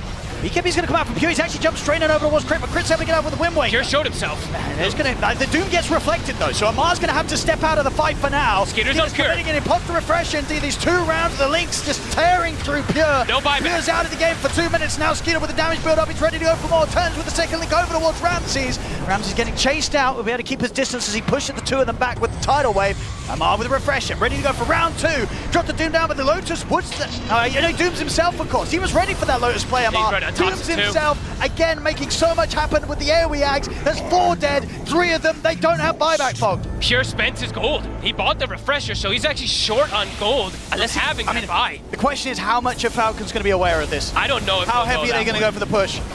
But man, the Doom is on the perfect target. Skeeter just gets the absolute full link. They can't reset the position for Pure this time around. And he's playing it so heads up, as I say. Just going in with the self-Doom. These Lotuses and Lincolns, they don't matter whatsoever. No. Amar ready to play around them perfectly.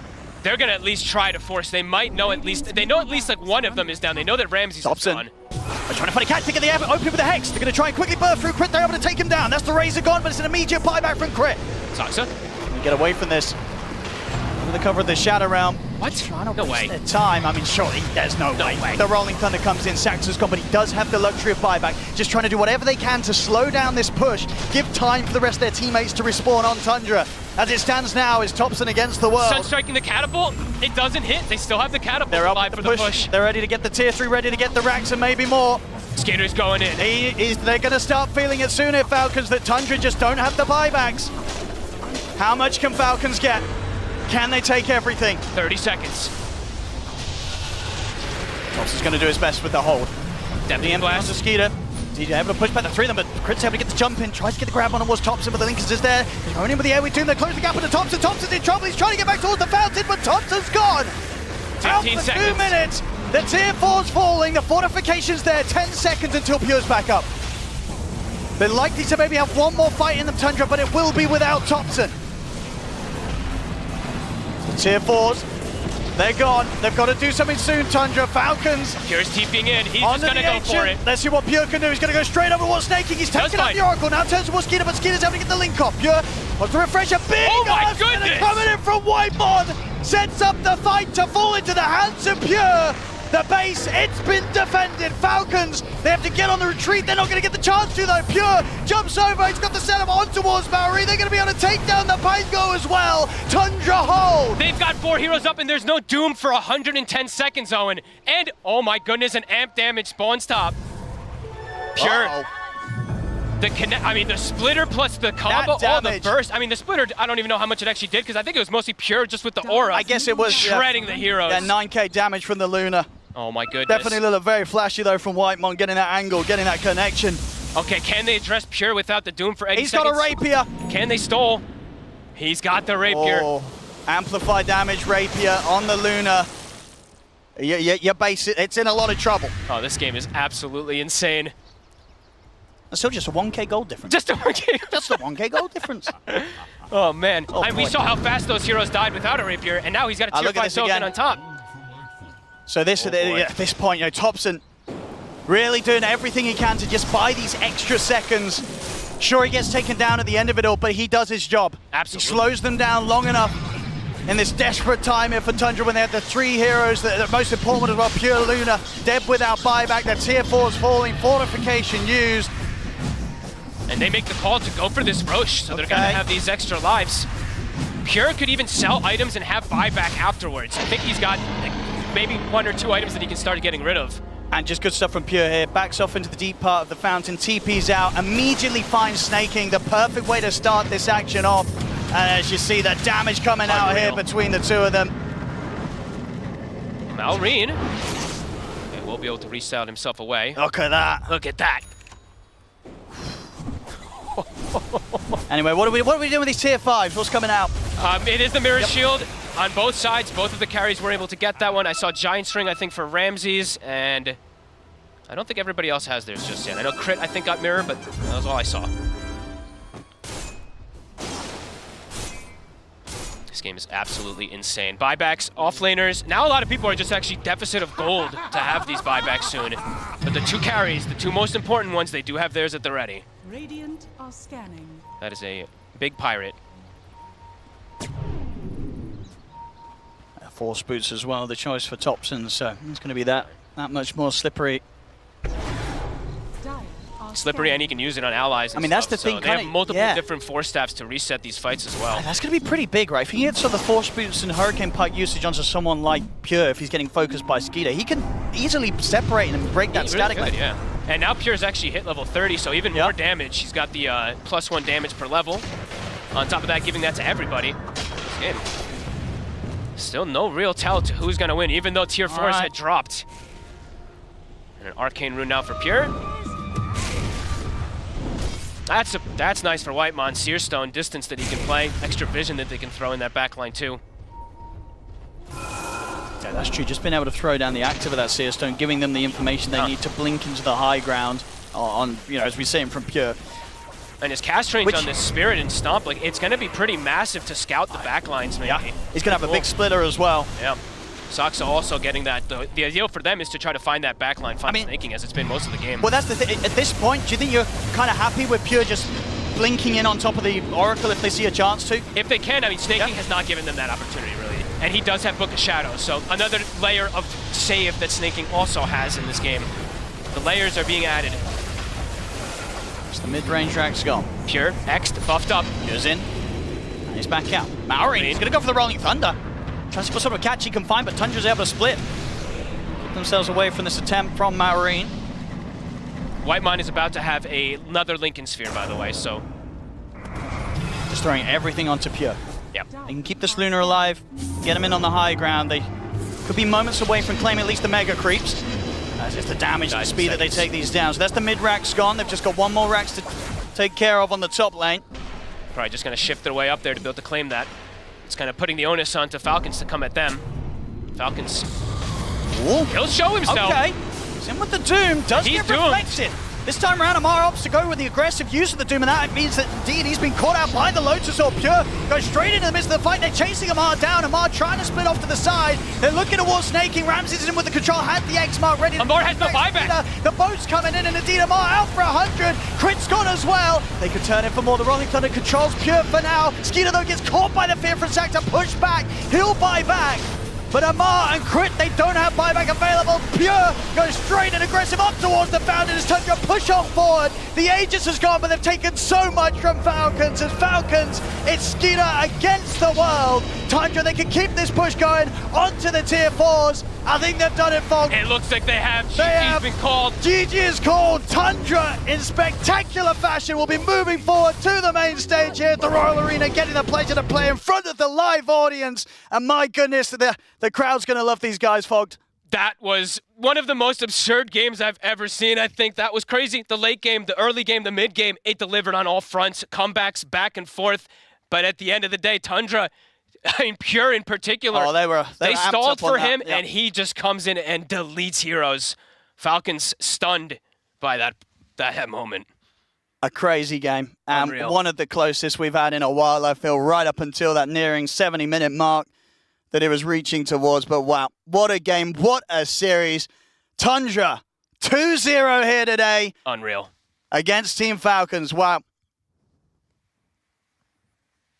You can see the release of adrenaline of these players. I feel my heart beating. That was, I think, I mean, I know this is maybe the second or third time we said it, but I think it was the best game of Dota we've had in like a couple of days. Yeah, quite a few days. This is definitely the best one by far. If we go back to Riyadh Masters, lower bracket, the semifinals, these two teams, they did meet. Game 2, Pure playing Morphling. He does not have buyback available. They lose the game. They get eliminated from the tournament. This time around, it looked like it could be the same, not having buyback on Luna. He invested all of his gold into Refresher, but the rest of the team, they're ready to buy some time for him. First of all, Soxa goes in, dies knowing that he has buyback, buys back immediately, and then Thompson, he dies. He buys a couple of 30 good seconds, and then ulti plus Luna ulti with the Refresher, 10,000 damage in a matter of 15 seconds. but then you have to have the trust, right? Because Pure TP's in by himself, he's at the tier 3.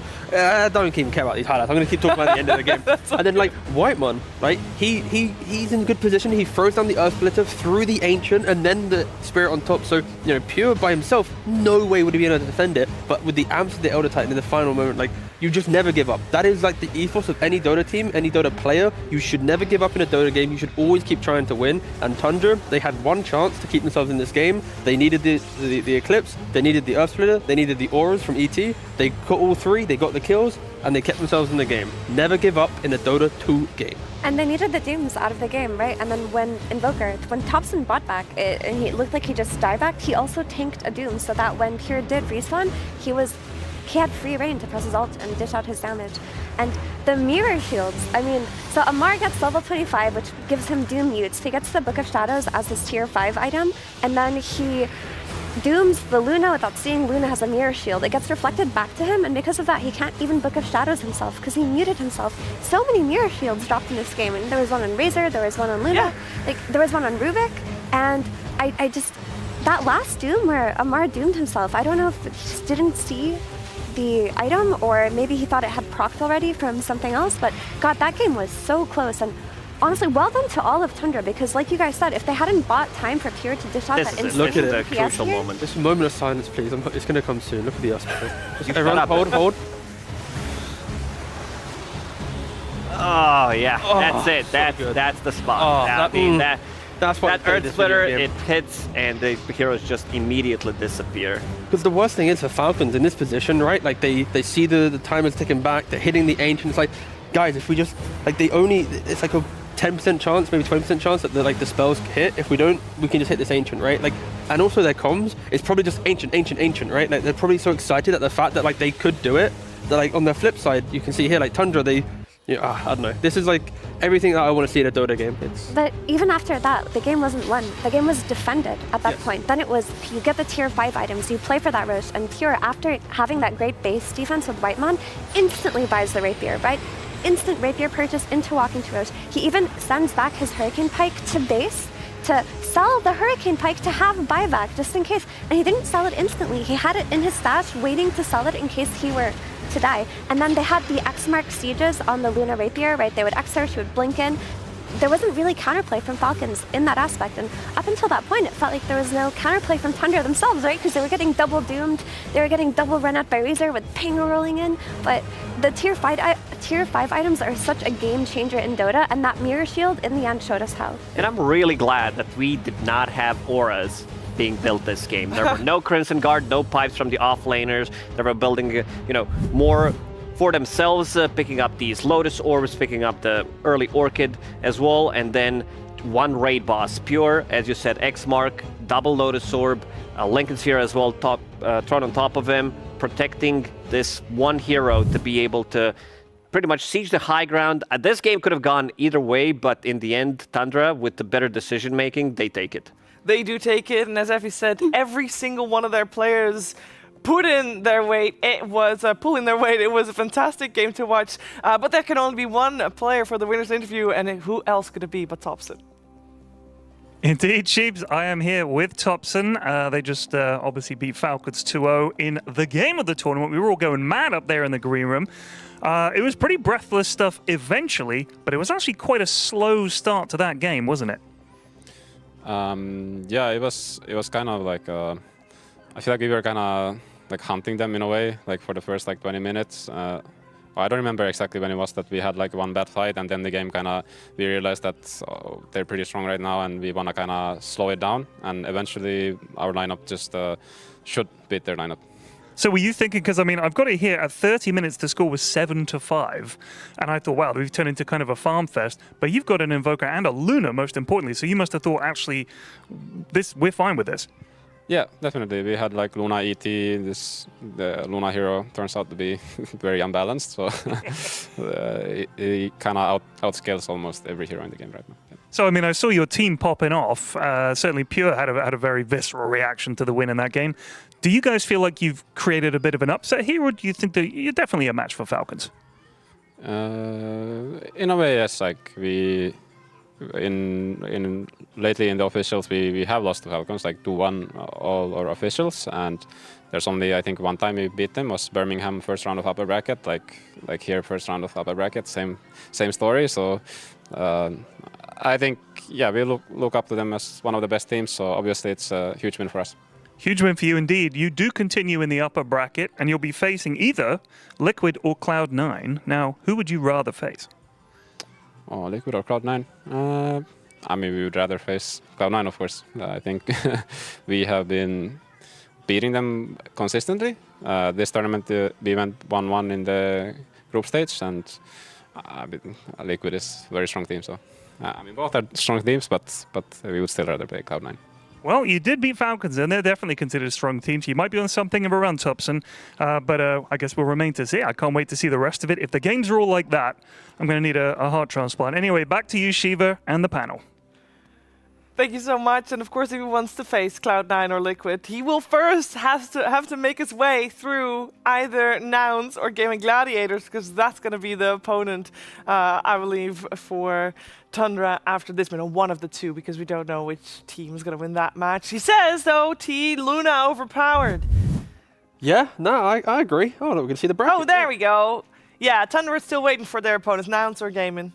So, one step at a time, one step at a time. Yeah, and one step at a time is towards Luna, who is the easily carry of TI at the moment, and it's just very easy to draft. You don't feel bad picking it at any position, really. I could easily see down the line, like, because in like TI Grand Final type stuff, it's like you first pick the best hero. I could easily see Luna even getting shifted to like that level of priority, because yeah, it just feels good at all points of the game. Feels good at all points of the game. You know what I thought was going to feel good at all points of the game, Effie? I thought at least, certain points, it would be great to know where the rune spawns. Turns out that's a bait. Yeah, but I mean, honestly, we see Pure pop up here again, just a great player, and the runes, like you're talking about, Fever. When you ask yourself who wins in a rune fight, or who has more runes in a game, the team with the Oracle or the team without the Oracle, you think to yourself, obviously, the team with the Oracle, but that wasn't the case. Tundra completely outplayed on runes in this entire game. The 6-minute power rune, both supports chased the enemy supports,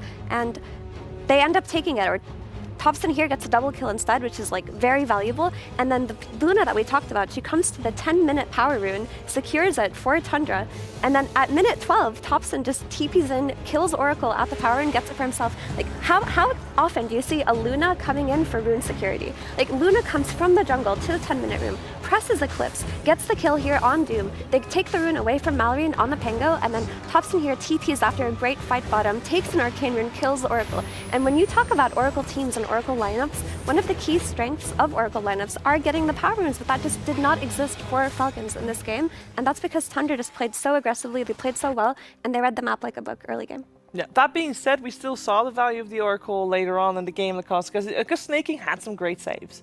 He definitely did. There was one high ground push where he lacked like 5-10 mana, was unable to get it on Razor. But yeah, of course, great positioning from Oracle. That's what you need to have when you play the hero. A hero that I kind of expected, as I already said, coming into TI, road to TI, that the hero is going to get picked up, because all of these range carries, they keep the distance, so that also means that you can also keep the distance. There aren't that many backline jumpers, there are not these phantom assassins or whatsoever, that the specters that can jump you immediately, try to kill you instantly, and also the removing some of these buffs, the Crimson Guard, the Solars, everything you have, everything you throw on one of the heroes can be removed easily by Oracle. Yeah, and the runes prediction, well, maybe just don't focus on that bit, because especially when teams are playing well, it might not work in your favor, which was the case this time around. Or maybe that was just because Thompson was playing his S-tier hero Invoker Purge. That's right. I'm so glad we got to hear from Thompson after the game, because watching his gameplay in the early game was very interesting. I actually get to dissect the tips that happened through his eyes and his gameplay. So that's what I want to look at here. Thompson playing Invoker mid against the Pangolier. It's a matchup that he's very comfortable with. He's been playing a lot of Invoker this tournament because it's so effective. Look at what he's doing here against the Pango. He gets to interrupt the shield crash, nullifying it completely, which is a nice harassment tool. But look at what he does to pressure his opponent. Cold snaps, right-clicking him under tower. This makes Malring go back to heal, and Thompson uses this information when he returns to know that guy just teleported to the mid lane, which means that I can now go crazy dive the bot lane. There's even some hesitation on his part. Look at Ramses and Soxa. They're kind of running away briefly, and then he's like, okay, we're diving this guy. Normally, this gets punished. Pango TPs, one person dies in response, and it doesn't feel as good. They even find snaking on the side since Whitemon rotated to get vision. So that's why they got that free double kill, because he forced him back, then the TP comes. He also walks under this ward here for vision briefly, and as a result, he double backs basically, hangs around longer, and now what he's going to do is dive. He's not necessarily fully committing, but he's putting pressure on Skeeter again. He tornadoes when things are going bad enough, and this is now the second time that Mallory has TP'd because of what he's done. So I'm just going to add some counters over there. And then he just TP's out. So Mallory is now TP'd to the safe lane after not being able to TP earlier to a fight and accomplished nothing out of it. Here's that 10-minute rune fight that the Luna rotated over. They end up killing the Doombringer, and immediately after they take the mid tower. Then he smokes, he runs bottom, they take the safe lane tower. He's gonna go find Skeeter in the jungle. We're 11 minutes in now, again pressuring him. Skeeter's gonna dodge the ET ulti, but after spotting the Doom and the Pango on the right, he again TP's out, barely avoiding death. And the craziest thing is that he didn't just go back to Fountain. He's like, I'm gonna TP the tier 2 because no one's TP'd there. It's gonna be fast, and then I'm gonna run over and get the rune. He was just bottom, almost dying to 3 heroes, and he turned it into a kill while stealing the arcane rune. It was wild how efficient his first 12 minutes was and how many teleport scrolls he wasted. He basically nullified a lot of Mallory's early game. It was super impressive, and that's part of the reason they got ahead. And I think that every tip that Pure could give was given to Thompson in the first 12 minutes. And he was tipping Mallory constantly, like, haha, I wasted your TP. Yeah, well, he haha, I also wasted your tipped TP. Thompson and like, well done, buddy. Yeah, and his voice lines too. great. There were some good ones in there. Yeah. Awesome, thank you so much, Fred. I mean, this was a fantastic series. Of course, a 2-0 for Tundra. We will bring up this series, and more particular this game, probably a lot, but I also want to look on the flip side because Falcons losing this series, I think at this point, if anybody's bracket is still intact, with Spirit getting knocked to the lower bracket and Falcons being knocked to the lower bracket, my hat's off. Like, please let me know if there's anybody out there, because at this point, Effie, the script's gone. There is death and destruction waiting in that lower bracket. That lower bracket looks horrific. But at the same time, lower bracket Dota is where we get some of the most exciting games. And you can really see the desperation and the hunger of teams in that game. And you know what? Upsets happen, teams get knocked down. But if you're in the lower bracket, it's because you sent yourself there. So it's going to be make or break for a lot of teams. Teams like Falcons that are typically very dominant and don't find themselves in that situation very often. How will they do? I mean, Europe looks like they own the upper bracket, and then rest of the world is now lower bracket. So I think for the Falcons get counted with Europe, so you know. Yeah, there's a sprinkling of Europe down there, but you know, let's see if Nouns can do it and not allow top 4 of the top 6 to be only EU. Yeah, that would actually, yes. Yeah. I really, okay, I'm not biased, obviously. But you know what actually I was thinking about, Lacoste? What? Imagine being in an arena in Europe, doesn't matter, where everybody unironically is cheering USA. Oh, that's gonna happen, yeah. I feel like we haven't had that in a while, other than maybe some unironic or like actual ironical cheers because people just like cheering it. How are they gonna cheer USA if there's gonna be 6 teams from EU possibly? No! I know, but they still have to beat Gaming Gladiators and everything. They're still a long road ahead of them. We're gonna find out, can they beat Gaming Gladiator? Can Nouns continue their Cinderella run? That's gonna be our upcoming series, our last upper bracket series of the day. And before we head to that, we're gonna hear some words from Gaming Gladiators Quinn, who's sitting down with Nomad.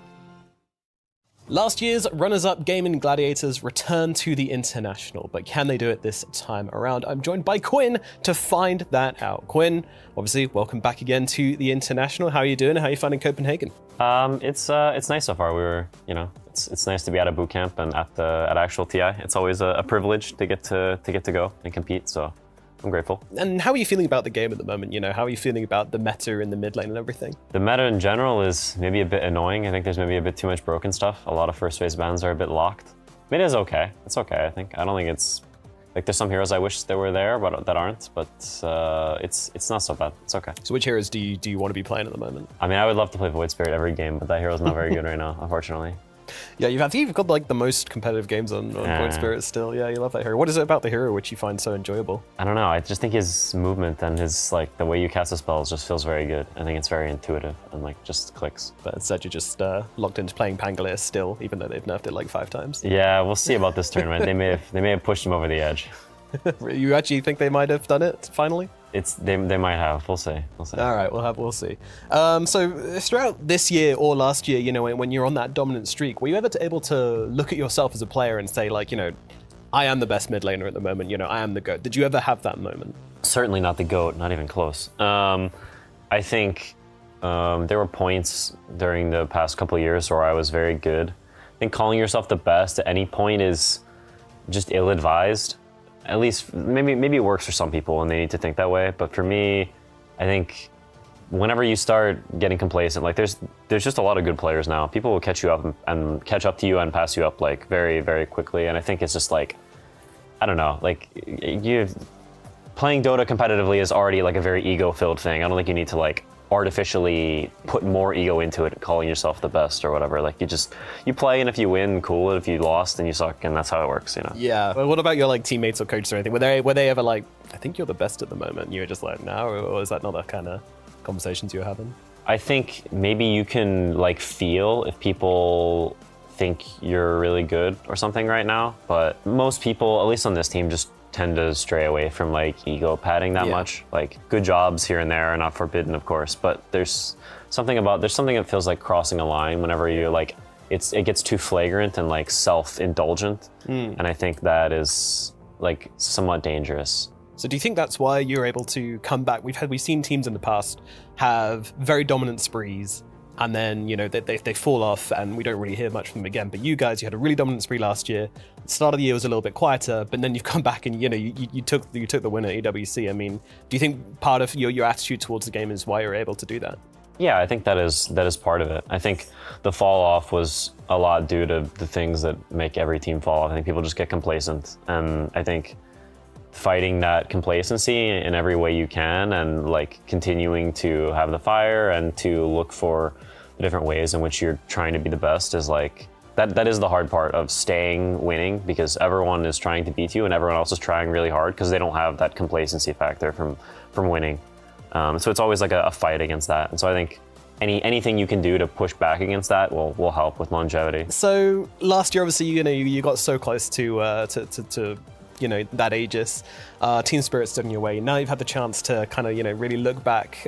What do you feel like about those grand finals? You know, are you like happy that you went so deep at the international, or are you still like a little bit sad that you couldn't make it all the way? I mean, it was definitely a privilege to play in a TI final, and I think I'll always appreciate that.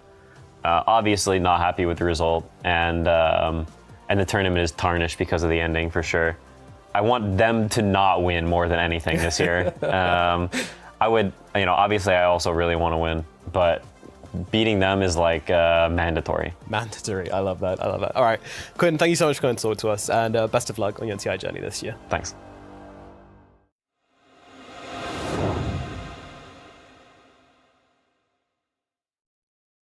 To beat the defending champions this time round, you don't need to make it to the grand finals. You can just drop down to the lower bracket and you'll find them eventually, because that is where Team Spirit is right now. Gaming Gladiators, they started their road in the upper bracket together with Nouns, and both of those teams will go head-to-head in our upcoming series. And a week ago, everybody would have thought that would have been easy for Gaming, but we're at the road to the International 2024, and nothing is certainty, because I feel like we can have anything can happen. It sounds so stereotypical, but we've seen it. We have, and I would love to jump on board, but I've seen this storyline before. With last year, Nouns, they beat the reigning champion. They get to upper bracket, they lose, they see Gaming, they get eliminated. So as much as I want to jump on board, Nouns have to overcome their demons. Like, Gaming Gladiators are their TI demon. Like the beauty of TI, if they beat Gaming, that's when it begins. But this is their hardest challenge. Overcome last year's, you know, hurdle, the mountain that knocked them out. Wow. Sorry to bring it down a bit. Yeah, you brought it down quite a bit. But it's just honest. Let's continue on the high note because Gaming Gladiators this year has had fantastic results. Of course, ending first at Riyadh Masters, one of the most recent results. But if we look towards Nouns, they are the ultimate underdog Lacoste. Can we set them up for success? I think they can, especially if they draft like they drafted against Team Spirit. We also heard Silent talking about giving them away too much, then giving them away the same thing for the second game. First of all, I don't think they're gonna get like the hands on Luna, which seems to be the most successful hero of the tournament when it comes down from the carry role, which has over 80% win rate, 81.25, which is insane. And also Pure did break a record in the previous game when it comes down to overall between all games here played at the Road to the International in terms of the damage dealt by heroes. So this hero, I think, priority is gonna shift, and Yuma, he showed that he can play some like mean Luna and mean carry. Yeah, I'm with Lacoste on that. I think that their Luna was a shock to everybody, and between yesterday and today, Luna is on every team's radar as the hero that 2-0'd Team Spirit and sent them to lower bracket, basically. But not only that, it was also the Sand King that they opened with, that they looked excellent on. I mean, before the Sand King opener that was given away to them twice yesterday, they were, running some crazy things like Offlane Tusk and what have you, and that didn't look too good. But the two heroes on every team's radar versus now should be Sand King and Luna, and I doubt that Gaimin will give it away this time.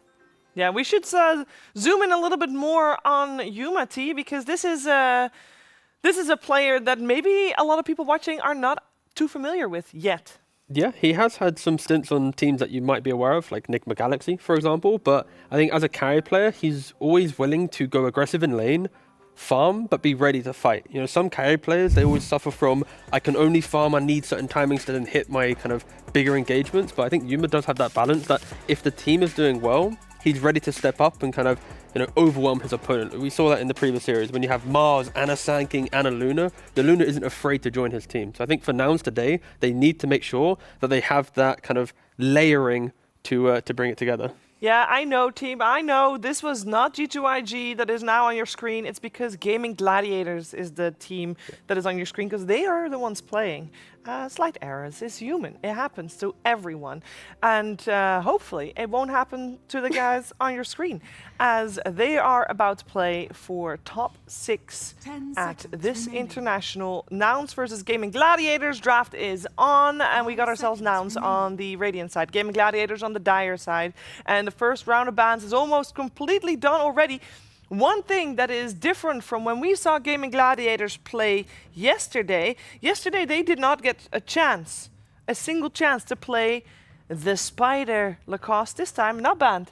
Is it first pick material at all?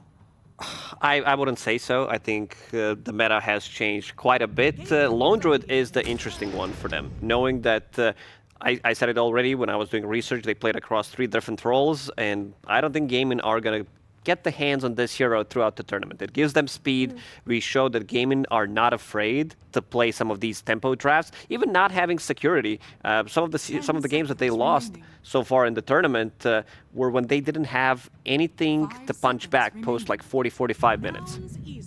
Yeah, and Sand King gets... Okay. Oh, never mind. I guess we got our answer. Sorry.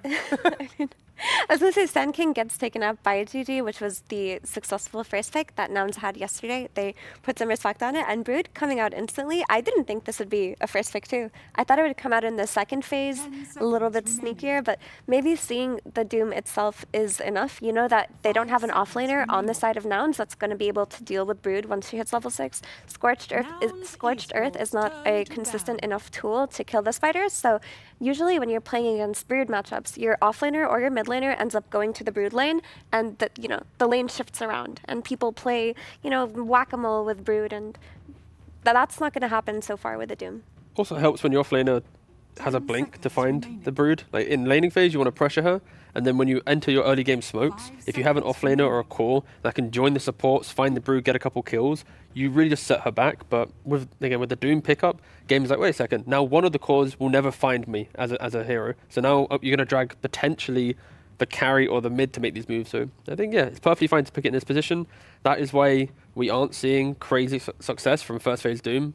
Again, 7-8 losses now multiple times. It was 8 losses over the last 2 days, and then Liquid was the only one that won with it this morning, and we saw losses ever since. So it's just, yeah, it's struggling a lot, but it really is the fact that as an offlaner, you don't pressure as much in laning phase, you don't play quickly on the map, you don't smoke gank very efficiently, you can get a blink, but you need others to make yourself feel good. It really is like there's a lot of things that need to go right for this hero, and Brood, of course, will now slowly pick that apart. But they're also going to be making a very big statement here on Gaimin if they first pick this Brood, or I mean 9th pick. If they pick it and they win with it, then they, as a team, have an entirely different set of first bans than any other team, which gives them access to so much more of the meta heroes. Because which other team is getting Chen and Lone Druid banned against them? And Brood. And they did play Brood once already this tournament versus Heroic, but it came out in their last phase. This time, they didn't win with it in first phase, so this win here will set a huge precedent. If they get the win, of course. If they get the win.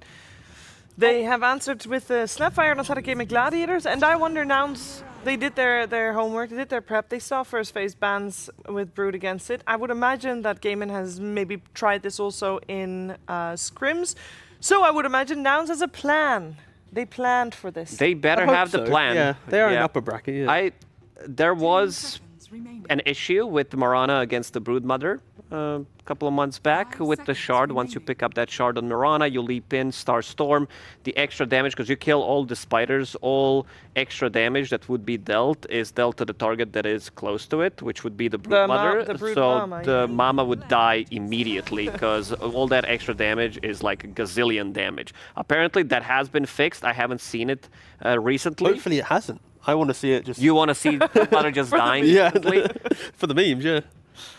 So Nouns are in a position where they have their Treant, and yesterday they were running this Treant plus Luna lane to great success. So Gaimin either block pick it here, or they just give it away.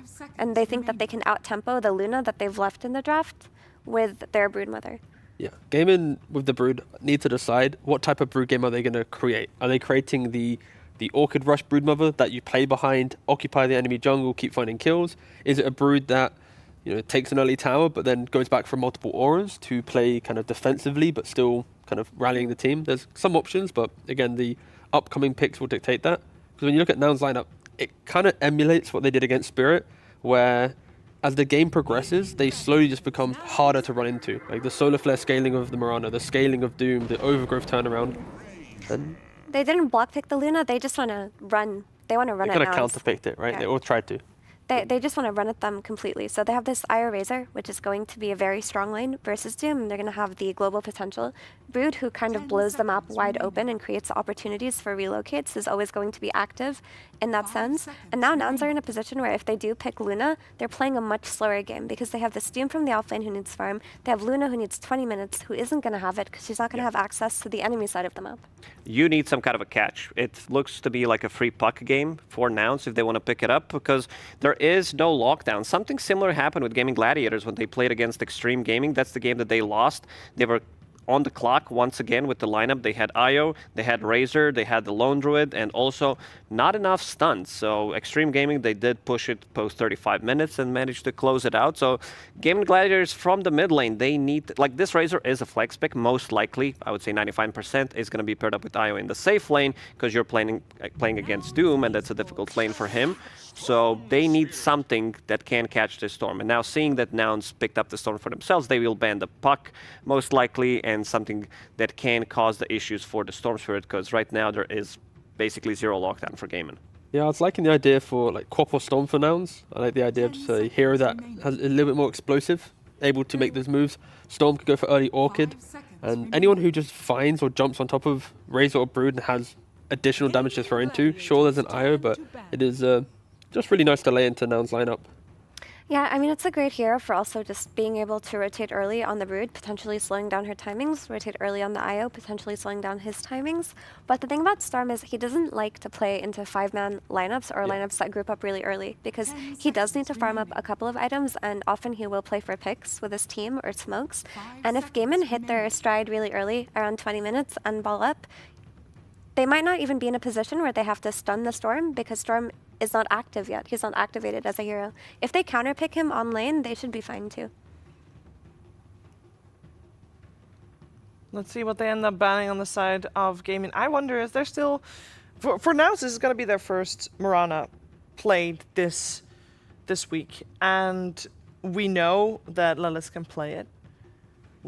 I assume Yuma can play it as well. Seems like any carry player worth their salt should be able to play it.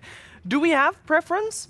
Because they could still pick up the Luna, obviously, it would be too slow. I like a carry. Yeah. You'd like Mirana as You the can carry? leap away from static link. You have Starfall for a little bit of like kind of laning threat. It's like it just sets you up pretty well. Of course, the flex exists. They're still banning out carries from gaming, but these are carries that also still do the same thing that a Mirana carry can do. You know, you can waveform out of the static link. You can do that, and gaming have ultimate last pick. So carries that they removed though with the Weaver and the Weaver can be both, I guess, and the Morphling. I'm still looking for a hero for gaming. I think Lashrak could also be maybe the answer from the mid lane. Buys into Yule Scepter. This hero has not seen much of a play, considering that we see Pipe pretty much every single game. Queen of Pain is still a viable option where you can like build into Orchid, you can put some pressure onto Storm Spirit, but what else is there? There is Dragonite available if they want to run that one. And no longer available. They could do... They thought the same. I mean, they have last pick for gaming, but like, if you want to go ultra push annoyance, you can go for like a Shadow Fiend from mid lane just to raise and make Storm have to hit jungle early. There's like a Monkey King for map play. Nouns finished their draft again with quite a stable 4 hero. Hoodwinked to now enable Doom, and then as expected the Mirana and the Trio together. A very clean looking lineup that if they aren't choked out of the map in the first like 15 minutes, they will naturally scale into a very competitive game. But that's where it's on Quinn now. Like, what does he want to do? Does he want to shut down the Storm in lane and bring kind of fight, or does he want to be a playmaker that he goes even, but he provides opportunities on the map? If they had some more lockdown, I would say they could pick hero from the mid lane that everybody has been practicing. That's Ricky, but since they don't have any kind of lockdown, they only have slows. Bring back the Ember, maybe? Oh, okay, there you go, Invoker. And you were talking about which route he's going to take. I think Invoker doesn't shut down Storm on lane, but he does playmake, he does provide disable, does give CC, and it's extra map play with the Broodmother. And C. He provides CC and C. Yes, CC and C, naturally. But there is going to be a lot of map play with the Ghostwalked Invoker playing QW, looking for picks across the map, and like he could even build Orchid on this Invoker, and that's a solution to the Storm. So this does tick a lot of boxes. It doesn't tick them fantastically, but it does what it needs to do for gaming. It seems like both teams have got a pretty well-rounded draft. Yeah, lacking a little bit of control for gaming, but this Sure, but Invoker, they make up for it in speed. That's for sure. And we also seen Invoker plus, in the previous series, how much you can increase the damage on your carry. Now you have Io as well, Broodmother, most likely in this game with auras, considering the damage, the magic damage that they have, coming out from Storm, coming out from Mirana early on with that Gleipnir as well. Kind of hard to say, but Nouns, they cooked another good draft for themselves. I like the fact that for Nouns at least, they have a lineup that if they can just survive, the game becomes very competitive. And for gaming, it's like they always seem to have a draft where it's like, if you haven't crushed the map in 25, you can see vulnerabilities slowly forming, right? Like the lack of lockdown, the fact that Razor is going to scale to be independent, Brood's relatively independent. Like there's no kind of glue to their lineup outside of pacing. So again, like the later the game goes, it's more exciting for Nouns. So if you're a Nouns fan, you want the time to tick over. You don't want the game to just to be, crush all lanes and lose your map.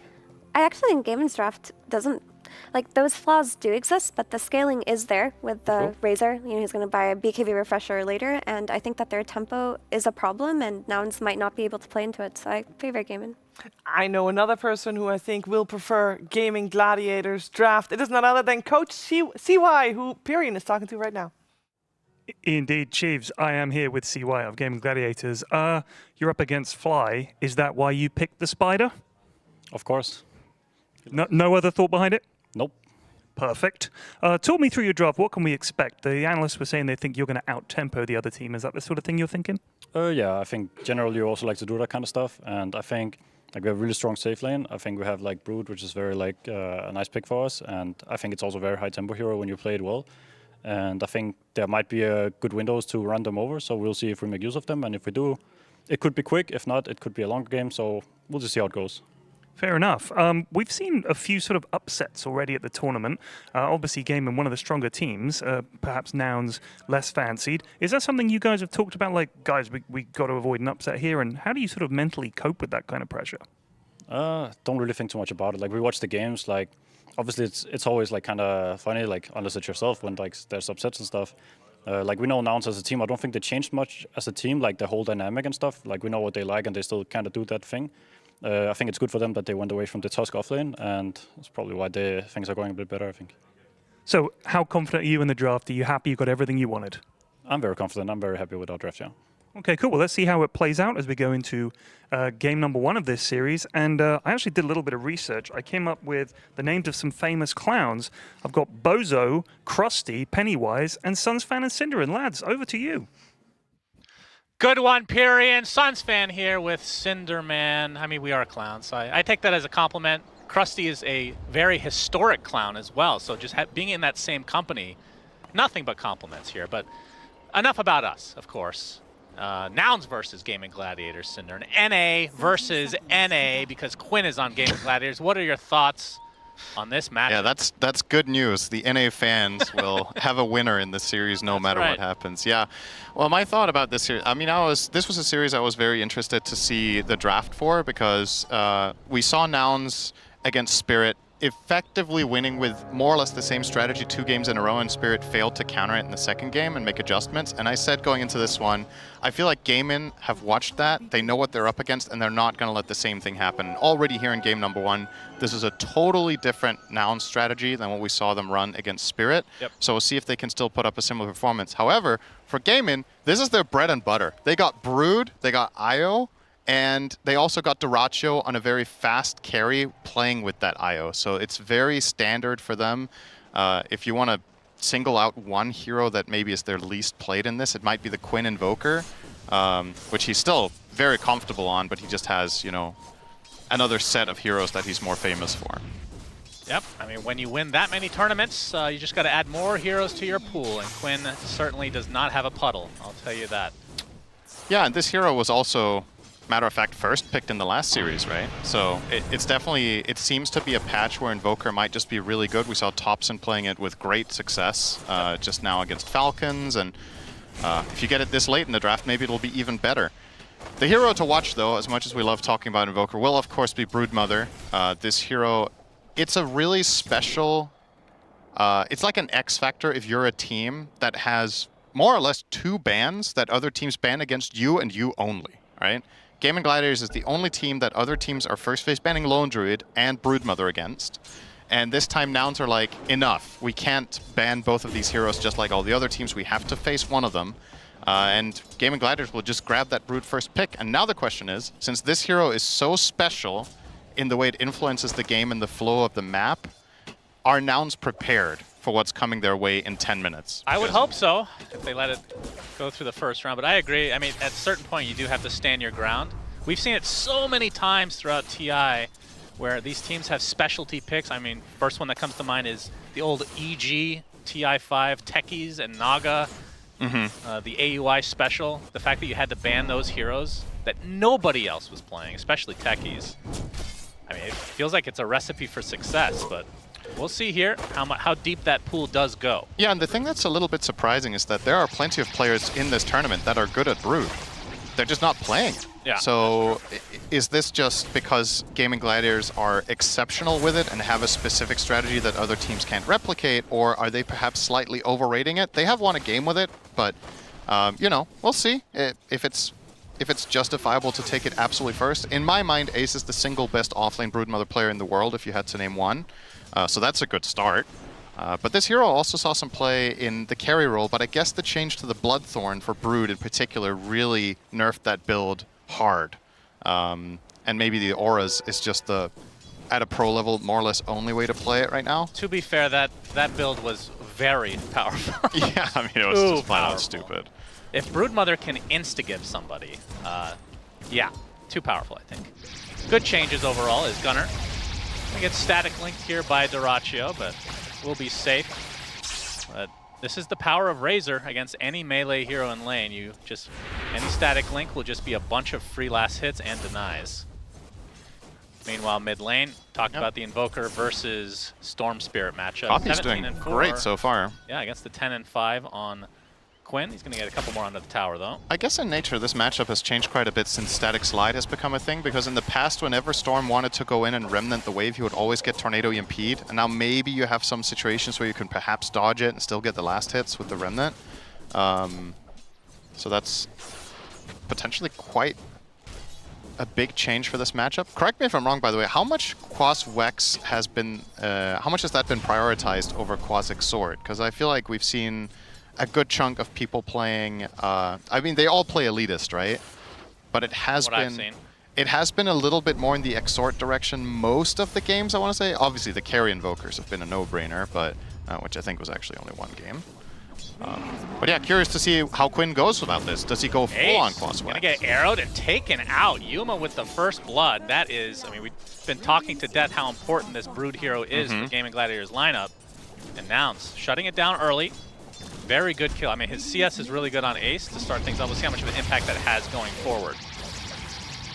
Yep, this is, okay, maybe calling it the dream start is a little bit of an exaggeration, but I think killing Brood is one of the best things that could have happened to them this early on.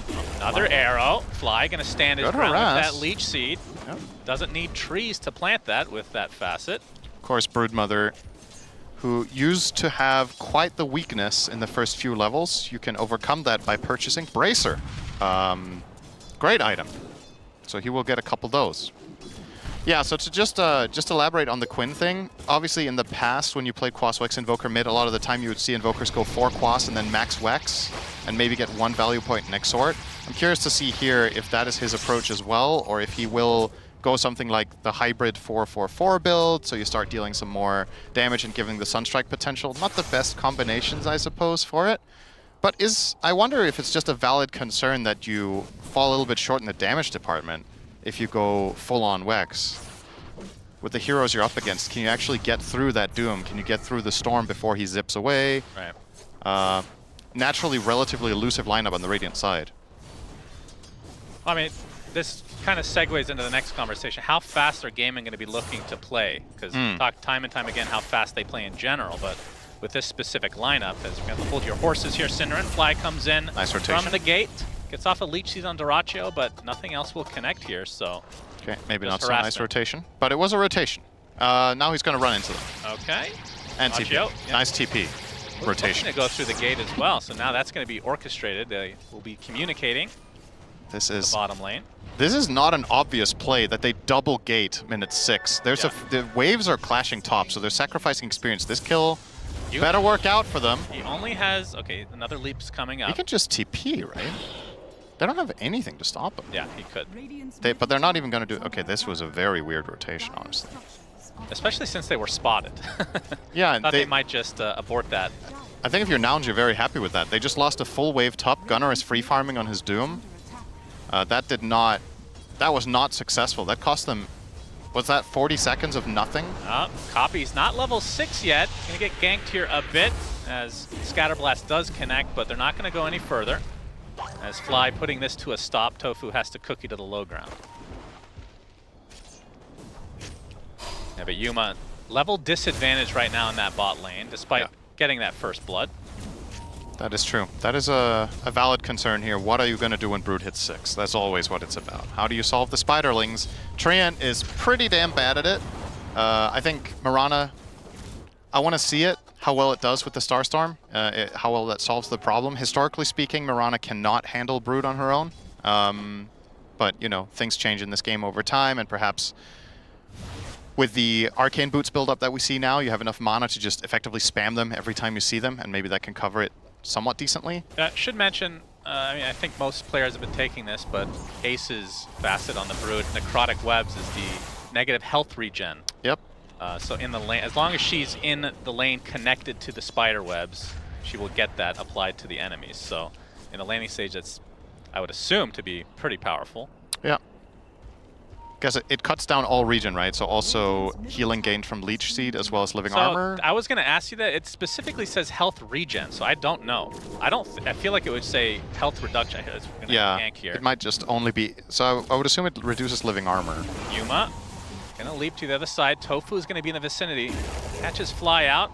There's the leech seed. Didn't really talk about the leech seed can be used to block, actually. That's pretty Yeah. cool.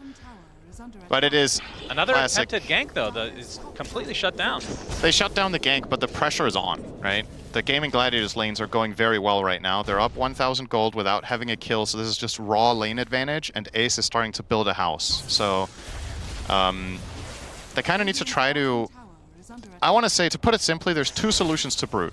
One is that you fight Brood head-on in the lane and prevent her from taking over the area. The other one is, all right, we don't have the solutions, kill the rest of the map and just accept defeat in that one lane. The worst thing that can happen is that you keep sending resources and fail, because then you lose on economy. So the moves need to be, efficient. Whether they succeed or not, it needs to be quick so that you can move on and do something else.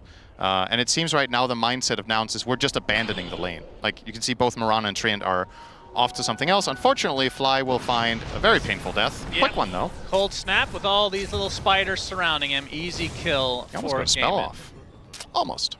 And that's in fact Gaimin's first kill of the game. Despite having a 2k lead, you can just tell they're just getting more out of the map right now in the early stage. And you asked me about the timing of the Gaimin lineup. Yep. It's starting now.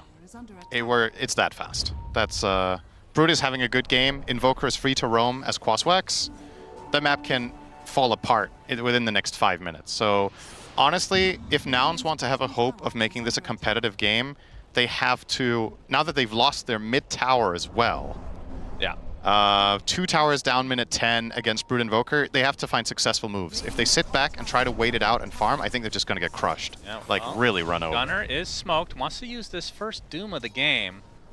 She should mention this hero has a horrific win rate right now. See if they can break the curse. Yeah. Ace going to be spotted. Copy gets a very long range electric vortex arrow, not going to hit for Yuma, so Ace likely would just be able to run away. But there's the first Doom. Quinn actually just runs into them, but now the link up by Stellar, getting some health regen. Oh, it doesn't regen at all because of Doom, in fact. And that'll lead to his eventual death, and Celery will be able to get out just in time with the relocate. It's 1 kill, but it's important. It's just, you know, stem the bleeding is the motto right now for the side of Nouns, and it will be for a while. So while that might not have been the greatest with the arrow failing on the Brood connection, at the very least they bring numbers, they get a core kill, and they slow things down a little bit. Yeah. And yeah, the way to slow things down is, ironically, by playing fast. Farming and trying to push out waves, I do not think is the recommended approach, so that was good. And the good news for Nouns is their supports are approaching level 6. So currently they are a little bit out-leveled. Celery's 6.5, Tofu is 5.5. But once the Hoodwink and Treant get 6s, something could happen. Celery, though. Celery, yeah, he's already low to begin with. That's going to be an easy cleanup. Darachu left to his own devices as Yuma comes in from the north.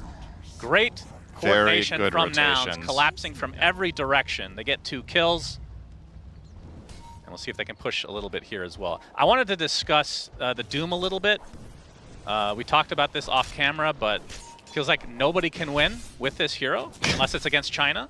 Only Liquid. Yeah, and what's up with this hero? Because even that last series, Amar played unbelievable on the Doom. It just is never enough, it seems. I mean, we were talking about how if it was the old Doom, they would have won that series. Old Doom meaning the one where you can't use items when you're doomed. I feel like they would have just absolutely crushed some of the fights. But that's the thing. If people know how to play against Doom and itemize correctly, a lot of the time you can kind of create distance when you get Doom, and it's about, you know, against this hero, it's about surviving Doom. After that, the hero honestly kind of sucks in late game. Even if you itemize and you get very rich, Doom is still the brunt of the hero. So as players have got better at itemization and have more options of kiting as well on the doomed hero, they're just doing a better job at dealing with that. And on top of that, some of Doom's losses, we're talking about the late game perspective, some of Doom's losses, his early game just hasn't gone particularly well either. And this hero does not play well from behind. So there's like multiple boxes that need to be ticked. And if all of those are ticked, you're not even in a guaranteed strong position. So I don't know. It feels to me like the hero might just be slightly overrated based on win rate. I mean, at what point do the players look at the win rate and say, okay, surely this just isn't a pick anymore? I mean, I don't have the stats offhand right here, but I think it's like 1 in 9 or something during this stage. Of Sounds right? about right. Yeah, probably 10%. It's real bad. how much of a sample size do you need? Is Quinn going to be caught? Okay, Tornado. We'll keep him safe. I think the thing to think about is not only the win rate, but it's also when you watch Doom's games, how does it lose? Is it right? his fault? It's like, how does the hero lose? Because it's one thing to have a bad win rate, but you know, if you're, if the lineup is built around him in an incorrect fashion, or you're making the wrong idea of how to utilize the hero, it might, I mean, the hero is not a 10% hero, okay? There's no hero that's that bad. So, I personally think a big part of his issues is that he gets first picked. I think this hero would do so much better as a second phase choice when you have a little bit more information and maybe you get to ban out specific counters or you get a little bit more of a read of the flow of the game. I don't know, that's just my 2 cents, but we'll see. It's sometimes heroes that don't do too well in the beginning ultimately get really, really good later on when people make, you know, slight adjustments to item builds or timings or movements where you really enable the hero better. Or facet choices, potentially now. Another Yeah. cool mechanic added to the game that just adds extra depth to these types of tournaments the longer it goes. I mean, I'm not sure they're evolved enough to get to this point yet, since they're relatively new still, but just adds another cool layer, I think, to Dota. There's Quinn in the bot lane, looking for an opening. You said that they were going to be ramping this up, but it's actually slowed down a bit. Those couple of ganks that Nouns got through, I can't stress enough how important they were. Because if you don't get these couple of successful moves just to buy yourselves a little bit of breathing room, it would have been game in making those moves. And we would be looking at a 5 to 6k gold lead and another dead tower. So it might not seem like that much to have a successful gank here or there, but in games against tempo, getting these kills is worth twice as much as in others. But we'll see Gaimin, I think it's their time to try to shine here. Orchid on Ace, and Quinn will scout out Yuma, so any connection here should be an easy kill, and he's dead. Yep, and Yuma takes a tumble. That's a huge kill. Meanwhile, Fly gets off the overgrowth. Should live, I think. Zip coming in from the north from Copy, and there is the Doom from Gunner. Down goes Duraccio, so position ones on both sides end up getting taken out. Good response. Support action as well. And you can tell, so pay attention to how Nouns are spreading their resources on the map and the drawing that they also just made there with Yuma, right? They are just not playing Brood's game. Yuma was alone farming down there, and I think his logic was, I can farm here because I can avoid Brood and live. Now that he knows he has Orchid, he's not going down there alone again. So, curious to see how they adjust now, as Gunner will be jumped. Oh, that's the Orchid on the Storm! The Orchid Storm's in a lot of trouble, but no, able to zip away just in time. Gunner trying to focus down the Snapfire now as Quinn comes to getting turned around on. Gunner going to be helped out by Yuma now. Quinn is dead. Celery slowed to a crawl with that purge from Gunner. Clutch. Double kill for Yuma. I was like, how is that Orchid on Copy so short? Gunner dispelled it with Purge. So having this creep in this exact moment to counterplay that move from the Brood, beautiful. Super, super important. If he doesn't Purge Storm there, Storm dies and they lose this fight. Instead, they take 3 kills. You know, Doom is insane. What a great hero. 3 second. You just gotta have the right. You just gotta have the right creep in the right moment. You know, that's oh, good. Yeah, that was actually perfect timing too. Oh man. And I wonder if this Purge creep, if that was specifically chosen by Gunner in foresight against Orchid, because if that was the rationale there, that is just awesome. I mean, what a great choice. He's been having an amazing tournament so far, especially in this upper bracket. And now, I don't think he's changing this creep for a while now. I think he just walked past the Centaur. I know he doesn't have Devour, but I don't think he would have eaten it anyway. I feel like now having this Dispel in this phase of the game is enormous for them. And you also saw, you can obviously use it for chasing when you're ahead in the fight too. It's not only a defensive ability. Yep. So, yeah, really, really nice. So what do you think about the I mean, correct me if I'm wrong with the order here, but Io was chosen after the Doom, right? So not really respecting the anti-heal aspect of this hero. It's a double-edged matchup because you can also relocate people out, which is very useful against Doom. Relocate to Fountain where they can die, technically. I mean, as we've seen in plenty of series this tournament, playing against Doom is about kiting the Doom. Right. You need to survive the Doom, and then you can turn the fight around. And historically speaking, Io was an insane hero against Doom because you used to be able to heal as well during Doom. So then it was like one of the picks against it. But you're right. There is definitely that downside that they can't reliably trust Celery to keep them alive as they are doomed. But I still don't mind the matchup from IO's perspective. I still think it's reasonable. And you weren't picking IO particularly against Doom. You were picking it with your lineup's goal, like your vision of the pace, right? Right. I mean, the move speed always super helpful anyway, especially with the Razor. Yeah. Mid lane's going to be pressured a bit as Gunnar looking for an opening with that Blink Dagger and Doom available. Heading towards the north, Ace, a very difficult kill. But yeah, so far the Orchid on Ace has not, I mean, obviously it's just good in general, but it's not led to a kill. My biggest concern for Gaimin is not the Brood, it's Quinn. He is poor. He is 2,000 below the other cores, and he has a Mage Slayer. So he went for a fighting item. They're not winning fights, so he's not going to be farming that well. I mean, it's okay, you know, you get attack speed, etc., but it's not a Midas. Yeah. It's not, you know, a tempo item that he can solo kill heroes with. This is meant to be... It's very clear from the itemization and their mindset that this is when Gaimin want to get stuff done. And I honestly think they're a little bit stunned. Like, this was not the plan. So... it's time to dig deep and get that plan B rolling. We saw them, was it yesterday when they played? Or 2 days ago? And it was against G2IG. When the second game when they were playing their Chen Alk and the pacing missed, they kind of lost their footing and never really recovered it. Attempted kill onto Gunnar here. Fly is in the tanky. area though, gets off the leech. Good The glide Raja mirror. though coming with the IO. Mortimer's Kisses will eventually be enough. Quite a bit expended. It is a kill on a very important hero for Nouns. Fly continuing to get chased under the cover of the tier 2. Doesn't seem to matter. Looks like he'll drop regardless.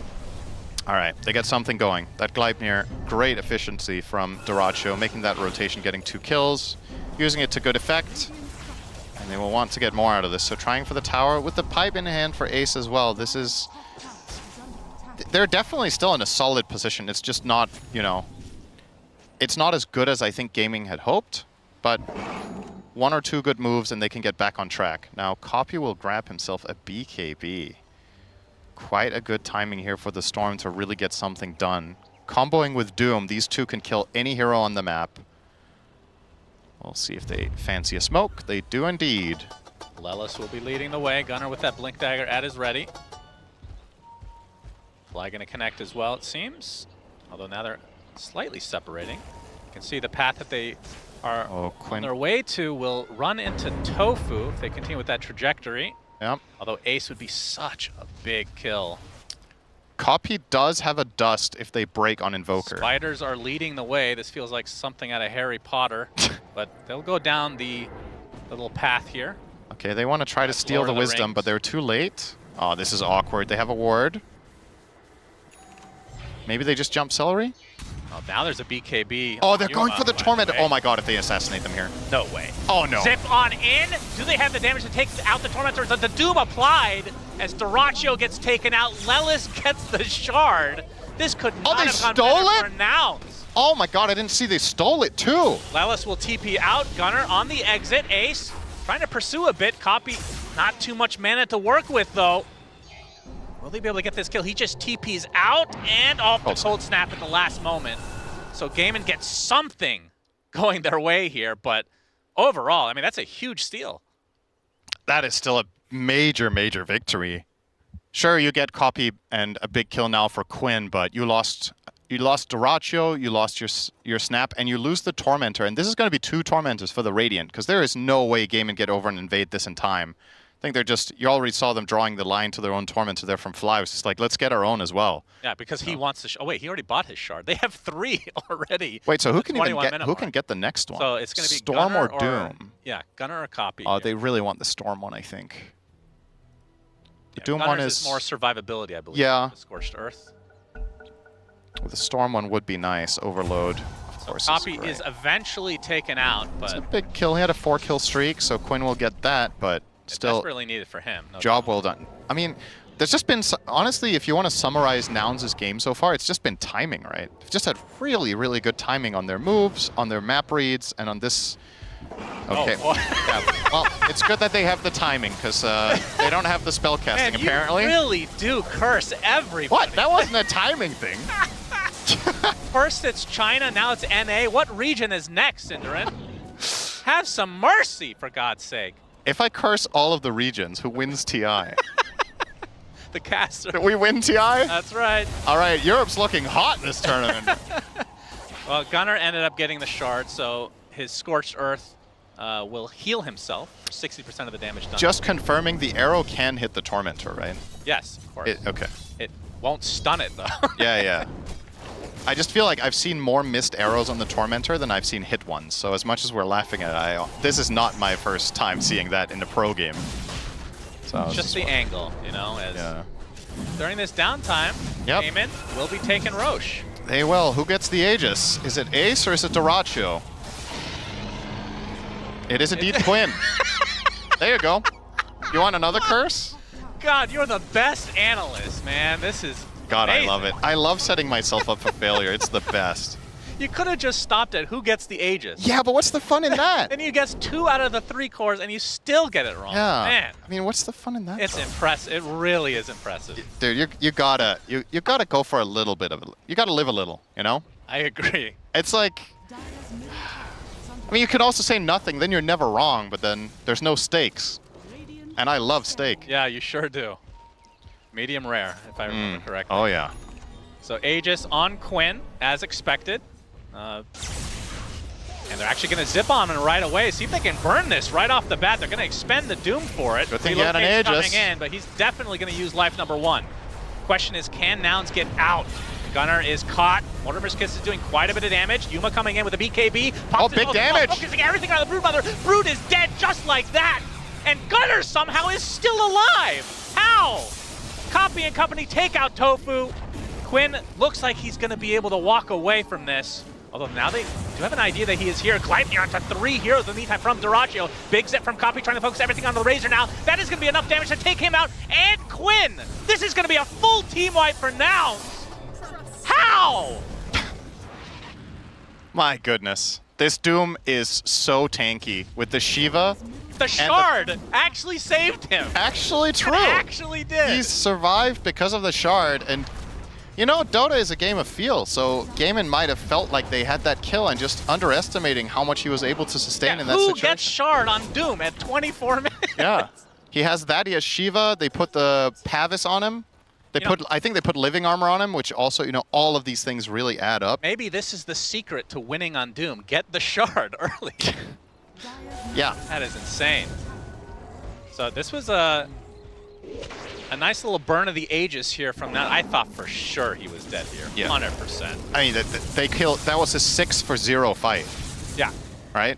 Yuma comes in and just freely right-clicks from the high ground. Yeah. With his ult activated. Mirana with max solar flare running, just getting in and getting to deliver for like 10 seconds straight. And this, the She's gonna kill re-engage, 3 versus 5. That Pavis. That was questionable. Yeah, Obviously, I can understand why they felt tempted, right? They get a 4-man Gleipnir, they can see Gunnar is low. If they get that kill, perhaps they can snowball the fight into some extra, but they end up just bleeding away. Danish keyboard says Gunnar, which is a very good excuse for a pause. Of course, he's just marveling in the brilliance. Do you guys have weird keys over here?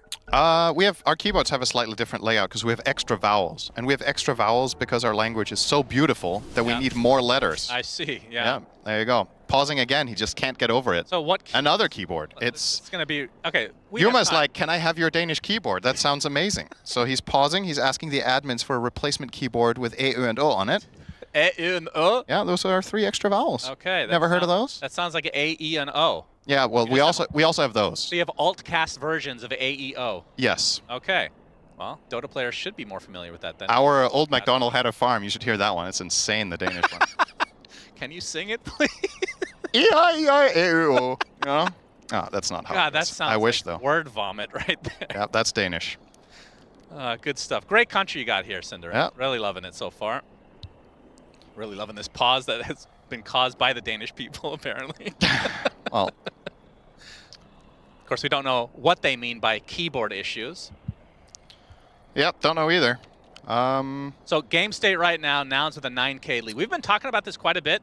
Feels like even when a team has a it feels like a sizable lead at like this stage of the game, for example. We look at the net worth, it's like 3 or 4K, which is not gigantic.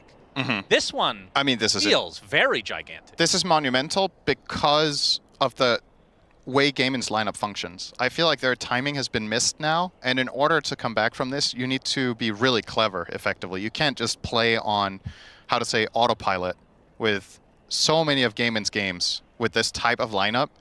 They're winning now. Like, this is when they get their second lane of barracks. They haven't taken a tier 2. That is true. It feels later than it really is. It's very unusual for them to be put in this position, which is, you know, CY was saying in the interview pre-game, we're happy with the heroes we've got. We know if things get rolling, we're gonna run them over with our timing, and if it doesn't, we'll see how it goes. Kind of. That's where I'm at right now. I'm at the copium phase for the Dire strategy, I see. Where you kind of, at this point, you're relying on significant outplay, because I think the timing that your lineup was meant to crush them failed, because Nouns played super well around the map. They are now fully online with a lineup that scales incredibly well on every hero, mind you. All the supports are monsters late game. Treant and Hoodwink are some of the best late game supports you can get. And you have an IO whose late game contribution primarily is keeping one hero alive, but that hero can get doomed. So it's kind of a catch-22 where, you know, your options don't sound that great right now. Yeah, and from the Gaimin side, Invoker should be a very important hero on this line. I mean, he is just struggling big time. He is so far They behind. put the Aegis on him so that he could survive. Yeah. Immediately burns it, and then dies in that big team fight that Nouns wins. So it feels like Quinn is just very far behind right now. But, I mean, in terms of if they end up trying to go high ground against Gaimin, Invoker, historically speaking, is incredible at defending. How's their lineup overall? Yeah, a big part of Invoker's defense, though, is also having many levels in Exort, because then you actually pose a serious threat of killing you with the combo, but Quinn's build currently is 4-7-2, so his spells don't deal a lot of damage. He can burn some mana, he can be annoying. I don't know if he should buy a shard, if that even helps at all here. Gaimin have 0 shards versus the 4 on Nouns. Yeah. Yeah, it's just tricky, right? This is what happens in games where you build a tempo lineup and you itemize for tempo and you miss the margin, right? Or miss the you miss the window, so to speak. So I don't know what I would recommend buying on Invoker in this spot. It looks like he's trying for a pike. And I guess with that, his plan is to transition into right-click, because he's identifying that if we're going to win this game now, it's not 25 minutes anymore. Now we're looking at 50. So perhaps this item can help him bridge that gap. Well, Yuma has finished his Gleipnir, as we're on pause now, in case you're wondering. For everybody that was alt-tabbed. Yep. This is not a highlight. This is live action, of course. Enjoy. So we had a... Sounds like we have some in-game communication from Nouns that we get to listen to. Let's take a listen.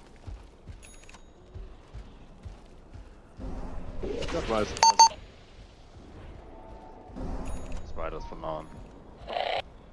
Tali, we'll give you a suggestion. What's up, man? When you play Vlads. It's good. Then you cannot make like the insane plays, but you'll just have Vlads and you'll give us 100 damage. I will be real, guys. I think this Blink Dagger is game winning. Razor cannot play anymore. I'm Blink. I'm not listening to that shit. Just after that. After is okay. Being a former pro player yourself, Cinder, what did you think of that conversation? I love, you know, okay, so Fly, I think they were effectively suggesting let's buy Vlad's on Treant so our right clickers do a lot more damage, and Fly was like, I'm buying Blink, I'm not getting that shit. He just shuts them down immediately. He has his own read on what he needs his hero to do, and damn, he's gonna do it. But then they were like, okay, but after the Blink. And you know, sometimes this is how communication does go down with item suggestions and feeling out the game. You know, ultimately, whoever's playing their own hero will have the final say in what they want to do. You can ping pong ideas when there's downtime, and this is how you level your mindset of where the game is headed, right? Because they might feel like, hey, if we buy Vlads, we can just run them over, and Fly just has a different idea of what he wants. Out the BKB from Dirachi. Look at the damage coming out from Yuma with his solar flare. That right click is enough. relocate, too slow. Big kill for now as they force out the BKB and they get position 1 kill. I've seen this hero for a week and I still get surprised by Mirana's damage. It is absurd. It's so nice crazy. Arrow nice timing. Arrow. Yep. So Celery will die as well. It's just getting worse and worse as Doom applied to the Invoker. He's actually just going to TP out, so he'll actually be fine. Gunnar Infernal Bladed him there. A bit of a mistake, perhaps. Yeah. Muscle memory. Just yeah. got to get that damage in. Could have possibly. I mean, maybe he felt like he had to Infernal Blade to allow himself to cast the Doom. At this level, the players are very fast to react and get a counterplay in. But yeah, he needed that to stop the TP out. So he does get out.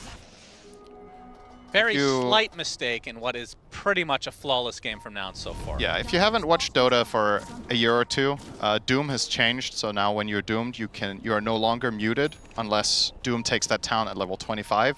In return though, heroes that are doomed cannot heal in any way. And so you cannot deny them anymore, which is a you also can't deny them, yeah. Gunnar caught off with the tornado, gonna be surrounded by Duraccio as well as Quinn. Good overgrowth. Fly and a huge zip in from Copy as Mortimer Skis is doing some damage. It looks like the Doom will finally go down, but Yuma again from the sidelines just ripping everybody a new one. Both Quinn and Duraccio already dead. Ace connected by Celery. Copy's running out of mana, so it looks like the Brood will get away. Tofu, in the meanwhile, being hounded by Yuma. We'll be able to get to the low ground, but the zip from Copy, still no mana. Not enough. So they'll have to be happy with the 2 kills, and of course 2 core kills, mind you. Feels like they just need so much to kill Gunnar, and then once they do, it's like, okay, what else do we have left? What do you think Fly is telling his teammates now? I buy Vlad. Oh, I thought he was saying, see guys, this is why I buy Dagger. True. That was if he had a Vlad's there, that's a dead Doom and nothing more happens. And this is not about he is right, his team is wrong kind of, but you know, you have your own feel. That was a great moment to have Blink. Maybe the next fight would have been a great time to have Vlad's, but this is why itemization is so important. You need to visualize what's coming up. And that was a good Blink moment. All right, Nouns are not gonna let this slip away at this point. They really want to keep control of the map, so they will be pushing out aggressively together in the top half. They're starting to cross the river a bit more than they have so far in this game on average, I would say. Copy will see Ace mid, or he'll only see the spawn Spiderlings cast, so I can't really go for it. That's a lot of spider kills there. As Ace does sees take the damage room. Will it cost him though? Copy zipping around, and yeah, it's just a free kill. That did cost him. Wow. Was it worth it? I don't think so. I hope that was a rhetorical question. I did answer it myself, so technically I hope that wasn't a rhetorical answer. Is that a thing, a rhetorical answer? Stop asking more rhetorical questions. Okay. As the tier 2 is next for Nouns. Question is, when is Roche? So 30 seconds away from knowing when he will spawn. Tier 2 tower taken out, so only 2 remain at this stage. Yeah. Both bottom and top. All right, in your expert opinion as a pro Counter-Strike player. Expert, yeah. What do you think Gaming Gladiators should do now? I think, oh boy.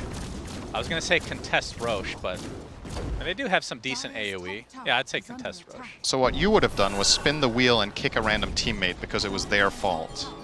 Oh, you're asking me what I would have done? Oh, yeah, of course. Yeah, okay. Goes without saying. And the fact that they, I mean, not that these heroes hate having Manta necessarily, but against a tree, you pretty much have to go Manta style. Yeah, you're either relying on Manta or Satanic, right? Yeah, that's true. Satanic would work as well. But Satanic doesn't feel that great against Doom, so it's really, you know, it's kind of awkward. Yeah. Either way, one way or the other, and I don't mind the Manta choice from Duraccio. I mean, it's still a fine item regardless. Lelis will be pulled in, reload. Celery's expecting an entire response here. Yeah, I mean, now they're just in their heads, right? This was a solo hoodwink, and they're like, the whole gang is here. Yeah, PTSD does that. Yeah. I would know. I mean, don't blame them, because Nouns have been playing pretty tight. Most of their moves in this game have been with many heroes. Duraccio. Yep. Has to BKB. Celery's toast. Certainly does. Celery's oh my dead. god, this Life damage. near into the arrow. Not quite connecting. Quinn gets out. But Copy wants to continue on, and Duraccio, without the help of Io, just melts. Honestly, it feels really nice for Storm to get Solar Flare. That is, by the way, I don't want to harp on it. Good. Dyrachyo is 0-7. How often do you see that? That is rough from the Razor this game. Yeah, enjoy it while it lasts. It's 0-8 in a minute. Sorry for the ill omen. Maybe they can bring it up to a 1-7. Stop being so negative, Cinderin. I am super positive for Nouns. They are playing an outstanding game. I have to say. They surprised against Spirit already. We need to reiterate, they have been the underdogs 2 series in a row now, and they have looked amazing. Yeah. I think you got to start putting some respect on their name based on these performances. It's not just that they're winning against a series against Spirit, you know. You could be like, yeah, they had a good series, Spirit let them have their heroes. They're bringing totally different heroes to this game. They're playing against a hero that everybody's been scared of giving game in. They let them have it, and they're just rolling them. So, like, what's the ceiling? If you can... They've got to be really feeling themselves in terms of confidence here. Because this is also... The panel was talking about this pre-game. What precedent is this going to set for the tournament if Game-In win with this first pick Brood? What precedent is it going to set if they get owned? True. You know, like, what are they going to do? Are they going to start second-guessing the Brood? Was that really the problem? Are other teams going to be inspired now to let them have it? Or are Nouns just the best team in the world? You know, there are many questions that will be answered within the next week. Yeah. And that could be one of them. All right, Flybot Vlad's. All right. Much to his own dismay, but he did it because he's a good teammate and he wants to keep morale high. Let's see if he regrets it. Yeah, I think he actually really wanted to buy Basher, but we don't have an audio clip of that, unfortunately, for you guys to listen in on. Basher would be quite good. But that's true. Yeah, he's Giga Chad enough to buy a Basher on Trian, you know. Aegis on copy now. And of course the banner on someone. 17,000 gold lead. We have not seen leads this large, this early, very often at this That's true. It's a lot of the games have been, even with, I mean, this is a pretty lopsided kill score. Many of the games we've had have been. Even in the games that have lopsided kill scores, it has not been this much. That's fair. It's probably been like half of this. There is a bit of a doom going on, you know, but still, it's quite overwhelmingly one-sided here. Want to commend Tofu on his farm. We haven't had so much positive to say about Gaming Gladiators, but Tofu on the Snapfire has actually managed to keep a really high net worth in an extremely dire situation. And obviously this comes at the expense somewhat of teammates, but he's the richest support in the game on a totally losing team and might have to come up big as this defense needs to be mounted. My god, this push is so quick. They do so much damage. Dyrachyo does take the enemy Wisdom Room. Right, Copy's in there. Have to go in. Copy. Electric Vortex with the ult from the He's Snap. dead. It's just dead. Gunner uses the Doom. He does have the buyback on the Quinn, though. Dyrachyo pops the BKB, trying to get back to his fountain. The damage from Yuma is absurd. Triple kill. Will he just fountain farm at this point? Why not? Ultra kill. Oh, another? Quinn. He's disarmed. Will you give him the Rampage? No. They've stayed a little bit too long. But still 3 dead for Gaming Gladiators, and they call GG. Nouns absolutely dismantle Gaming Gladiators in this game number 1. Holy damn. Talk about momentum. They start the group stage 2 and 4. Everybody's writing them off like, yeah, I mean, and keep in mind, this team, I believe their first game of the tournament, they got beat down as hard as anyone has. I think they got 25-1'd by BB Team in their first series, so... And they lost that series 2-0 as well, mind you. And since then, they find themselves 2 draws. They start, you know, picking up a little bit of momentum. And now when it's crunch time in the bracket, they're currently 3-0. 2 games against Spirit and now 1 against Gaming. They look startled. That was some of Gaming's best strategy, and they didn't even get to show what it does. I don't know what the record is, but Quinn, his record against Gunner, especially back in the day, is very good. Yes. So there might be some like mental overconfidence potentially. Do you think that comes into play? I mean, they're in the upper bracket of TI. You would think that wouldn't happen, but in my experience, especially with like being a team owner, which I've mentioned every cast, I think I'm obligated to do that. Okay, yeah. That does happen though. It's crazy, like the mental gymnastics people do that end up hurting them in the long run. Well, I think for Gunner, the secret was to just stop playing that lane. Now he doesn't have to face Quinn in lane anymore. Now he just goes and lanes against someone else. You guys deal with them. Yeah. And then he picks Invoker, Quaswex, and just doesn't really have a game the entire time. I mean, honestly, you can blame it on whatever you want. I just think Nouns played an outstanding game, and I think teams just need to recognize they're just that good. Yeah. So now you, as Gaming, need to figure them out. which is probably not what you expected going So into. Nouns, 3 amazing games in a row. Can they close this out in a 2-0? We'll find out soon. Let's go to the panel. Thank you very much, Hansman and Cinder. And this was a opening from Gaming Gladiators with the Broodmother, where we thought they were going to be able to play high tempo, and that would make up for their lack of stuns. But I think this opening now, Lacoste, is got to go in the bin. I think so too. I mean, the games that they lost, they pretty much went all in when it comes down to push, no real lockdown. Like, your lockdown is Glips and Glopsen, which is the best item in the game right now, but it's not enough. It definitely is not, where you don't have a way to start a fight. Like, you are, sure, your 5-man is strong, but if you don't get like 5, 10k gold advantage 15, 20 minutes into the game, which they're relying on to get, you're going to have some big issues. And it's just quite a quiet game from Gaming, right? Like, the laning phase, you could feel this intensity, this pressure just looming over Nouns, right? Like, the Orchid was coming online for the Broodmother, the Invoker had to kind of force the Storm to jungle quite early on, but it never really connected into much, right? Like, when the Brood gets the Orchid, they tried to play around him, but Nouns just did an exceptional job just playing elsewhere on the map, and maybe you need to look towards Dyrachyo and Celery. Like, them dying top lane multiple times to the Doom plus Storm rotation maybe hindered Gaming's ability to play at the speed that they wanted, because other heroes were online and ready to fight, but cheap kills were being given to Nouns, which accelerated their scaling to the point where we're already, 20 minutes deep into the game, and it's just the Nouns show. I'm with you too, because you could feel from the laning stage that Gaming were building their typical Gaming lead, and all of these key items are coming online. But Nouns, they completely outmaneuvered Gaming on this map.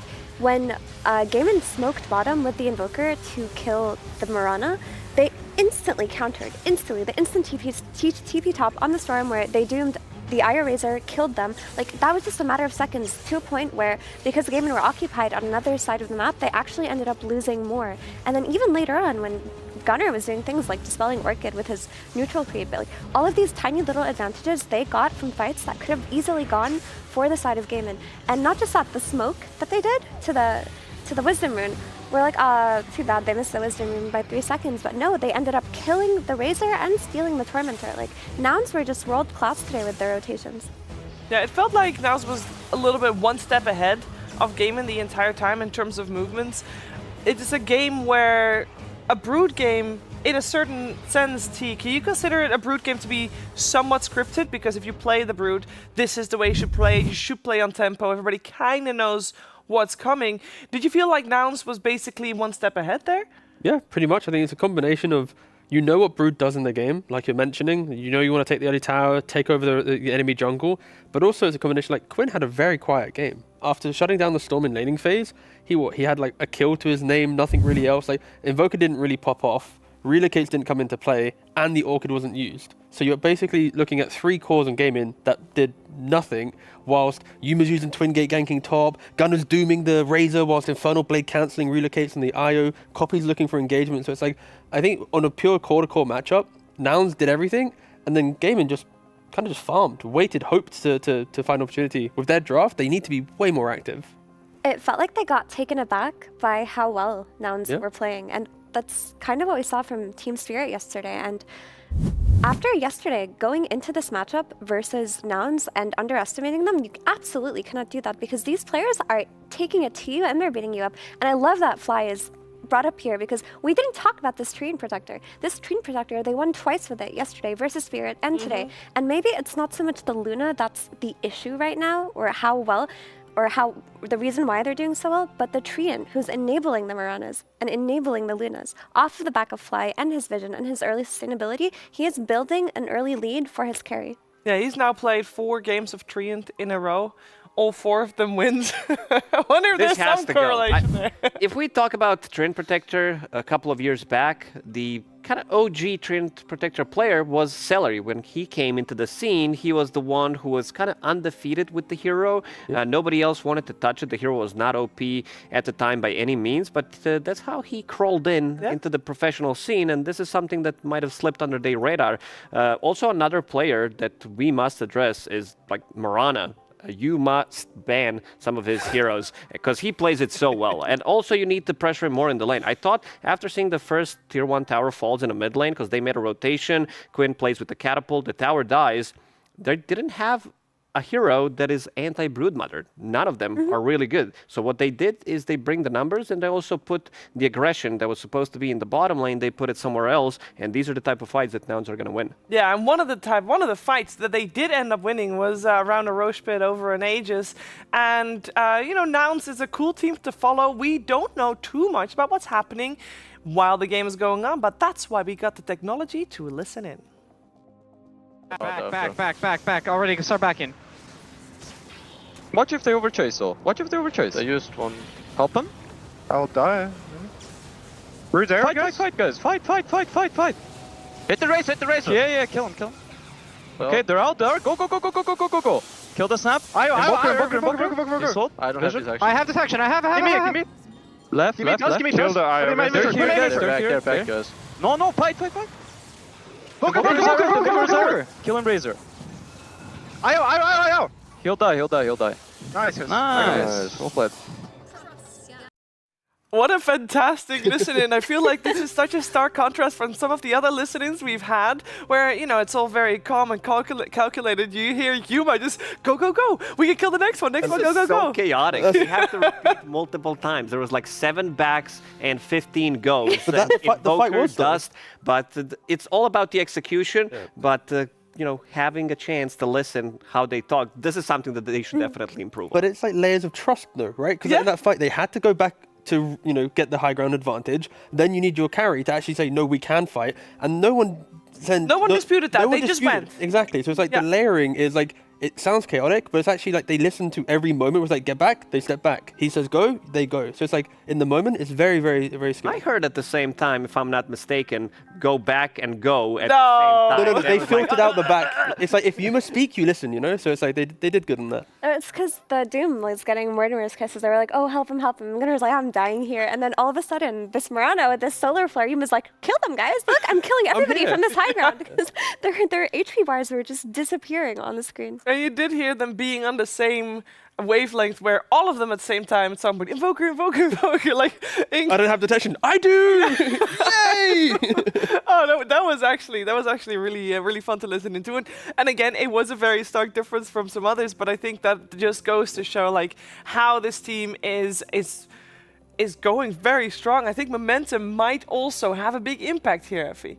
Yeah, momentum is a huge thing, but also these players, we talked about how last year they did something similar when they knocked out Tundra, who also chose them to lower bracket, and T was talking about how after that they played versus Gaiman, and then they lost to Gaiman, and this is a demon that they have to conquer.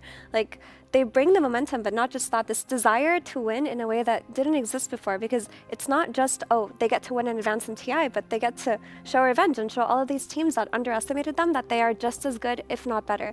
And that's what we're seeing, because there was underestimation coming out of everybody, not just other teams, the panel. I'm pointing at Tigav. How? You said started the panel. We were very excited, and you're like, well.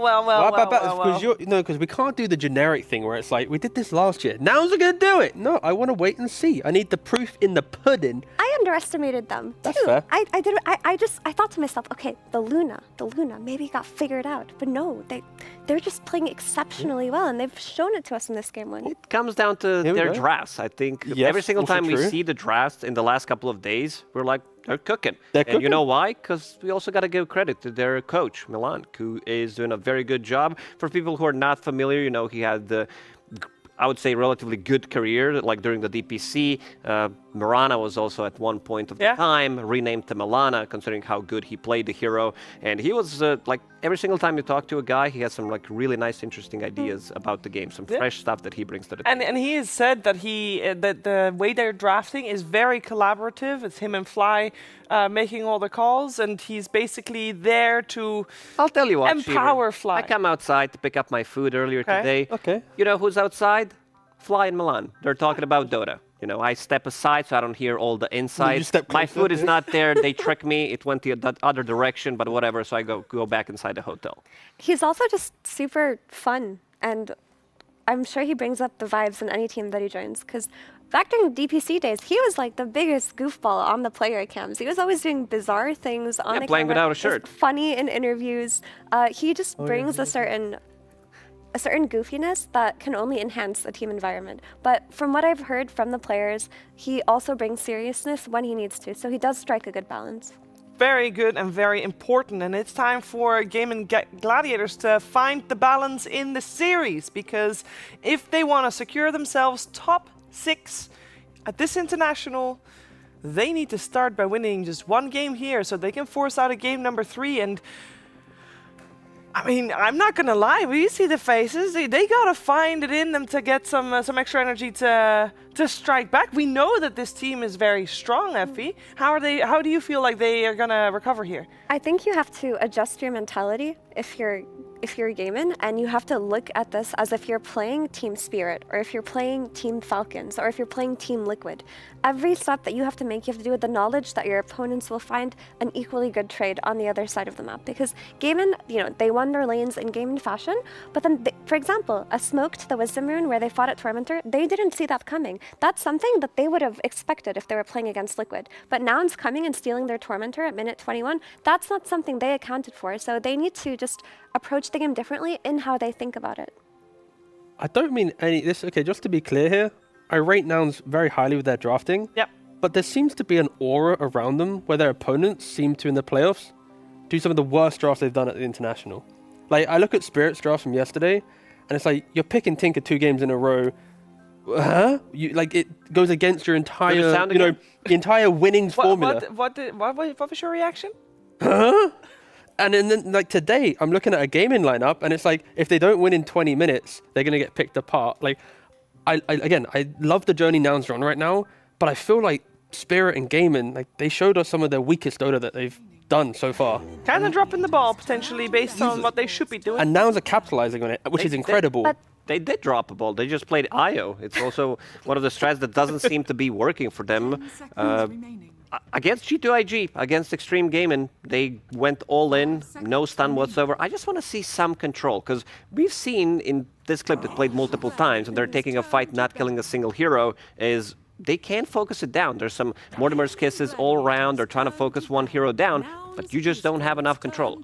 May I make a counterpoint that with Team Spirit yesterday, we saw them draft in a completely different way than their style, especially with the 2 Tinkers that they decided to work into their drafts yesterday. But what we saw out of Gaming in Game 1 was classic Gaming. This is not a draft that is unusual or strange to this team. An Io Razor pairing, a Broodmother from Ace's lane, this is all normal things. Quinn on one of his tempo controlling heroes, they got everything that they usually play in. You heard from Coach CY, they were happy with what they got. I'd say that the first game draft, though, was like, compared to their draft so far at TI, this was like the most all-in. Normally they've taken a step back from, like Liquid is the quickest team. Gaming used to be the quickest team, and Liquid always has like an insurance policy where if they don't win the game, they can step back and someone else steps up to fill that void. This was like the first draft from them that they went, nah, there's no insurance policy. If we don't do it, we don't do it. So I think it's like they are, again, they're heroes that are exemplary for gaming, but all together in a single draft in that type of game against what Nouns had, I think they've just missed the mark for sure. If they would go for the Brood again, what other hero, what different style would they play to actually be able to play fast? Because I felt like I had that Brood, we knew that they should be playing fast, but they just felt like they couldn't make the moves, and I can only imagine that because their lanes didn't go horrible, so I can only imagine that's a hero issue then. I thought that the hero was actually well enabled in the draft, and within Nouns' draft, there wasn't a Brood solution, like 1-to-1. Like, none of the heroes you could park on the Brood lane, they just brought their heroes together and they outplayed them. Yep. I think what T said about Invoker having a very quiet game really did come to play. We didn't see the explosive maneuvering around the map that you do when you have a Brood that we're used to seeing. I mean, it's a bit rough to compare, but we saw like Purge do a breakdown on what Topson's Invoker could do, and how like, forcing TPs, making the map feel very small. Imagine that was happening with a Brood on your team, with the Orchid pressuring as well. Like, not to try and compare like Topson to Quinn, but it's like when you see what that type of Invoker can do, you seem like you're missing something when you see the next game. But I like this a lot more already. I see one pick, Windranger has a shackle shot, has quite a lot of damage early on. So I want to see some other ways of locking people down. The problem with Invoker was he was having a great time. He was on top of the network 10 minutes in, killed the tower. He doesn't have a hero to play with. Like, no matter what you pair him up with, Snapfire was also not level 6 at the time. I think he got his level 6, 11 or 12 minutes in, so that's a big problem because you can, cold snap Tornado into Snapfire Kisses. Not the most reliable one, but still gonna get the job done. Yeah, and Windranger is just one of Duratio's standout heroes this tournament. I mean, you could make the case that it's a standout hero for a lot of carry players, but he's been playing so well on it. Yesterday, we saw him just go Arcane Boots into Maelstrom into BKB, join the fight mid, and win the game off of how farmed your Windranger was. He also does really cool things on this hero where he goes through the gate minute 5 early, throws a power shot. If he doesn't see a kill, he goes back through. He knows when to farm. He knows when to fight. He just has a very solid understanding of Windranger. Yeah, and it seems like Gaming now also has a solid understanding of not letting Fly have that Treant Protector. They banned it out. They already banned out Mirana in the first phase. That was the one change-up that we saw in the opening. Now still went for the same opening, of course, with that Doom pickup. And now we got a Tusk. This is a lane that we have talked about a lot. Tusk Windranger as the safe lane duo has been incredibly successful. It's just a lot of damage. Like, with either facet that you take, tag team or drinking buddies, Windranger is very well enabled off of it. When you look at Tusk versus Doom, you have the extra seconds that you can buy in Snowball to save your targets. You have a hero that, after the laning stage, can freely roam to mid. Correct me if I'm wrong, but this Phoenix could be a really, really good pickup against the Windranger, because what she wants to do is use Whirlwind, run in, and try to kill all the heroes, but the hero doesn't attack the egg. And if you want to cancel that, your Whirlwind is going to stop, because you can't just reactivate it again. But that's kind of what Nouns are saying, right? You got the Phoenix who can do it, Hoodwink can run around in the trees, disappear. So supports aren't at a, Whirlwind's in play, I'm just instantly dead. Like, that's obviously the weakness of having melee supports against this new version of Windrunner. And again, it feels like Nouns are inviting gaming. Like, please, draft aggressive, run into us. Because if you do, then you have to find the Hoodwink in the tree line. You have to eat through the egg. You've got to play at a number disadvantage because of Doom. So I think Nouns' overall strategy for this series is allowing gaming to run at them. But here comes the Brood once again. And anti-Brood heroes aren't really in play. Laning phase, yes, the Phoenix or the Hoodwink in laning phase will be a strong support to at least apply pressure, but when the level 6 comes into play, there isn't the let me defend my tower type hero. There's also just a different safe lane pairing for this Brood, where if the game needs to slow down, instead of trying to make it action-packed, Windranger can just chill and farm. Tusk can play for rune security with Quinn. What about some Earthshaker for Nouns? Because they will have the pick, and then they can protect the Earthshaker in the last phase. Works really well. Copy had some really nice itemization when they played against Spirit. He's not trying to copy other players. He is having, a thing of his own, buying that Nullifier, second Nullifier ever purchased in a pro game. Yeah, and it was one of the heroes that we have seen Gaming ban out in the second phase previous game because they want to prevent him from Copy from playing that Shaker. We got the Sniper pickup for Gaming Gladiators. The time when they played Brood that it did work out, they did run Brood plus Sniper lane, so they'll be happy to get that combination again. Lanes on paper look very strong. Sniper in the first 10 minutes thrives, Shrapnel win lane, get Brood her 6, Tusk Windrunner, Punchy in lane, Sniper can then ditch the Brood, go play as a tri-lane. So overall, I am going to be seeing pretty decent lanes there from Gaming. Of course, Sniper does fall off, as we've seen multiple times, but yeah, I think Gaming should be pretty happy with what they got right now. A lot of speed to punish what looks like quite a lane-focused setup from Noun so far. And also Sniper, with his, built-in attack range that he gets, is one of the better supports that can assist you with killing the Phoenix Supernova, which was kind of an issue that was presented earlier. It's solved now. I mean, Windranger with the BKB does a good job of killing it anyway, even though her attack speed comes from Whirlwind. She's a universal hero now. She builds stats in general, and she gets attack speed from the agility that she builds. If it was Jin Q playing Sniper, he'd be like, I'll buy Mask of Madness, don't worry, Egg's dead for me. Ooh, they go back for the Storm. Yeah. Still a good pickup. Not having too much lockdown, again, on Gaming. They do have Shackle Shot, they do have Gleipnir later on, maybe some Snowball Punch from Tusk. Orchid on Broodmother was not proven to be successful, especially if Gunner's going to be playing that Doom again, picking up the Purge mechanic creep and removing that Silence, kind of removing also what Gaming wants to do, hit this earlier timing. It's also just good at jumping the supports on Gaimin, right? You have this sniper who's very susceptible to dying. You have this Tusk who's going to be a nuisance with snowballs. So if you get the jump on him, it eliminates that threat. Also can pressure Wind Ranger. The thing is, Quinn, again, he's in a position where he can just pick a hero that's very good versus Storm on lane. The question is, how comfortably will he be able to translate winning that lane into map pressure? Because that's where Gaimin mostly failed in Game 1. That's why Monkey King comes to mind again. Like, you punch the Storm in lane when he comes close to the wave. After laning phase, you naturally want to jump towards the Brood or you want to make a gank. And the speed in which Gaimin play, like, you should be able to punish this type of lineup from Nouns. Like, it's, what, 2 supports that don't really make sweeping moves on the map. Hoodwink can, but you also itemize less aggressively now. Doom wants to park himself in the lane. If you can invade the jungle, Storm can't get to Witchblade very early. And if you don't get an early Witchblade, then you're not getting an early Orchid or a BKB. So I just want Quinn to be able to play into the map this time around. Yes, I want Earthshaker or I want Quap for Quinn, so that he has... Earthshaker has a really, like, it's not a bad lane when he plays against the Storm Spirit. Before the introduction of innates and facets, it was pretty difficult, but having extra lockdown, and I like the Fisher a lot because you can choose. If you're not the one who's getting doomed, the chase potential from Nouns is okay. They have, you know, this Phoenix, the Storm, but you also have instant lockdown. You can block them off with Fisher, and you can try to reset that way. What is a carry that you wouldn't mind playing into a Brood sniper lane? Because that is what Nouns is looking at. We have the Dragon Knight and the Alchemist getting removed from the pool already by Gaming Gladiators. I know Luna's still in the pool, but I think that's kind of bad to play into that. That feels, at least it feels bad. I mean, typically people would pick things like Monkey King or Ursa versus Brood, but they've just... It's not as comfortable as having a ranged carry in this patch, and also hard matchup versus Wind Ranger. Are there any good matchups still left in the pool? Nouns esports turn to There's potential. I mean, Yuma's specialty is troll. Fair's okay. Constantly aggressive. I'm just thinking like the chase down of laning phase, like the axes with the fire spirits. You get a couple kills. You also can defend the tower because you have whirling axes against the spiderlings. But then, of course, you're playing into like Tusk Punch and potential kiting aspects. But I could see maybe that being a pretty good pick for Yuma. It will be the Weaver.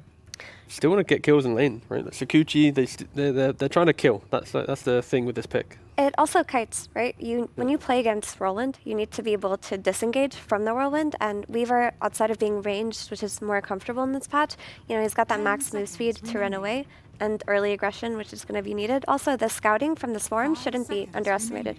Like, Weaver's bugs are such a good scouting tool in the early game to chase a hero like Broodmother, who runs away very fast, but the latch of the spiders should be very helpful. It screams Shaker now as well for gaming. The points that Lacoste mentioned against like Storm, throw that onto a Weaver as well. Like, you see Weaver who steps up, get the Echo Slam, follow up with like an Assassinate plus a power shot, any additional damage. Their long distance is really good. Having Wind Ranger, having Sniper, you just need one more hero to set it up, and that for me is Shaker. Yeah, the Shaker does feel very good. Okay. How about a Void Spirit? I mean, Void Spirit is a Quinn specialty hero. Yep. It's not super popular in this meta, but what it does in this game is it has very long range and very long range catch. It also builds Aghanim Scepter, which the silence is very useful versus both Storm and Weaver, and it's a high tempo aggressive mid laner. Yeah. And as long as Quinn's comfortable on his hero, we're going to see, in theory, a completely different game. Because if Quinn was able to step up in that previous game, they probably don't get shut out that quickly. Put him on a hero that he wants to play, you probably gave him choice, like, what do you want to play? Here he calls for Void Spirit, you let him play it. Like Effie's mentioning the Aghanims, it's very important, but he needs the active runes, he needs to play into the Brood, he needs to kind of just bring life to this game. Because once again, I don't think the scaling is as scary for Nouns, but it's still, if you misplay, then Storm can take over the game. I think that a lot of what went wrong in Game 1 was a mental thing and how they thought about the game. And I think going into this Game 2, they're going to be a lot more alert and a lot more on their toes and give Nouns the respect that they deserve. So that being said, I do like this last pick, Void Spirit. I think it's very good for Gaming. They should be able to win on paper, but we'll see. Yeah, much easier lineup to execute for Gaming. In this second game, they fixed some of the issues that they had in game number 1 when it comes down to locking down the heroes and also scaling, something that you mentioned. I think they are going to scale pretty well, so they're not too afraid to push this game long if it's necessary. It's also a second game. They lost the first one, so they want to have some more security, and it definitely feels good. I think we are going to see the game 3. So less all in on a fast timing. They got a little bit of everything there. If they do well on the lanes, Effie, do you still feel like Gaming will still set a very high timing, high tempo? They should, because that's their playstyle. And also, an issue that happened last game was because Doom had such a good game off of some really good plays in the early game, he had that early blink to then blink Doom and Invoker. I think blink Dooming a Void Spirit in the early game is a lot harder to do. So if your tempo setter from the mid lane isn't worrying about getting doomed like pre-minute 20, they should be able to rotate, they should be able to get kills. I mean, Gaming can also smoke quite effectively. Like Tusk, Sniper, plus a Brood or Void Spirit should net kills, and kind of Gaming lacked kind of purpose outside of me walk down tower last game. So I think they have a bit more of a game to play this time. Okay, well, let's see and let's hear the thoughts of Coach Milan, who's standing right now with Pyrion. Hello, Sheebs. I am here with Milan. I watched your series against Spirit, and you guys almost looked like you sort of surprised yourselves with that result. And here you are up again, 1-0 in this series. Confidence must be incredibly high. I mean, again, we're playing against another world champion, so I don't think we think much about them. Like, we only focus on ourselves and try to like take what we can from it. I think they look. Everybody in this tournament looks a bit down on us, and I think we try to use it and just play the best we can each game, every moment of the game. So I notice you guys have Doom and Weaver in this draft, two heroes that the statistics say are not especially winning heroes. Explain to me why you've gone for Doom and Weaver in this draft in particular. I think all heroes have their unique strengths, and it depends on the whole draft, like the heroes they played with and against. And if it's only like 10 to 15 games on different teams, it's like the results might vary. You know, even the Tundra series, I think second game they should have won with Doom and stuff like this. Like, I think it will work for us, but you never know. A million things will happen. Okay, but you're confident in your team going into game 2 here? I'm always confident in my team. I think that's what our strength is trusting each other. You just have to. And that's it. We just trust each other. We play every sequence the best we can, and what happens, happens. Brilliant. Well, we look forward to game 2. The game 1 was fantastic. And to cast this game, we're going to cast it over to Sunsfan and Syndra, and I'm feeling generous. Have a good one, boys. Wow. I was expecting some sort of quib there. He wasn't feeling generous. I don't even know. He had nothing. I don't know how to react. He had nothing. I'm dumbfounded by that. Thank you so much, Ted. Really appreciate it.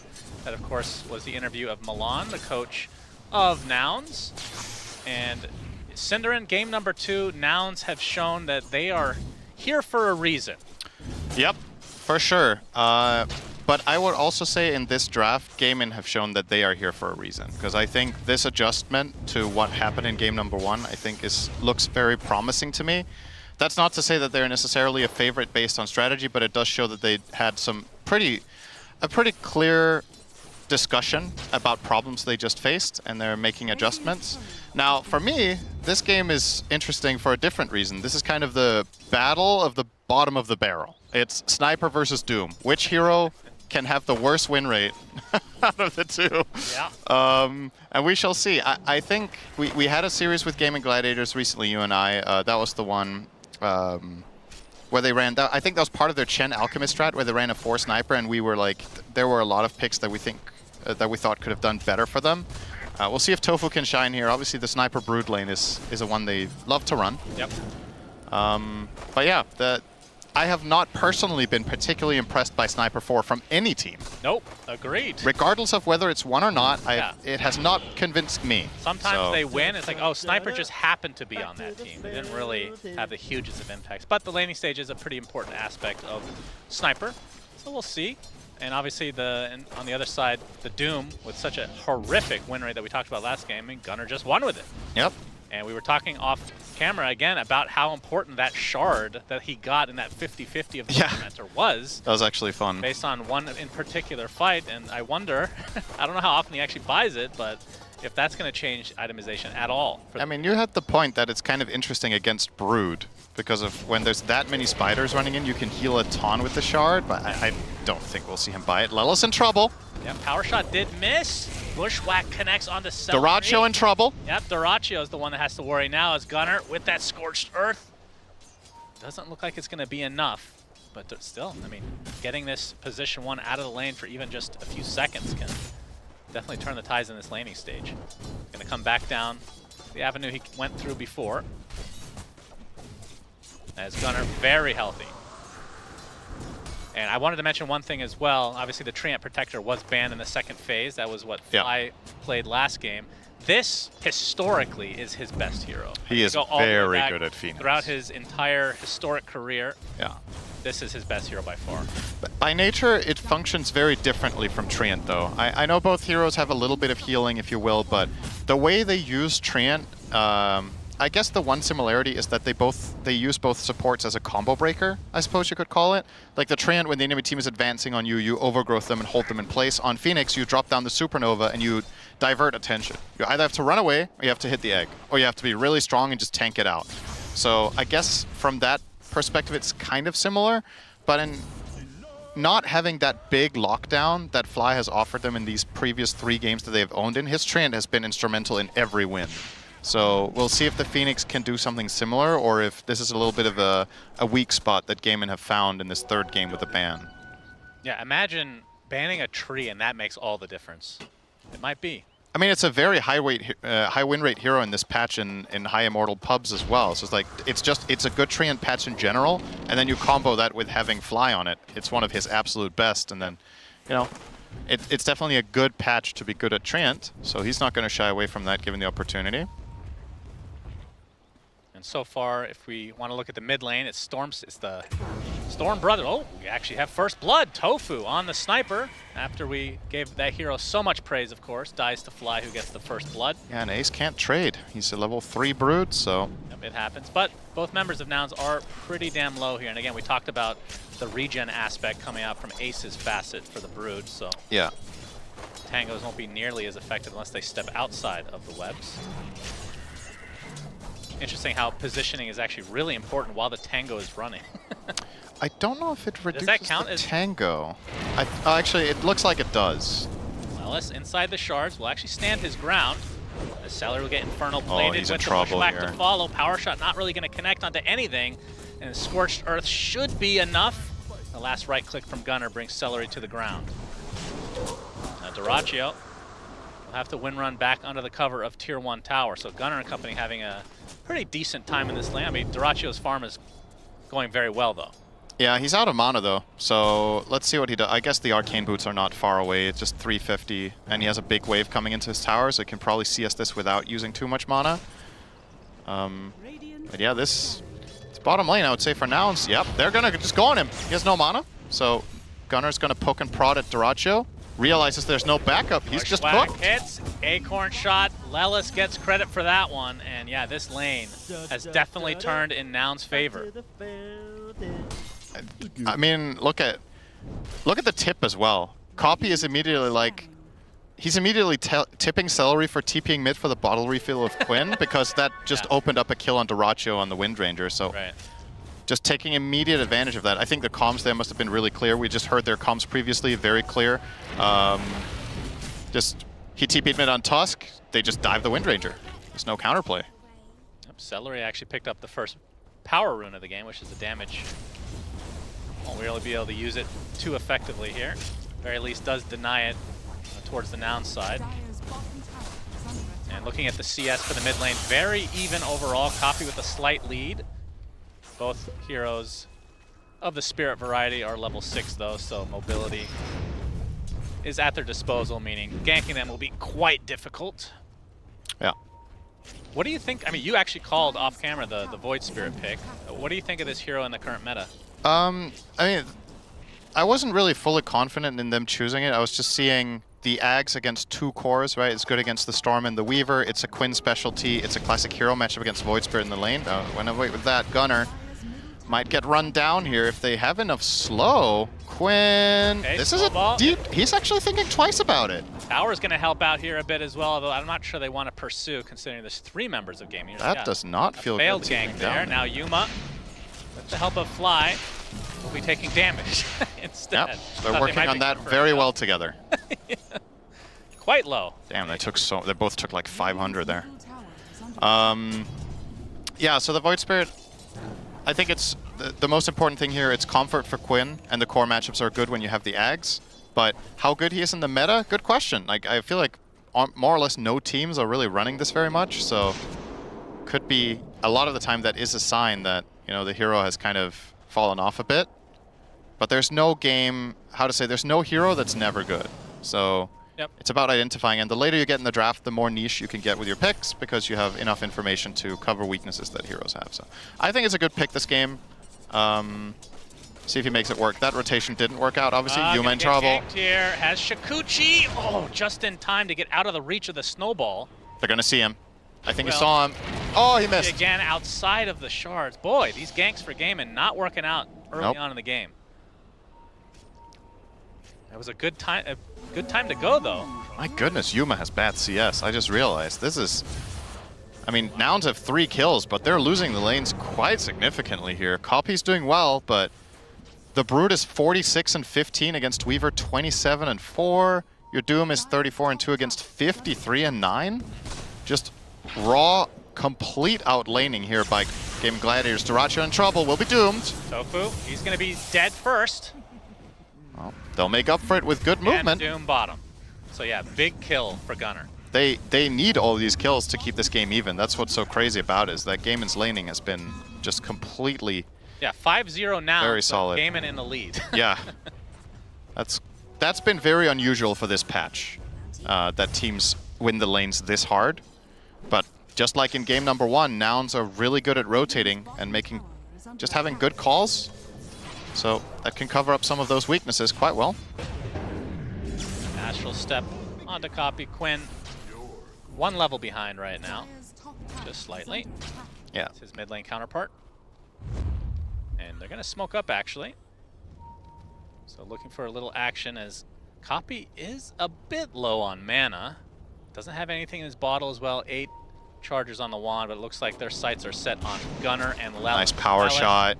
Power shot will clip him inside the shards. This should be a freebie. Yeah. Didn't really need Quinn for this, though, so... Does have his TP for the mid lane. And he's going to get an Arcane, yeah. Copy will be too late. I think Copy could have actually committed for that rune, but then he would have expended his entire mana pool and been at risk of getting chased down by Quinn +1, perhaps. Bigger kill, though. Ace.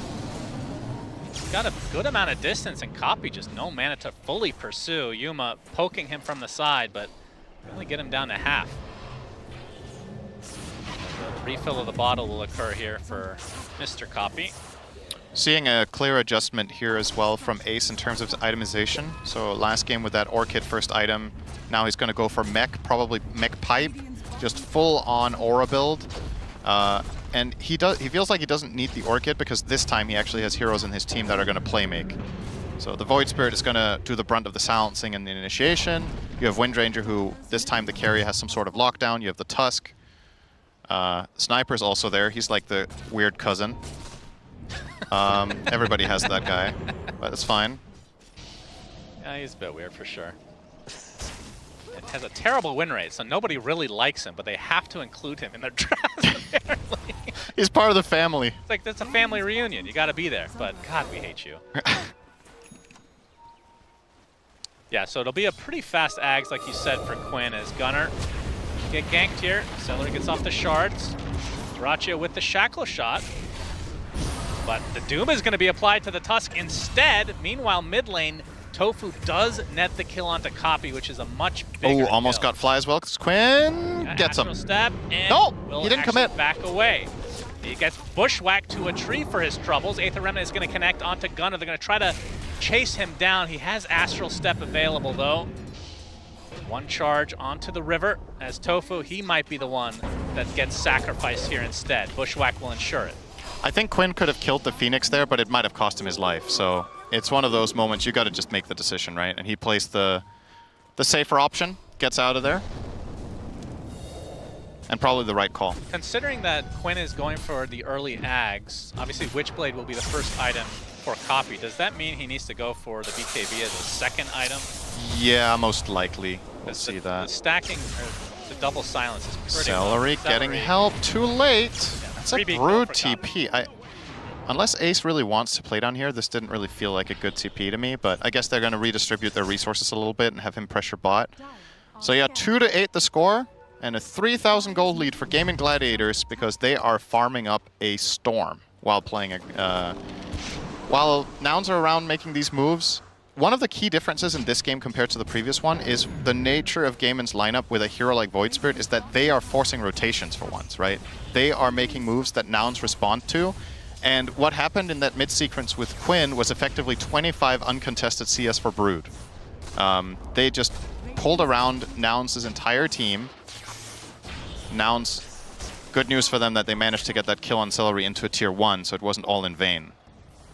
Yep, another difference, of course, like you mentioned earlier, Ace went for mech, so not going for Orchid of any kind.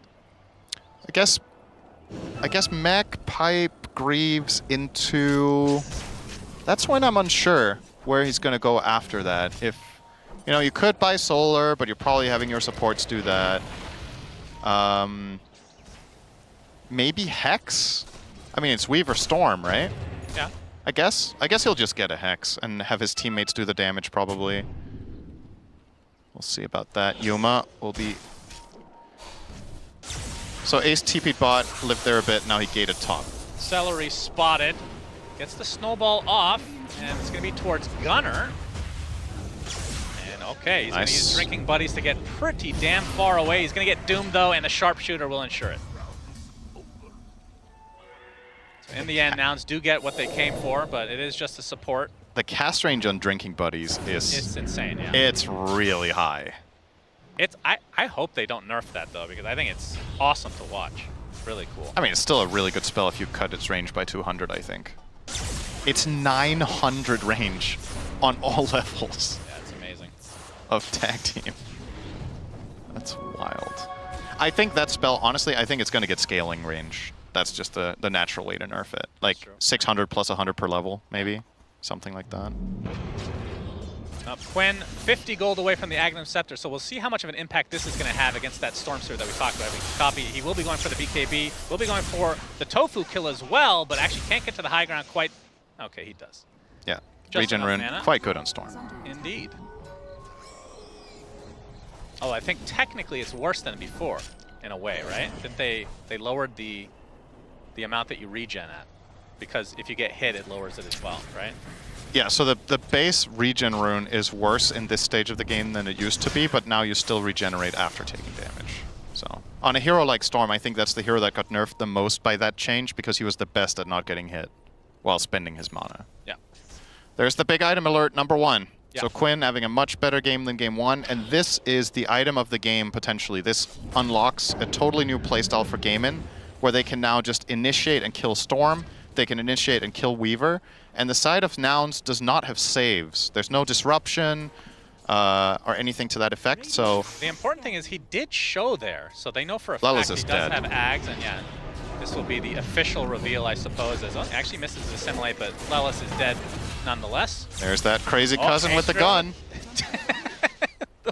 That sounds very American of you to say, actually, as Copy will get the haste rune, so at least snags that. I mean, look at Sniper. Look at him. And tell me... Okay, you can't see him because you're seeing... Oh, you can. All right.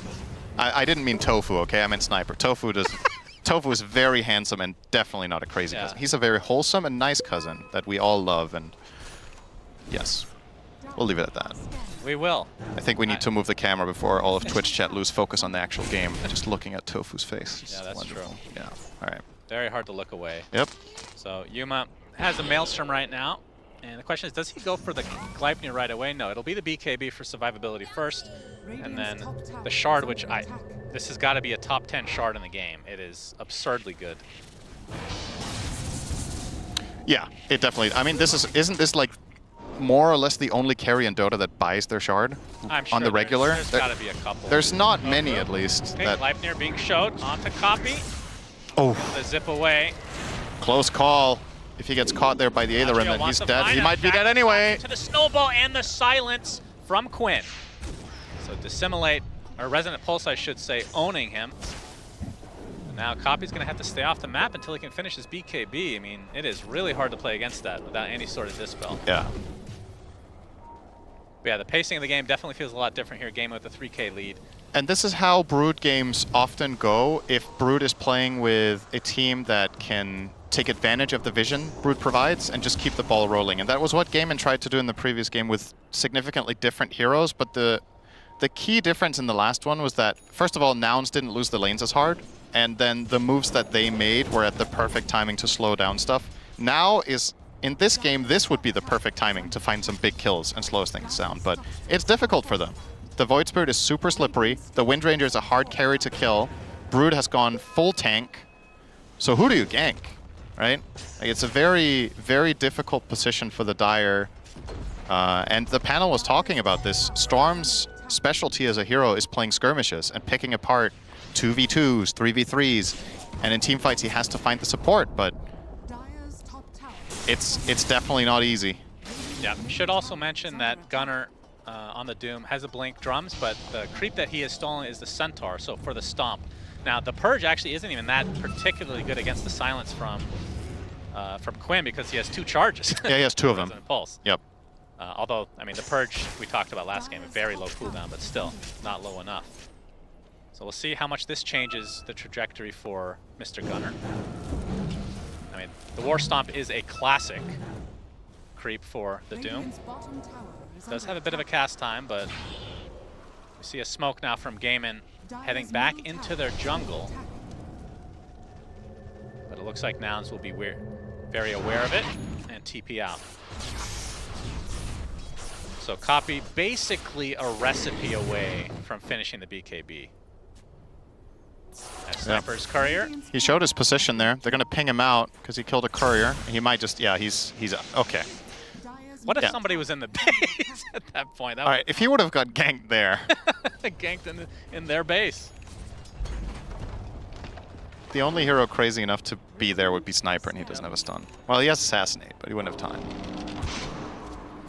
And I feel like Gaimin's team comms right now is, we're not going back across the river. Despite all of this, and it's only 2,000 net worth lead for Gaimin. They have the tower advantage. Nouns are doing a good job not bleeding here and finding their farm the best they can. Yeah, it feels like they've been really on point with knowing when their power spikes are and then committing at that point. For sure. They're just kind of dodging right now, as they should. So they're going to go for the double BKB for the Weaver and the Storm, of course. And Doom, the third core for Nouns, will be opting for a Shiva's. And he's basically a recipe away from that. And notice how Nouns are moving their heroes, right? Because they know that Gaimin's mindset is just full-on constricting them on their side of the map. So they're playing... This is this new... Or I say new, it's not so new anymore. Oh, Dirachi. Jesus, that was close. So this is the bigger map that we got, I want to say, when was it? A year ago, year and a half ago, whatever? Coming into effect here. The old Gaimin you couldn't have done this against because these outskirts of the map didn't exist. But the way Nouns are playing the map now is they have Doom going all the way across the top left and Weaver going all the way across the bottom right and just finding farm that way. So that's how they find their Gunnar goal. forces several TPs to ensure that they get the Wisdom Rune, and now that they're there, they might as well take the Tormy. Yep. Take hefty damage here. Imagine if Gunnar stuck Can they around. do it? Okay, this is close. They can't do it. Dyrachio, well, we've seen this time and time again. Dyrachio, don't Stifling Dagger it. Don't do it. Yeah. All right, Quinn's into open. Valerie, okay. you can always, okay. That was hard to watch, but they get it in the end. Quinn with the shard. And Nouns will follow suit. Oh no, are they also gonna struggle? He had to stop Sunraying. He was, oh my god, these are... Wow. Close call. Valve's greatest invention. Everybody loves these. Wow, Copy gets the shard. Yep, because Weaver bought his, and... Well, he was never going to be... Wait, hang on, anyway. So he's low. He was lower net. Oh, he's lower net worth than Doom. Yeah.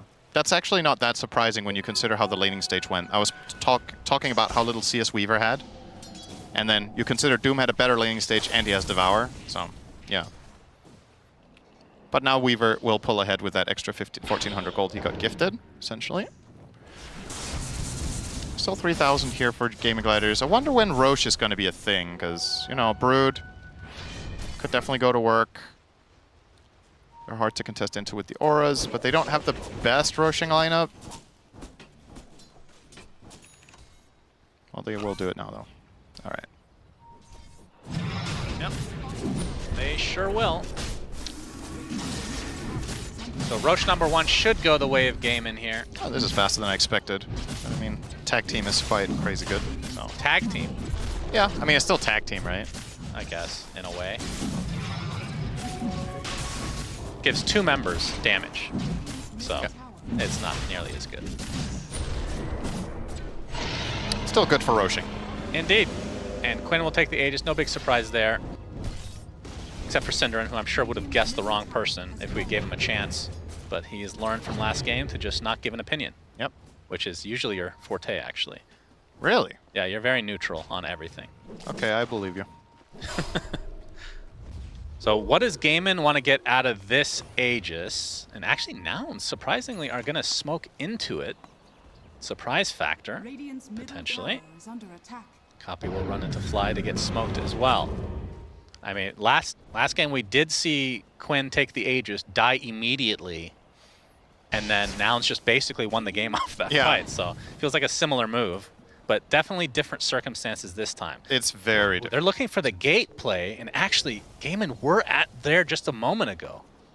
They're kind of fake clicking it, right? Oh, they do they commit went now. Duraccio in the trees, power shot.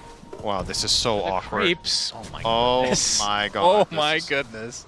They're not smoked anymore though, so it's even more awkward as the jump in from Gunnar is unsuccessful. He Shivas one hero, now he runs away in shame. I was praising Nouns for their timing last game. That was really unfortunate. They were there, they had the perfect moment of opportunity for like 10 seconds, but they don't know. Yeah. They don't have vision, and then when he finally is like, okay, screw it, I'm going, the moment is gone. Duraccio, he's gonna show himself, he's gonna get doomed, I believe.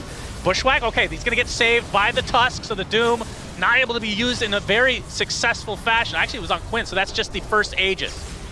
Now the runaway tactics from Nouns. They already lost their Phoenix. Lelis will TP out in the midst of all the spiders. So essentially a Doom for the Aegis. Very good disengage. I thought that was going to cost them dearly. When the egg got popped there, and the position that Game Gladiators were in, I mean, it's still not a good outcome. You're going to lose 2 towers, but silver lining there, that could have been even worse, I think, for the side of Nouns. Quick reaction from Gaming Gladiators to protect on that initiation. They're kind of baiting Duraccio out front, but Celery was quick to cover, and they obviously have their auras to protect him with the Pipe Greaves. Now it's Glyph time. Yep, high ground attempt from Gaiman with the 4K lead now. No Aegis, of course. They are Quinn just very healthy. They keep going. All right. Bushwhack to try to slow this down a bit. Swarm as well. They don't have Doom's ultimate. Maybe that is what is prompting this response from Gaming Gladiators. Bushwhack onto Quinn. Zip in from Copy, not going to be fully committed to. No, Gleipnir into the instant silence, onto the Weaver. The Sunray trying to heal up the Weaver at the last moment here, but no. Down goes Yuma. And of course, Doom left with very little resources as Copy is the next hero on the list. He does have mana to get away, trying to kite Quinn to the high degree. Jumps in really deep and just gets insta-gibbed. With such low HP, very risky play. Nice drop from Celery to dodge some damage here, but 4 kills for Gaiman. And this should be a full set of racks, if not more. Lelis being slowed to a crawl just outside of his fountain. So close, yet so far. Full team wipe for Gaiman. And all 3 cores, it's 15 seconds. They'll be back to defend their second lane, but that is an absolutely massive blow. And what a play call to keep pushing. They didn't have Aegis. Duraccio was half health.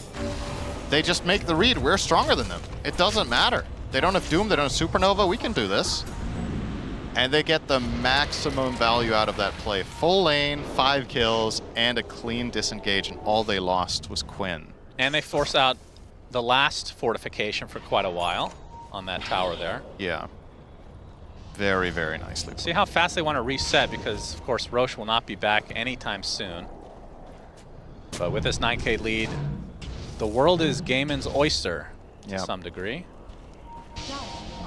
I mean, this is going to be kind of telling if they choose to push again now, or if it literally was, okay, no Doom, no Supernova, we can do whatever we want. And it does seem that's the play call, because your conditions now are better than on your first push, with the exception of those 2 cooldowns, and they feel like that's the biggest deal. Not having that in their arsenal was enough for the push. Now that they have them, they're going to chill, play the map, control the waves. Don't know if they're going to wait for another Roche. It's quite far away. The earliest respawn is 3 minutes away. Yeah, and by then, the Daedalus will be there for Dyrachyo, and that is a scary proposition. I mean, that's something we didn't really mention. A lot of times against this winner at this tournament, the pick for the opposing team, at least one Blademan, right? Like a Kunkka or a Centaur or something like that. I mean, Doom could theoretically buy it, but that's not a normal item, at least. I wouldn't actually have been that mad at that. I think. Could have been interesting. I'm not saying that would have changed the outcome of the game, but I don't mind that idea to get Blade Mail on Doom in this game. Probably not anymore. They're not stopping. Top lane is what they have their sights set on. Nouns are kind of slow to get here. They are, but they do have every spell at their disposal. Tower's already dead, though. And they get scanned out. I mean, Gaimin knows there is no way they're not flanking us when they're not For sure. Gunner's going to show, pops the Shivas. Going to blink in, but nobody to be found quite yet. Sunray going to try to provide a little bit extra, but everything missing here for Nouns, even the sharpshooter. As Gaimin dodging left and right. It's like a mini game. And now Nouns will have to go back to the high ground without the surprise tactics at their disposal. Yeah, so unfortunately for Nouns, if you do want to make that flank move, which I appreciate them going for, I think that was the best play, they have to make it quicker. When you let the enemy team take 2/3 of the tower before you start going there, they know you're coming from the flank. The flank move has to effectively hit as they start sieging, so they second guess whether you're doing it or not. That was incredibly obvious. Right, Celery is found. Gunner's going to jump in to get the silence, but the Sunray being used to heal Gunner up just a little bit. Yuma has to use his BKB in retreat, so really not much damage done just to Celery. So another bit of a whiff here from Nouns. They don't really expend anything huge. Still have Doom. They still have, well, they have Egg, just not enough mana to use it, apparently, at this moment in time.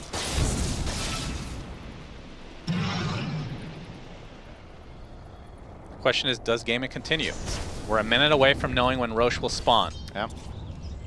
And Lelis, I think he's going to transition into trying to do a little bit of right click, I would think.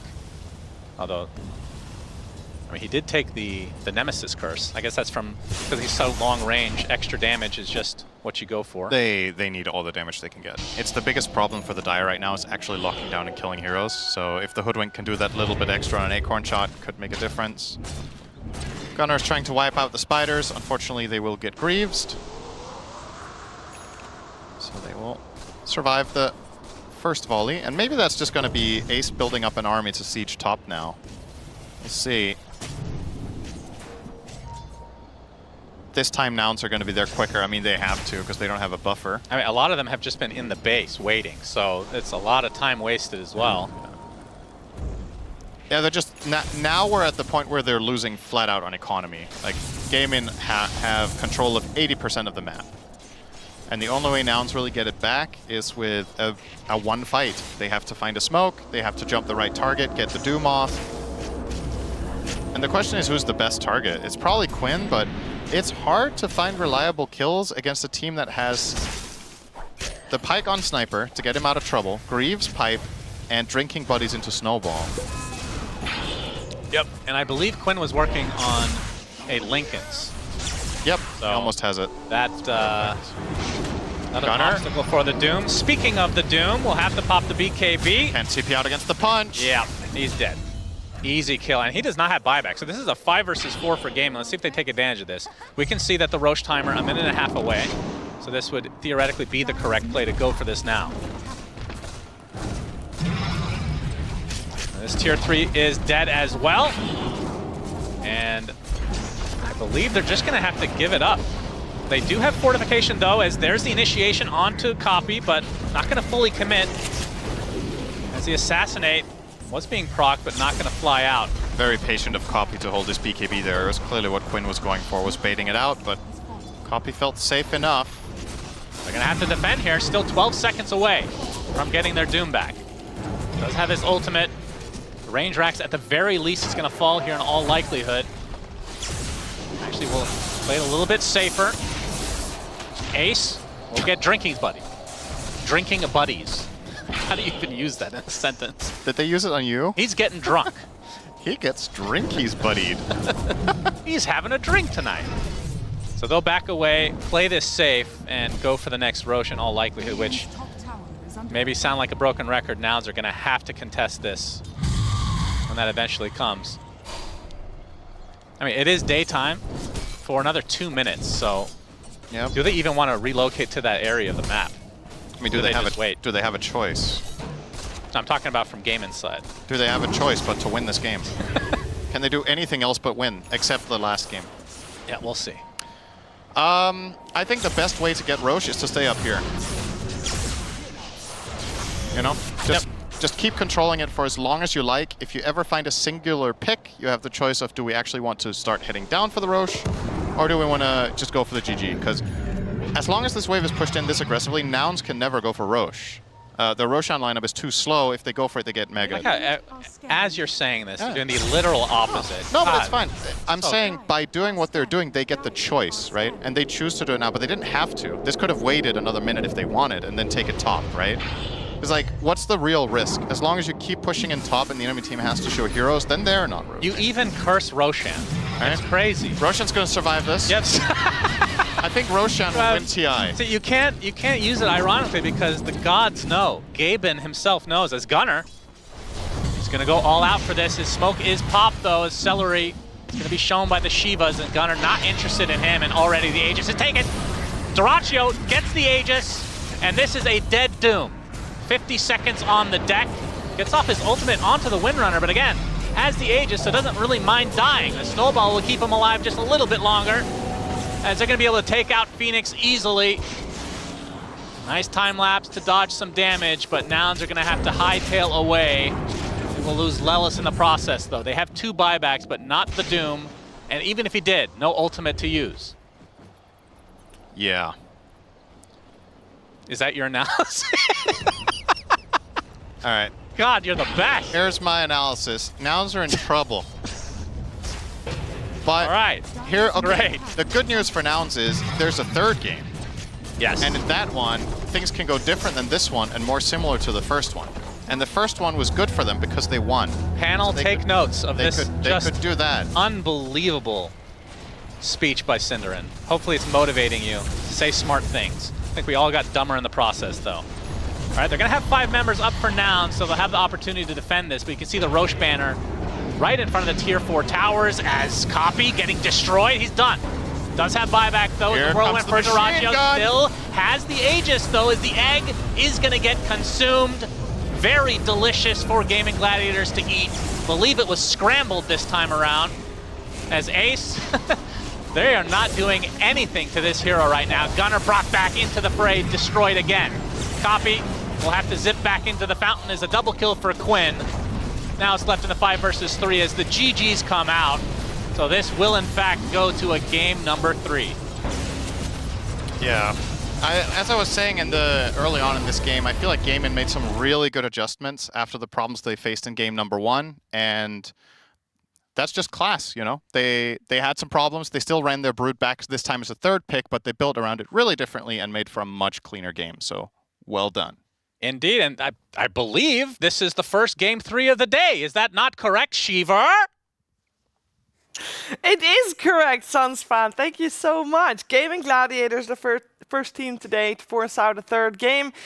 After game 1 didn't go their way, game 2 looked vastly different, Lacoste. This was what they were planning when they picked the Brood.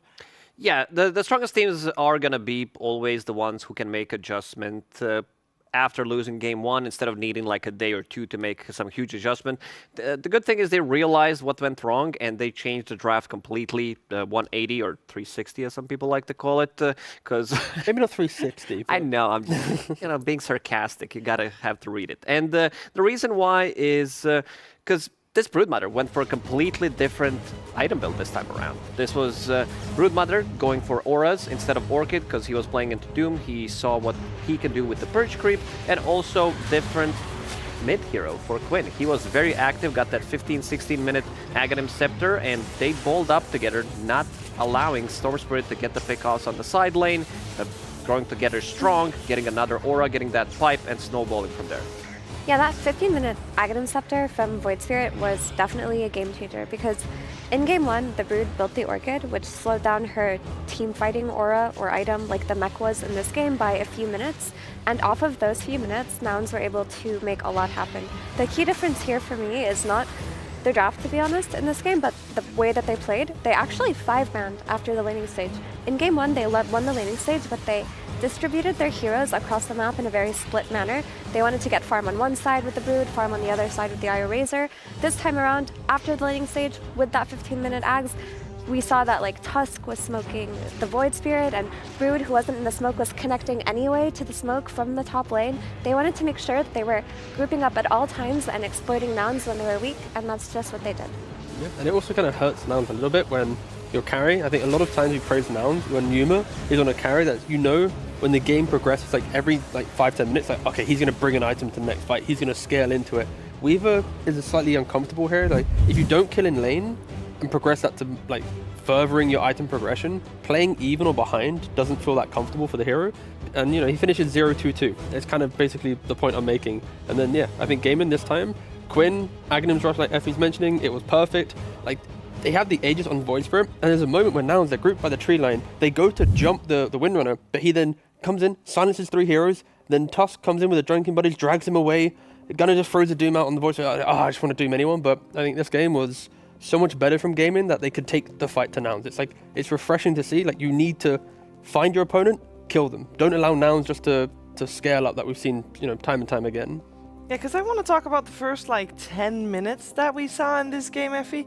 I kind of feel like we saw a game and obviously they dominated the lanes. They did great. We saw Nouns not dominating the lanes, but they got all the kills. Why wasn't there a better balance there for Nouns? Was that a skill issue or just a different playstyle? I think the key points that I would mention are just not having the Treant Protector, which makes a really big difference in the safe lane. Usually the safe lane is in a better position for Nouns because of the tree plus Yuma lane, but that didn't exist in this game. Phoenix is a much weaker laner in terms of protecting something like a Weaver, so we saw a very slow start from Yuma this game. And the other point is it's just gaming. They win lanes. They won lanes in game 1. They just didn't win afterwards. This game 2, they played to their strengths again, which was laning, and Nouns couldn't find the way back into the game after lanes that they found in that last game. And that's just because of better play from gaming. They just grouped up earlier and didn't give them any spaces or opportunities to exploit. Yeah, because of Ace, we see him here, the way that he was able to play the Broodmother this time around. Lacoste mentioned it with the change up. You don't go for Orchid because you respect Gunnar going for the Dispel Creep on the Doom. You get the auras, and not only that, the way Yuma played into Broodmother was super aggressive. At 10 minutes, he had 3.2k net worth. Compare that to 4k of the Windrunner, 4.4k of the Void Spirit. The disparity in farm was night and day. Yuma did not leave laning phase going, I can twin gate and make moves like he has been doing. He was a Weaver that was starved. He tried a couple times. Sure, he tried, but he was a starved Weaver who tried to kill a Brood, who didn't, and then you can't really play the map that well because of Void Spirit plus Brood. So I think it's the lane just went poorly, and you have a Weaver matchup into a game where if you don't, snowball the game, you're just a Weaver. It's not the strongest hero. No, didn't really end up working out. Is this enough reason, Lacoste, to ban out the Brood? Because they let it through twice now. Yeah, I think so. The G2IG, when they played against Gaming Gladiators, they did ban out Lone Druid, which we've seen, I believe, only once from Gaming. But they also did brand the Brood. We were haven't seen too much of a Brood Mother, but there's a good reason why the teams are banning it. They do have the full information, what teams are playing in the scrims, etc. So it's kind of easier for them. And I would want to see this Brood Mother banned if I'm Nouns. And I also don't think that they're going to get their hands on Treant Protector because they won their last 4 games. Gaming understood what the big issue is in the safe lane and banned it out. And I don't think they're going to get maybe ever hands on Treant Protector throughout this tournament. Fair enough, but then pick your poison, Effie. If Brood gets banned, Nouns has been first pick both games so far. And they ban out Enchantress, Chen, and Lone Druid. So who are you going to kick out instead of Brood? Who are you going to not ban? For the Brood, you mean? Yeah. Between Enchantress, Chen, and Lone Druid. Well, we don't know if they have 3 bans or 4, depending on the pick order. Let's assume you could in theory just ban 4. If 3, yeah, I think you take out the Enchantress. You swap her with the Brood, or you just let the Brood through. You beat it in game 1.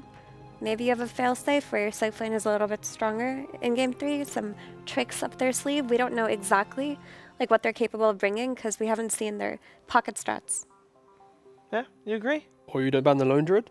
We've seen the Lone Druid where it can be heavily tempo, but it's not a aura buying tempo, and it's one that can fall off with the lack of team fight. So if you can scale, Nouns have scaled and become the team that plays into the late game. So if they respect the Lone Druid, understand its early timings like they did in Brood Game 1, the logic dictates that they should be able to, outplay him. But again, we'll see. Fly's gonna have to cook up some idea for Game 3 because you're on like a little bit of a hot streak, beating all the big teams, and suddenly you've been stopped in your tracks. Like, you can't doubt your prep. That's obviously the worst thing to do, but we'll see if they have like a couple more layers to their ideas now. You did say at the start of this series that this was going to be their real test, and yes. I think going to a third game will definitely prove, especially to you. Because that means so much. No, because you said you kind of feel like they won mostly because the other teams aren't drafting their best. Yeah. It was a combination of their opponents having weak drafts, Nouns capitalizing on it, and I think this game from Gaming was like the strongest draft. Of course, Gaming win, but I think from all of them, this was like the real challenge that Nouns had to face. In regards to draft, plays obviously very different argument. So I kind of think that if Nouns obviously can close out this game, then that is now the beginning of their journey. You can't get too excited for upsets too early, because then you just get upset when it doesn't happen. So win this game, create the momentum. NA's behind you then, and you're the first NA team out of the in the top 6. Yeah, because obviously they're the only NA team. Sorry guys. Yeah, and how are they going to do that, Lacoste? Because we know that they're not going to get their hands on a Treant, and I would imagine Mirana is going to be removed as well. They did have the chance to pick up the Luna, but it was already like kind of pre-countered. What's the best way for Nouns to take this third game? I didn't really like the double range in the safe lane. It can work, but they got stomped with this Broodmother, Ace and Tofu. They are one of the strongest duos when it comes down to laning. So I want to see, these big bodies, something that can soak up the damage, sacrifice your life, you get the trade on your carry. One of the reasons why Yuma wasn't as successful is they didn't really have that. They were unable to replicate what they've been doing. Your position 5 goes in, he dies, you collect solo XP, or maybe you live, and then, things are going to go from there. But yeah, should definitely focus more on laning stage, because in both of these games, they did lose the laning stage. 10 minutes in, they were almost 4k gold down in the second game, so definitely something to work on. Yeah, and if you're focusing on laning stage, it means you're focusing heavily on which supports you're going to get, right?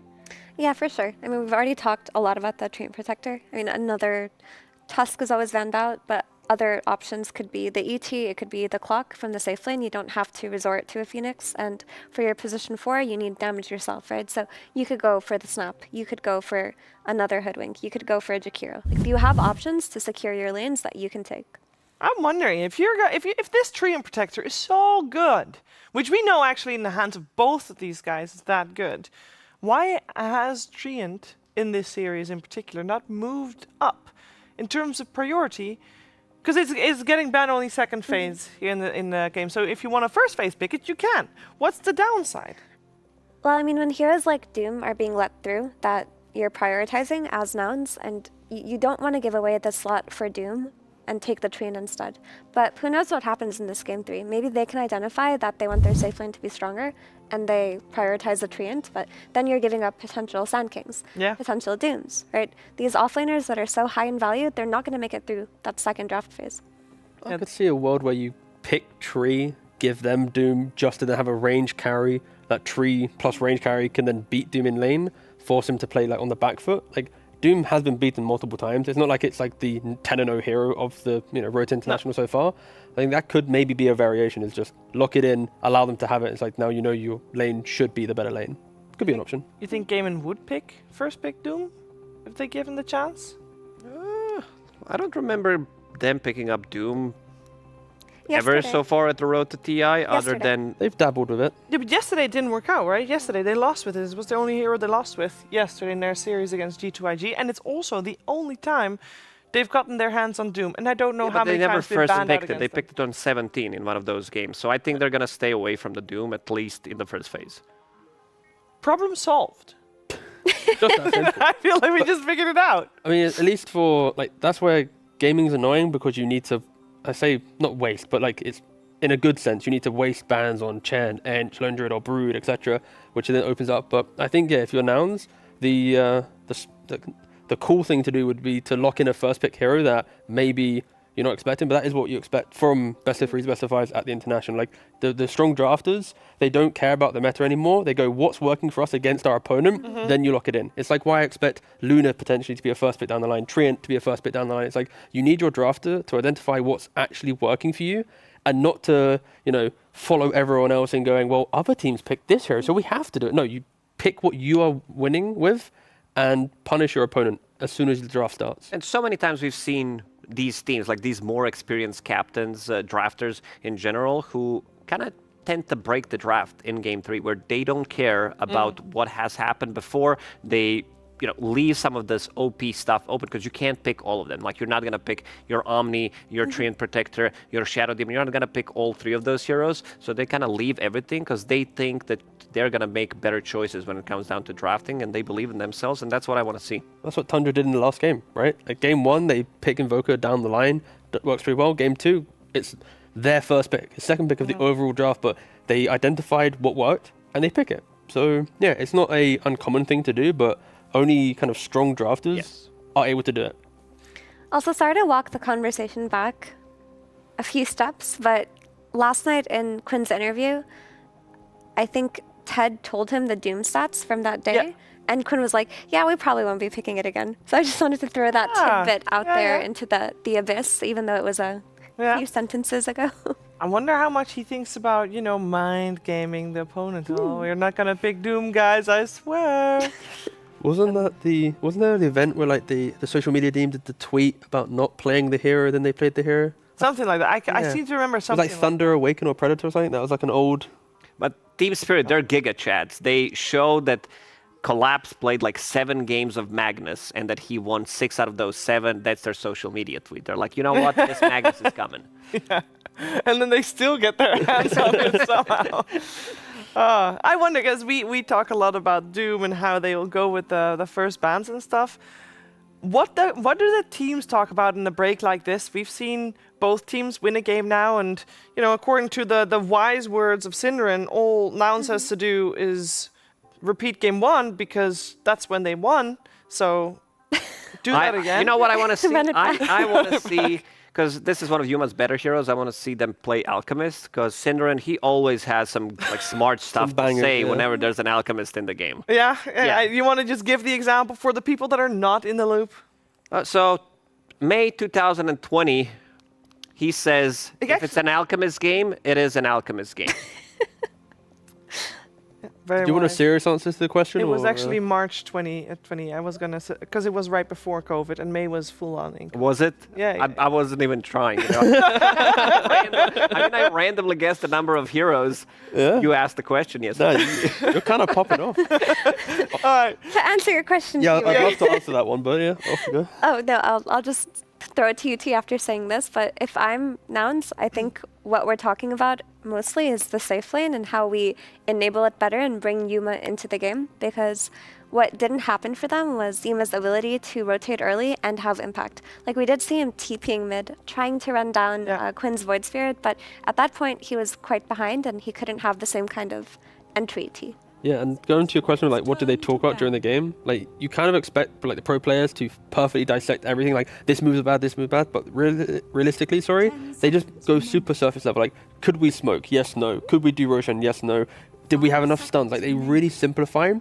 So in between games, they're not trying to find a person that was at fault of this. They're just gonna go, what was our draft doing? Oh, they do it way different from how we are. Yeah, people always assume that it's like, oh, that BKB usage was terrible and this smoke was game losing. No, they just talk super simple. But you can't fix that. Like, exactly. It's irrelevant to talk about some of this stuff, because in the Game 3 you might not be able to replicate. You're gonna click your buttons. But one thing they're also talking about most likely is if we get the dub here, where we're gonna go for the dinner and stuff. True. Just celebrate. We're gonna have a couple of days off until we play again. That's true. Winner is top 6. It's a big step forward from guaranteed top 12 in the upper bracket to top 6 straight away, and of course no longer having to play anywhere other than the Royal Arena, which is a big honor for whoever moves forward in the upper bracket. We got game 3, Game of Gladiators is Radiant side. They chose that after Noun's prioritized first pick, and they changed it up. They picked Wind Ranger. Doom is uncontested at the moment, and as Centaur, I feel like we've not seen this hero in forever. Been banned so many times. Why? Because we've seen a lot of Doom, and that's true. Hero counters Doom, you stampede, run away, or you are the one who's gonna get doomed, and your carry and mid lane are gonna be pretty happy about that one. But I was thinking whether they want to go for something like this. Maybe I think the other option would be to pick up the Tusk, where you're securing your safe lane. It's good. You have a little bit of a snowball save. You can punch Wind Ranger when she runs in with the BKB, stop that damage from going through. Stampede is pretty much the same. It's more reliable thing where you're running away with the Stampede. You are natural buyer for the Crimson, and you also buy into Blade Mail, which is always going to be great for or against Wind Ranger. Need to be careful though when you're playing like the Centaur Windrunner matchups, because supports get to lead that lane very quickly. Like the Windrunner lane, you're not really killing Centaur. So the pos 5 from Nouns will twin gate to make moves. Same thing for Centaur. If you want to keep killing Windrunner, sure, 4 will stay, but also you can just follow that movement. So this is the type of opening that I'm now looking at the supports. Like, can the supports bring life to the early game? Because in the 1v1 matchup, they probably just exist together, and there's opportunities to contest runes, kill side lanes. It's all about the supports now. But Centaur also creates a lot of problems for Wind Ranger. Like, he's a Blade Mail buyer if needed. A lot of Centaurs will opt for Retaliate on lane instead of earlier levels of Double Edge, just so they can stand and not be pressured there and, you know, soak up all the farm, like T mentioned, when their supports rotate.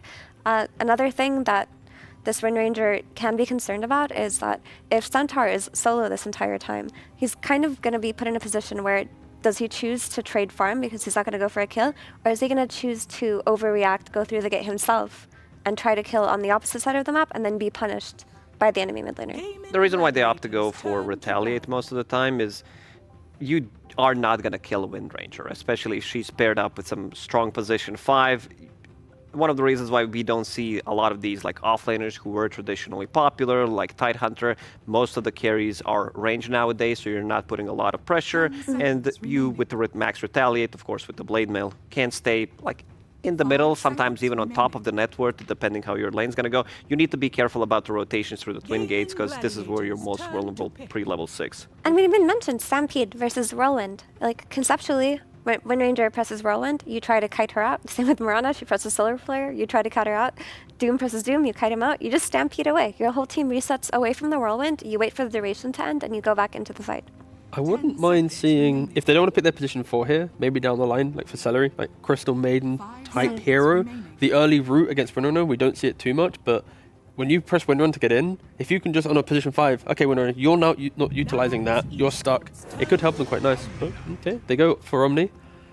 Guardian Angel, very nice against. This is the first Omni we've seen from the games that all 4 of us covered, because I don't remember seeing Omni Knight at all. No, we saw it banned a lot. It was actually ignored in the previous game and ignored in game number 1. Like, this entire series has been ignored, but before this it was... Gaming haven't played it as well. Only been... I don't think. Banned. And let's see, Gaming have not been allowed to play it once. But then again, neither has Nouns. It's been mostly banned. And I got what I wanted. The Alchemist. The Alchemist game, there it is, yeah. Wait, so who's playing what then? Are we thinking a copy Wind Ranger? Are we thinking a Lelis Wind Ranger? Are we thinking a copy Alchemist? Alchemist has played... Lelis Alchemist. In, there we go, in the 4 role, sometimes. Yeah. Going for Solar Crest, Blink.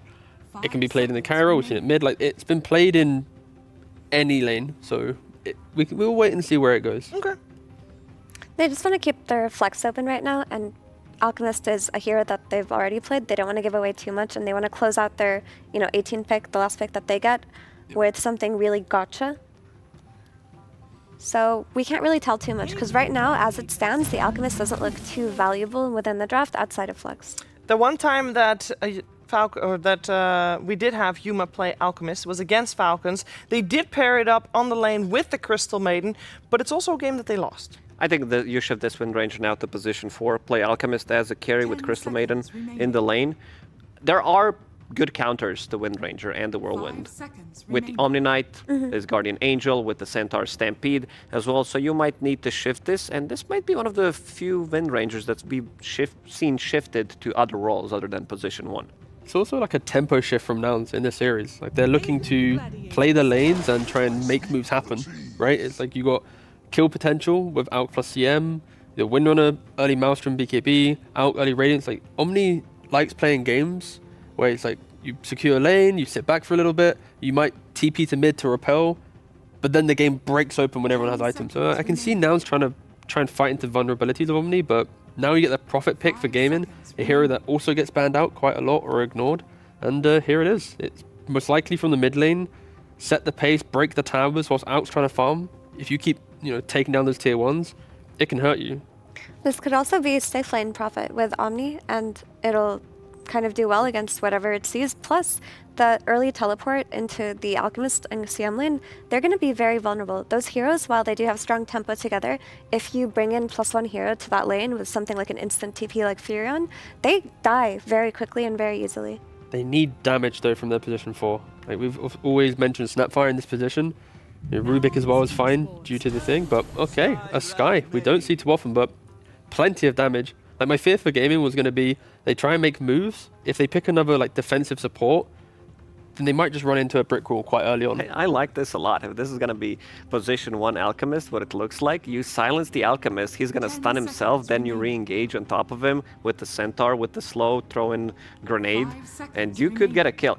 However, on the side of Nouns, I do like Crystal Maiden as a pickup against the Centaur, so you have this like cheap spell that is great against the Stampede, and exactly what we said that it's going to happen in Game 3. Both of these teams experience when it comes down to playing, so they're going to shift everything. We are seeing new heroes come out, they have new ideas. It's very important to win this one to secure top 6, so they're bringing in some pocket strats. But do you like CM versus Sky plus Centaur? I feel like that's such an easy lane to die in. Sky Well, plus we didn't Centaur see has so much kill. Skyrat Mage before that, so CM, she could suffer in that lane, that's for sure. I foresee a lot of suffering on that lane, especially with Nature Prophet existing in the game. He can TP and add some bonus suffering, because while Sky did fall out of favor the last year, he's always been excellent at killing in lane, because Concussive Shot is so low cooldown, he outranges supports like Crystal Maiden. He's always going to be able to output damage. Later in the game, you're going to have, Centaur Blink stunning in on top of a Skywrath ult on top of it. They should be able to insta-kill the supports that they see. Yeah. And Omni and Skywrath Mage don't farm too well, but because of the Nature's Prophet, if they get to control the game, towers are falling, they're just going to be boosted with this, tower gold. That'll make their game easier. For Nouns, I think they're still pretty happy with what they got, because if they just, weather the storm in that early game from gaming, where is the team fight from gaming? It's like you got one stomp. Where's the stuns, right? It's one stomp, and then that's about it. You might, you don't really buy Atos or. Yeah, but the weathering the storm is more like at this point looks like weathering a hurricane or a typhoon. This it's a spooky early game, yeah. It looks incredibly spooky. I mean, they do have tools at their disposal. This Beastmaster is going to be a good pick because that gives them tempo themselves to play on, because Beastmaster already sees the lane that he's playing into. You also have tools to defend towers. Maybe they're not ideal, but you do have Crystal Maiden's Frostbite for Nature's Prophet's Treant. That guy gets bit by CM. You also have the Acid Spray for tower defense. So while the tempo is there from game-in, Nouns aren't completely vulnerable. The place in the game where Nouns struggled previously, both games, has been those first 10 minutes that Gaiman is so known for playing so crisp. Is there anything that they can get themselves as their last pick, which is most likely going to be 4 copy, that will, I don't know, help them I like weather Shaker this? again. I've been very impressed the way he played Shaker when they were playing against Team Spirit. Sanking is banned, right? Or Sand King has been banned first phase, yes. In the first phase. So I think Shaker's fine. I mean, there's going to be that instant initiation that sometimes you lack. I'm not worried for that damage because you have Wind Ranger, Power Shot, Long Range, Crystal Maiden, Beastmaster comes online super early on, and Alchemist, 12 to 14 minute radiance, depending how much of gold you're getting from the game. Oh, it's a Razor they remove. Does it tell us something about what they want for the retro? Because Shaker is on their radar. Do they maybe expect one of the heroes of Nouns to go mid instead? It could be because they have the Omni, they don't care too much about Shaker. Because if they're sieging, you put the Repel in, then Shaker can't initiate because of Repel. You layer that with a BKB. Maybe for the fights, they don't care too much about it compared to the overall scaling that a Razor could bring. Could be. Yeah, like Shaker just, when you pick Shaker for now, it just makes the whole draft go, it works. Ooh, well, does this work? Big Dragon? It's more tankiness, and like when we talk about Gaming's lineup, if you survive their early game, like Nature's Prophet playing into DK, you don't really kill him later on. Alchemist with multiple items like AC plus Radiance, you don't really bite MKB that early, so you can fall off there as well. Beastmaster, Shivas, etc. Like, I can see Nouns just going, guys, if we just survive Gaming, we'll be perfectly fine. And yeah, Gaming go for the Monkey King. Doratio has played it several times, and it kind of complements the pace that they're trying to set. You, down the line, can get a Skadi that will hurt the Alk and the DK. It's a mid-monkey. Yeah, they saw the matchup. They saw that this Dragonite, most likely, is going to go to the mid lane. And now they're going to be playing Monkey. I do like Monkey from the mid lane a lot. This is the hero that pretty much doesn't need any items. It's Gaming Gladiators, I would say, in this current meta, bread and butter, where they can shift towards the lanes that they feel like they're going to lose. And you have also Nature's Prophet. So you can expect 4 heroes from Gaming Gladiators to come to a lane and completely demolish it. Nouns are gonna have to survive. I feel like they don't Just really live. just live. They don't really make the best. That's so simple. Yeah, just don't die. They don't really make many map plays like Alks, static, Beast is relatively static. Want to take a tower. Same thing for DK. On the other side, like Lucas was mentioning, the whole map will be played. Like Prophet should be TPing around, Monkeys jumping around. So for Nouns once again to win it out, they just need to survive as long as possible, get to their timings, and then sure they can play out the game. But the big anti-combo I want to see from Gaming Gladiators is summon the tree on a tree where Monkey is to cut him down and then play from there. It's a bait. Omni comes in with the repel with the Guardian Angel. Bam. I think there's a misread by Nouns on Furion going mid, because that looked like a safe lane Furion to us from the start. So they picked the DK to lane into Furion, but it ends up getting counterpicked. They're not going to lane swap because their heroes don't allow them to. So now for Nouns, their safe lane needs to win for them to be able to stay alive in this game. And I think this Nouns safe lane looks really vulnerable. Like the presence of a Furion on a kill heavy lane like Centaur full Sky is going to change things. Can Nouns react? They have Beastmaster offlane who needs to farm. They have DK mid who needs to farm. They don't react very well, so it's very scary, actually. Their draft is scaring me. So when we're saying Nouns has to survive, they have to survive and Yuma has to be healthy on his Alchemist. Yeah, pick and choose the battles you want to take. And if you want to, conceding early towers isn't the worst thing for them if they know they're getting to their next round of items. Like if they've played Gaming's game, they are just going to lose their entire map. A tough one, it sounds like, for Nouns, but they've weathered storms before. Perhaps they can weather this one from Gaming Gladiators as well. We're going to find out who secures top 6 in this game number 3. We're heading over to our commentary duo of Sunsfan and Synerin. Thank you, Shiver. Yes, we have game number 3 here between Nouns and Gaming Gladiators to find out who plays in front of the crowd at Royal Arena, or who's guaranteed, I should say, to play in front of the crowd. A lot on the line. What do you think of the lineups? I mean, we're seeing a lot of different heroes. Yes. That's what I'm really enjoying. Yeah, the first thing I was going to say was what an incredible adjustment from both teams. There's basically no repeat heroes here from what we've seen. So Gaming Gladiators are bringing out 5 heroes they haven't played in this series so far. On the side of Nouns, they're bringing... Is that also 5 new heroes, actually? Well, Windrunner, right? When did they play Wind? Wasn't that last game? That was Gaming. Oh, you mean just in the game? Yeah, so in the game Nouns themselves have not played any of these 5 heroes this series, and Gaming hasn't played any. So it's complete redo of absolutely everything, and it's just a battle of the ideas, like who has the better idea. I like a lot of what the panel said about pacing. I think the Gaming lineup thrives in playing super aggro early on, which is, their bread and butter. However, Nouns have shown really good strength in fight selection. In this series and the series against Team Spirit, they were very good at being... just waiting it out, finding the right opportunity, reading map movements, and avoiding ganks. And that skill set is going to be put to the test here because you have to avoid bad fights and not get rolled over.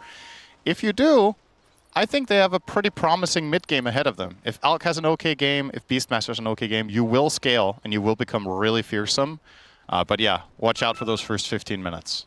So any of these facets, since these are a lot of new heroes, do any of them speak to you? I think the only thing that I don't know how many Windrunners we've seen as support, but she did go Focus Fire instead of the Whirlwind. That's pretty much the only one that stands out to me. Yeah, I mean, you're not farmed enough to really benefit from the Whirlwind. With Focus Fire, you can sometimes find side lane ganks on a single target that's farming, or you can maybe kill off a support in a team fight. Whirlwind is just flat out not a good facet if you don't have damage items. And Windranger 4s a lot of the time don't really get there. Maybe you get a Maelstrom. But I don't know. These days, though, Cinder, yeah, position 4 does feel like they end up going carry at some point. You know? The other thing about the Focus Fire, and also part of the reason why they put this hero on support, is the Centaur matchup, who wants to buy Blade Mail, right? So if you have Focus Fire, you're actually choosing who you hit. So you can avoid those potential pitfalls of Centaur just messing with you in fights. So another hero I want to talk about is the Crystal Maiden. Not a hero we get to see very often. I mean, Frostbite, very good against creeps, and there's one Treant for Dyrachyo since it's gigantic. What are your thoughts on her?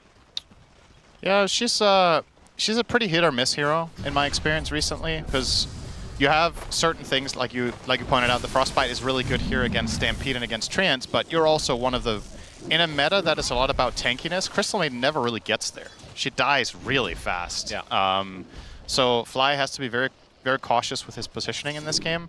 And it's also on top of that, Crystal Maiden's like ace up her sleeve is generally her ult.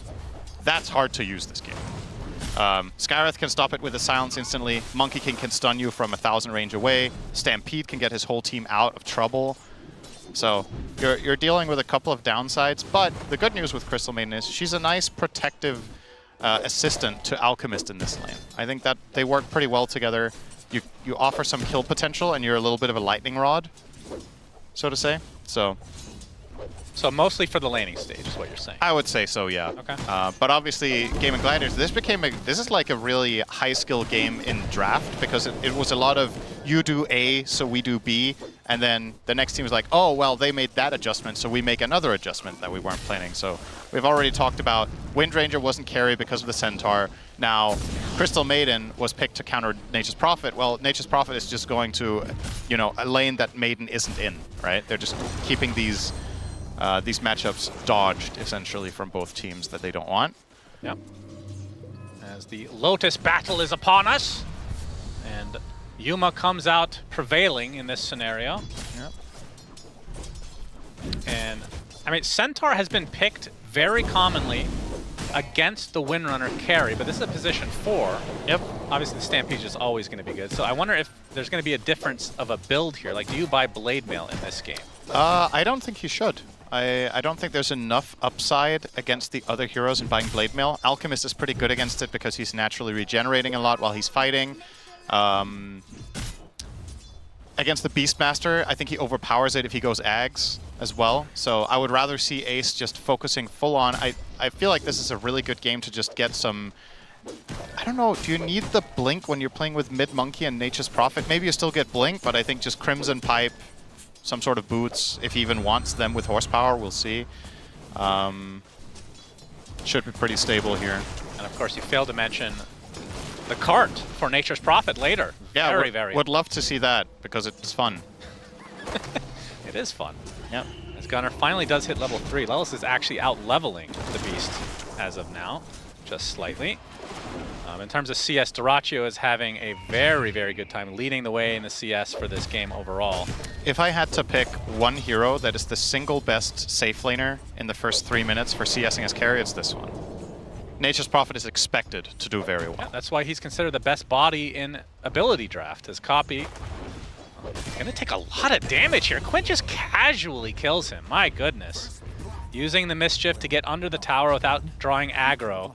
But that Jingu is something fierce. I mean, Monkey King against melee heroes in general is pretty rough. But, I mean, Dragon Knight a lot of times can at least survive, but not the case this time. Yeah, we were talking about prior to this game, you were suggesting Timbersaw, which I think would have also been a really good pick for Gaimin. But I think the reason they value Monkey King higher than that one is flat out just the lane itself. Against a Timber, Dragon Knight can float the lane, as you said. He can survive and do okay. Monkey King is really rough. And Quinn is exceptionally good at laning on this hero in particular. So he's showcasing it right here. 28 and 14 against 15 for 3, and Dragon Knight is jungling on level 4. That's rough. That is not great. Fortunately for him, he has the Fire Dragon facet, so he can at least farm somewhat efficiently. Indeed, as Fly's going to find a little Skywrath Mage action here, but Tofu is pretty fast. And CM is not. Correct. Polar opposites in move speed, it feels like. Absolutely. Poor thing. But you know what you get when you pick her. And that's another interesting thing about this game from the support perspective is a lot of the supports we see being popular in the patch right now have a good way of clearing waves.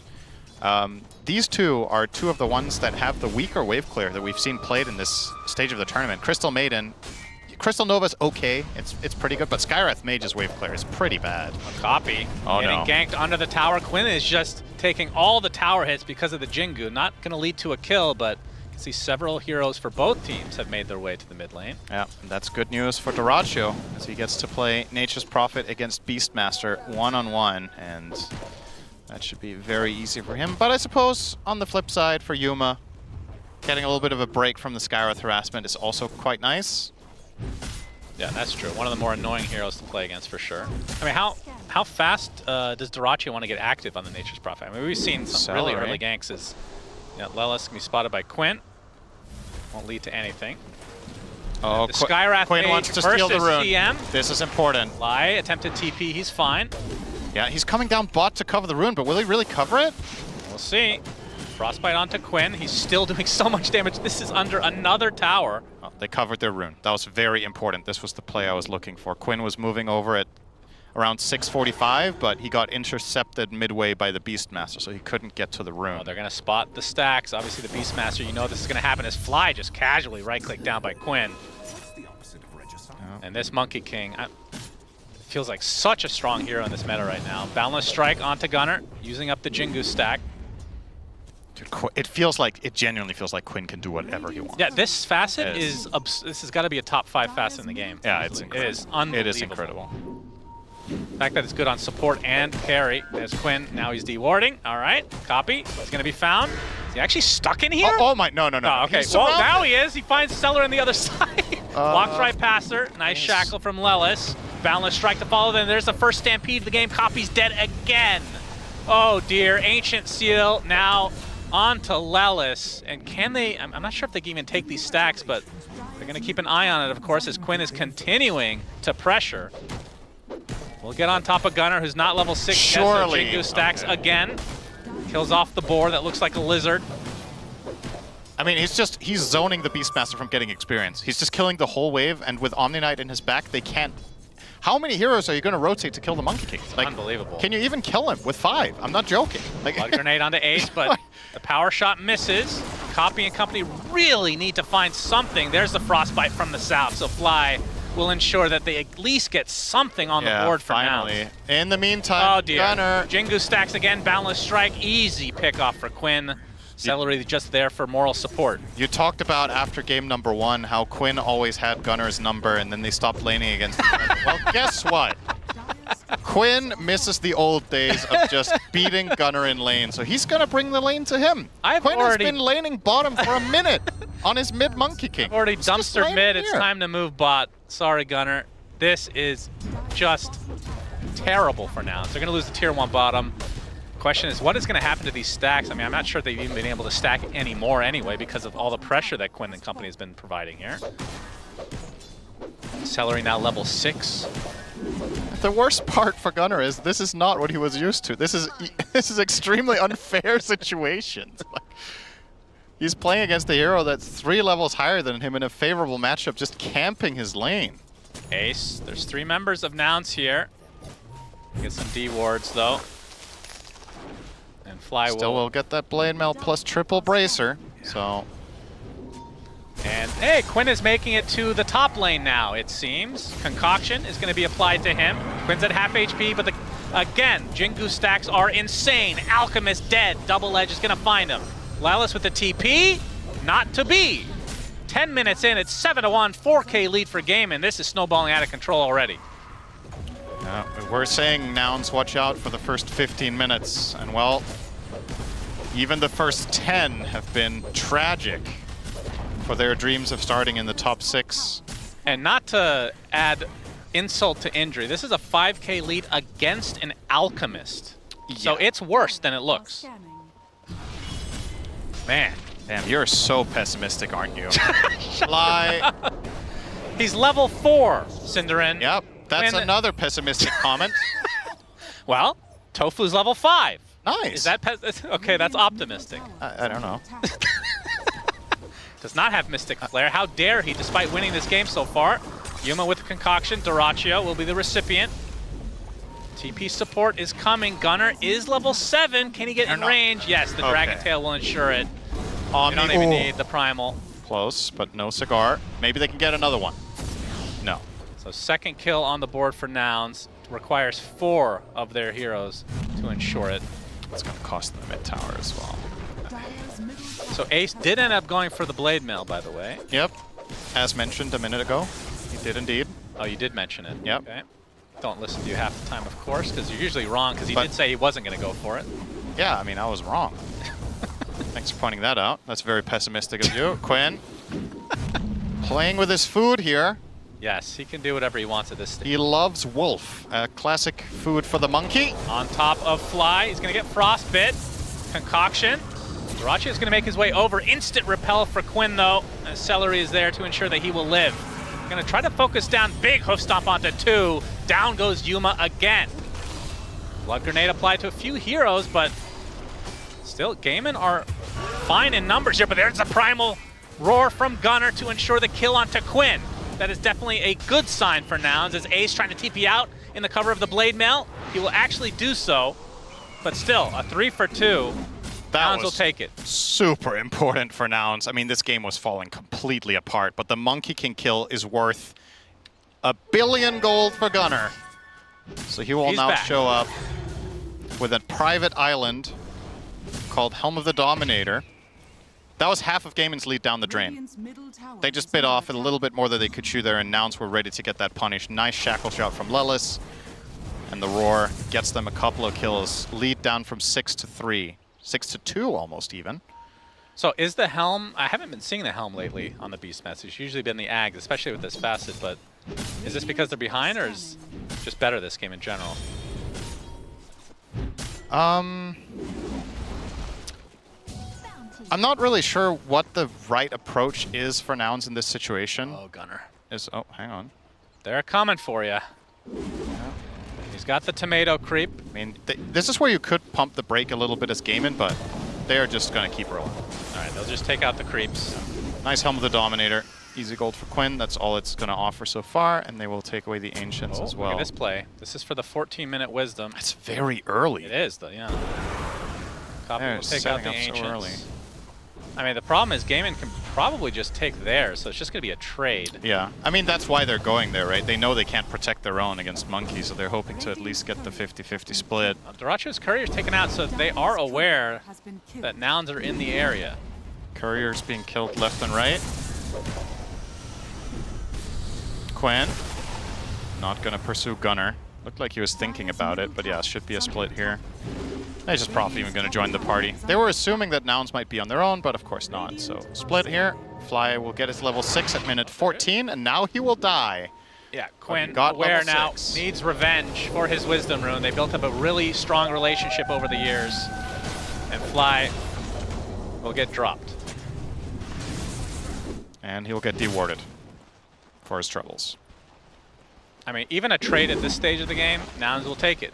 Yeah, that's why this thing that happened top was so important. You know, now you get a 14-minute Radiance, and it's so important not because the game is stable now, but because there's hope of reaching stability because of that fight. If that hadn't occurred and Gaiman were just kept on rolling, there would probably be 8,000 up now. It's within striking distance for Nouns. One more good fight, you're in a position where Alchemist gets to play his game. Yep, we're gonna, okay, Repel already used, so Quinn just gonna walk that off. Celery very slow. It's a Radiance being shown from Yuma. No connection able to be made. I mean, the Repel just so strong. Dire's top tower is under attack.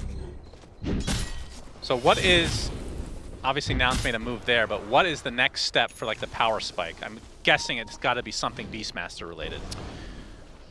Yeah, I get going for the upgraded helm. Yeah, maybe the Overlord plus Dragon Knight BKB, perhaps. I'm not sure if that's what Copy's actually going to go for. Yuma Mystic Flare, he's just going to stand in it. Yeah, that's a big Wanted to try to maybe deny himself with the concoction, but it's not to be. I don't know how you play against Monkey King that has a lead. It's ridiculous how much mobility he has. Yeah. And it's not just Monkey King that has a lead, it's Monkey King that has a lead and a personal butler walking after him as best as he can. Omni Knight is actually a quite good look for a Squire, so he's really embracing his role. Just following Quinn around, doing his every bidding, which is generally, repel me! Oh, Squire! Squire, I need assistance! It's like the old Pugna. Yep. Ace will TPing down to the bot lane to control this slight push that's occurring in this tier 2 top in the meantime. It's going to be just a freebie for Gaimin. So Quinn has the Orb of Corrosion with the Gleipnir already. And we'll be going for the Shard, which we've been seeing a lot of Monkey Kings prioritize. People have gotten so much better at actually using the mobility aspect of that Shard. Yep. And of course, it's just object like before. I think they didn't used to have the Tree Dance effect on the Boundless Strike. That's been a newer addition. So yeah, it definitely got upgraded as well. So it's a combination of multiple things, but I would agree. Even back in the older version, the weaker one, it was probably undervalued, and players got better at playing with it. Gunner gonna get found out. Gleipnir versus Primal Roar. Gleipnir is winning because there's 2 of them. Jingu from Quinn ensures the death of Gunner again.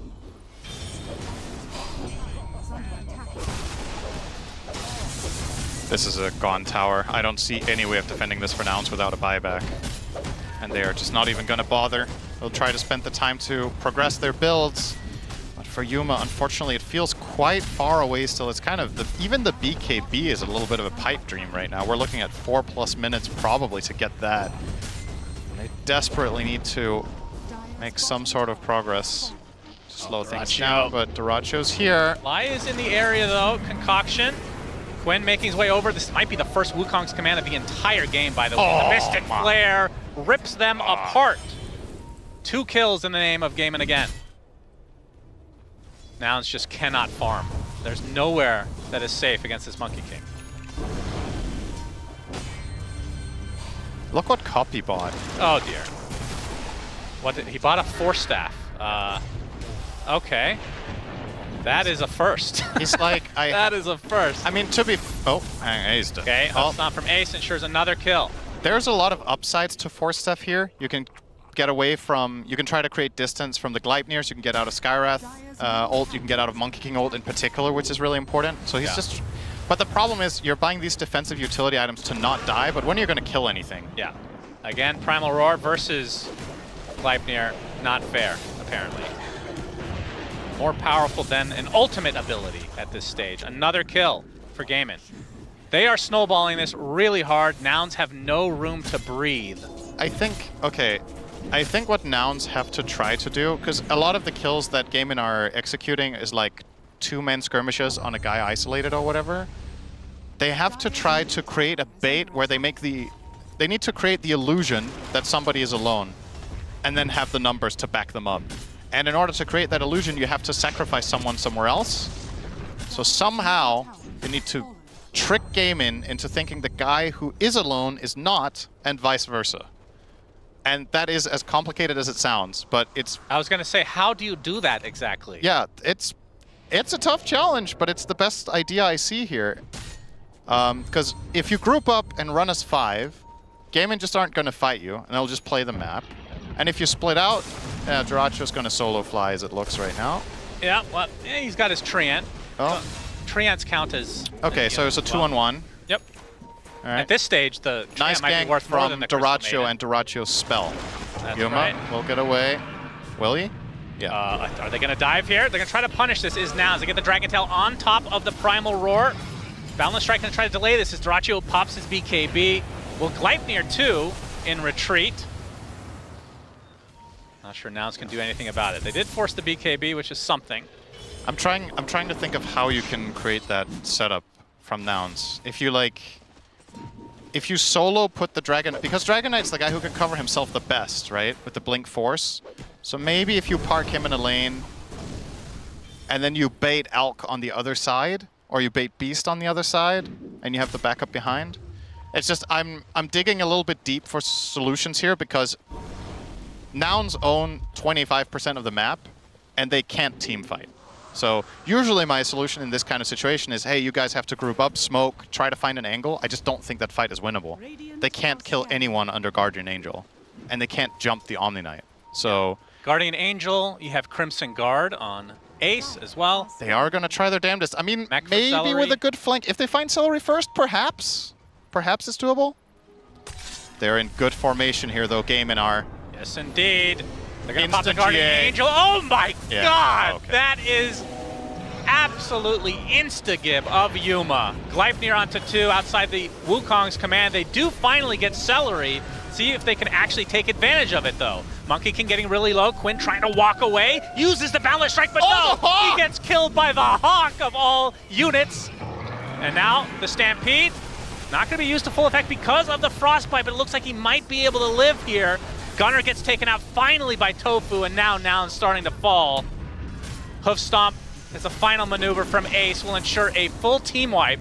It did cost them 2 units. It wasn't really that bad for Nouns at the beginning, but the sustain from Gaimin was just too strong. That looked so promising, but Dyrachyo finally shows up in the end, and he's like, all right, let's win this fight. I actually can't believe that turned into such a good moment for Nouns after they instantly lost their carry. They then pile onto the Omni. There was a perfect freezing field from Fly.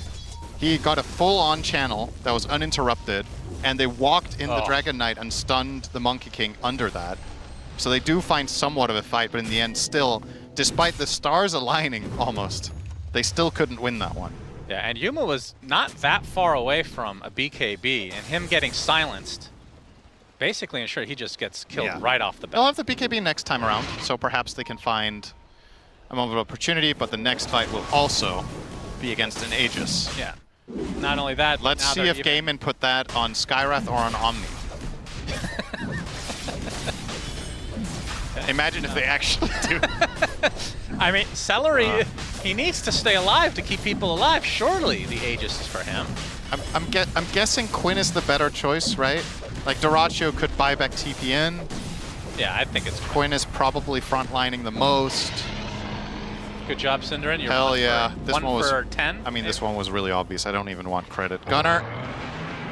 Yeah, Stampede with the Gleipnir and inside Sprout. He's going to use the Primal Roar, but the last right click from Dyrachyo is enough. So hard to play a game against these heroes. Monkey King gets off to such a good start, so he's everywhere. Nature's Prophet is a carry. Obviously, he has a teleportation built into his hero. He's everywhere. And he supports just butlering it up, as you like to put it. Yeah. And this Radiant lineup is incredible when it's leading. It's just extremely hard to play against. For Nouns. This would be a big kill. Is there the blink Dragon Tail into run away. We don't do damage. They were unfortunately not close enough. There's surely he doesn't die under the cover if he dies of his for tower this. here. Copy.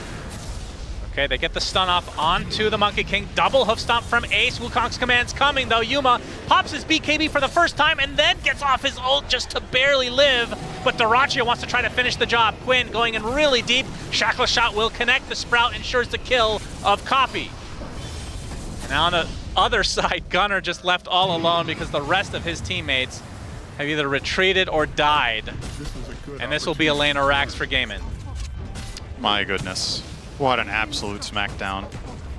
So promising for Nouns after that game 1. Yeah, but Gaimin were only pretending. They figured it out. They knew what they had to do. And I mean, in reality, this game and the previous one, not really close, right? No. In any sense of the imagination. Nouns, effectively, they have to Hail Mary. I mean, Gaimin could leave their base if they want to, but they might also just stick around to finish the job. They still have Aegis, so Nouns have to find some sort of miracle engagement by getting on top of the Omni. I don't think any other target's killable. Yeah, and the BKB is back online for Quinn as well. So very, very safe indeed. There's a fortification. Gaimin. Let's see if they fully back or just wait for the next wave. There is a damage rune in the bottom side. They don't have vision of that though. I hear a concoction. This might be the last-ditch effort from Nouns. Just casually throwing it out there, it seems. Aces. Tower is dead, and here comes Copy. He's going to get Gleipnir inside that dragon form, sprouted up. And Quinn going to continue to beat away on these buildings, along with Ace. As Copy gets off the dragon tail, they want to try to get rid of this Aegis, as you can see Lelis actually bringing everybody closer to them with that shard, but that might be at the detriment of his team, as the Beastmaster's lost. It's going to be the trade for the Aegis. And it looks like they'll get the second set of racks. Quinn will try to stick around with that Orb of Corrosion to ensure that that is the case. Still 5v4 as Wukong's command used to force everybody out. And that's 2 lanes for Gaimin. And now they will likely back away. I'm not sure about that. Think they continue on? Yeah. I mean, the Dragon form will end eventually. Then you just have a Dragon Knight in melee form. They haven't had to GA yet, so they still have an extra line of defense that wasn't necessary. Yeah, that's true. That is accurate. So it looks like this might be Megas. Nouns are going to have to go in here. Surely, this is the time. Yeah. Last-ditch effort. Blink, Dragon Tail, and Forced F out incoming. Gale Force, very annoying. Fly taking 2 casual right click. He might die to the creep, for God's sake. Gunner gets off the roar, but there is the Guardian Angel from Celery. And you can see Yuma trying to do something on the backside, but he just gets eviscerated. Just not nearly enough damage to even tickle these heroes at this stage. Gunner, he dies, and they're just going to call it GG. So game 3 goes to Gaimin Gladiators, and they are now guaranteed to be in front of the crowd here in Copenhagen at the Royal Arena. Yep, that's a minimum of top 6, and in style, right? These last 2 games just completely... It's what people have come to expect of this team, and maybe there was some doubt after the first game if they could pull it off, but that's you know, that's what the world-class teams are capable of doing. They can have a bad game, they reset, they figure out what they need to do, they look at their strat book, they look at what went wrong, and unfortunately for Nouns, obviously falling short here, but still, this was a series that most people probably had Nouns as the underdogs in, and I think a lot of what they've shown when they play really well could take them quite a few steps in the lower bracket potentially. This is already a team that I think others have to give more Cinderella's story is not over yet. They're in the lower bracket, still alive, but Gaimin will move on. Shiver! I don't know how it always catches me off guard, even though I know the throw is coming. Gaimin Gladiators, they take this 2-1. They are able to recover, and they make it look very smooth here in this 3rd game to the series. They secure themselves top 6 at this international, so we will not be seeing them again until Friday. They get a little bit of a break, time to prepare, of course, to be able to go up against their next opponent, which will be Tundra. But let's break down this game number 3. Effie, this was kind of what we saw coming. Yeah, there were just a lot of problems that existed within the draft that Gaimin presented, and that last pick DK for Nouns into the counter pick of Monkey King was just way too difficult to play into. So your DK is getting counterpicked mid by a core who also counters your Beastmaster and your Alchemist. So after winning that mid lane, Quinn blew the game wide open, right? We saw him go to Gunner's lane for the majority of that game, shut him down as much as he could. And while that was happening, Alchemist was kicked out to the jungle. There was the presence by Nature's Prophet, and I mean, this was just a typical game in Snowball.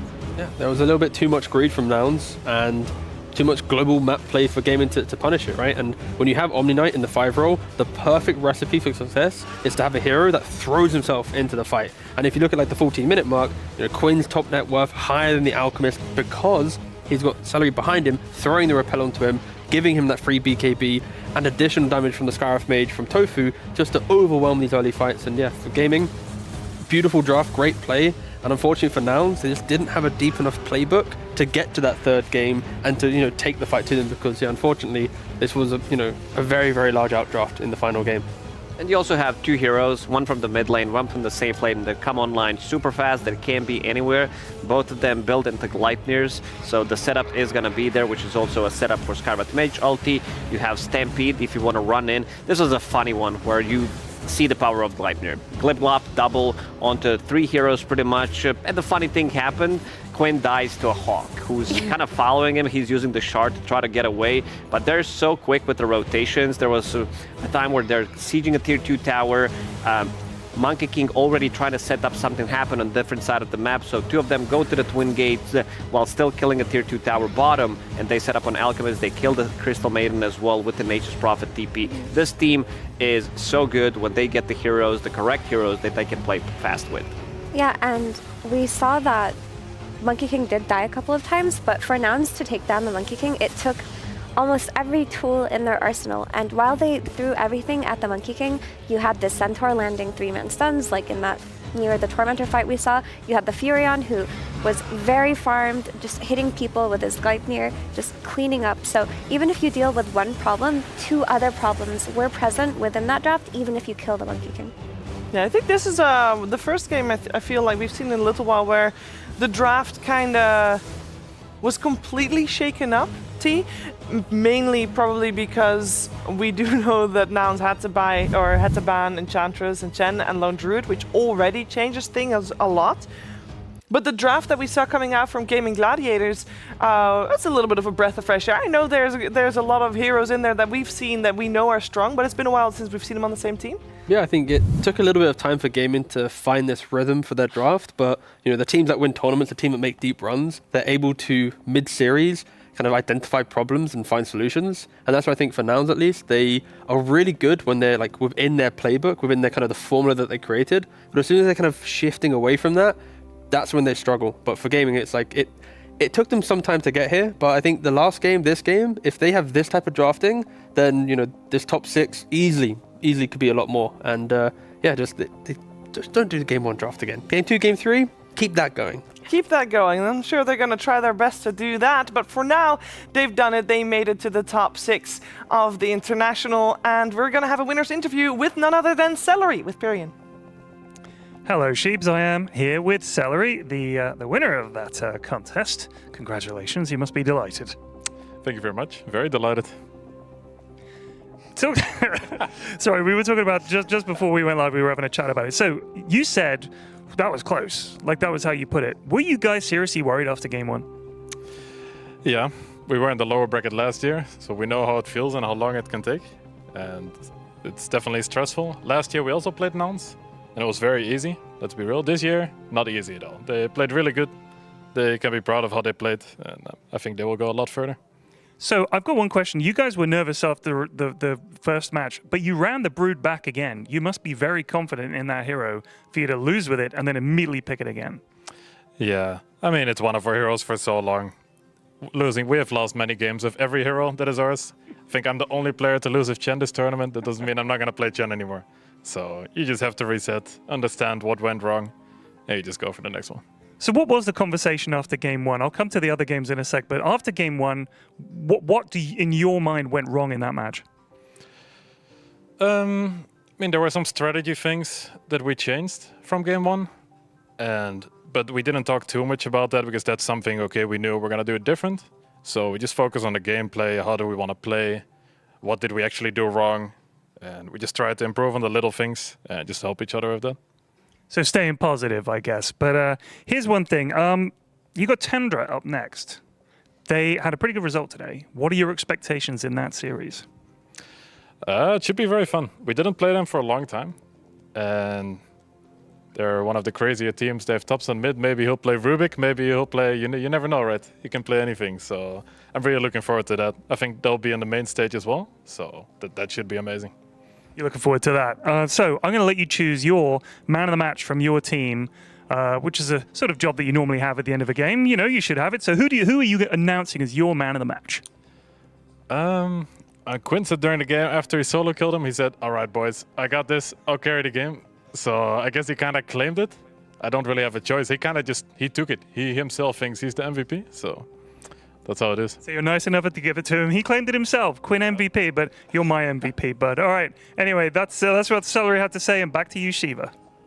Thank you very much. I don't think, Celery, it works that way. You can't just say, hey, I'm the MVP, and that makes it true. So I'm going to also have a second opinion here from my panel. The cost, I have to agree. Nowadays, you don't see many mid solo kills, and he kind of dominated the game. Okay. All over the place. I'm used to this, obviously, in pubs. If my mid claims MVP or that the best player, if you don't agree with them, then potentially they might do things to make the game harder for your team. So obviously, Quinn is the MVP. Hostage, yeah. Please, keep it going, boss. So He did also Come on, play look at very those well. stats. He played incredibly well. Like in game 2, his Void Spirit Axe timing was so early. They caught Storm off guard with it. When he had a haste rune, they were able to kill him off of that. In this game 3, he completely set the entire tempo from stomping mid to stomping bottom to stomping top. It was in his hands, so we can give the man his flowers here. We will certainly give the man his flowers. Quinn played phenomenal, and I think someone should pick his plays apart. And who better to do this than Purge? Hey, Purge. Hello. Hello. We did get to watch him pick Copy's game apart, that's for sure. He thought he had a lane. He didn't, actually. One thing that Copy did that was pretty smart was he went for a really fast boots of speed so that he could get away from his opponent. And that sort of worked, but ultimately Monkey King is Monkey King. He's going to hit you when you come up to get last hits. When you sit back and use your nukes to try to get any last hits, it pushes the wave. Then he holds the wave on his cliff. And then you're like, what do I do now? And they usually go jungle. But Copy stayed a little bit longer because of this fast boots that he picked up. But unfortunately, almost the same time, because Quinn was ahead, he ends up getting his Orb of Corrosion, this little item here. Not that tango. 1 second, I'm going to re-click on the Monkey King any second. Any day, any day. And what it basically does is slows your opponent. There it is. Slows your opponent and limits their regen a little bit. And basically, Copy had this little game here where Quinn's like, I'm just going to kill you, and he kind of wanted to stay, and he ends up getting first blood. It was kind of a mistake from Copy, I think, which gets him further ahead, because then Quinn gets to buy boots, and as the lane continues, he's now level 7. And then what most Monkey players are doing in this tournament that's really effective is they're taking that advantage, and they're instantly moving to the bot lane. And then they're taking that mid advantage and winning the bot lane to get a double advantage, basically. They always play for this Wisdom Rune at the 7-minute time, and we've been seeing no one doing this as well. But it's just a little bit easier against these heroes that have low armor, because once you get this bonus damage from Jingu Mastery, your Boundless Strike just does a huge chunk of damage. So he just continues dancing in this area, playing around, jumping on trees. Very importantly, supports are playing with him as well. Celery, in this case, puts a ward down, helps do damage to Fly to make him die even easier. And it's just kind of the same thing.